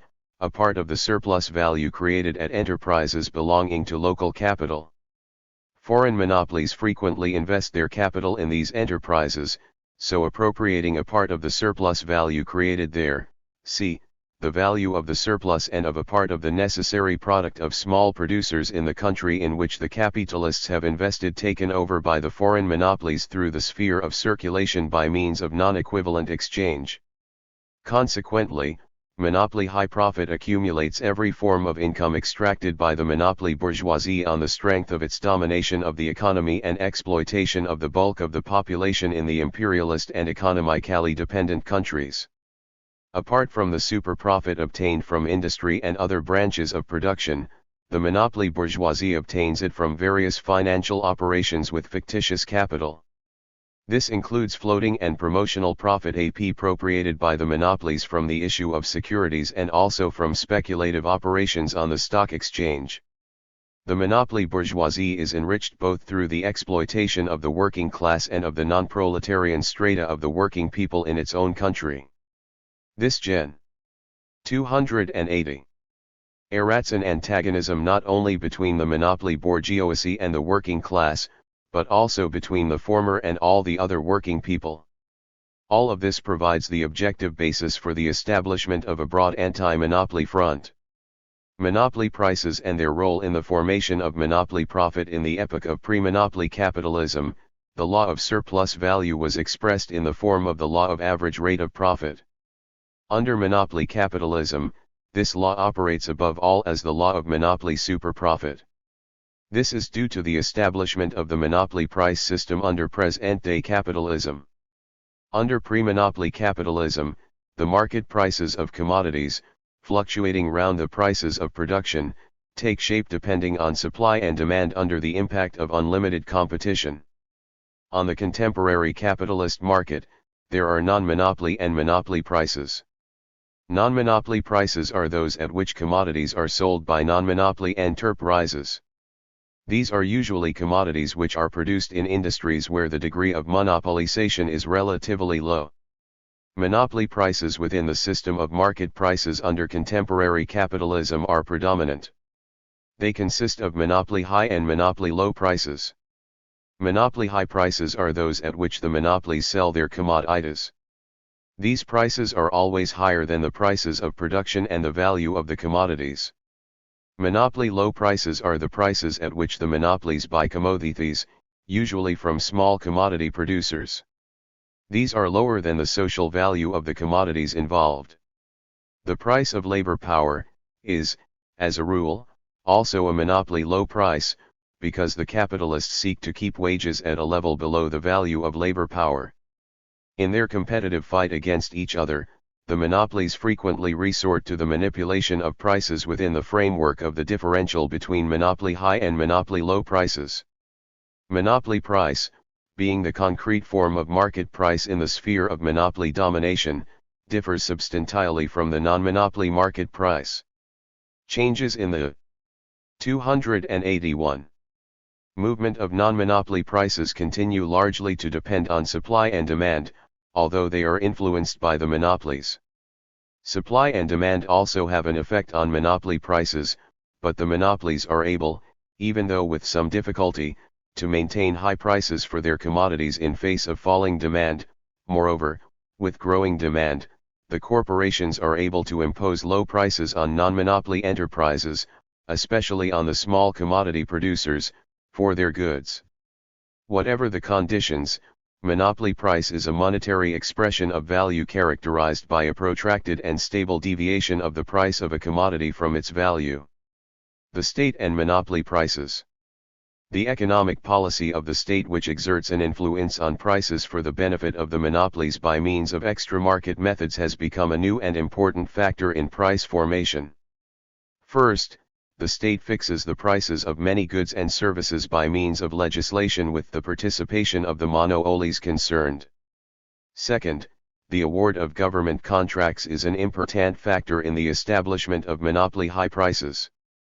In that event, prices are not shaped through market competition but by agreement between the monopoly corporations and the government agencies concerned. Here, the highest costs of production at enterprises in the given industry are, as a rule, taken as the basis for the calculation of prices. Among these are enterprises in the non-monopoly sector and enterprises which, while belonging to monopoly corporations, are relatively backward in terms of technical equipment. Because the monopolies have the lowest costs of production, this method of price fixing assures them of monopoly high profits. In the sphere of prices, the monopolies have the crucial role to play in the relations between the monopolies and the state.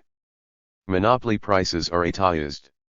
Where the market sets definite limits to monopoly prices, the state takes steps to enlarge these limits by fixing and reinforcing the high price level which is advantageous for the monopolies.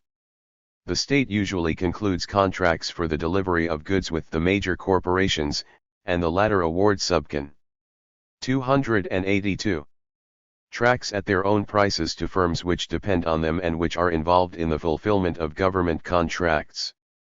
Third, the establishment of high prices for the goods of the monopolies is promoted by the policy of the state in the export and import of goods. The export of goods is one way of limiting their supply on the internal market.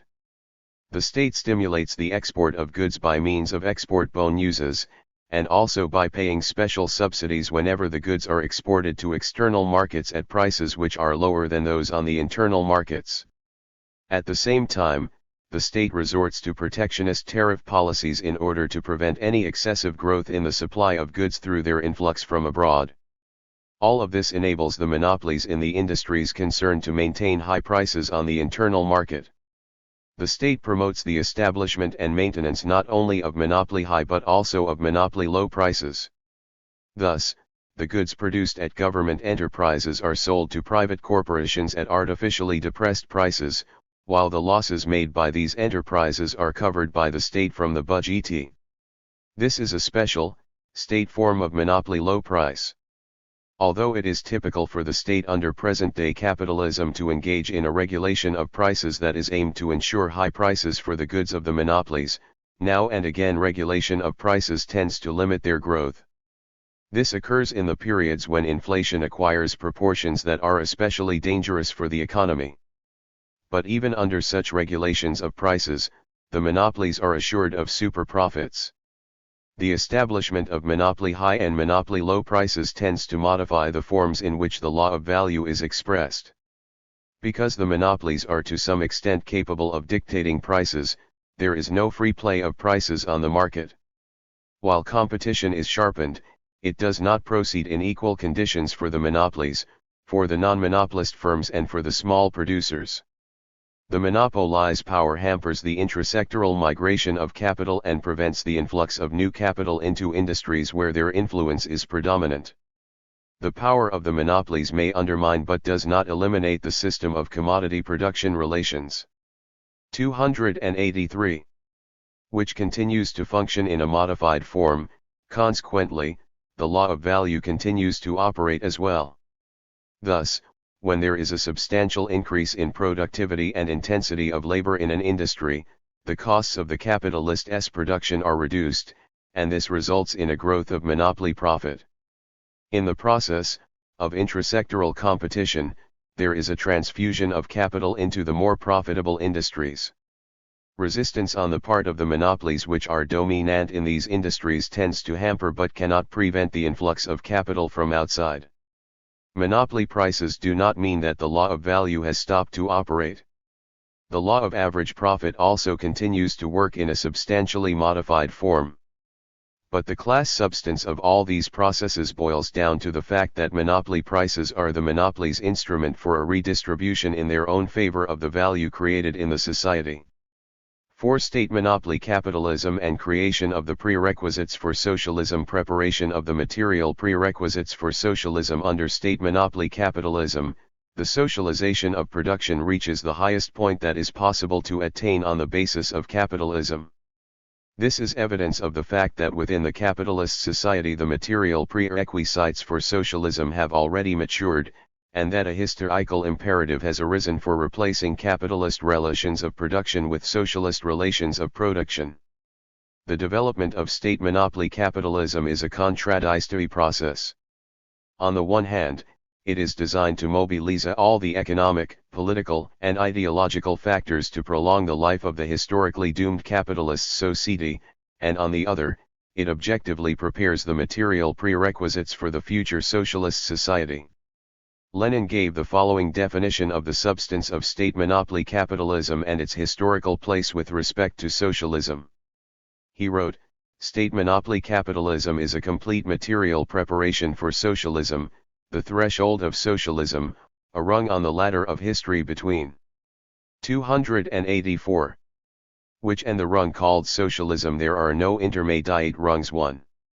Life has fully borne out these words of Lenin's. The revisionists, who distort Lenin's ideas, claim that elements of socialism, like state property, state programming and economic regulation, are created within the framework of capitalism. But Lenin emphasized that the transition to socialism can only take place as a result of a socialist revolution, and that capitalism can never automatically grow into socialism. He says, the erroneous bourgeois reformist assertion that monopoly capitalism or state monopoly capitalism is no longer capitalism, but can now be called state socialism and so on, is very common. 2. He regarded state monopoly capitalism as the most complete material preparation for socialism, meaning that it had exceptionally accelerated the socialization of production, bringing the process to its highest point that can be reached on a capitalist basis.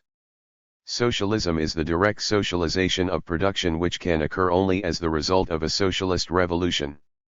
State monopoly capitalism has brought mankind closer to socialism, because socialism is merely state capitalist monopoly which is made to serve the interests of the whole people and has to that extent ceased to be capitalist monopoly. 3. Modern productive forces have already outgrown the narrow framework of the private capitalist form of production relations. They need social management and control on a national and even an international scale, and that is feasible only under socialism, when the means of production become the property of the whole people. The emergence and development of state monopoly property and the fact that the overwhelming majority of the major owners of the means of production are not directly involved in the management of production, and the growing economic role of the state in regulating the economy show that the owners of monopoly capital are superfluous for the management of production and indicate a growth of their 285. Parasitism.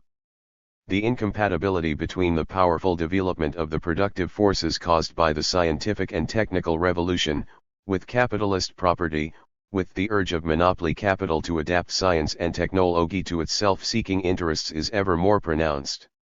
State monopoly capitalism, which seeks to adapt itself to the productive forces that have a social character, creates an apparatus of state control and regulation of the economy. The state apparatus of coercion and oppression of the working people is destroyed by the socialist revolution, but the apparatus of social management of economic life is used by the proletarian dictatorship to organize socialist construction. In this context, Lenin says, the mechanism of social management is here already to hand.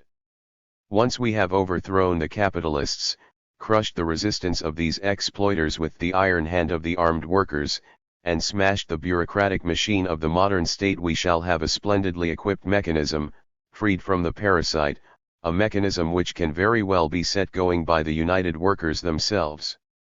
1. 1 V. I. Lenin, The State and Revolution, Collected Works, Volume 25, p. 426. Exacerbation of the contradictions between labor and capital. The development of state monopoly capitalism tends to sharpen all the social contradictions of capitalism. There is growth in the numerical strength and role of the working class in production and non-production spheres, but the insecurity of its existence increases, while the peasantry and the petty urban bourgeoisie are ever more stratified, and the share of the middle strata of the bourgeoisie declines. At the same time, there is a further polarization of the capitalist society into two opposite classes. This is expressed in the growing number of those working for a wage, while the share of capitalist owners is reduced. Wage workers (ERS), employees, intellectuals now constitute the largest part of the economically active population in the capitalist society. Broad masses of the proletariat are in confrontation not just with individual capitalist entrepreneurs, but with 286. The whole system of state monopoly capitalism. Alongside the growth of the contradictions between the bourgeoisie and the proletariat, there emerges and develops a contradiction between monopoly capital and all the non-monopoly strata of the nation. That is the economic basis for a united anti-monopoly front of struggle against state monopoly capitalism. The economic, social, and political prerequisites for transition to socialism have attained the highest degree of maturity. In the capitalist countries, there is a growing mass urge for radical change. The proletariat is the chief motive force of the anti-monopoly, general democratic struggle. The working class rallies together a sizable section of the peasantry, the urban petty bourgeoisie, and the intelligentsia, all of whom objectively stand to gain from the elimination of the power of the monopolies. During the last decade, the number of working people involved in the strike movement increased by a third and, according to official data alone, reached 250 million people. The strike struggle, which involves the most diverse strata of the laboring population, has reached a high point. The exacerbation of the contradictions of the general crisis of capitalism at the present stage, the 1974 to 1975 economic crisis, the continuing crisis phenomena in every sphere of economic and political life of the society, and the sharpening of all its social contradictions provide visual evidence of the bankruptcy of all the bourgeois, reformist and revisionist theories of state monopoly capitalism. Chapter 16. The collapse of the colonial system. Of imperialism. Specific features of the newly free country's economy. 1. The collapse of the colonial system as a manifestation of the general crisis of capitalism. The collapse of the colonial system of imperialism. The crisis of the colonial system of imperialism stemmed from a sharp aggravation of the antagonistic contradictions between the imperialist bourgeoisie of the metropolitan countries and the peoples of the colonial and dependent countries. The Great October Socialist Revolution led to the establishment of the first socialist state and was a most important factor behind the powerful upswing of the national liberation movement, which ushered in the crisis of the colonial system of imperialism.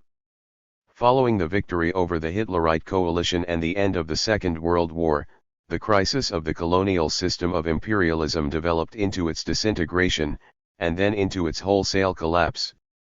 Over 2 billion people threw off the colonialist yoke and rose to state independence. The colonial system of imperialism in its classical form may, on the whole, be regarded as having been eliminated. The British, French, Dutch, and Portuguese colonial empires, which it took decades and centuries to build up, were dismantled in a historically brief period. In 1945, the Colorado niche of the imperialist powers sprawled on a territory of 38.6 million square kilometers with a population of over 670 million, that is, about 30% of the world's land area and population. After the collapse of the last great colonial empire, the Portuguese, only about 0.3% of the world's population on a territory equal to 0.7% of the world still remains under colonial oppression. On the ruins of the colonies emerged 114 new states. Before them lay the prospect of converting their nominal political independence into real independence. 288. The disintegration of the colonial system of imperialism and the emergence of independent states in Asia, Africa, and Latin America resulted from the National Liberation Revolution, which assumed worldwide sweep in the second half of the 1950s and the early 1960s. For its part, the National Liberation Revolution, stemming from the socio-economic and political conditions of the general crisis of capitalism, tends to deepen that crisis. The disintegration of the Colorado Nile system has brought about substantial changes in the political structure of the world. The young national states have been acting ever more vigorously in the world arena, and in objective terms they are, at root, a progressive, revolutionary and anti-imperialist force. At the present stage in the general crisis of capitalism, the national liberation movement has entered upon a new stage, that of the struggle to do away with economic backwardness and dependence on the imperialist powers, a struggle against every form of neocolonialism. Neocolonialism and its forms. The liquidation of colonial empires and the winning of state independence by the former colonies do not as yet signify the complete elimination of colonialism. It continues to exist in the form of neocolonialism. A majority of developing countries still have to break down the economic pillars of the power of imperialism, to overcome its political and ideological influence, and to fulfill the important national liberation tasks objectively set before these countries by historical development. The economic dependence of most developing countries on the imperialist powers is due, on the one hand, to their economic backwardness, and on the other, mainly to the dominant positions held by imperialism in the world capitalist economy, the chief imperialist powers' monopoly of the market of goods, services, capital, modern means of production, scientific and technical experience and know-how, without the use of which it is impossible to overcome economic backwardness and achieve economic independence. The developing countries account for over 70% of the capitalist world's population, and for 75% of its raw material resources. Meanwhile, they had only 15.5. 19-0245-289% of the industrial production, 26% of the exports and 53% of the agricultural production. The backwardness of the developing countries which have yet to break the chains of economic dependence on the imperialist powers is expressed in the low level of development of their productive forces, the lopsided economic structure, the multiplicity of economic sectors, a large share of subsistence production, and archaic forms of exploitation of the working people. All of this predetermines their extremely low level of labor productivity. In the industrialist capitalist countries, labor productivity is 5 to 7 times higher in industry and 20 to 25 times higher in agriculture than it is in the developing countries. The imperialists are switching to new forms and methods of exploitation based mainly on the economic positions of imperialism in these countries and in the world economy as a whole, while also continuing to apply various forms of extra economic coercion. The goals the neocolonialists set themselves do not at all boil down to the extraction of high profits on capital invested in the former colonies and dependent countries, and uncontrolled disposal of this capital.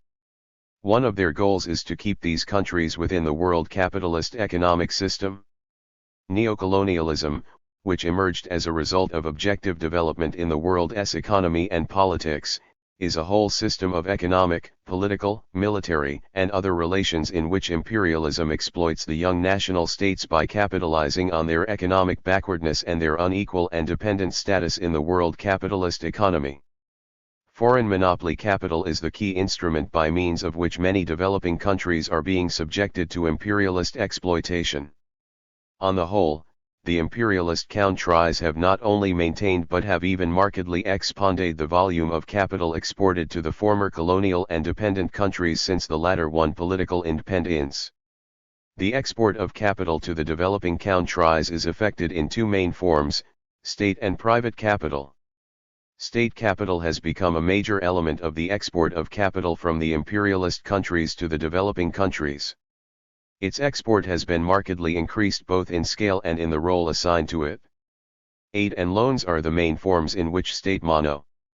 290. Only capital is exported. The strategic role of aid in the imperialist powers' global policy is to keep the developing countries within the world capitalist economy, to encourage their development along the capitalist road, and to give them, as far as possible, a pro-imperialist orientation. Aid has repeatedly been used as a powerful instrument of pressure by imperialism in its efforts to make up in some way for its loss of direct colonial control.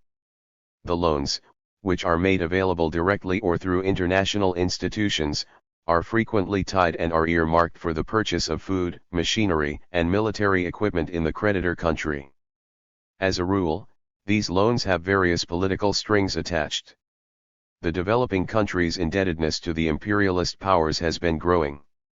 By the beginning of the 1980s, it came to about $350 billion, of which $300 billion fell to the no-oil countries.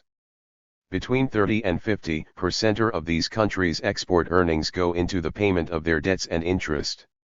Until the beginning of the 1970s, less private monopoly capital than state monopoly capital was exported to the developing countries, but it has a great part to play in the economy of most of these countries. In terms of its share and concentration, it is frequently stronger than their national capital. The imperialist state coordinates the activity of state monopoly and private monopoly capital, providing financial guarantees for the big capital exporting monopolies, and makes use of its economic, political, and frequently also military instruments as a weapon of neocolonialism. The establishment of subsidiaries by the major multinational corporations, with the participation of the national and bureaucratic bourgeoisie, is a relatively new form of expansion by private monopoly capital in developing countries. With their huge resources and operating in numerous sectors of production and many countries, the multinationals have great economic power and mobility. In many instances, they represent in the developing countries the latest form of collective neocolonialism. The multinationals flexibly adapt themselves to the conditions being shaped in the various developing countries. While losing direct control of the extractive industry, the multinationals intensively penetrate into their manufacturing industry. On the pretext of i.e. *291. Promoting the developing countries' industrialization, they are, in effect, engaged in industrial neocolonialism. The world capitalist market and the monopoly prices prevailing on it are a key instrument of imperialism by means of which the relations of dependence and exploitation of many developing countries are reproduced. For most developing countries, changes in world trade since the Second World War have been unfavorable. Their share of the world capitalist trade fell from 31% in 1948 to 25.5% in 1978. This was largely caused by a worsening of the terms of trade with the developed capitalist countries. The negative impact of foreign monopoly capital in the economic sphere is manifested, first, in the extraction of a large share of the national income in favor of the imperialist monopolies and states, and that in a volume which in some developing countries is larger than the new influx of capital from abroad. Second, foreign monopoly capital, especially that coming in as direct investment, frequently deepens the structure of the economy remaining from the colonial past and leads to a disproportionate development of the various industries. Third, on the strength of its positions, foreign capital resists the development of progressive trends in the economy of the developing countries, and the nationalization of the sectors of the economy in which it has a stake, and tries to slow down the growth of socialization. In the social sphere, monopoly capital supports the conservative groups of the national bourgeoisie and the government bureaucracy and impedes radical socio-economic transformations. In the political sphere, it is oriented in many countries towards reactionary, undemocratic regimes capable of assuring it of sufficient stability and pursuing anti-communist policies, and seeks to spread corruption and fan ethnic conflicts. In recent times, collective forms of struggle by the developing countries against imperialist exploitation and neocolonialism have become widespread. Among these is the non-aligned movement, which is clearly directed against imperialism and colonialism, against wars and aggression. One such collective form of struggle against neocolonialism is the demand for a restructuring of international economic relations on a democratic basis, on principles of equality. 292. But in contemporary historical conditions, the socio-economic and political development of countries in Asia, Africa, and Latin America is determined not only by the uniformities and requirements of the world capitalist economy and the policies of imperialism.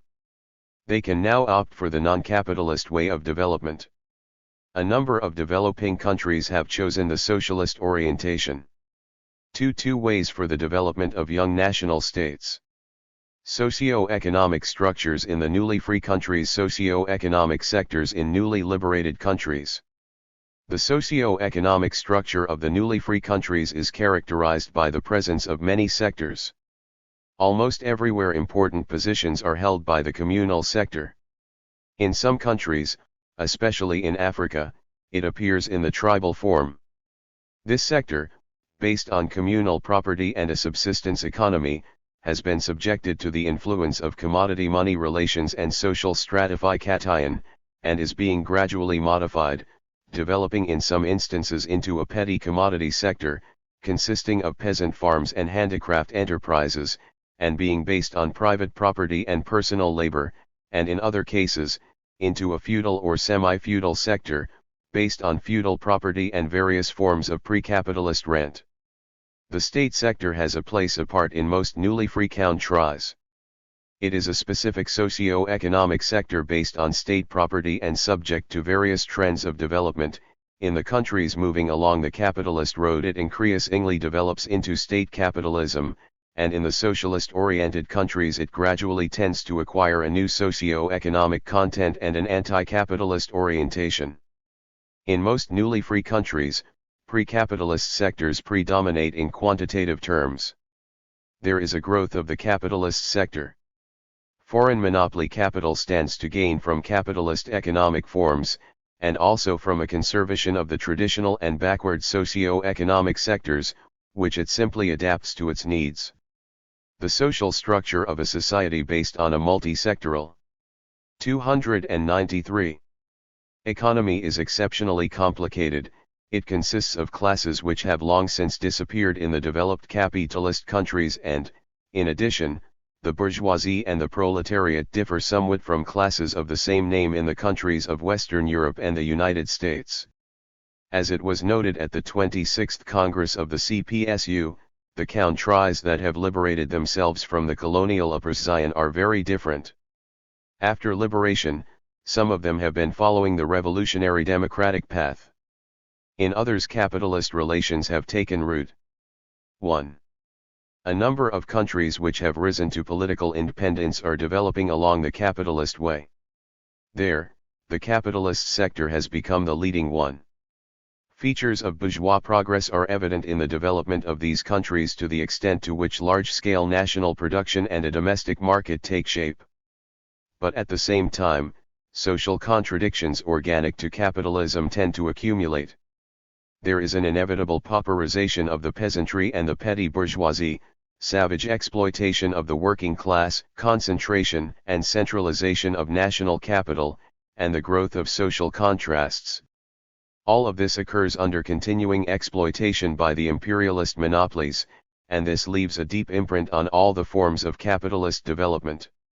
Along the capitalist way, most newly free countries are, for all practical purposes, incapable of overcoming economic backwardness and dependence on the imperialist countries, because they continue to lose a large part of their national income, and are limited in their right to dispose of a sizable part of their resources for the benefit of their own economy. The condition of these countries is gravely influenced by the upheavals in the world capitalist economy. All manner of crisis phenomena and a sharpening of socio-economic contradictions are characteristic of these countries. Revolutionary democratic way of development of newly liberated countries. The winning of political independence means that the national liberation revolution has taken an important step, but only the first one. This revolution is designed to effect 294.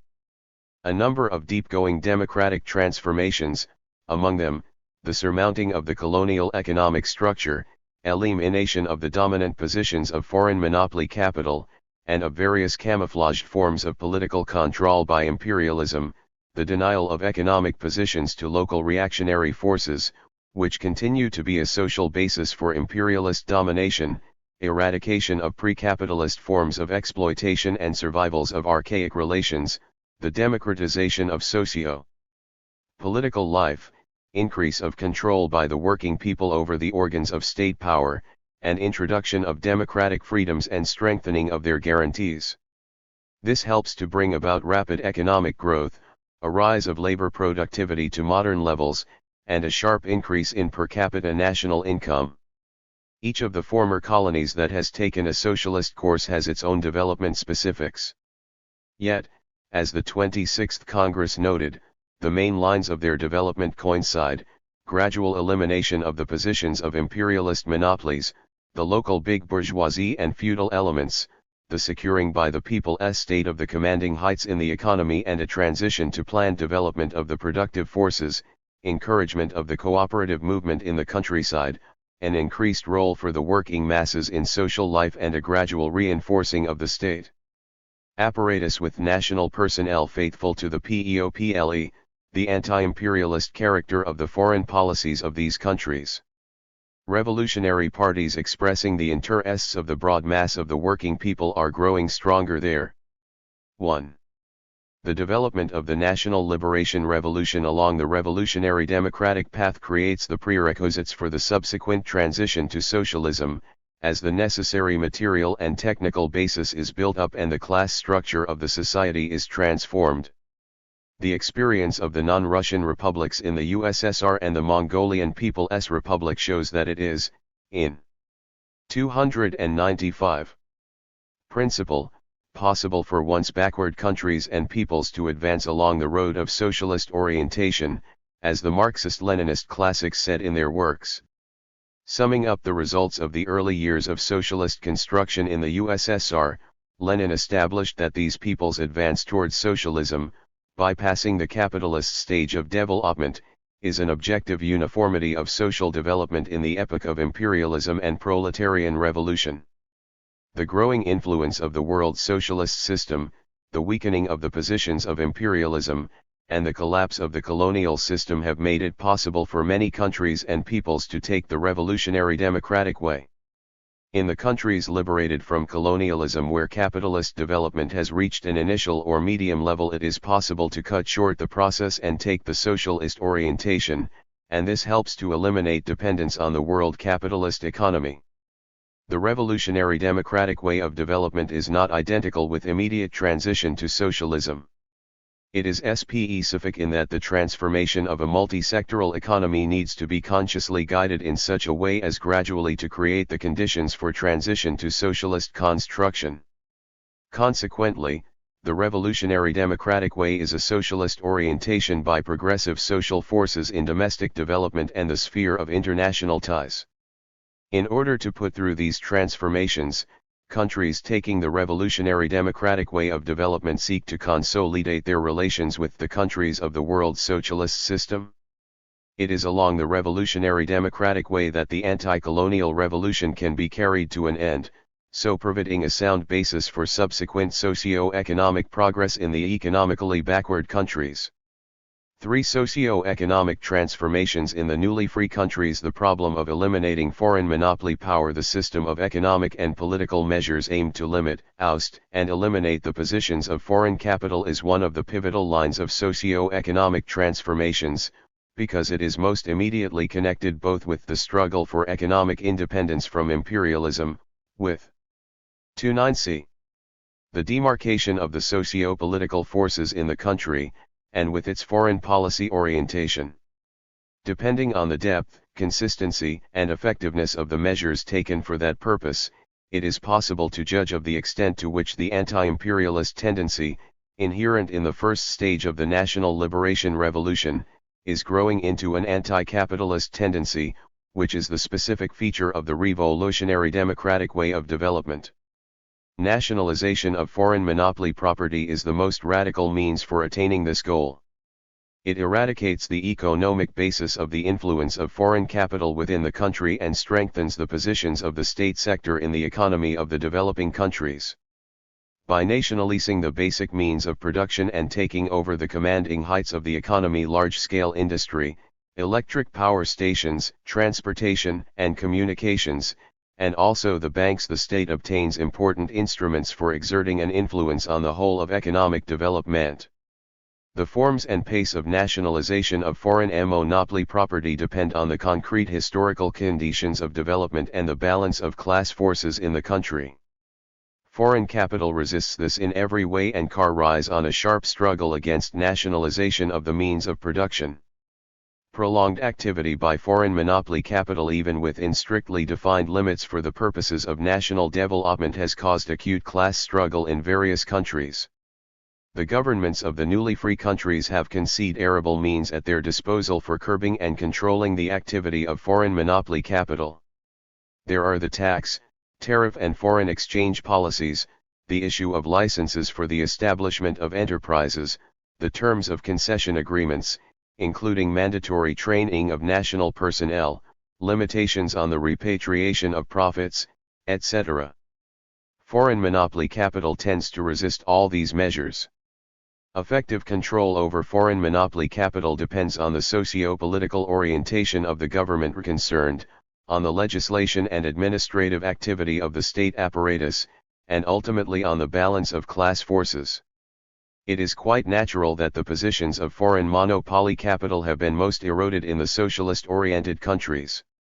297. The role of the state sector in the newly free countries' economy. In the countries liberated from colonial oppression, the state actively and systematically participates in the process of expanded reproduction of the national productive forces. National private capital is much too weak to build up a modern industry on its own, and this is evidenced by the experience of various developing countries. The formation and growth of the state sector depending on the social nature of the state occurs in various ways: confiscation of the property of the former colonial administration, nationalization of foreign and local capital, expanded reproduction within the framework of the state sector itself, and accumulation of resources through the state budget. The share of the state sector in the economy differs from one newly free country to another. Its share in the production of the national income ranges from a few percent in the most backward countries to 10 to 20% in most capitalist-oriented countries, and to 30 to 50% in the socialist-oriented countries. The state sector has an especially big part to play in forming the sources of accumulation. On it crucially depend the rate of growth and the modernization of production. In some countries it accounts for 50 to 75%. A common trend in the development of the state sector is a gradual growth of its share in production, employment, and capital investment, especially in the leading sectors of the economy. The progressive role of the state sector lies in the fact that it represents a relatively high level of socialization of production and makes it possible to put through various measures to control the economy as a counterweight to the private enterprise elements. In the socialist-oriented countries, the state relies on the state and cooperative sectors and the corresponding forms of social property, banks, large-scale infrastructural installations, land, enterprises in the extractive and manufacturing industries, foreign trade companies, etc. As a result of this, in countries where power is in the hands of a bloc of revolutionary forces, the state sector has an important role to play in developing the economy along the revolutionary democratic way. Here, the state sector is used not only for national liberation but also for social emancipation, and is invested with an anti-imp. 29. Realist and an anti-capitalist character. In these conditions, the expansion of this sector signifies a strengthening of the economic and social basis for the non-capitalist way of development. But even in the socialist-oriented countries, the class struggle over the direction of their development goes on and is sharpened. Industrialization. Industrialization, that is, a growing role for industry in the national economy, modernization of the existing industrial enterprises and construction of new ones, and a switch of all the other sectors to a modern technical basis add up to one of the central elements in the transformation of the backward economy. In the newly free countries, there is a growing interest in socialist industrialization, which makes it possible, through the use of new methods, to mobilize resources and to plan, so as to build up a highly developed industry in a relatively short time. Experience shows that there is no need for each country to develop a universal production complex. At the first stage of industrialization, there is usually an effort to build up individual enterprises and industries which help to raise the existing economy to a new technical level. In the post-war period, most newly free countries have scored some successes in industrialization. The share of the capitalist world's industrial output amounted to 10.1% in 1950 and exceeded 15% in the beginning of the 1980s. There was a high rate of growth not only in the extractive industry, which had been developed in these countries in the colonial period, but also in manufacturing. The output of the light and heavy industries has also markedly increased. In the socialist-oriented countries, the main emphasis is on the development of the state sector in industry, within whose framework the governments of these countries seek to concentrate the key enterprises that are of the utmost importance for the national economy. In most developing countries, industrialization comes up against grave difficulties which spring not only from the limited accumulation fund but also from the narrowness of the internal market, and the low standards in culture and occupational training. All of this is largely predetermined by the impact of the pre-capitalist sectors, mainly in agriculture, and also by the extraction of huge amounts of national wealth by foreign monopoly capital. Agrarian reforms. There is an urgent need for radical agrarian transformations for the benefit of the peasantry in order to solve many socio-economic problems. Neither industrialization nor a rational solution of the accumulation problem are feasible without an in-depth transformation of agrarian relations. One of the paradoxes of economic development in many newly liberated states is that these countries, while being agrarian and mainly peasant, are unable to provide themselves with food-stuffs. According to the FAO, from 1970 to 1977, food imports by the developing countries increased by an average of $3.3 billion a year. In the African countries, the annual average increase in food output came to no more than 1.3%, as compared with 2.7% in the 1961 to 1970 period, while the population grew at 2.6% a year. Food shortages are expected to be among the most serious problems facing these countries over the next few decades. The need for agrarian transformation springs from the relations of production which are predominant in agriculture and which fetter the development of the productive forces not only in the countryside but on the scale of the society as a whole. A solution of the agrarian problem helps most fully to fulfill the objective tasks of the national liberation revolution and to meet the immediate requirements of the majority of the population in the developing countries.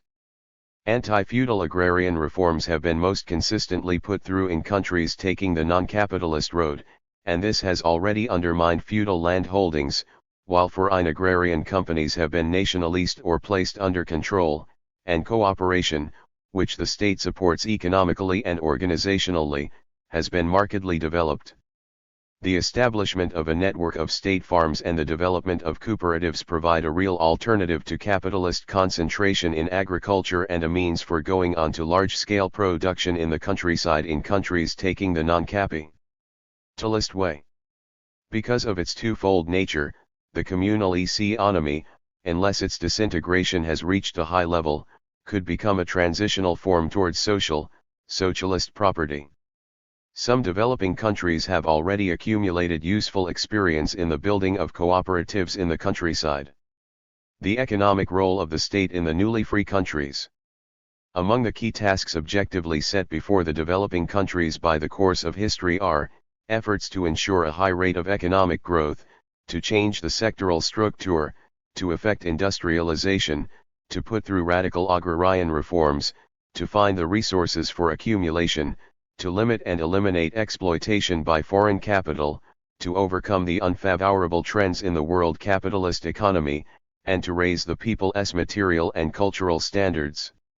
All these problems have to be tackled comprehensively, in a complicated and contradictory socio-economic situation. Here, the state has a crucial role to play in fulfilling these tasks. With the rapid formation of new classes, on the one hand, and the growing struggle against imperialist exploitation, on the other, the society in the developing countries tends politically to mature much faster, and in many of them there is a shift of the social basis of the state power towards the social forces which represent social progress. The broadest prospects are opened before the peoples of the countries where the state takes a socialist orientation.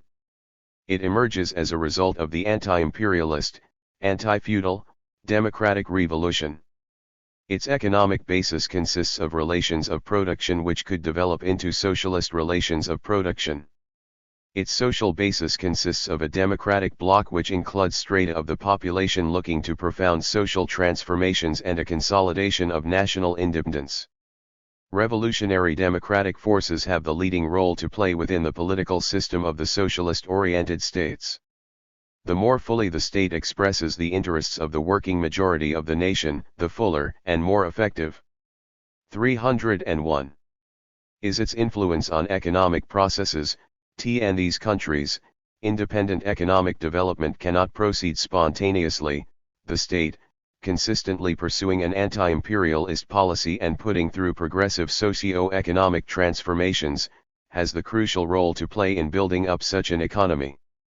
National private capital is incapable of transforming a backward economy, carrying on a resolute offensive against the foreign monopolies and the imperialist powers, and creating a modern industry.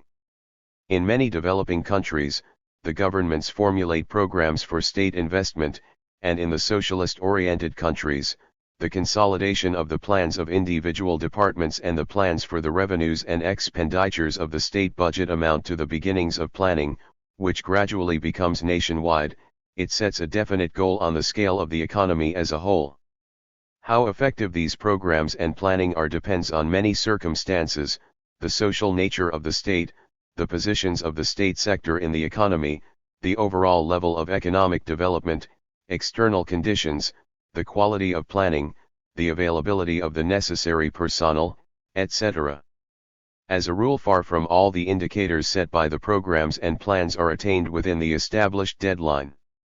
Nevertheless, in some countries the measures taken to implement such programs and plans have had an effect on the development of key sectors of the economy, in bringing about some favorable changes in the old economic proportions, and in promoting the mobilization of resources. The use of the socialist countries' great experience in economic planning is of much importance for organizing economic planning in the developing countries taking the revolutionary democratic road. Bourgeois scientists have written a great deal about the development programs facing the young national states and have proposed diverse recipes for overcoming their economic backwardness. But, experience shows, these recipes do not help these countries to escape from exploitation by monopoly capital. The most effective way to solve the problem of eliminating dependence on imperialism and boosting the economy in the developing countries is to put through deep-going socio-economic transformations, nationalization of the property of foreign monopolies, radical agrarian 302 reforms, and industrialization. These pave the way for the development of the productive forces and create the conditions for ensuring high and stable rates of economic growth. Cooperation between socialist community countries and newly free countries. Economic ties between socialist and developing countries are a new type of international economic relations based on equitable and mutually advantageous cooperation and assistance in overcoming historical backwardness. Especially close relations have been established between socialist states and developing countries taking the non-capitalist road. Their dependence on the world capitalist economy has been markedly reduced. The newly free countries urge to attain economic independence from imperialism, to bring about social reconstruction objectively meets the mutual interests of the socialist and developing countries. This means that economic cooperation between the two groups of countries has a sound basis and broad prospects before it. The development of economic ties between them is also promoted by the fact that the industrial facilities built up in the socialist countries help them to export a broad range of manufactured goods, especially the means of production, and also to render all-round economic assistance. The expanding world socialist market presents a growing demand for the newly free countries' traditional exports. Finally, the deepening and expansion of ties between these countries is promoted by the planned economic development in the socialist countries, so that economic relations and obligations are stable and assured. This enables them to alter their economic proportions and to restructure their economy with an eye to the long term and in the presence of guaranteed marketing outlets. Economic and technical assistance and help in personnel training extended by the socialists to the developing countries are of much importance in their cooperation.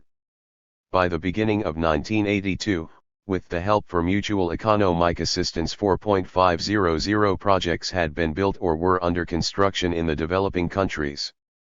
The CMEA countries have helped the developing countries to train more than 1 million specialists. Trade between the two 303 groups of countries has been growing at a high rate. From 1965 to 1977 it multiplied over six-fold.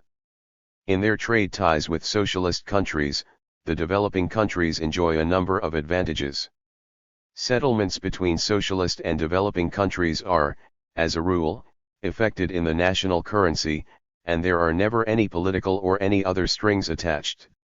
In payment for outstanding credits, the socialist countries buy manufactured and semi-manufactured products turned out at the enterprises they help to build, as well as their traditional exports. The USSR has unilaterally waived customs tariffs on goods imported from developing countries. The economic cooperation between the socialist and developing countries tends to undermine the imperialist countries' monopoly on the supply of industrial equipment and the extension of scientific and technical aid. That is why the developing countries' gain from the socialist countries' assistance also includes strengthening their economic positions vis-à-vis the imperialist powers. Cooperation between the USSR and other socialist countries, on the one hand, and the developing countries, on the other, tends to acquire the nature of a stable division of labor contrasting with the system of imperialist exploitation in the sphere of international economic relations. The USSR and other socialist countries resolutely support the newly liberated countries' struggle for the establishment of a new international economic order on the principles of equality and non-interference in the internal affairs of all states. In the Central Committee report to the 26th CPSU Congress, Leonid Brezhnev stressed that the USSR would continue consistently to pursue the policy of promoting cooperation with the newly free countries and consolidating the alliance of world socialism and the national liberation movement. Under the present balance of class forces in the world, the newly free countries are quite capable of withstanding imperialist diktat and carrying on a struggle for the establishment of fair, that is, equitable economic relations, increasing the pace of their economic development and achieving all-round economic progress. Chapter 17. Agrarian Relations and the Condition of the Peasantry. In the capitalist countries at the present stage 1.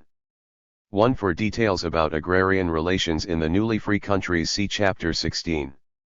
The most characteristic feature of agrarian relations of the epoch of imperialism is that the monopolies also seek to dominate agriculture. In the developed capitalist countries, there is a rapid expulsion of toiling peasants and farmers by the big capitalist entrepreneurs, agricultural monopolies and banks.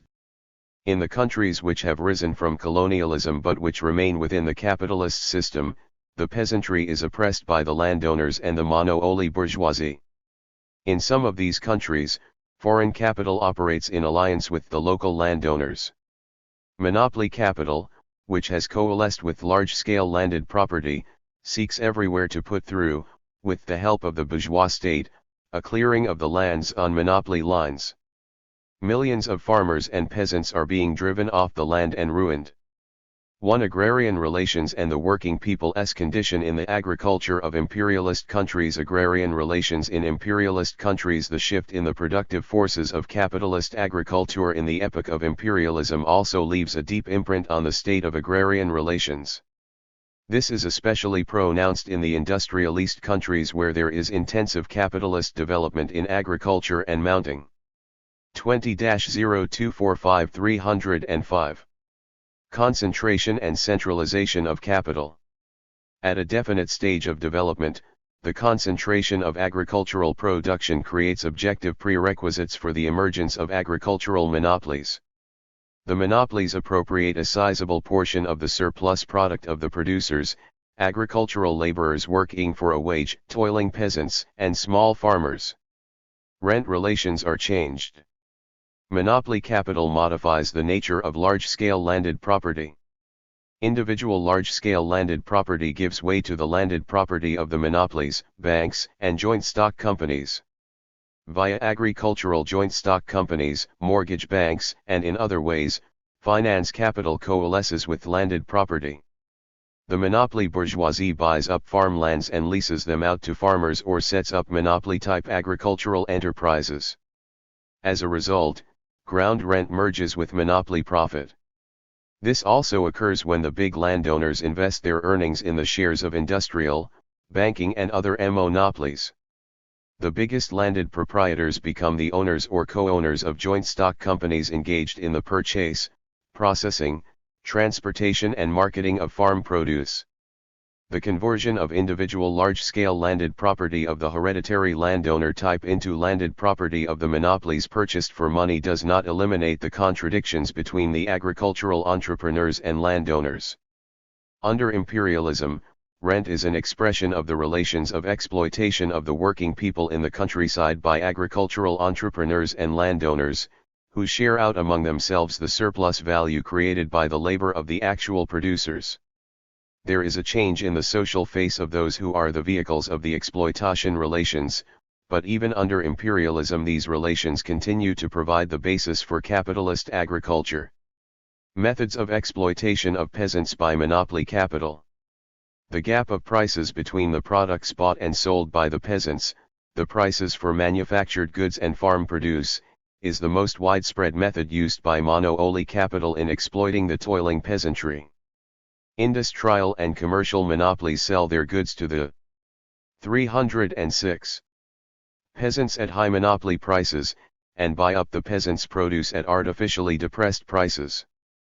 The gap in the prices of manufactured goods and farm produce tends to widen with the growing monopolization of sectors of the economy connected with agriculture, agricultural engineering, chemical, mixed fodder, food and other industries, and also the wholesale and retail trade in farm produce and foodstuffs. A dense network of capitalist predators making money on the working people of town and country lies between the actual producers of farm produce and the ultimate consumers. That is why the share of the final price of farm produce going to the peasant and the farmer has been steadily shrinking. Vertical integration, which is effected both on a private monopoly and state monopoly basis, helps to intensify the exploitation of the actual producers. Under vertical integration, the agricultural producer not only becomes economically dependent on the integrator monopoly but also, technologically, a link in the production process. For all practical purposes, peasants and farmers are turned into the wage workers of the integrator monopoly and have to fulfill the terms dictated by their contracts. Agricultural wage workers, among whom there are many ruined peasants and farmers, and also members of their families, are in a much more difficult condition than industrial workers. Their wages are lower and their working conditions are in many cases harder than those in industry. For the most part, workers in agriculture are not unionized, which is why it is more difficult for them to fight against the arbitrary acts of the entrepreneurs. As a rule, they are not covered by social and labor legislation, they have no unemployment benefits, no compensation in the event of occupational injuries, etc. Here, competition on the labor market is also much stronger. The industrialization of production results in an absolute reduction in the demand for manpower. Migration from country to town does not help to eliminate the latent overpopulation in agriculture. The small peasants are incapable of providing themselves with the means of subsistence by working on their scraps of land and are forced to seek additional incomes. The ruined peasants are turned into agricultural laborers holding allotments from big landowners, and some of them into landless laborers. 20*307. Agrarian crises are among the most important causes of the mass ruin of peasants and farmers. For the big commodity producers, agrarian crises provide fresh opportunities for acquiring the lands of ruined peasants for a song. State monopoly regulation of agriculture. The bourgeois state makes use of various measures to regulate agricultural production and the farm produce market, so promoting the utmost penetration by private monopoly capital of the sphere of agricultural production, which with its system of state procurement turns into a highly lucrative sector. This is also promoted by state monopoly measures aimed to increase or reduce the production of various items and expand foreign trade in agricultural produce. The government system of guaranteed prices for farm produce does not save small producers from ruin. State monopoly regulation advances the capitalist socialization of production. The concentration of agricultural production inevitably leads to the elimination of small and medium peasant farms. The industrial monopolies ruin the peasants by means of high prices for manufactured goods, and the banks, by their hard terms of credit. The monopolies buy up farm produce at artificially understated prices, while the state levies high taxes on the peasantry. In addition, the chronic inflation deprives the peasants of some of their savings. A policy of improving the agrarian structure is pursued in the common market countries of Western Europe and other capitalist countries, as a result of which millions of peasants and farmers are ousted from agriculture. Large-scale industry and trade are placed in a privileged position at the expense of the peasants. The bourgeois governments seek to justify this anti-peasant policy by pointing to the need to replace the uneconomical small-scale peasant production with the highly profitable production of agricultural capitalists and monopolies. The peasantry's growing resistance to the policies of the monopoly state and its mass action, which has the support of the urban working people, force the capitalist governments to maneuver.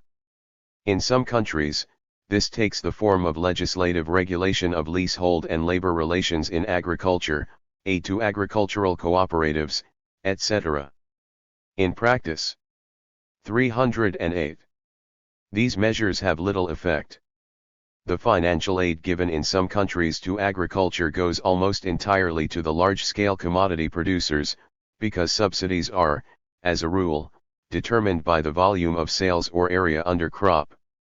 That is why, together with the growing scale of ruin and elimination of the small and medium peasant farms, the number of big and giant capitalist farms and the concentration of agricultural production on these farms tend to increase. Bourgeois economic writers frequently assert that in present-day capitalist agriculture, enterprises based on wage labor are allegedly being ousted by family farms, and that the family farms are due to replace the traditional peasant forms of agricultural production. The family farms theory is one version of the stability of small-scale peasant farming theory, whose advocates seek to prove that small-scale peasant farming is not being ousted by large-scale capitalist production, but is being merely transformed into more progressive farming involving the use of modern agricultural machines and agro-technical methods.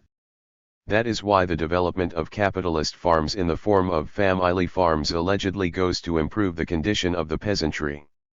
Bourgeois economists ignore the fundamental distinction between capitalist farms and the farms run by working farmers. The family farms do not, in effect, cease to be exploitive. As in the past, the capital of the farm owner is accumulated surplus value, while the income he appropriates is the surplus value created by wage workers. Far from ruling out the existence of family farms, in effect, entails the ruin of the laboring strata in agriculture.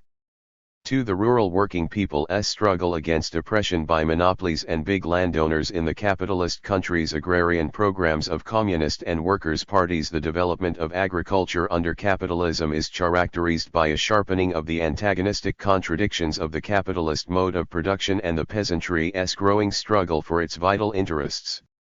From 1950 to 1970, 22 million peasants and farmers, over one-half of the agricultural population, were ruined in the developed capitalist 309 countries. The stratification of the peasantry and the consequent conversion of a sizable part of it into proletarians and semi-proletarians have dispelled the illusion that most of them could farm independently on their own land.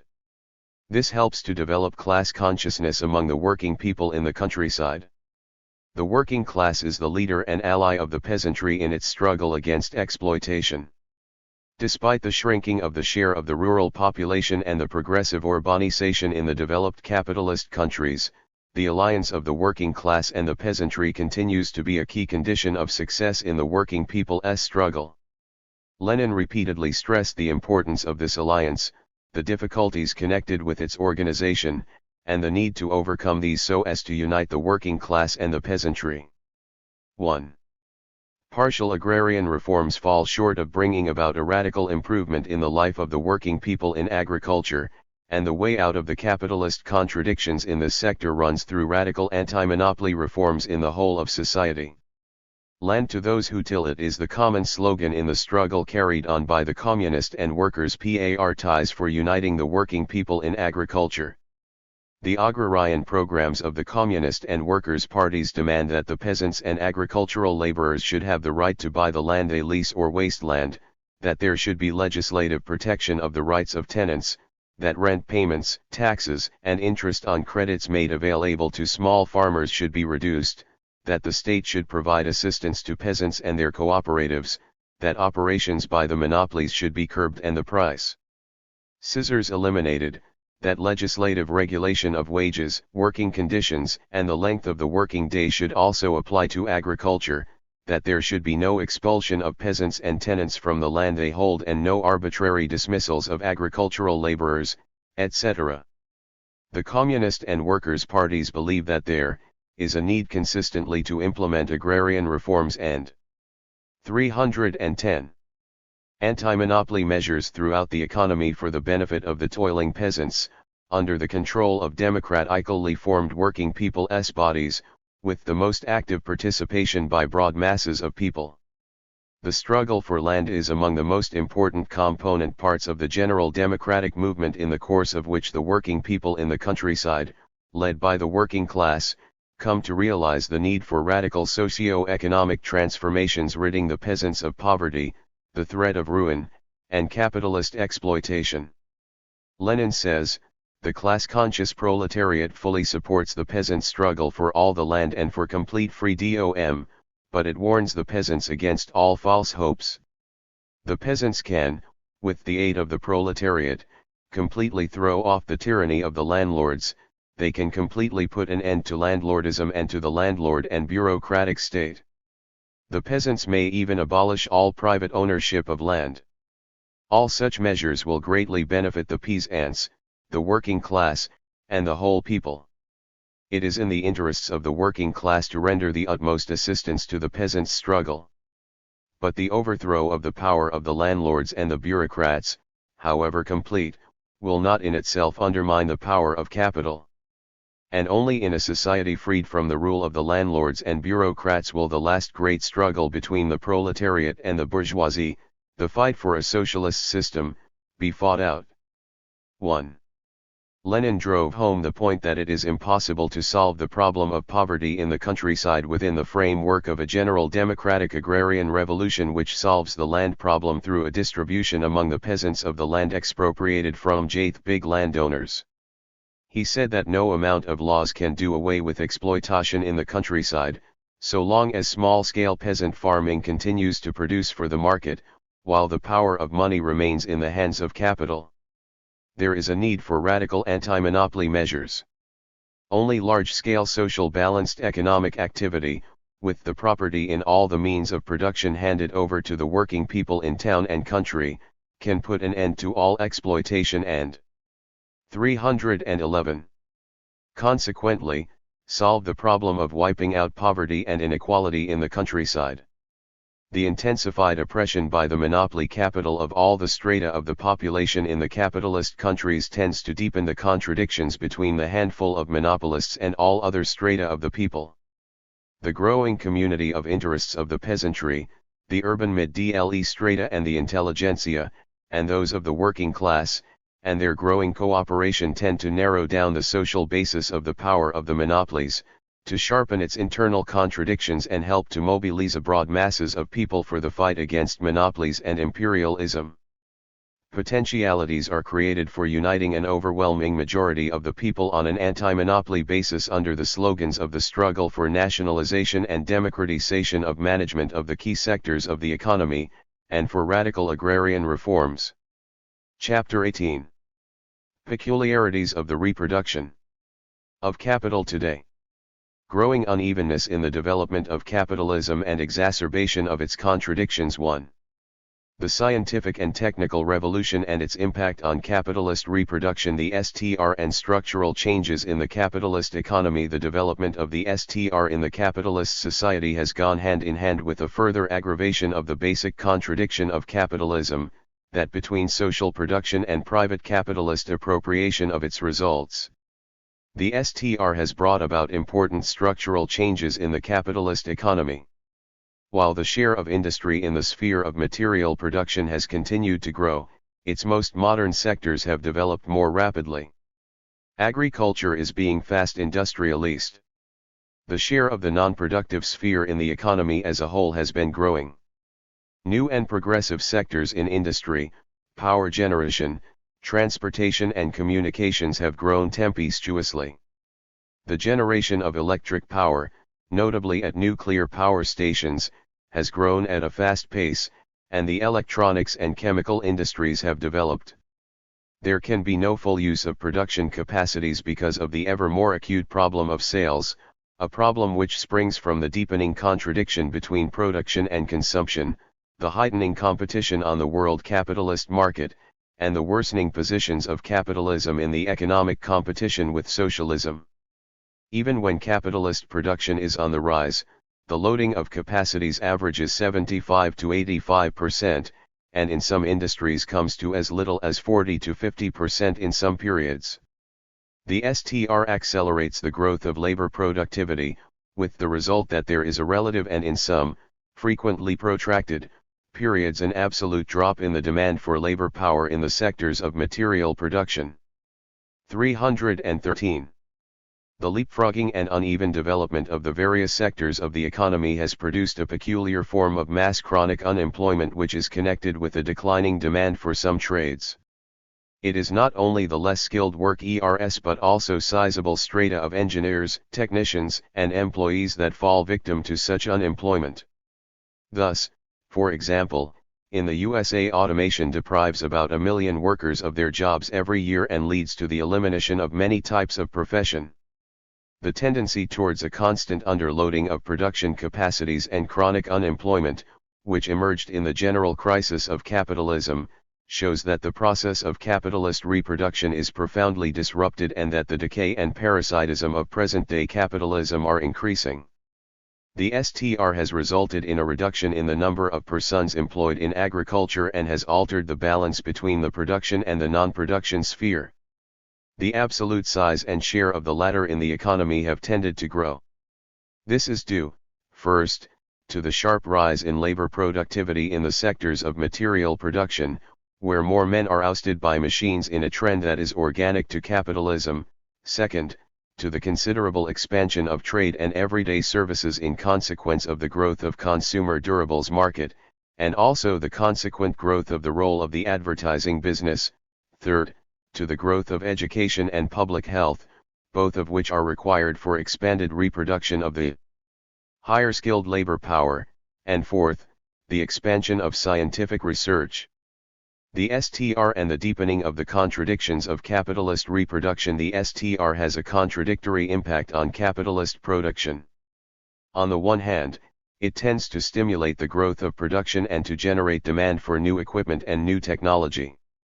This is also promoted by the rapid obsolescence of fixed capital and the growing competition, which requires its frequent renewal.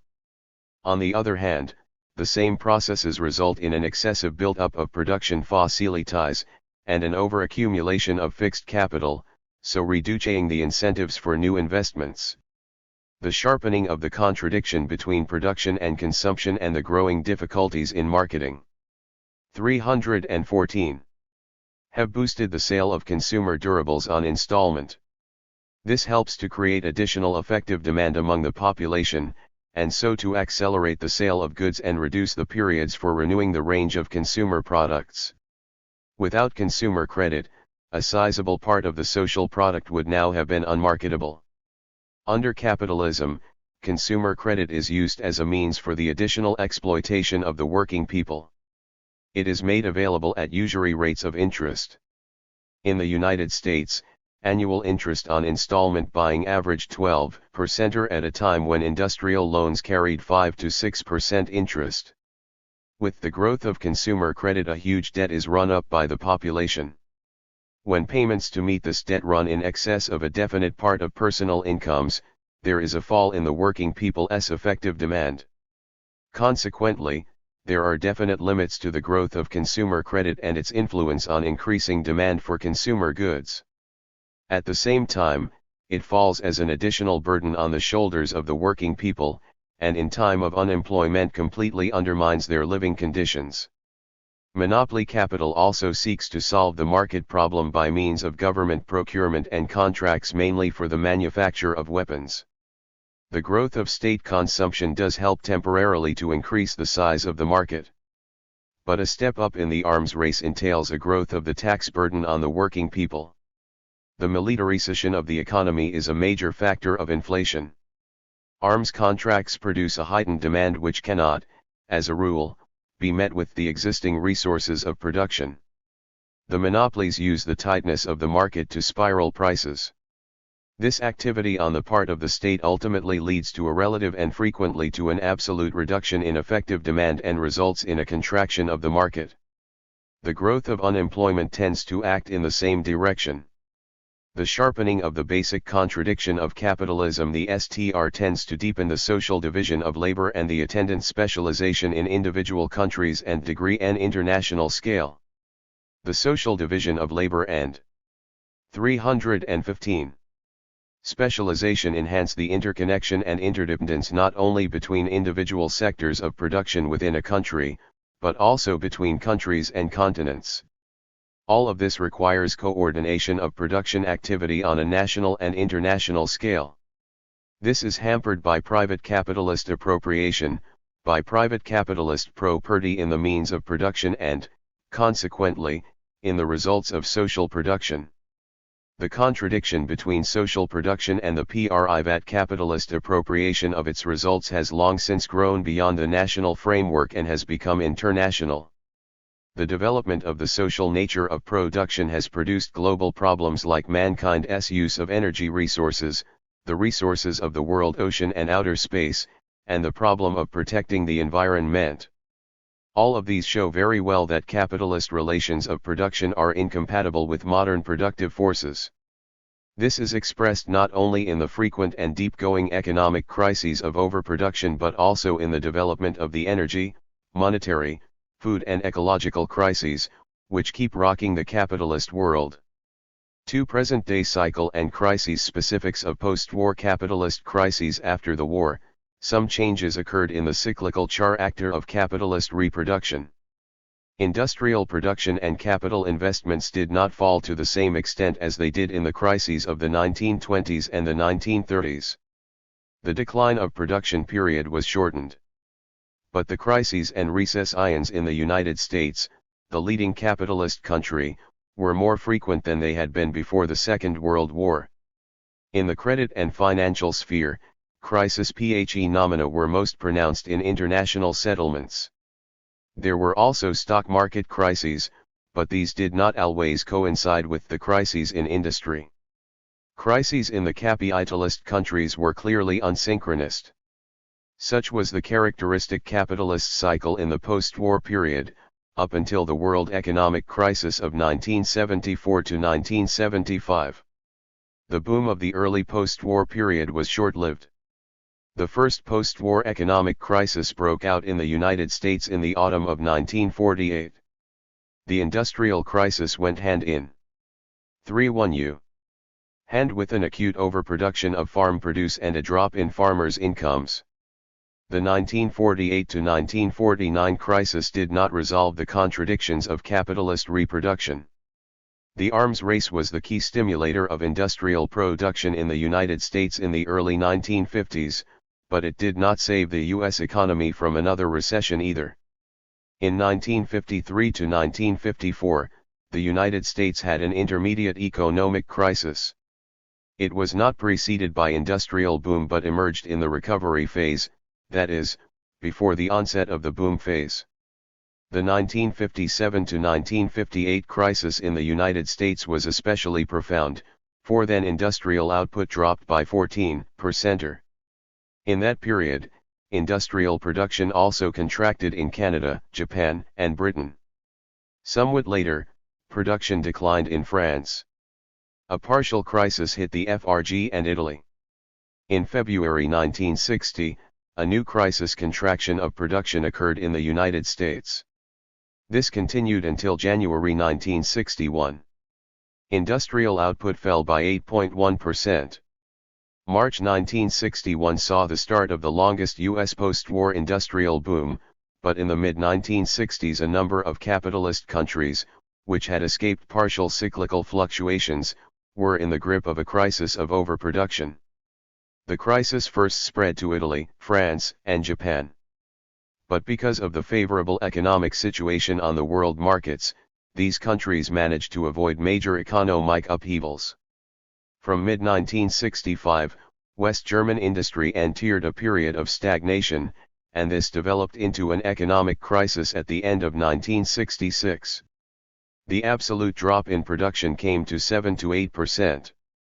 In the course of 1967, the number of fully unemployed in the FRG exceeded 700,000. The economic crisis of 1966 to 1967 in the FRG not only dealt a heavy blow at the West German economy, but also had a tremendous political and psychological effect. It blasted the myth of the FRG's economic miracle and its alleged escape from the cyclical character of development. U.S. economic expansion in the 1960s was not stable. In 1967, there were signs of a new economic crisis coming to a head, but it was stemmed through the war in Vietnam. However, with its arms contracts, the war merely gave a temporary impetus to production, but could not avert the onset of another economic crisis, which broke with full force in the United States in the autumn of 1969. 317.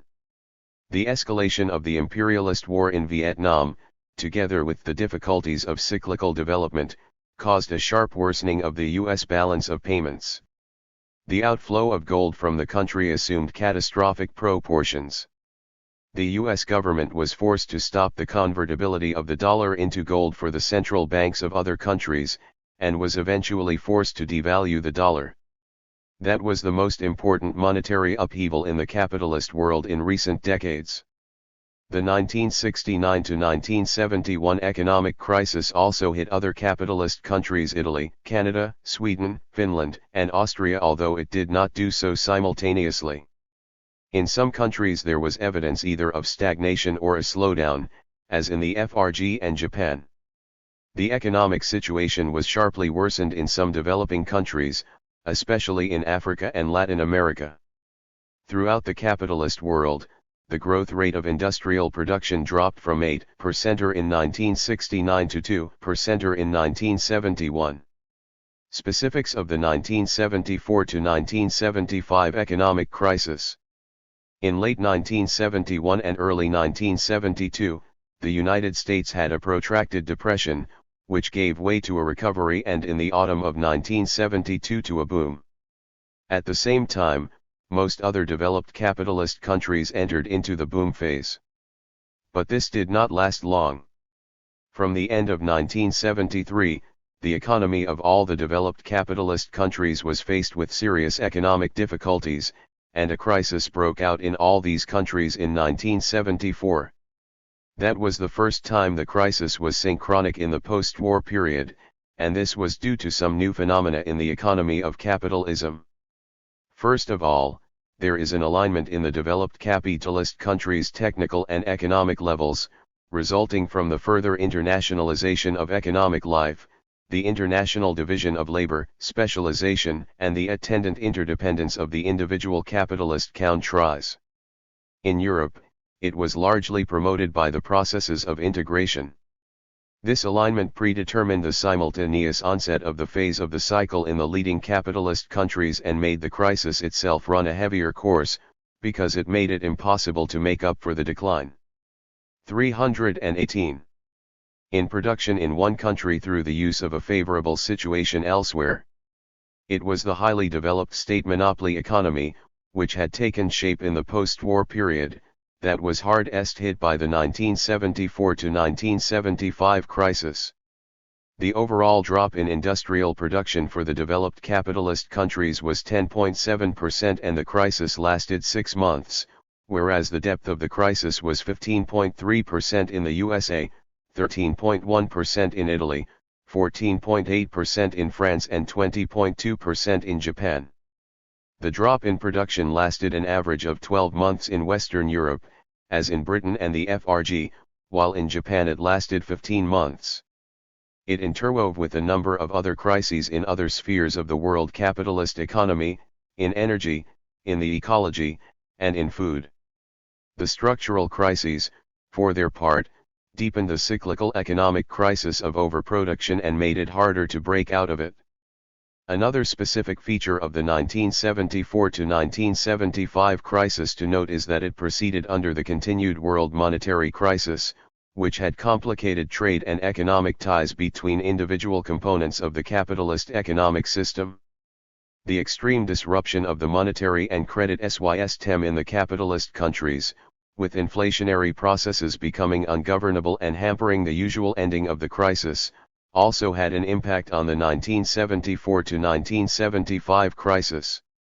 That economic crisis fell as a heavy burden on the shoulders of masses of working people and exacerbated all the social contradictions of the capitalist world. In 1975, industrial output in the developed capitalist countries dropped by 8.5%, and the aggregate national product by 2.3%. Gross capital investments into the expansion and modernization of fixed capital fell by 10.5%, and in housing construction, by 16.1%. Production capacities in these countries were used to only 70 to 72%, and in the United States, this figure dropped to 64%. The decline in production and the underloading of capacities led to a disastrous growth in unemployment. By the beginning of 1976, even according to official UN data, the developed capitalist countries had over 15 million jobless who, together with their families, were living off unemployment benefits.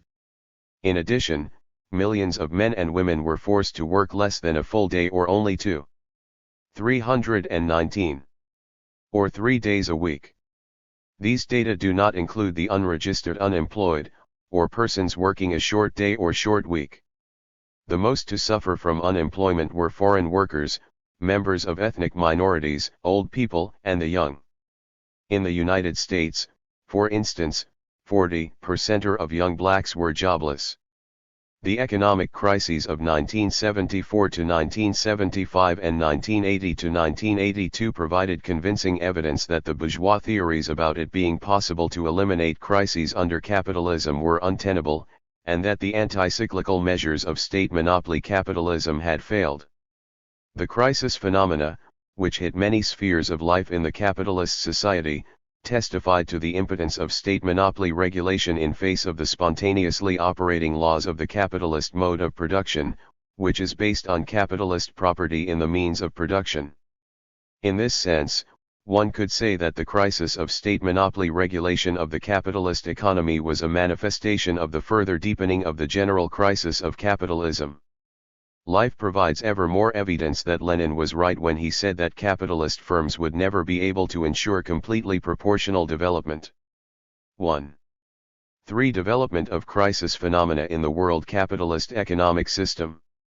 The world capitalist economy, as a system of international economic relations in which the developed capitalist states exploit the economically underdeveloped countries and which is governed by anarchy in production and competition, is constantly rent by antagonistic contradictions. These phenomena were intensified when capitalism entered upon the period of its general crisis as a socio-economic formation. In the present period, the tremendous proportions of inflation in the capitalist world have made the crisis processes especially acute. In the past, it developed mainly in the period of wars and post-war dislocation, but now it tends to develop in every phase of the capitalist cycle, including the crisis phase. Inflation has become an international phenomenon. 320. The inflationary process is now fueled from two sources. One of these is the growing government spending, chiefly for military purposes, which feeds paper money into circulation, so enabling the monopolies to raise prices with relative ease. The other source of inflation is the world monetary crisis and the flows from one country to another of hot money, the uncommitted monetary resources being used to make fortunes through speculation on exchange rate differentials. The 26th GPSU Congress noted that, as a result of inflation and the artificial raising of prices by the monopolies, over the last 10 years alone prices in the developed capitalist countries had risen by 150%, while since 1975 they had risen by 50%. From 1965 to 1970, the aggregate gross product of the developed capitalist countries increased by an average of 4.8% a year, and the money supply by 9.6%, but from 1971 to 1973, the respective figures were 5.2% and 13.7%. This process has continued. In 1979, money supply in the United States grew twice as fast as its gross domestic product, and in the EEC countries, 3 to 4 times as fast. The result was a further growth in consumer and wholesale prices, and another twist in the cost of living spiral. The crisis of the monetary system of imperialism broke out in the late 1960s. After the Second World War, the United States used its hegemony in the capitalist world to impose a paper dollar on the capitalist countries as the currency for international settlements on a par with gold. The United States had a large gold stock, and this made it possible to convert into gold the dollars presented by foreign banks. The United States made use of the special status of its currency in the capitalist world to pay in dollars its investment in other countries and its expenditures arising out of its aggressive policy. This ultimately led to the flooding of the capitalist world with paper dollars and a sharp drop in the gold security for them. Then came the inflation of the dollar. A huge mass of depreciated dollars had accumulated beyond the boundaries of the United States. In these conditions, the major capitalist banks stopped converting paper dollars into gold. The 21-0245-321 United States was forced officially to devalue the dollar and to increase the dollar price of gold.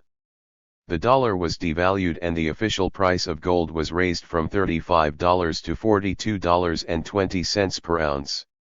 Since then it has continued to grow. The unofficial price of gold on world markets, however, was 10 times higher than this.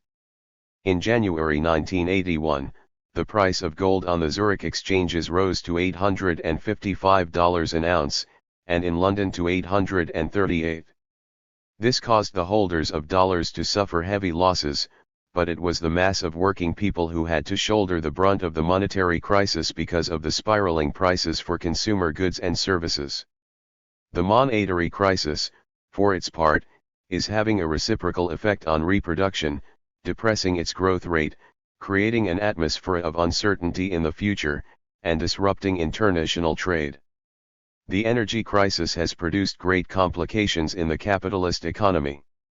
Its root cause lies in the impossibility of balancing production purposefully and on an international scale, and using energy and other raw material resources for the benefit of the society as a whole. The energy crisis first broke out in the oil industry, then dominated by the 7 major international monopolies, which were making huge profits on the low cost of oil extraction in the former colonial and semi-colonial countries. While the demand for oil continued to grow, they artificially created a shortage of oil products, so inflating the price of oil and obtaining fabulous profits. Thus, in 1973 alone, the extraction of a ton of oil in the Middle East cost the monopolies 75 cents, while the selling price came to $20 to $22. That year, the profits of the international oil cartel went up by 74% and amounted to $8.7 billion. This tactic of monopoly capital is not a new one in the history of capitalism.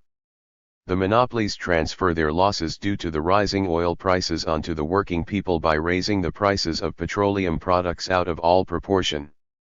But a totally new element here was that the oil exporting countries, which had been liberated from colonial oppression, set up a kind of anti-imperialist cartel and, having nationalized the property of the oil monopolies, seek to slice their fabulous profits. The United States, Western Europe, and Japan are now trying to restructure their energy industry so as to reduce their dependence on oil imports. 322. The haphazard and plunderous use of natural resources by capitalism, the pollution of the environment, above all of air and water, have jeopardized the renewal of the natural factors of economic development. Mankind was faced with the problem of an ecological crisis. Monopoly capital seeks to resolve this problem by capitalist methods. Attempts are being made to locate in the developing countries lines of production which are most hazardous to human health, and to convert environmental protection measures into a new business. The interlacing of diverse crisis phenomena which hit the capitalist economy over the past several years testifies to its growing instability and also to the fact that qualitative changes indicative of a further deepening of the general crisis of capitalism have occurred in the economy of present-day capitalism. Analysis of the crisis processes under capitalism shows that the economic and social structure of the capitalist society tends to run increasingly into contradiction with the requirements of the masses of the working people and also with the requirements of social progress and democratic political development. For growing unevenness of the development of capitalism and inter-imperialist contradictions specifics of the uneven development of capitalism today. The uneven economic and political development of the capitalist countries is a key manifestation of the economic instability of present-day capitalism and a factor which tends to erode it. This unevenness is determined by the STR and the deepening of and change in the forms in which the contradictions of capitalism are manifested. The advances in science and technology tend to run on an uneven course from one country to another. That is why, while some capitalist countries have periods of growth and leapfrogging advance, others are in a state of more or less protracted stagnation. This explains the sudden forging ahead of individual countries and the just as rapid falling behind of others. In the past, such processes continued for a long time, but the balance of economic forces between the imperialist countries today tends to change rapidly, as p.e. 21*323. Riods of growth and decline follow each other in succession within 1 or 2 decades. The growing monopolization of production and the mounting intervention by the state in the economy of the leading capitalist countries are an important factor behind the growing unevenness of capitalist development. The state monopoly structure of the economy makes it possible to concentrate enormous economic and financial resources for the purposes of increasing production and creating favorable conditions for the struggle for world markets. In the past, it took private capital decades to accumulate its strength before a rapid spurt forward, but now state monopoly capitalism takes a relatively short time to achieve this aim through the use of the fruits of the STR. In the course of the 2 decades between the First and the Second World Wars, U.S. imperialism built up its strength, while German and Japanese imperialism rapidly forged ahead. From 1929 to 1948, the U.S. share of the capitalist world's industrial output went up from 44% to 55.8%, that of Britain remained roughly the same, at 12%, that of France declined from 6% to 4.5%, of West Germany from 8 to 4.2%, while Japan's came to only 1.3%. The early post-war years were the summit of U.S. domination, but this was soon followed by a period in which its share of world capitalist production began to contract, while those of the FRG and Japan grew. In 1981, the U.S. share of the capitalist world's industrial output dropped to 36.8%. That of the FRG went up to 8.9%, as compared to 4.2% in 1948, while Japan's expanded to 9.4%, as compared to 1.3% in 1948. By the beginning of the 1970s, Japan ranked second in world capitalist industrial output. The share of Britain, which ranked sixth, dropped to 4.4% in 1981. Economic rivalry among the imperialist powers. The constant changes in the balance of economic forces tend to increase the rivalry among the imperialist powers for external markets, sources of raw materials, and spheres of investment. 324. In the recent decades, the West European and the Japanese monopolies have been, and continue to be, the chief rivals of the U.S. monopolies on the world market. As it was noted at the 26th CPSU Congress, Japanese and West European monopolies compete ever more successfully with U.S. capital, and in the U.S. domestic market too. Before the Second World War, the West European country's export was roughly 150% or greater than that of the United States. After the war, the U.S. monopolies, capitalizing on the contraction of industrial output in the FRG and Japan, and also on the weakening of the monopolies of Britain and France, established dominant positions on the external markets. In 1947, the United States exported more goods than the West European countries. In the subsequent period, the economic positions of the United States weakened, and its share of world capitalist export went down even more sharply than its share of world capitalist production. In the 1970s, the U.S. share in world export shrank by almost 20%.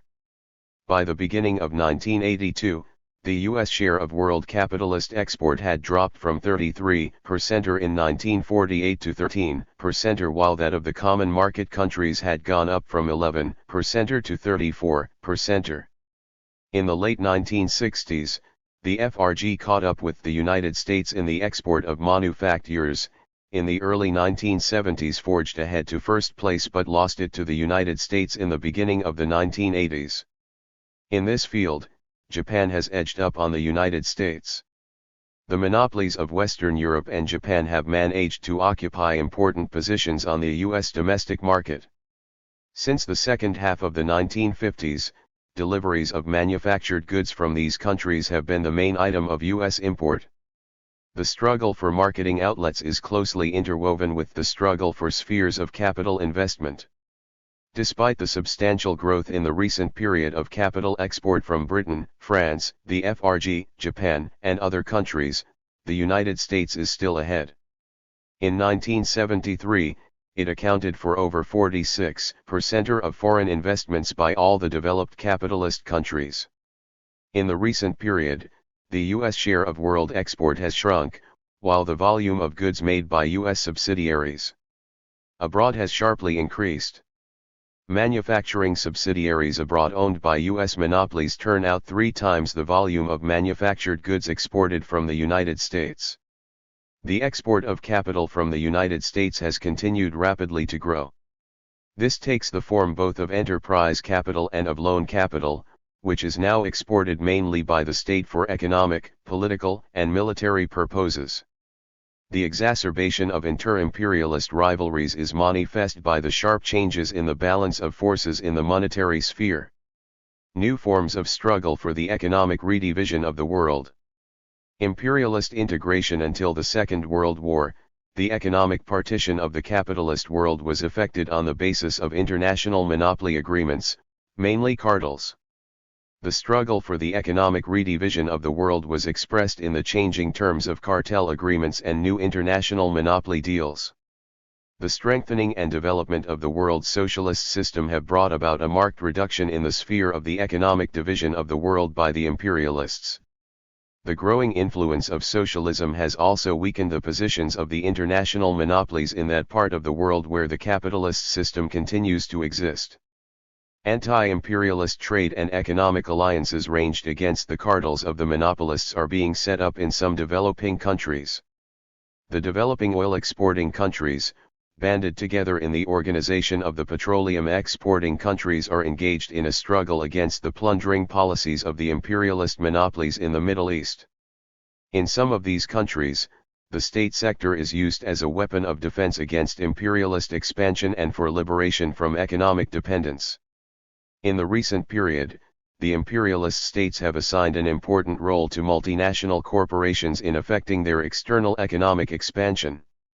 The establishment and strengthening of the multinationals have largely resulted from their support by the state.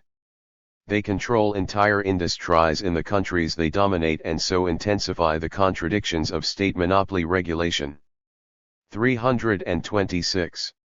A new form of state monopoly association of capitalist countries. Imperialist integration began to develop in the second half of the 1950s.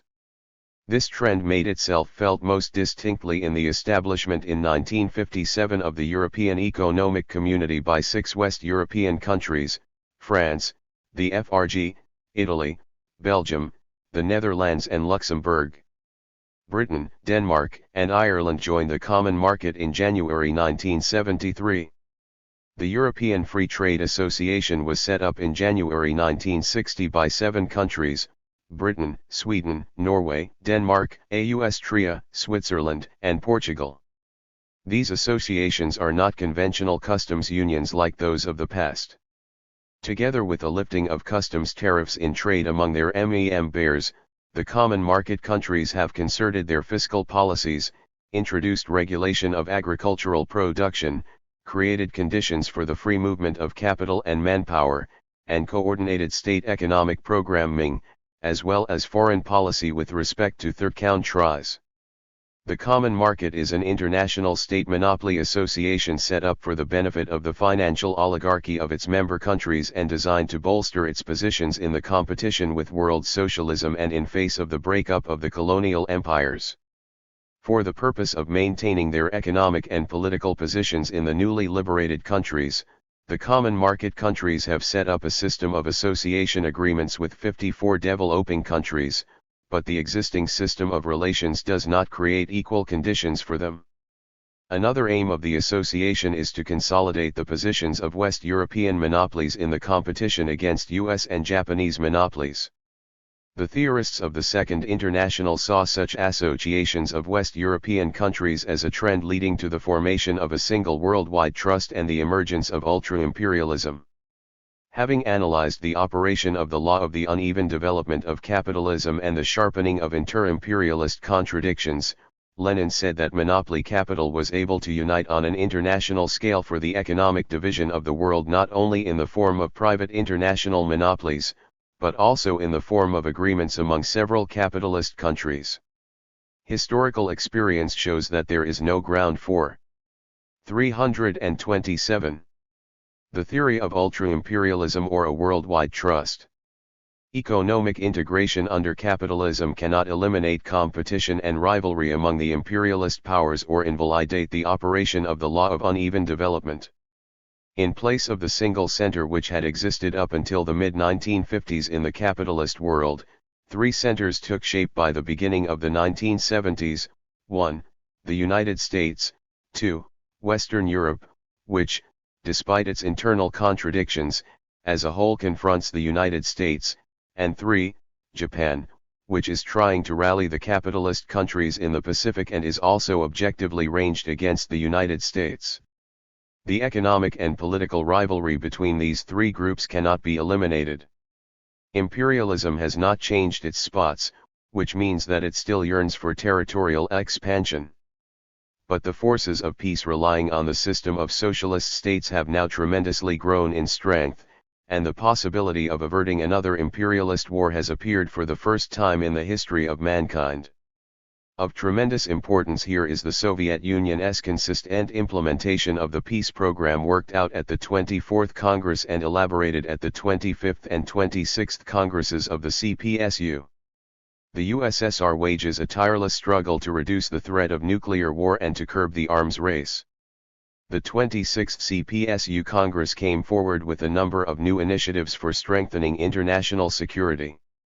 They include such ones as confidence-building measures in the military sphere in Europe and the spread of these measures to the Far East, the formation of a zone of peace in the Persian Gulf, and then the world ocean as a whole, SALT agreements, limitation of a new expansion and modernization of submarine fleets, a moratorium on the deployment of new nuclear missile weapons, the creation of a new committee to study the vital need to avert a nuclear catastrophe and widely inform the world about this, a meeting of the Security Council at the highest level to seek measures to improve the international situation.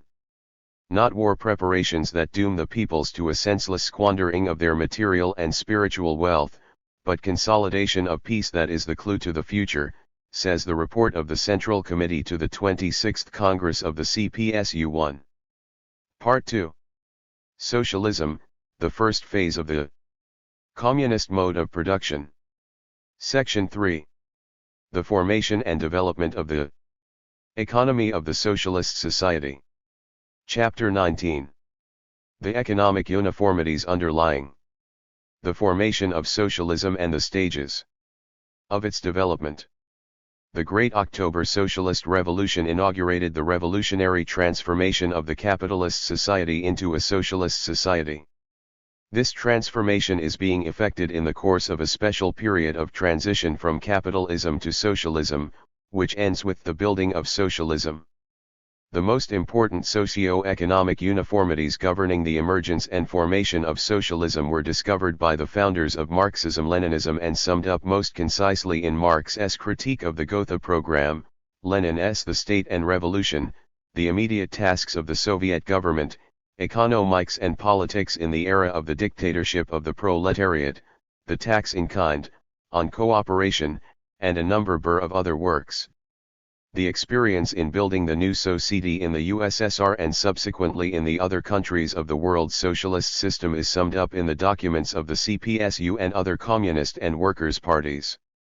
1. The necessity of a period of transition from capitalism to socialism and its substance. The objective prerequisites and substance of the socialist revolution. The objective necessity for transition from capitalism to socialism is rooted in the fact that as the capitalist system develops the material and social prerequisites toward socialism, a more progressive social system, tend to mature.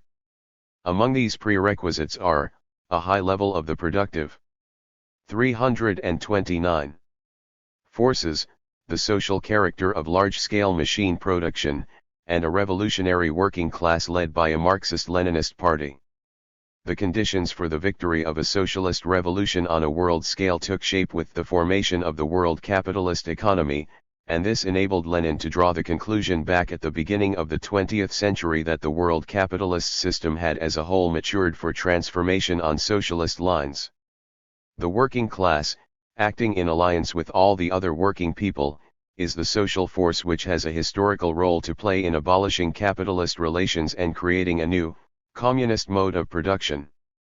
The Communist Party is the vanguard of the working class, for it links up scientific socialism with the mass working class movement, helps the proletariat to develop a socialist consciousness, to become aware of its great historical mission and the tasks facing it, together with the ways of fulfilling them, and inspires and organizes the working people for revolutionary struggle. The transition to socialism implies the creation of new social relations which differ fundamentally from capitalist relations and cannot be created within capitalism. That is why socialism, as a social system, cannot emerge within the entrails of capitalism. Lenin says, the difference between a socialist revolution and a bourgeois revolution is that in the latter case there are ready-made forms of capitalist relationships. The Soviet power does not inherit such ready-made relationships. 1. Under imperialism, the operation of the law of the uneven economic and political development of capitalism markedly sharpens the contradictions of capitalism and creates the possibility of revolutionary situations in various countries arising at different times. So, as Lenin predicted, the socialist revolution does not triumph in all the leading capitalist countries simultaneously, but initially in one or several countries, in the weakest link of the imperialist system. In virtue of historically rooted conditions, the first socialist state emerged in Russia. The basic economic content of the socialist revolution is abolition of capitalist and assertion of socialist relations of pro. 330. Production, which are based on social property in the means of production and labor free from exploitation. This helps to resolve the conflict existing under capitalism between social production and private capitalist appropriation of the products of labor. The socialist restructuring of the society in Soviet Russia began with the revolutionary establishment of the dictatorship of the proletariat. This is a new type of state operating as the main weapon in the defense of revolutionary gains and socialist construction. The working class, in alliance with the peasantry and other strata of the working people, makes use of the state it creates for completely eliminating the economic, political, and ideological power of the bourgeoisie and for fulfilling the main task, that of building a new society. Right-wing revisionists claim that socialism can emerge within the entrails of capitalism. Left revisionists are of the opinion that a socialist revolution can be carried out only with the use of arms. They reject the peaceful way of development for the socialist revolution, and replace Marxism-Leninism with a voluntarist theory of force, a militaristic interpretation of the historical transition to socialism. In actual fact, as the historical experience of the countries within the world socialist system shows, socialism can be established only in a revolutionary way. The political power won by the working class can be effected in different ways, including peaceful ways, depending on the balance of forces between the proletariat and the bourgeoisie, which are in contest with each other. A country's concrete historical conditions, the political experience of the working class and the other revolutionary forces, and the acerbity of the class struggle determine the form of the proletarian dictatorship. In the USSR it was the Soviet power, and in other socialist countries, the power of people's democracy. Necessity of a period of transition from capitalism to socialism. Feudalism and capitalism have a similar basis, private property, which is why the new, capitalist mode of production tended to emerge and develop spontaneously and to evolve already within the feudal society. Recontrast, the capitalist and the socialist economy have a diametrically 331. Opposite basis, the former rests on private property in the means of production, and the latter on social property in the means of production. The capitalist system is a system involving the exploitation of man by man, whereas socialism has released man from exploitation for good. That is why the socialist economic order emerges and is established together with the abolition of the capitalist relations of production. The capitalist economy cannot be eliminated and the socialist economy created overnight, as the proletariat wins political power. There is a need to expropriate the big bourgeoisie, to convert the means of production into the property of all the working people, and to organize work at the enterprises on new, socialist principles. This endeavor, extremely difficult in itself, is made more difficult by the fact that the working class does not yet have any experience in the administration and management of the economy. The socialist transformation of the petty commodity peasant farms, which are numerous in almost all the capitalist states, and the development of the productive forces to the level required for boosting the well-being and culture of the working people, call for a long period. As the new society is being built, there is a need to overcome the resistance of the overthrown exploiter classes. A special historical period, a period of the revolutionary transformation of the capitalist society into a socialist society, is required for the fulfillment of these tasks. It begins with the winning of power by the proletariat and the establishment of its dictatorship, and ends with the full triumph of socialism.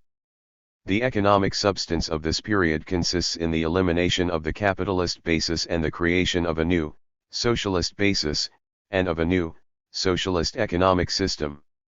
Lenin says that socialism cannot be achieved at one stroke. The transition from capitalism to socialism requires a fairly long period because radical changes in all spheres of life need time, and because the enormous force of habit of running things in a petty bourgeois and bourgeois way can only be overcome by a long and stubborn struggle. 1. The duration of the transition period for countries entering upon the socialist road of development is determined. 33. By the concrete historical conditions, including the level of their productive forces, the degree to which the various types of property are developed, the balance of class forces, historical and national traditions, the extent to which the old ideology is entrenched in the minds of the population, etc. The external situation also has an important role to play. In contemporary conditions, the existence of the world socialist system, the steady growth of its strength and might, and the consolidation of cooperation and mutual assistance among the socialist states are of crucial importance in reducing the duration of the transition period. Basic uniformities of the transition period. All the countries taking the road of socialist construction are governed by common uniformities. This is due, first, to the common content of the proletarian revolution, second, to the fact that the countries entering upon the transition period have the same goal in their revolutionary transformations, which is the building of socialism, and third, in all the countries the working class, led by the Marxist-Leninist Party, is the leading social force of the revolutionary transformations.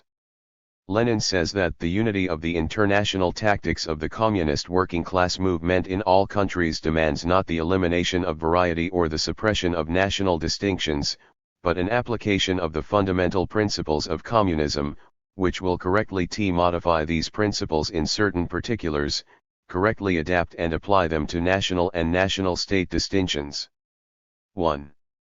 The following are among the basic uniformities for all countries in the revolutionary transformation of the capitalist society into a socialist society: leadership of the working masses by the working class, whose nucleus is the Marxist-Leninist Party, in carrying out the proletarian revolution in this or that form and the establishment of a proletarian dictatorship in this or that form. 333. Alliance of the working class with the bulk of the peasantry and other strata of the working people, abolition of capitalist property and establishment of social property in the basic means of production.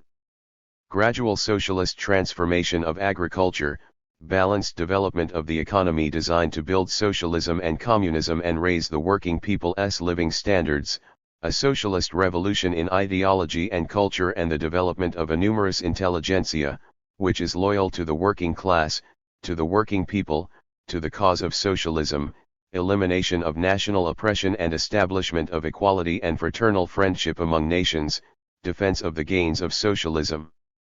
Against encroachments by external and internal enemies, solidarity of the working class of the given country with the working class of other countries, that is, proletarian internationalism. Life has borne out Lenin's prediction concerning the diversity of forms and methods of socialist construction in various countries on the basis of common uniformities in the formation and development of socialism. In each country entering upon the socialist road, the transition to socialism is effected in the light of national specifics and level of development. All nations, Lenin noted, will arrive at socialism. This is inevitable, but all will do so in not exactly the same way. Each will contribute something of its own to some form of democracy, to some variety of the dictatorship of the proletariat, to the varying rate of socialist transformations in the different aspects of social life. 1. But life shows that the general basic uniformities of the socialist revolution and socialist construction continue to operate and remain in full force. As for the right and left revisionists, they deny that general uniformities of socialist construction apply to all countries, although these were discovered by the classics of scientific communism and have been tested in the practice of socialist construction in the USSR and other socialist countries. Experience shows that an exaggeration of the 334 specifics in the development of individual countries on the way to socialism provides the theoretical basis for nationalism. Importance of Lenin's work Economics and Politics in the Era of the Dictatorship of the Proletariat. The article entitled Economics and Politics in the Era of the Dictatorship of the Proletariat was written by Lenin to mark the second anniversary of the Soviet power, that is, in a period when the country was passing through the ordeal of the civil war and the foreign intervention. Although the article has remained unfinished, the problems Lenin formulated and analyzed in it amount to a major contribution to the theory of the socialist revolution and socialist construction. It analyzes the question one which is crucial for the theory and practice of socialist construction concerning the objective necessity and substance of the period of transition from capitalism to socialism as a whole historical era of the revolutionary transformation of society. At the start of this era, the economy of Russia was the struggle of labor, united on communist principles on the scale of a vast state and taking its first steps the struggle against petty commodity production and against the capitalism which still persists and against that which is newly arising on the basis of petty commodity production. One summing up the experience of the first 2 years of socialist construction, Lenin defined the basic types of social economy, the corresponding chief class forces, the forms of class struggle, and the consequent policy of the dictatorship of the proletariat in the transition period, all of which are common for all countries. The proletariat, the dominant class, concentrates state power in its hands, controls the already socialized means of production and puts down the resistance of the exploiter classes. Lenin's elaboration of the question concerning the COR relation of economics and politics, concerning the role of the state in socialist construction, was further developed in a number of his subsequent works, and his conclusions are still very much relevant today. The economic strategy of the CPSU proceeds from the immediate economic requirements of a developed socialist society. The communist parties of countries taking the socialist road also rely on Lenin's ideas when formulating their economic policy. Lenin's critique of the leaders of the Second International is also highly meaningful today, for those leaders either avoid recognizing any necessity for a whole historical period of transition from capitalism to communism or regard it as their duty to concoct schemes for reconciling the two contending forces instead of leading the struggle of one of these forces. Lenin's work Economics and Politics in the Era of the Dictatorship of the Proletariat helps to expose the flimsy views of the left revisionists, who substitute economic adventurism for the scientific guidance of socialist construction. 1 V.I. Lenin, Economics and Politics in the Era of the Dictatorship of the Proletariat, Collected Works, Volume 30, p. 108. 2 Basic economic sectors in the period of transition from capitalism to socialism.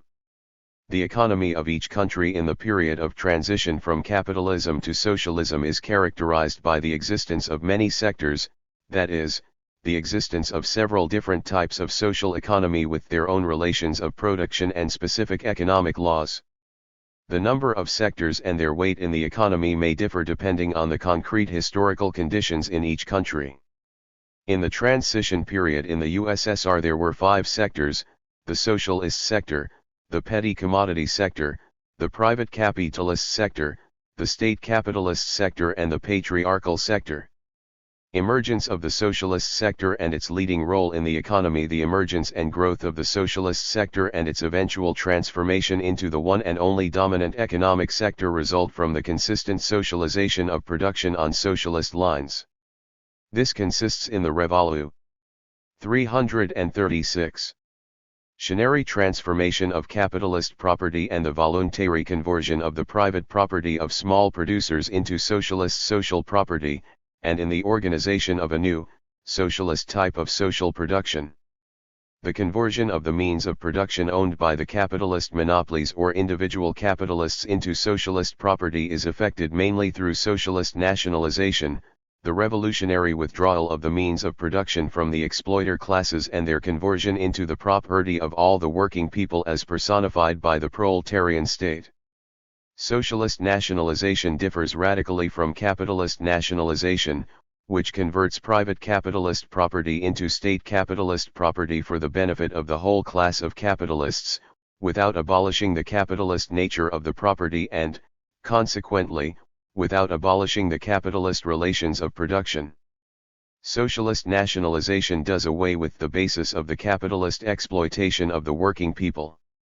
The conversion of the means of production into the people's property creates the necessary conditions for the shaping of new, socialist relations of production, which are free from exploitation, and helps to gear the economic activity of enterprises to the interests of the society as a whole. In virtue of this, the socialist nationalization of the basic means of production and the banks is one of the main planks in the program of Marxist-Leninist parties. The dictatorship of the proletariat carries out nationalization mainly in the form of total and uncompensated confiscation of property of the big bourgeoisie. In some conditions, nationalization may also involve a partial redemption of the capitalist-owned enterprises and banks. In this context, Lenin says, Marx was profoundly right when he taught the workers the importance of preserving the organization of large-scale production, precisely for the purpose of facilitating the transition to socialism. Marx taught that, the idea was conceivable of paying the capitalists well, of buying them off, if the circumstances were such as to compel the capitalists to submit peacefully and to come over to socialism in a cultured and organized fashion, provided they were paid. 1 V. I. Lenin, Left-Wing Childishness and the Petty Bourgeois Mentality, Collected Works, Volume 27, p. 345. 22-0245-337.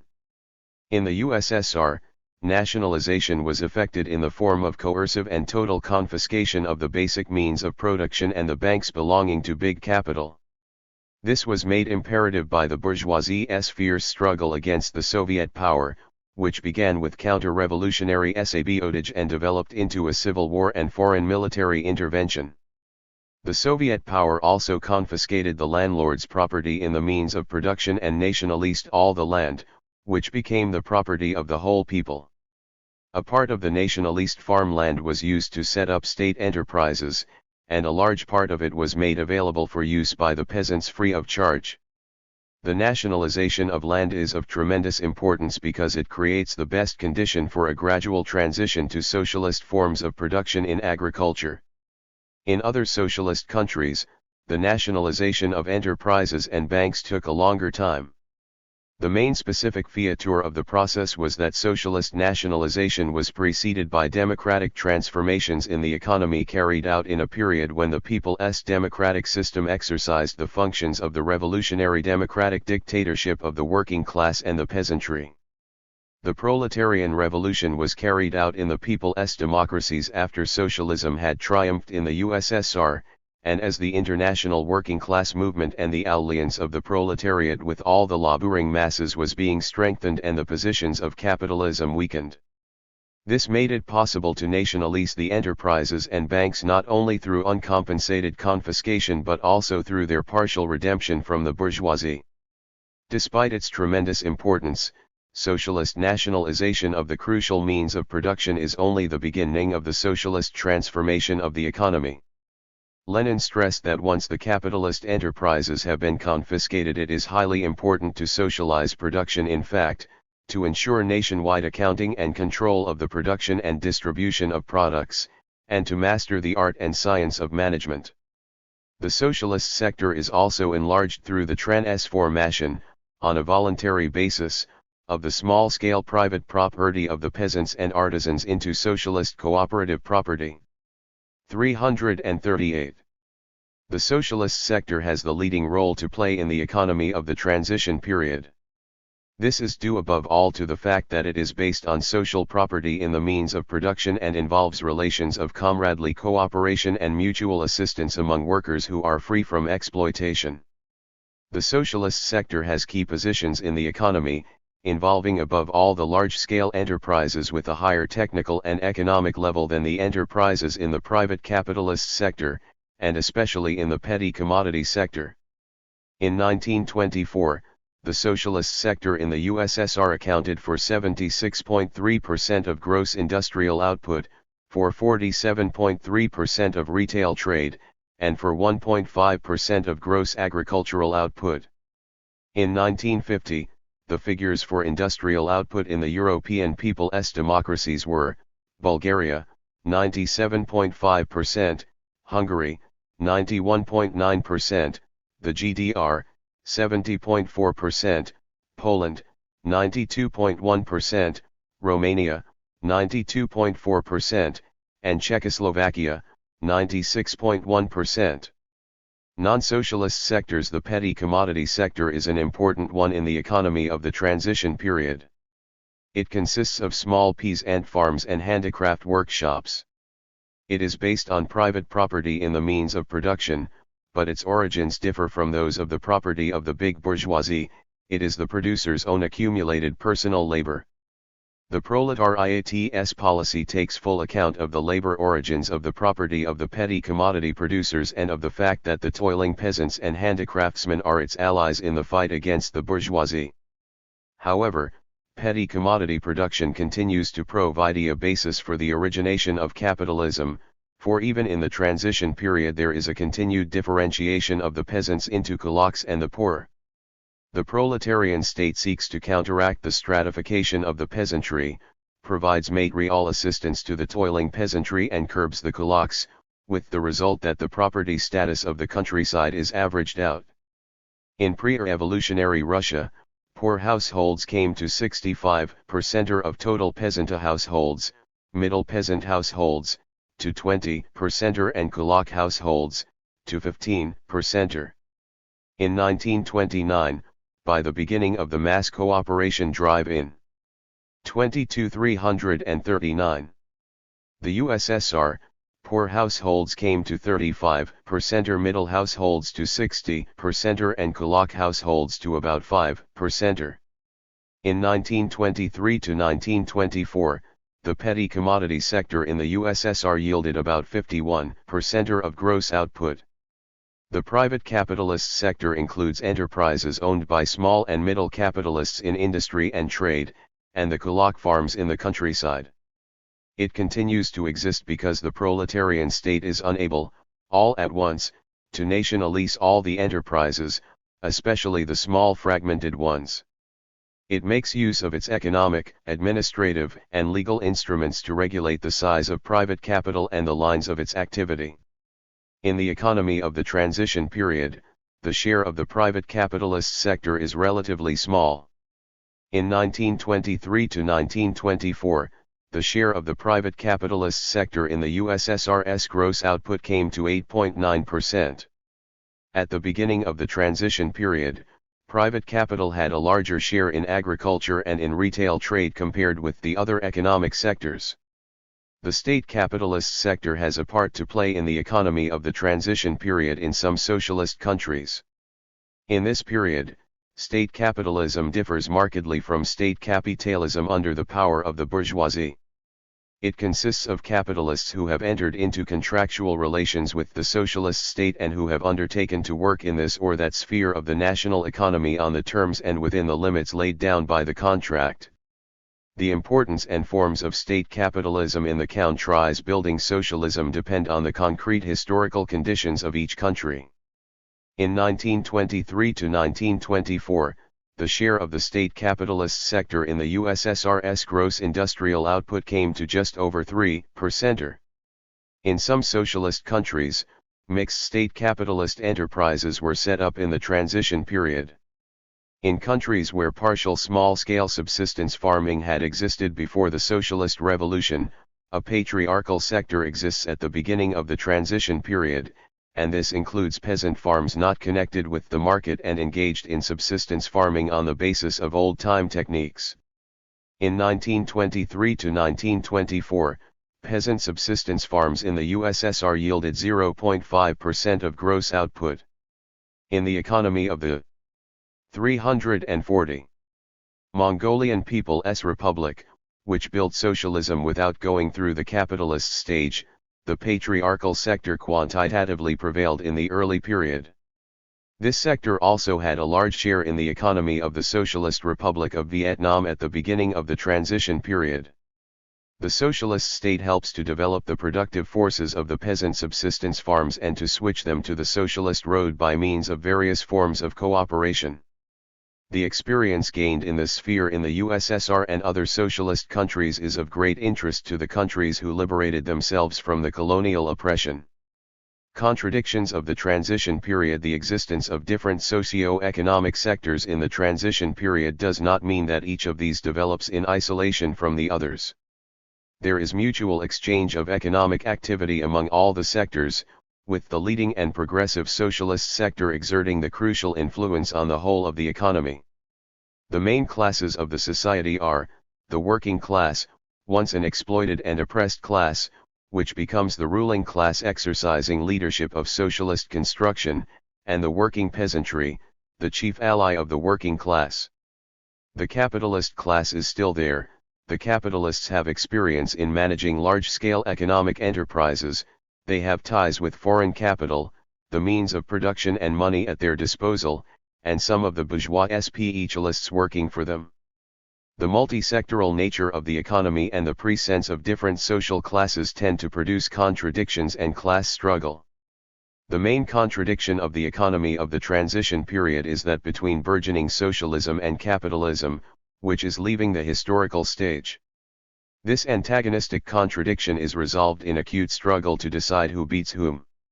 Lenin says, this transition period has to be a period of struggle between dymg capitalism and nascent communism, or, in other words, between capitalism which has been defeated but not destroyed and communism which has been born but is still very feebly. 1. The contradiction between the socialist and the petty commodity sectors is an essential contradiction of the transition period economy. In the struggle against the bourgeoisie, the proletarian state seeks to win over the peasants, for they are working people. At the same time, it consistently curbs the private property and anarchic tendencies which are characteristic of the peasantry. The contradictions of the multi-sectoral economy are resolved through the economic expulsion and elimination of the private capitalist sector and the voluntary association of petty private producers in producer cooperatives on socialist principles. Economic laws in the transition period. The objective economic laws expressive of the substance of the socialist relations of production begin to operate in the transition period. These are the basic economic law, the law of balanced and proportionate development of the economy, the law of distribution according to work, the law of socialist accumulation, and others. These laws, operating mainly within the framework of the leading socialist sector, exert a crucial influence on the development of the economy as a whole. Because the economic laws of socialism in the transition period operate within the framework of the antagonistic contradiction between socialism and capitalism, the state has to use them in an atmosphere of struggle against the bourgeoisie. The socialist state directs the economy and plans the development of the socialized sector. But because the socialized sector does not cover the whole of the country's economy, the state does not exercise direct regulation of production in the private capitalist and petty commodity sectors. The private capitalist sector is ruled by the economic laws of capitalism. But their operation is limited by the leading role of the socialist sector and the economic laws organic to it. The sphere in which these economic laws of capitalism operate is steadily narrowed down, and they are abolished altogether with the establishment of the undivided sway of the socialist relations of production. 342. Commodity-money relations exist in the transition period. Their existence, together with the laws of value, determines the existence of related economic forms and categories, money, price, trade, credit, and profit. But the substance and role of these have changed. In the hands of the socialist state, value instruments are important in regulating petty commodity production and curbing, expelling, and subsequently eliminating the capitalist elements altogether. In content, the economic laws of socialism are laws governing relations between producers who are free from exploitation and do not have antagonistic interests. They differ radically from the laws of the capitalist mode of production, which are laws governing the exploitation of wage labor, and the antagonistic relations between the bourgeoisie and the working class. A key feature of socialism is that the social property in the means of production, the absence of antagonistic classes, the integration of production on the scale of the country as a whole, and the working people's stake in economic advance make the balanced use of economic laws for the benefit of the whole of society imperative and possible. 3. Transformation of the multi-sectoral economy into a socialist economy. The substance of the economic policy of the socialist state. The transition to the new social system takes place as a result of tremendous efforts by the socialist state to organize the economy. The economic policy pursued by the state of the proletarian dictatorship in the transition period is determined by the fact that the state controls the commanding heights of the economy, holds the crucial means of production, takes into account the multi-sectoral nature of the economy, and relies on the knowledge and use of the objective economic laws with the ultimate aim of bringing about the triumph of the socialist sector. The scientific principles of this policy were formulated by Lenin in the spring of 1918. However, in the exceptionally difficult situation of the Civil War and the foreign intervention, and the consequent economic dislocation, it 343 proved to be impossible fully to implement that policy. The Soviet power was forced temporarily to pursue a policy of war communism. The conditions for the consistent implementation of the policy for socialist construction took shape only after the end of the Civil War and the rout of the foreign armed military intervention. In contrast to the policy of war communism, the economic policy, Lenin formulated with the transition to peaceful economic construction and introduced in 1921, was designated as the new economic policy. The NEP proceeds from the fact that the commanding heights of the economy are controlled by the state. It implies the balanced regulation of the socialist sector of the economy directly by society, active influence by the state on market ties between socialist industry and the peasant petty commodity economy, the use of state capitalism for the benefits of socialism, temporary acceptance and definite limitation of private capital, a persevering struggle between the socialist and the capitalist elements, and the triumph of socialism over capitalism. With the introduction of the NEP, food requisitioning in agriculture gave way to a tax in kind, with the peasants being entitled to sell their surplus produce on the market. This gave the peasants material incentives for developing agricultural production. The rise of agriculture, for its part, helped to rehabilitate and develop industry which had been ruined by the Civil War and the intervention. The state was able to regulate trade, the circulation of money and operations by private capital because it controlled the commanding heights of the economy. The transition to peaceful construction was attended with a restructuring of economic administration and management on the basis of the principles formulated by Lenin even before the introduction of war communism, in the spring of 1918. The state planning apparatus was strengthened. Extensive use was made of economic calculus, material incentives for work, credit, and profit. Lenin emphasized that the NEP, which was based on the economic alliance of the working class and the toiling peasantry, was of tremendous international importance. This task which we are working on now, for the time being on our own, seems to be a purely Russian one, but in reality it is a task which all socialists will face. 1. V. I. Lenin, 9th All-Russia Congress of Soviets, December 3-28, 1921, Collected I. Porfks, Volume 33, Progress Publishers, Moscow, 1977, p. 177. The Soviet Union's existence helped to avert a destructive civil war and direct armed intervention by international imperialism in the countries which took the socialist road. This helped them to avoid the consequent hardships and privations and to get down, upon the establishment of the socialist state, to peaceful socialist construction, using the rich experience of the USSR and taking account of the specific in each country. The importance of Lenin's work, The Tax in Kind. Lenin set forth the substance of the economic policy of the proletarian dictatorship in a number of articles, reports, and speeches. Of especial importance in this respect is his pamphlet The Tax in Kind, which he wrote in April 1921. It contains a theoretical substantiation of the decisions of the party's 10th Congress, which marked the transition from the war communism, forced upon the country by the civil war and the foreign intervention, to the new economic policy. Lenin says that at the time political conditions existed in Russia for a transition to socialism in the form of the proletarian dictatorship, but what it lacked was the material and production conditions of large-scale machine production based on the latest techniques, and its balanced statewide organization. The country had been ruined by the war, and small-scale peasant production prevailed in the economy. The peasants were given an incentive to boost agriculture with the substitution of a tax in kind for the food requisitioning, with the consequent permission of private trade, and this helped to rehabilitate industry. At the same time, the alliance of the working class and the peasantry, the basis of the proletarian dictatorship, was strengthened.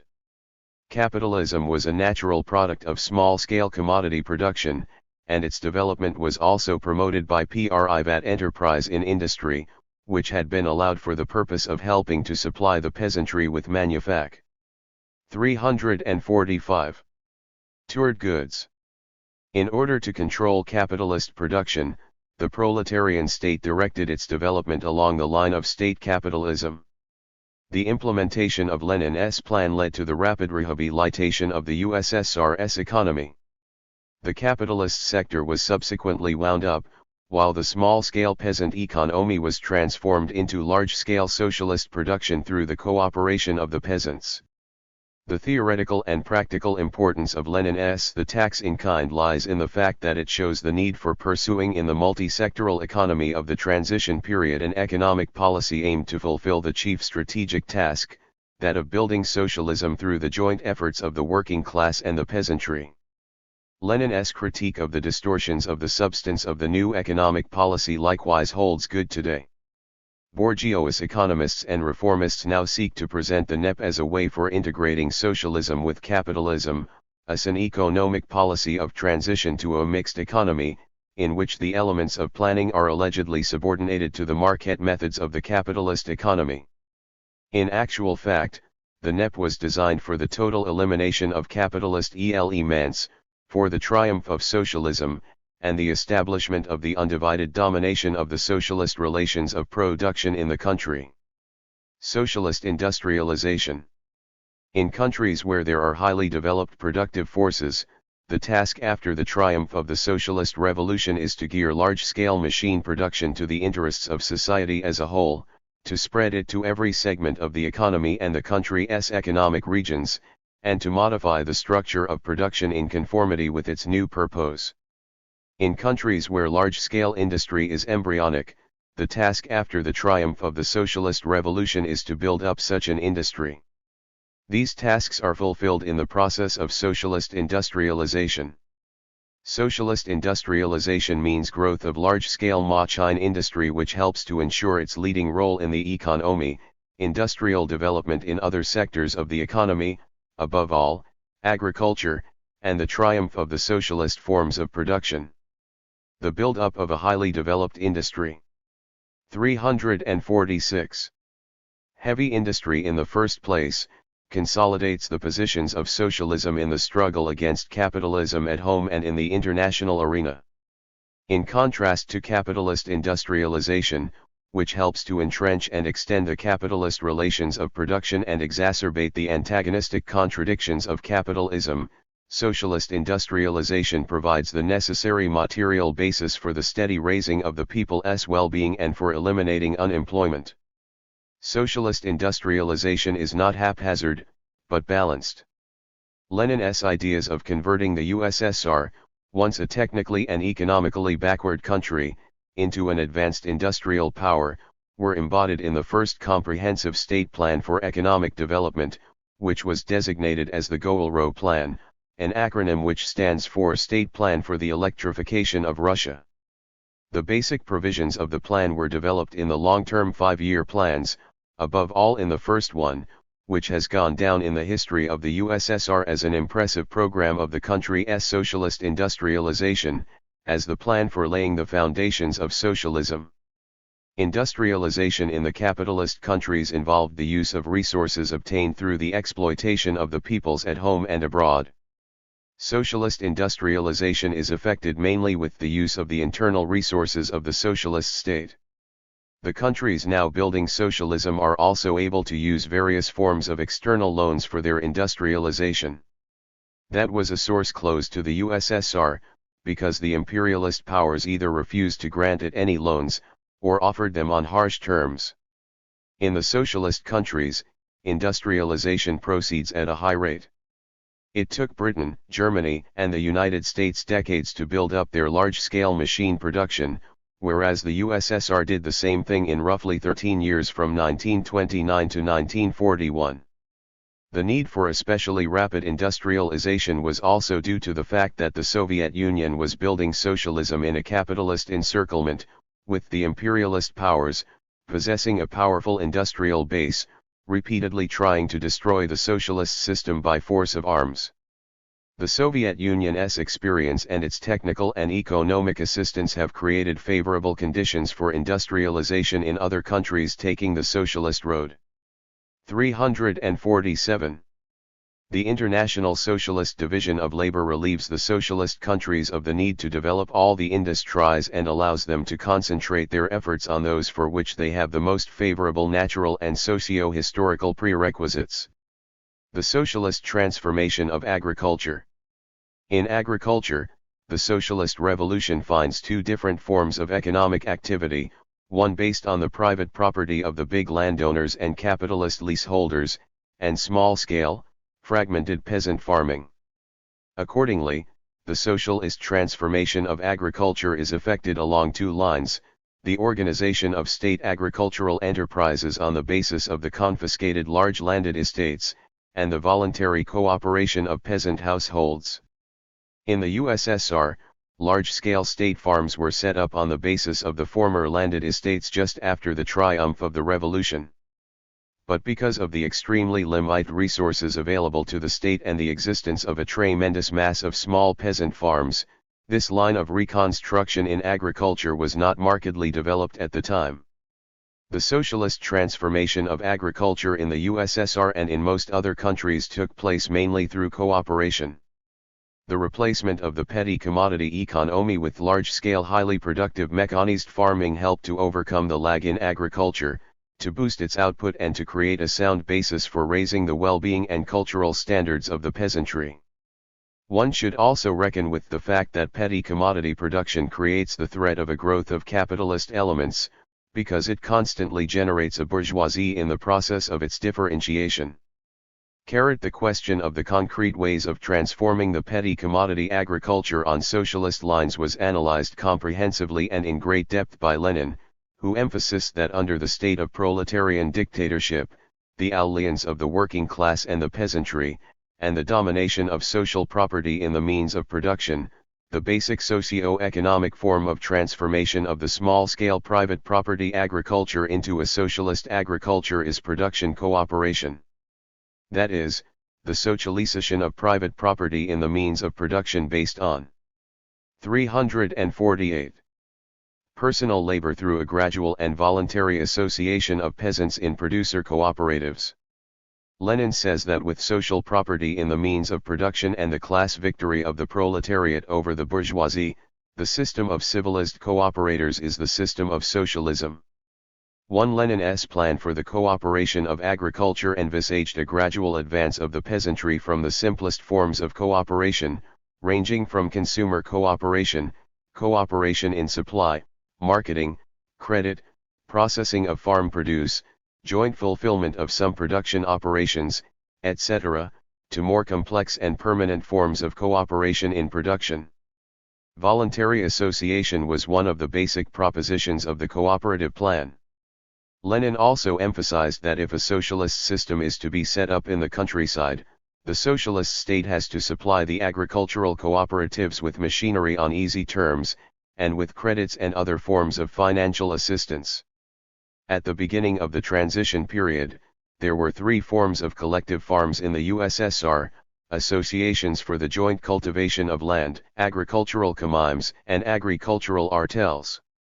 The agricultural cooperative, in which the basic means of production are socialized and the interests of the common farm are harmonized with the personal interests of the peasants, was brought to the fore as the chief form of cooperation in the practice of socialist construction. In the USSR, agriculture was cooperated in a relatively short historical period. On July 1, 1929, 3.9% of peasant households were involved in agricultural cooperatives. On July 1, 1931, 52.7%, and on July 1, 1937, 93%. The success of the socialist transformation of the countryside was promoted by the nationalization of land. The mechanization of agricultural production on an ever-growing scale also had an important role to play. The state farms exemplified the advantages of large-scale socialist farming and provided support for the peasants' newly established cooperative farms. The advance in the Soviet countryside to large-scale socialist farming signified a great revolution in economic relations and in peasantry's whole way of life. Collectivization rid. 349. The countryside of exploitation by the kulaks, of the class stratification, ruin and poverty for good. The reconstruction of the countryside on the basis of Lenin's cooperative plan led to the accelerated growth of the productive forces in agriculture, which is a necessary condition for the balanced development of the economy as a whole. It was impossible to build a socialist society in the USSR without collectivizing agriculture. Some of the specific features in the cooperation of peasant farms spring from the concrete historical and socio-economic conditions in which a country-building socialism finds itself. In some countries, cooperation proceeded while the peasants held the land as their private property. There, the land was a part of the share contributions made by the cooperative members, and for a definite period their incomes were determined not only according to the quantity and quality of their labor inputs, but also to the size of their land contribution. The Marxist theory and the experience of the socialist countries show how dangerous it is for socialism artificially to step up the pace of cooperation. For the triumph of socialism. The transition period ends with the building of socialism, the first phase of the communist formation. This means that the material and technical basis of socialism has been created in the country, that the multi-sectoral character of the economy has been overcome, and that the socialist relations of production are fully established and the exploiter classes eliminated in town and country. This leads to the establishment of a society of existing socialism. The material and technical basis of socialism. In the process of socialist industrialization and the socialist transformation of agriculture, there is a restructuring of all the sectors of the national economy on the basis of large-scale machine production. The material and technical basis of socialism consists of socialized large-scale machine production in every sector of the national economy based on 350. Electrification and the extensive use of the latest scientific and technical achievements, organized under a plan on the scale of the whole country for the purpose of providing ever fuller satisfaction of the working people's material and cultural requirements. Lenin says, a large-scale machine industry capable of reorganizing agriculture is the only material basis that is possible for socialism. But we cannot confine ourselves to this general thesis. It must be made more concrete. Large-scale industry based on the latest achievements of technology and capable of reorganizing agriculture implies the electrification of the whole country. 1. Under socialism, machine production is developed on the basis of a nationwide economic plan in a comprehensive manner and on the scale of social production as a whole.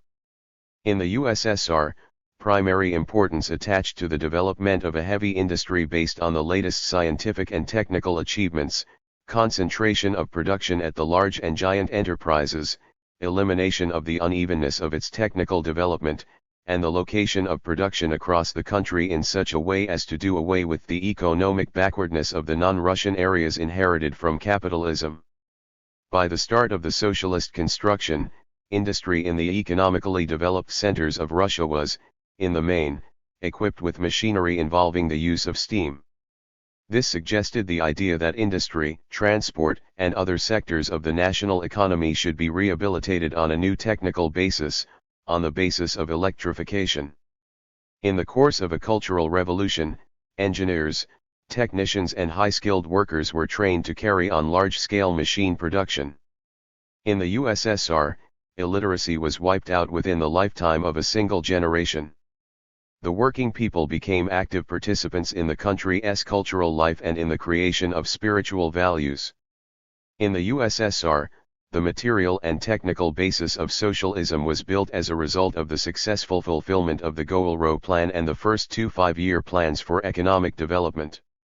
In 1937 the volume of industrial production in the 351 country was 8 times higher than the 1913 level, with over 80% of the industrial output coming from new or entirely remodeled enterprises. The total number of industrial and office workers in the USSR's economy increased by 150%. Together with the development of the technical facilities for the economy, major successes were achieved in raising the working people's cultural and technical standards. By the end of the second five-year period, labor productivity in industry was 220% upon 1913. Other socialist countries built the material and technical basis of socialism with an eye to the international socialist division of labor and with all-round economic cooperation and mutual assistance. These countries developed their large-scale machine production on the basis of modern scientific and technical achievements, and this subsequently facilitates the building of the material and technical basis of communism. Undivided domination of the socialist relations of production. As a result of the transition period, the multi-sectoral character of the economy is eliminated and socialist property is established in all the branches of the economy. In industry, socialist property in the means of production is established mainly in the form of the whole people's property, and, in agriculture, in the form of the property of the whole people and collective farm and cooperative property. Social production is geared to the ever fuller satisfaction of the requirements of all the members of society. In the USSR, the socialist economic system was established as the dominant one in the mid-1930s.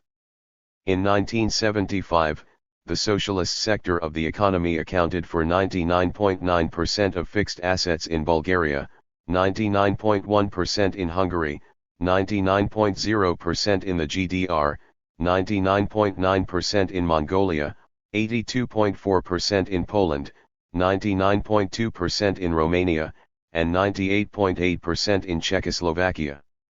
The establishment of the socialist economic system leads to the elimination of the exploiter classes and produces a new class structure of the society. The socialist society consists 352 of two friendly classes, workers and peasants, and the intelligentsia, which is closely allied with them. Socialist construction in the USSR changed the social makeup of the society. It eliminated the social basis for the existence of exploiter classes in town and country, which in 1913 made up 16.3% of the population. The share of industrial and office workers went up from 17% in 1913 to 50.2% in 1939. A basically new class of collective farm peasants and cooperative handicraftsmen was created in place of the individual peasants and non-cooperative handicraftsmen, which in 1913 made up a majority of the population in Russia's 66.7%. In 1939, this new class accounted for 47.2% of the population. According to the national censuses, industrial and office workers in Bulgaria made up 58.8% of the total population, and cooperative peasants and handicraftsmen, 39.7%, in Hungary, 75.5% and 21.4%, in the GDR, 82.3% and 11.7%, in Romania, 52.2% and 40.9%, in Czechoslovakia, 87.5% and 11.1%. The working class, which together with the other members of society, has become the owner of the crucial means of production, is the leading force of the socialist society. The alliance between the working class and the cooperative peasantry is developed and strengthened, and the antithesis of the vital interests of town and country is eliminated. The abolition of private property means that there is no longer any basis for the antagonism between workers by hand and by brain. The vital interests of the new intellectuals coming from working class and peasant families are identical with the interests of the working class and the collective farm peasantry. Socialist construction does away with the economic, political, and cultural inequality between the country's various nations, as the relations of exploitation and oppression give way to relations of equality, comradely cooperation, and mutual assistance between all the free nations and nationalities. In the transition period, there is a substantial growth in the working people's living standards. Unemployment is wiped out and the problem of jobs solved. 230245-353. In 1940, the real incomes of workers in industry and construction were 170% or up of 1913, and the real incomes of peasants 130% or up. From 1950 to 1975, the real wages of industrial and office workers went up, in Bulgaria by 230% or in Hungary by 130% or in the GDR by 410% or and in Romania by 230% or. The triumph of socialism in the USSR is of historic importance for the whole world. A socialist society in which production is geared to the satisfaction of the whole people's requirements was set up for the first time in mankind's history. Exploitation was wiped out, the anarchy, competition and crises of overproduction were eliminated, and the possibility opened for unfolding the creative initiatives of the masses and making rational use of manpower and material resources.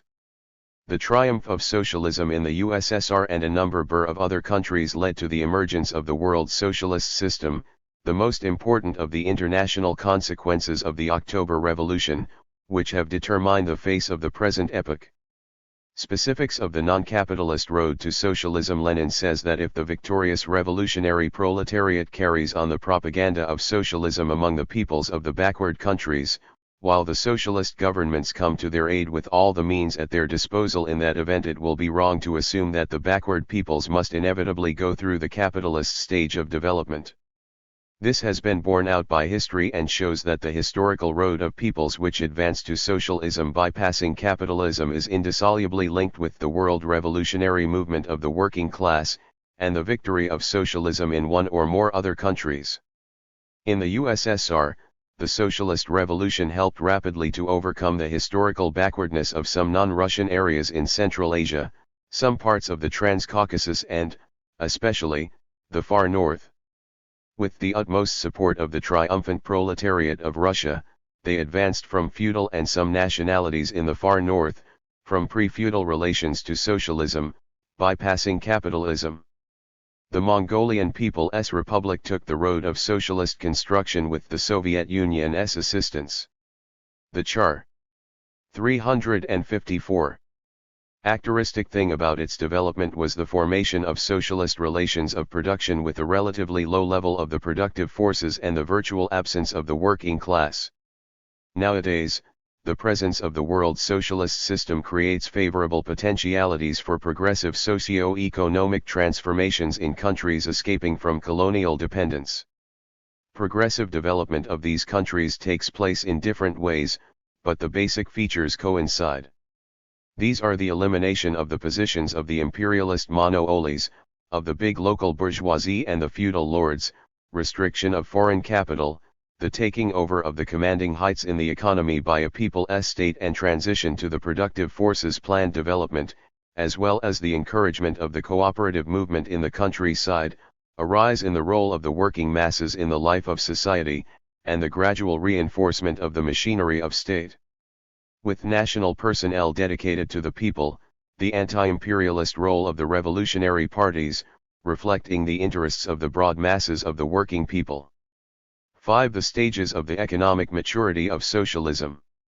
The construction, in the main, of a socialist society by the end of the transition period marks the start of the first phase of communism. The society's subsequent development runs towards mature socialism, which, for its part, gradually grows into full communism. At the stage in which the developed, mature socialist society is created, socialism already develops on its own basis, ever more fully unfolding the creative forces of the new system, displaying the advantages of the socialist way of life, and allowing the working people ever more fully to enjoy the great socialist gains. There is a substantial change in the international conditions for the USSR's economic development. The capitalist encirclement has been broken, a community of socialist countries has taken shape, and the positions of world capitalism markedly weakened. The 26th CPSU Congress noted that the advance to communism is being accomplished through the stage of a developed 23-355 socialist society. This is a necessary, natural, and historically long period of the formation of the communist system. 1.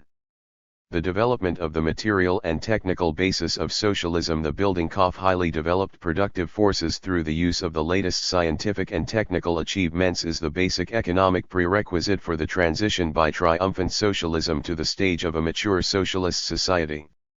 In the process of the socialist reconstruction of the economy in the USSR, the technical level of production assets, above all of the newly built enterprises and industries, already reached the level of the developed capitalist countries.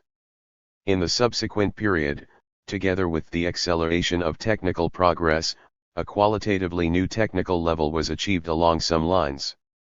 This resulted from the growing role of science in the development of the society, the rising general educational and skill standards among the working people, the development of a network of higher and secondary schools, and the training of millions of highly skilled workers, specialists, and researchers. As a result, a powerful and integrated economic complex covering all the elements of social production, distribution, and exchange took shape on the whole territory of the USSR. In the sphere of material production, this complex is based on a modern multi-sectoral industry and a large-scale highly mechanized agriculture based on collective principles. The growth and the qualitative renewal of the production potential provided the material basis for enhancing the efficiency of social production and the ever fuller satisfaction of the diverse requirements of the members of the society. The development of the social division of labor under socialist property in the means of production led to the growing concentration of production and enhanced its social character. The economy of the constituent republics of the 356 USSR became an organic part of the country's economic complex. Compared with 1940, the gross national product in 1960 increased 4.2 times and in 1981, 14 times. During the same period, fixed productive assets increased 3.2 and 17 times respectively. Power-to-worker ratio in industry in 1981 was 7.3 times greater than in 1940, and power capacities in agriculture grew nearly 16 times over. According to the 1939 census, there were 87 industrial workers with a high ER or secondary education per 1,000 population. In 1959 the figure was 401 and in 1982, 800. The figures for collective farmers were 18, 226 and 655 respectively. The living standards of the Soviet people rose considerably. The real per capita incomes of the population increased 2.5 times in 1960 and 6 times in 1981. An important thing to note is that the USSR had to tackle the task of creating a material and technical basis adequate to develop socialism only after the foundations of the new system had been laid, which seems to be the common way for all the countries starting on socialist transformations with a low or medium level of economic development. The situation will be different in countries which have highly developed productive forces at the time of the socialist revolution. Development of socialist relations of production. The growth of the productive forces provided the material basis for an in-depth restructuring of the whole range of social relations on the collective principles which are inherent in socialism. Developed socialism paves the way for the further improvement of socialist relations of production and a marked raising of the level of socialization in the economy. The subsequent development of socialist property in its two forms, state and collective farm and cooperative property, is expressed in their steady alignment, in the rising socialization of the means of production and labor, in the establishment of all-round ties based on comradely cooperation and mutual assistance between production collectives, and the unfolding of socialist emulation. The development and consolidation of the leading role of the whole people's property is the chief factor in the assertion of mature socialist property relations. The whole people's sector of the economy is transformed into an integrated economic system resting on advanced science and technology. 357. The collective farm system is consolidated. Just after the triumph of socialism, most collective farms were relatively small and technically ill-equipped enterprises. The marked growth of the material and technical basis of agriculture led to the concentration of production, and this, together with the consolidation of the collective farms in organizational and economic terms, made it possible to sell them, on easy terms, the farming machines and implements earlier concentrated at state machine and tractor stations. The collective farms were converted into large-scale highly mechanized enterprises. The supply of industrial means of production to them expanded the economic ties between town and country and enhanced the leading role of industry with respect to agriculture. Full scope was given for the operation of the economic laws of socialism, producing a mechanism for their conscious use by the society within the individual countries and within the framework of the world socialist economy. The economy was organized under a long-term plan, and balanced development acquired greater importance. There was an improvement of forms of consumer goods distribution depending on the quantity and quality of work. The role of social consumption funds in meeting the working people's requirements increased. Important changes occurred in the social structure of the society. The leading role of the working class was enhanced. In social status, the collective farm peasantry moved closer to the working class, and its educational standards and way of life now frequently differ very little from those in the town. The social basis of the socialist system was expanded. The alliance of the working class and the collective farm peasantry was developed in sound political and ideological unity of these classes with the people's intelligentsia.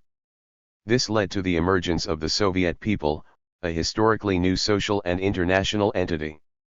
This means that crucial importance gradually attaches to the common features of behavior, character, and world outlook among Soviet people, which do not depend on social and national distinctions. In the political sphere, the stage of developed socialism is characterized by the growth of the proletarian dictatorship into a state of the whole people and the all-round development of democracy.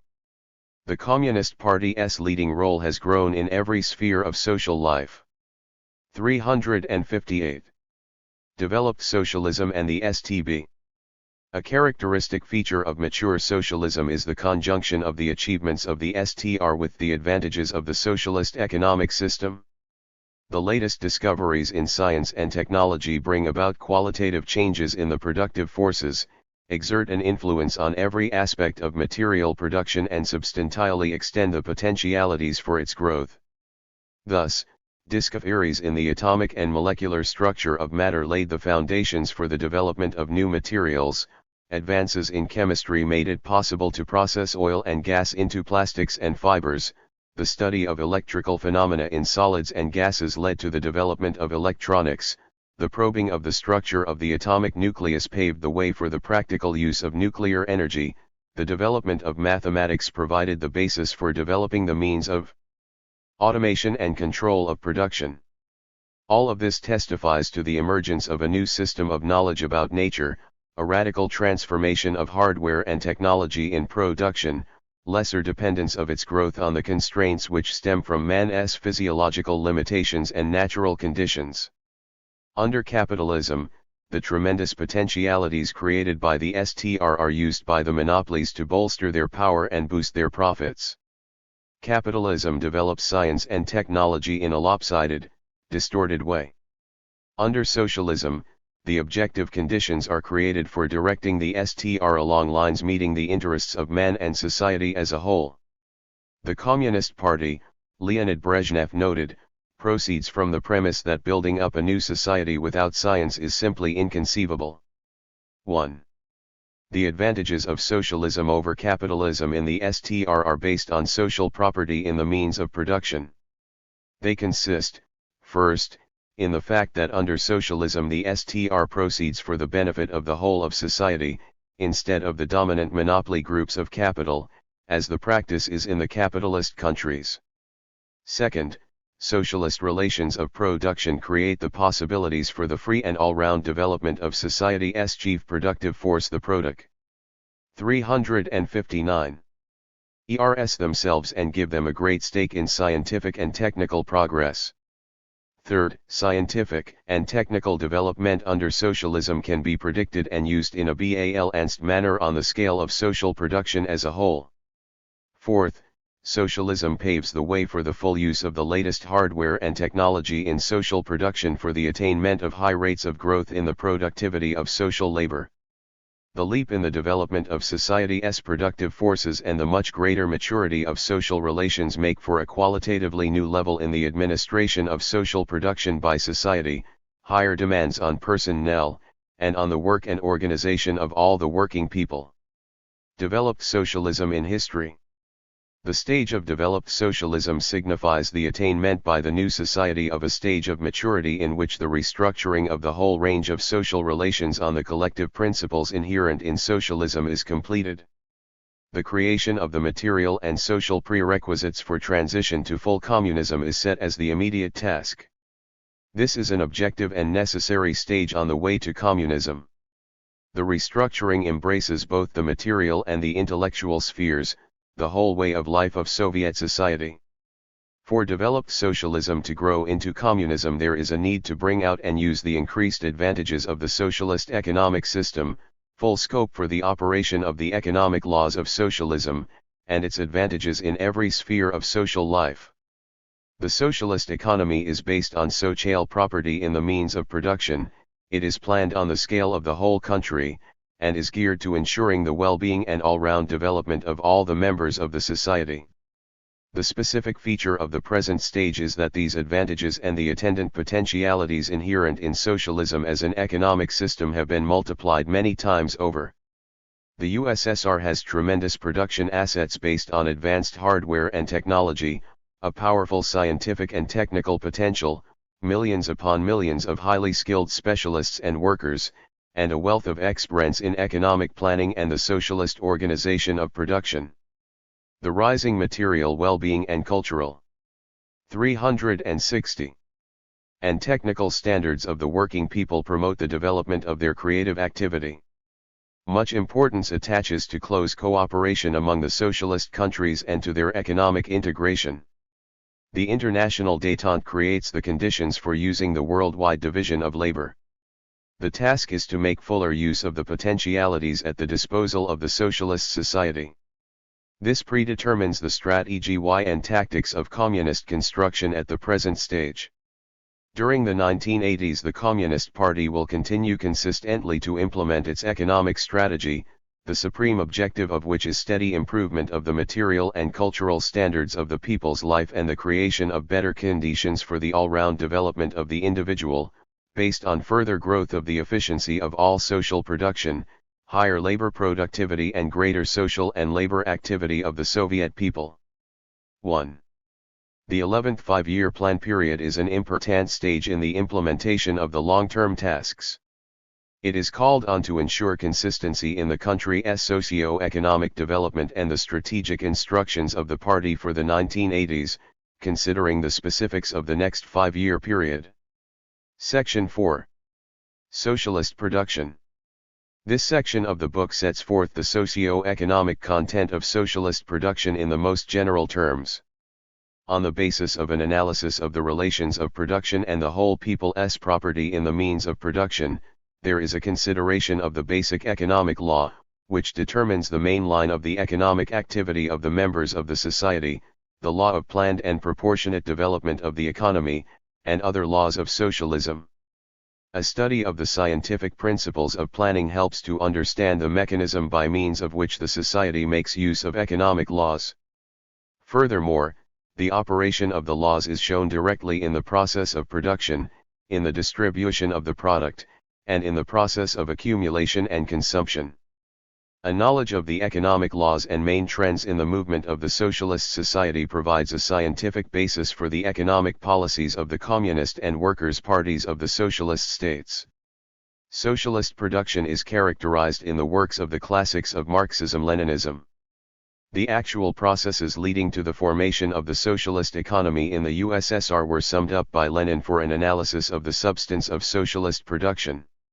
Of especial importance here are his works, The Immediate Tasks of the Soviet Government, Economics and Politics in the Era of the Dictatorship of the Proletariat, A Great Beginning, The State and Revolution. The features of the economic system of socialism at the various stages of its development are described in detail in the documents of the communist parties of the socialist countries. 362. Chapter 20. Social property in the means of production. The basic economic law of socialism. The nature of the socialist relations of production is determined by the domination of social property in the means of production. This property invests production with a direct social character, and determines the content of relations in production and other spheres of the economy.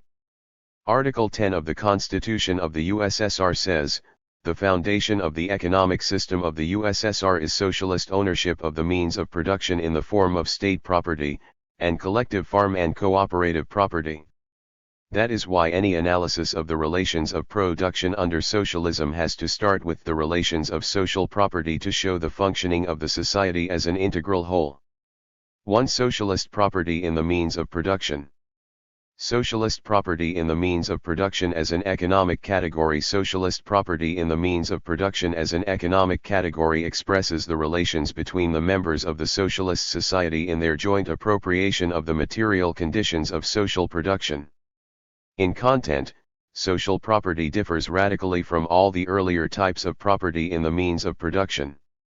Crucial to the socialist property relations is the fact that members of the society are not ranged against each other as private proprietors. Each working man and woman is a co-owner of the means of production and participates with all the other working people of the society in their common. 363. Labor, which is concerted on the scale of the society as a whole.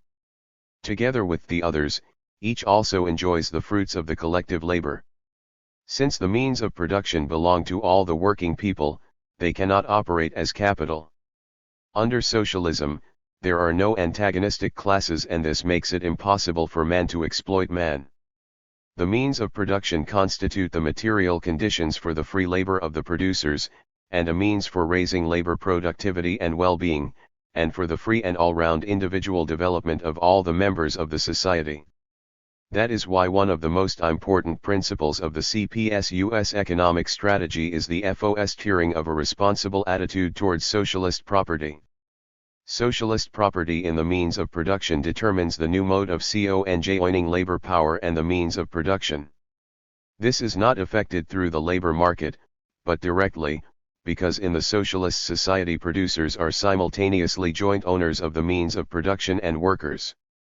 In these conditions, labor power ceases to be a commodity, and relations of comradely cooperation and mutual assistance are established among the working people. Socialist property in the means of production engenders new relations of exchange through the conscious and concert distribution by members of the society of their collective labor, and also new relations in the distribution of material values, when the whole product belongs to the working people themselves. Accordingly, there is a change in the socio-economic substance of the aggregate product and the wealth of the society.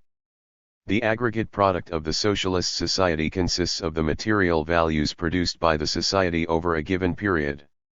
It is created by exploitation-free labor with the aid of the means of production belonging to all the producers, which is why it is their common asset and is used for the benefit of all the members of the society.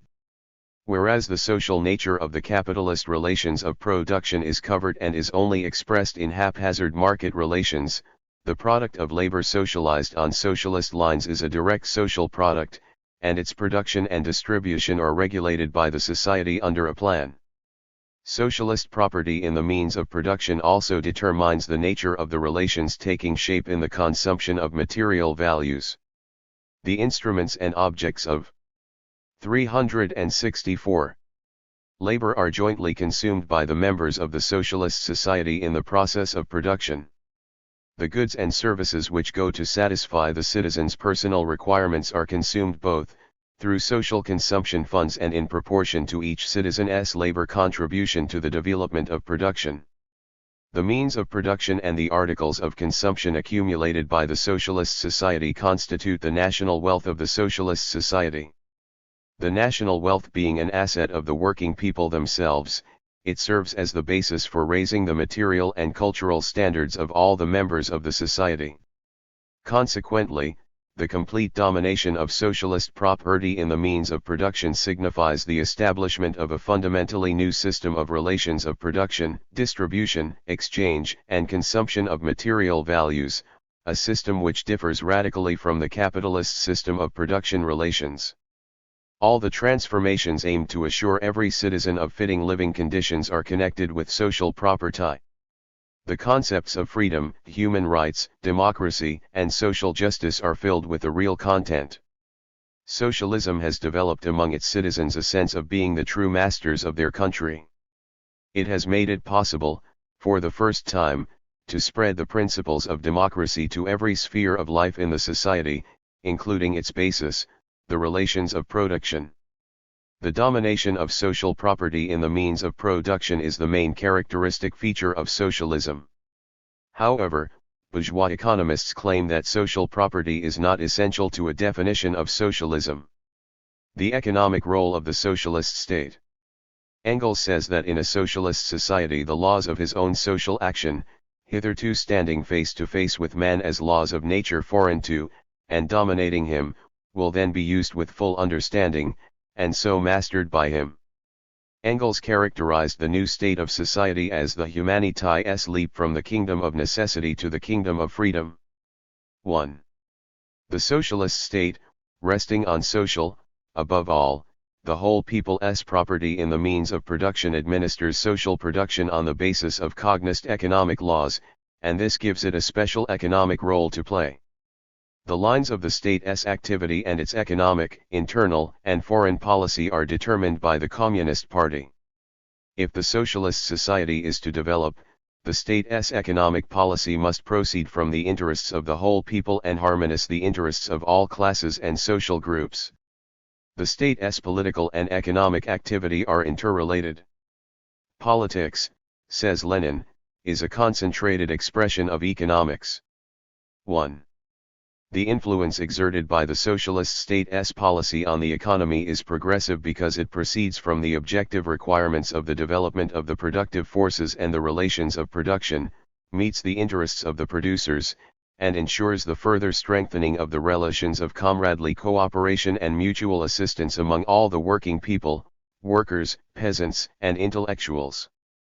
The absence of antagonistic classes and social groups with a stake in preserving the obsolete economic relations makes it possible to bring out and overcome the non-antagonistic contradictions which exist in the economy and to put through planned measures helping to improve the relations of production in accordance with the development of the productive forces. Social property and the management of socialist production. The dominant relations of property in the means of production determine the substance and nature of the administration and management of social production. Under socialism, social production is administered directly by the society on the basis of scientific prognostication. In the socialist society, the producers effect such administration and management through a system of organs of state power. In the USSR, they are known as Soviets of People's Deputies.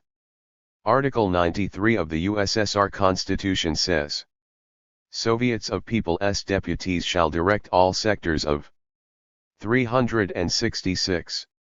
State, economy, and social and cultural development, either directly or through bodies instituted by them, take decisions and ensure their execution, and verify their implementation. Management presupposes the planned creation of the economy's organizational structure, national economic planning, material and moral incentives to labor, socialist accountability and control, and the training of the working people in management methods. The system of interlinked economic units constitutes the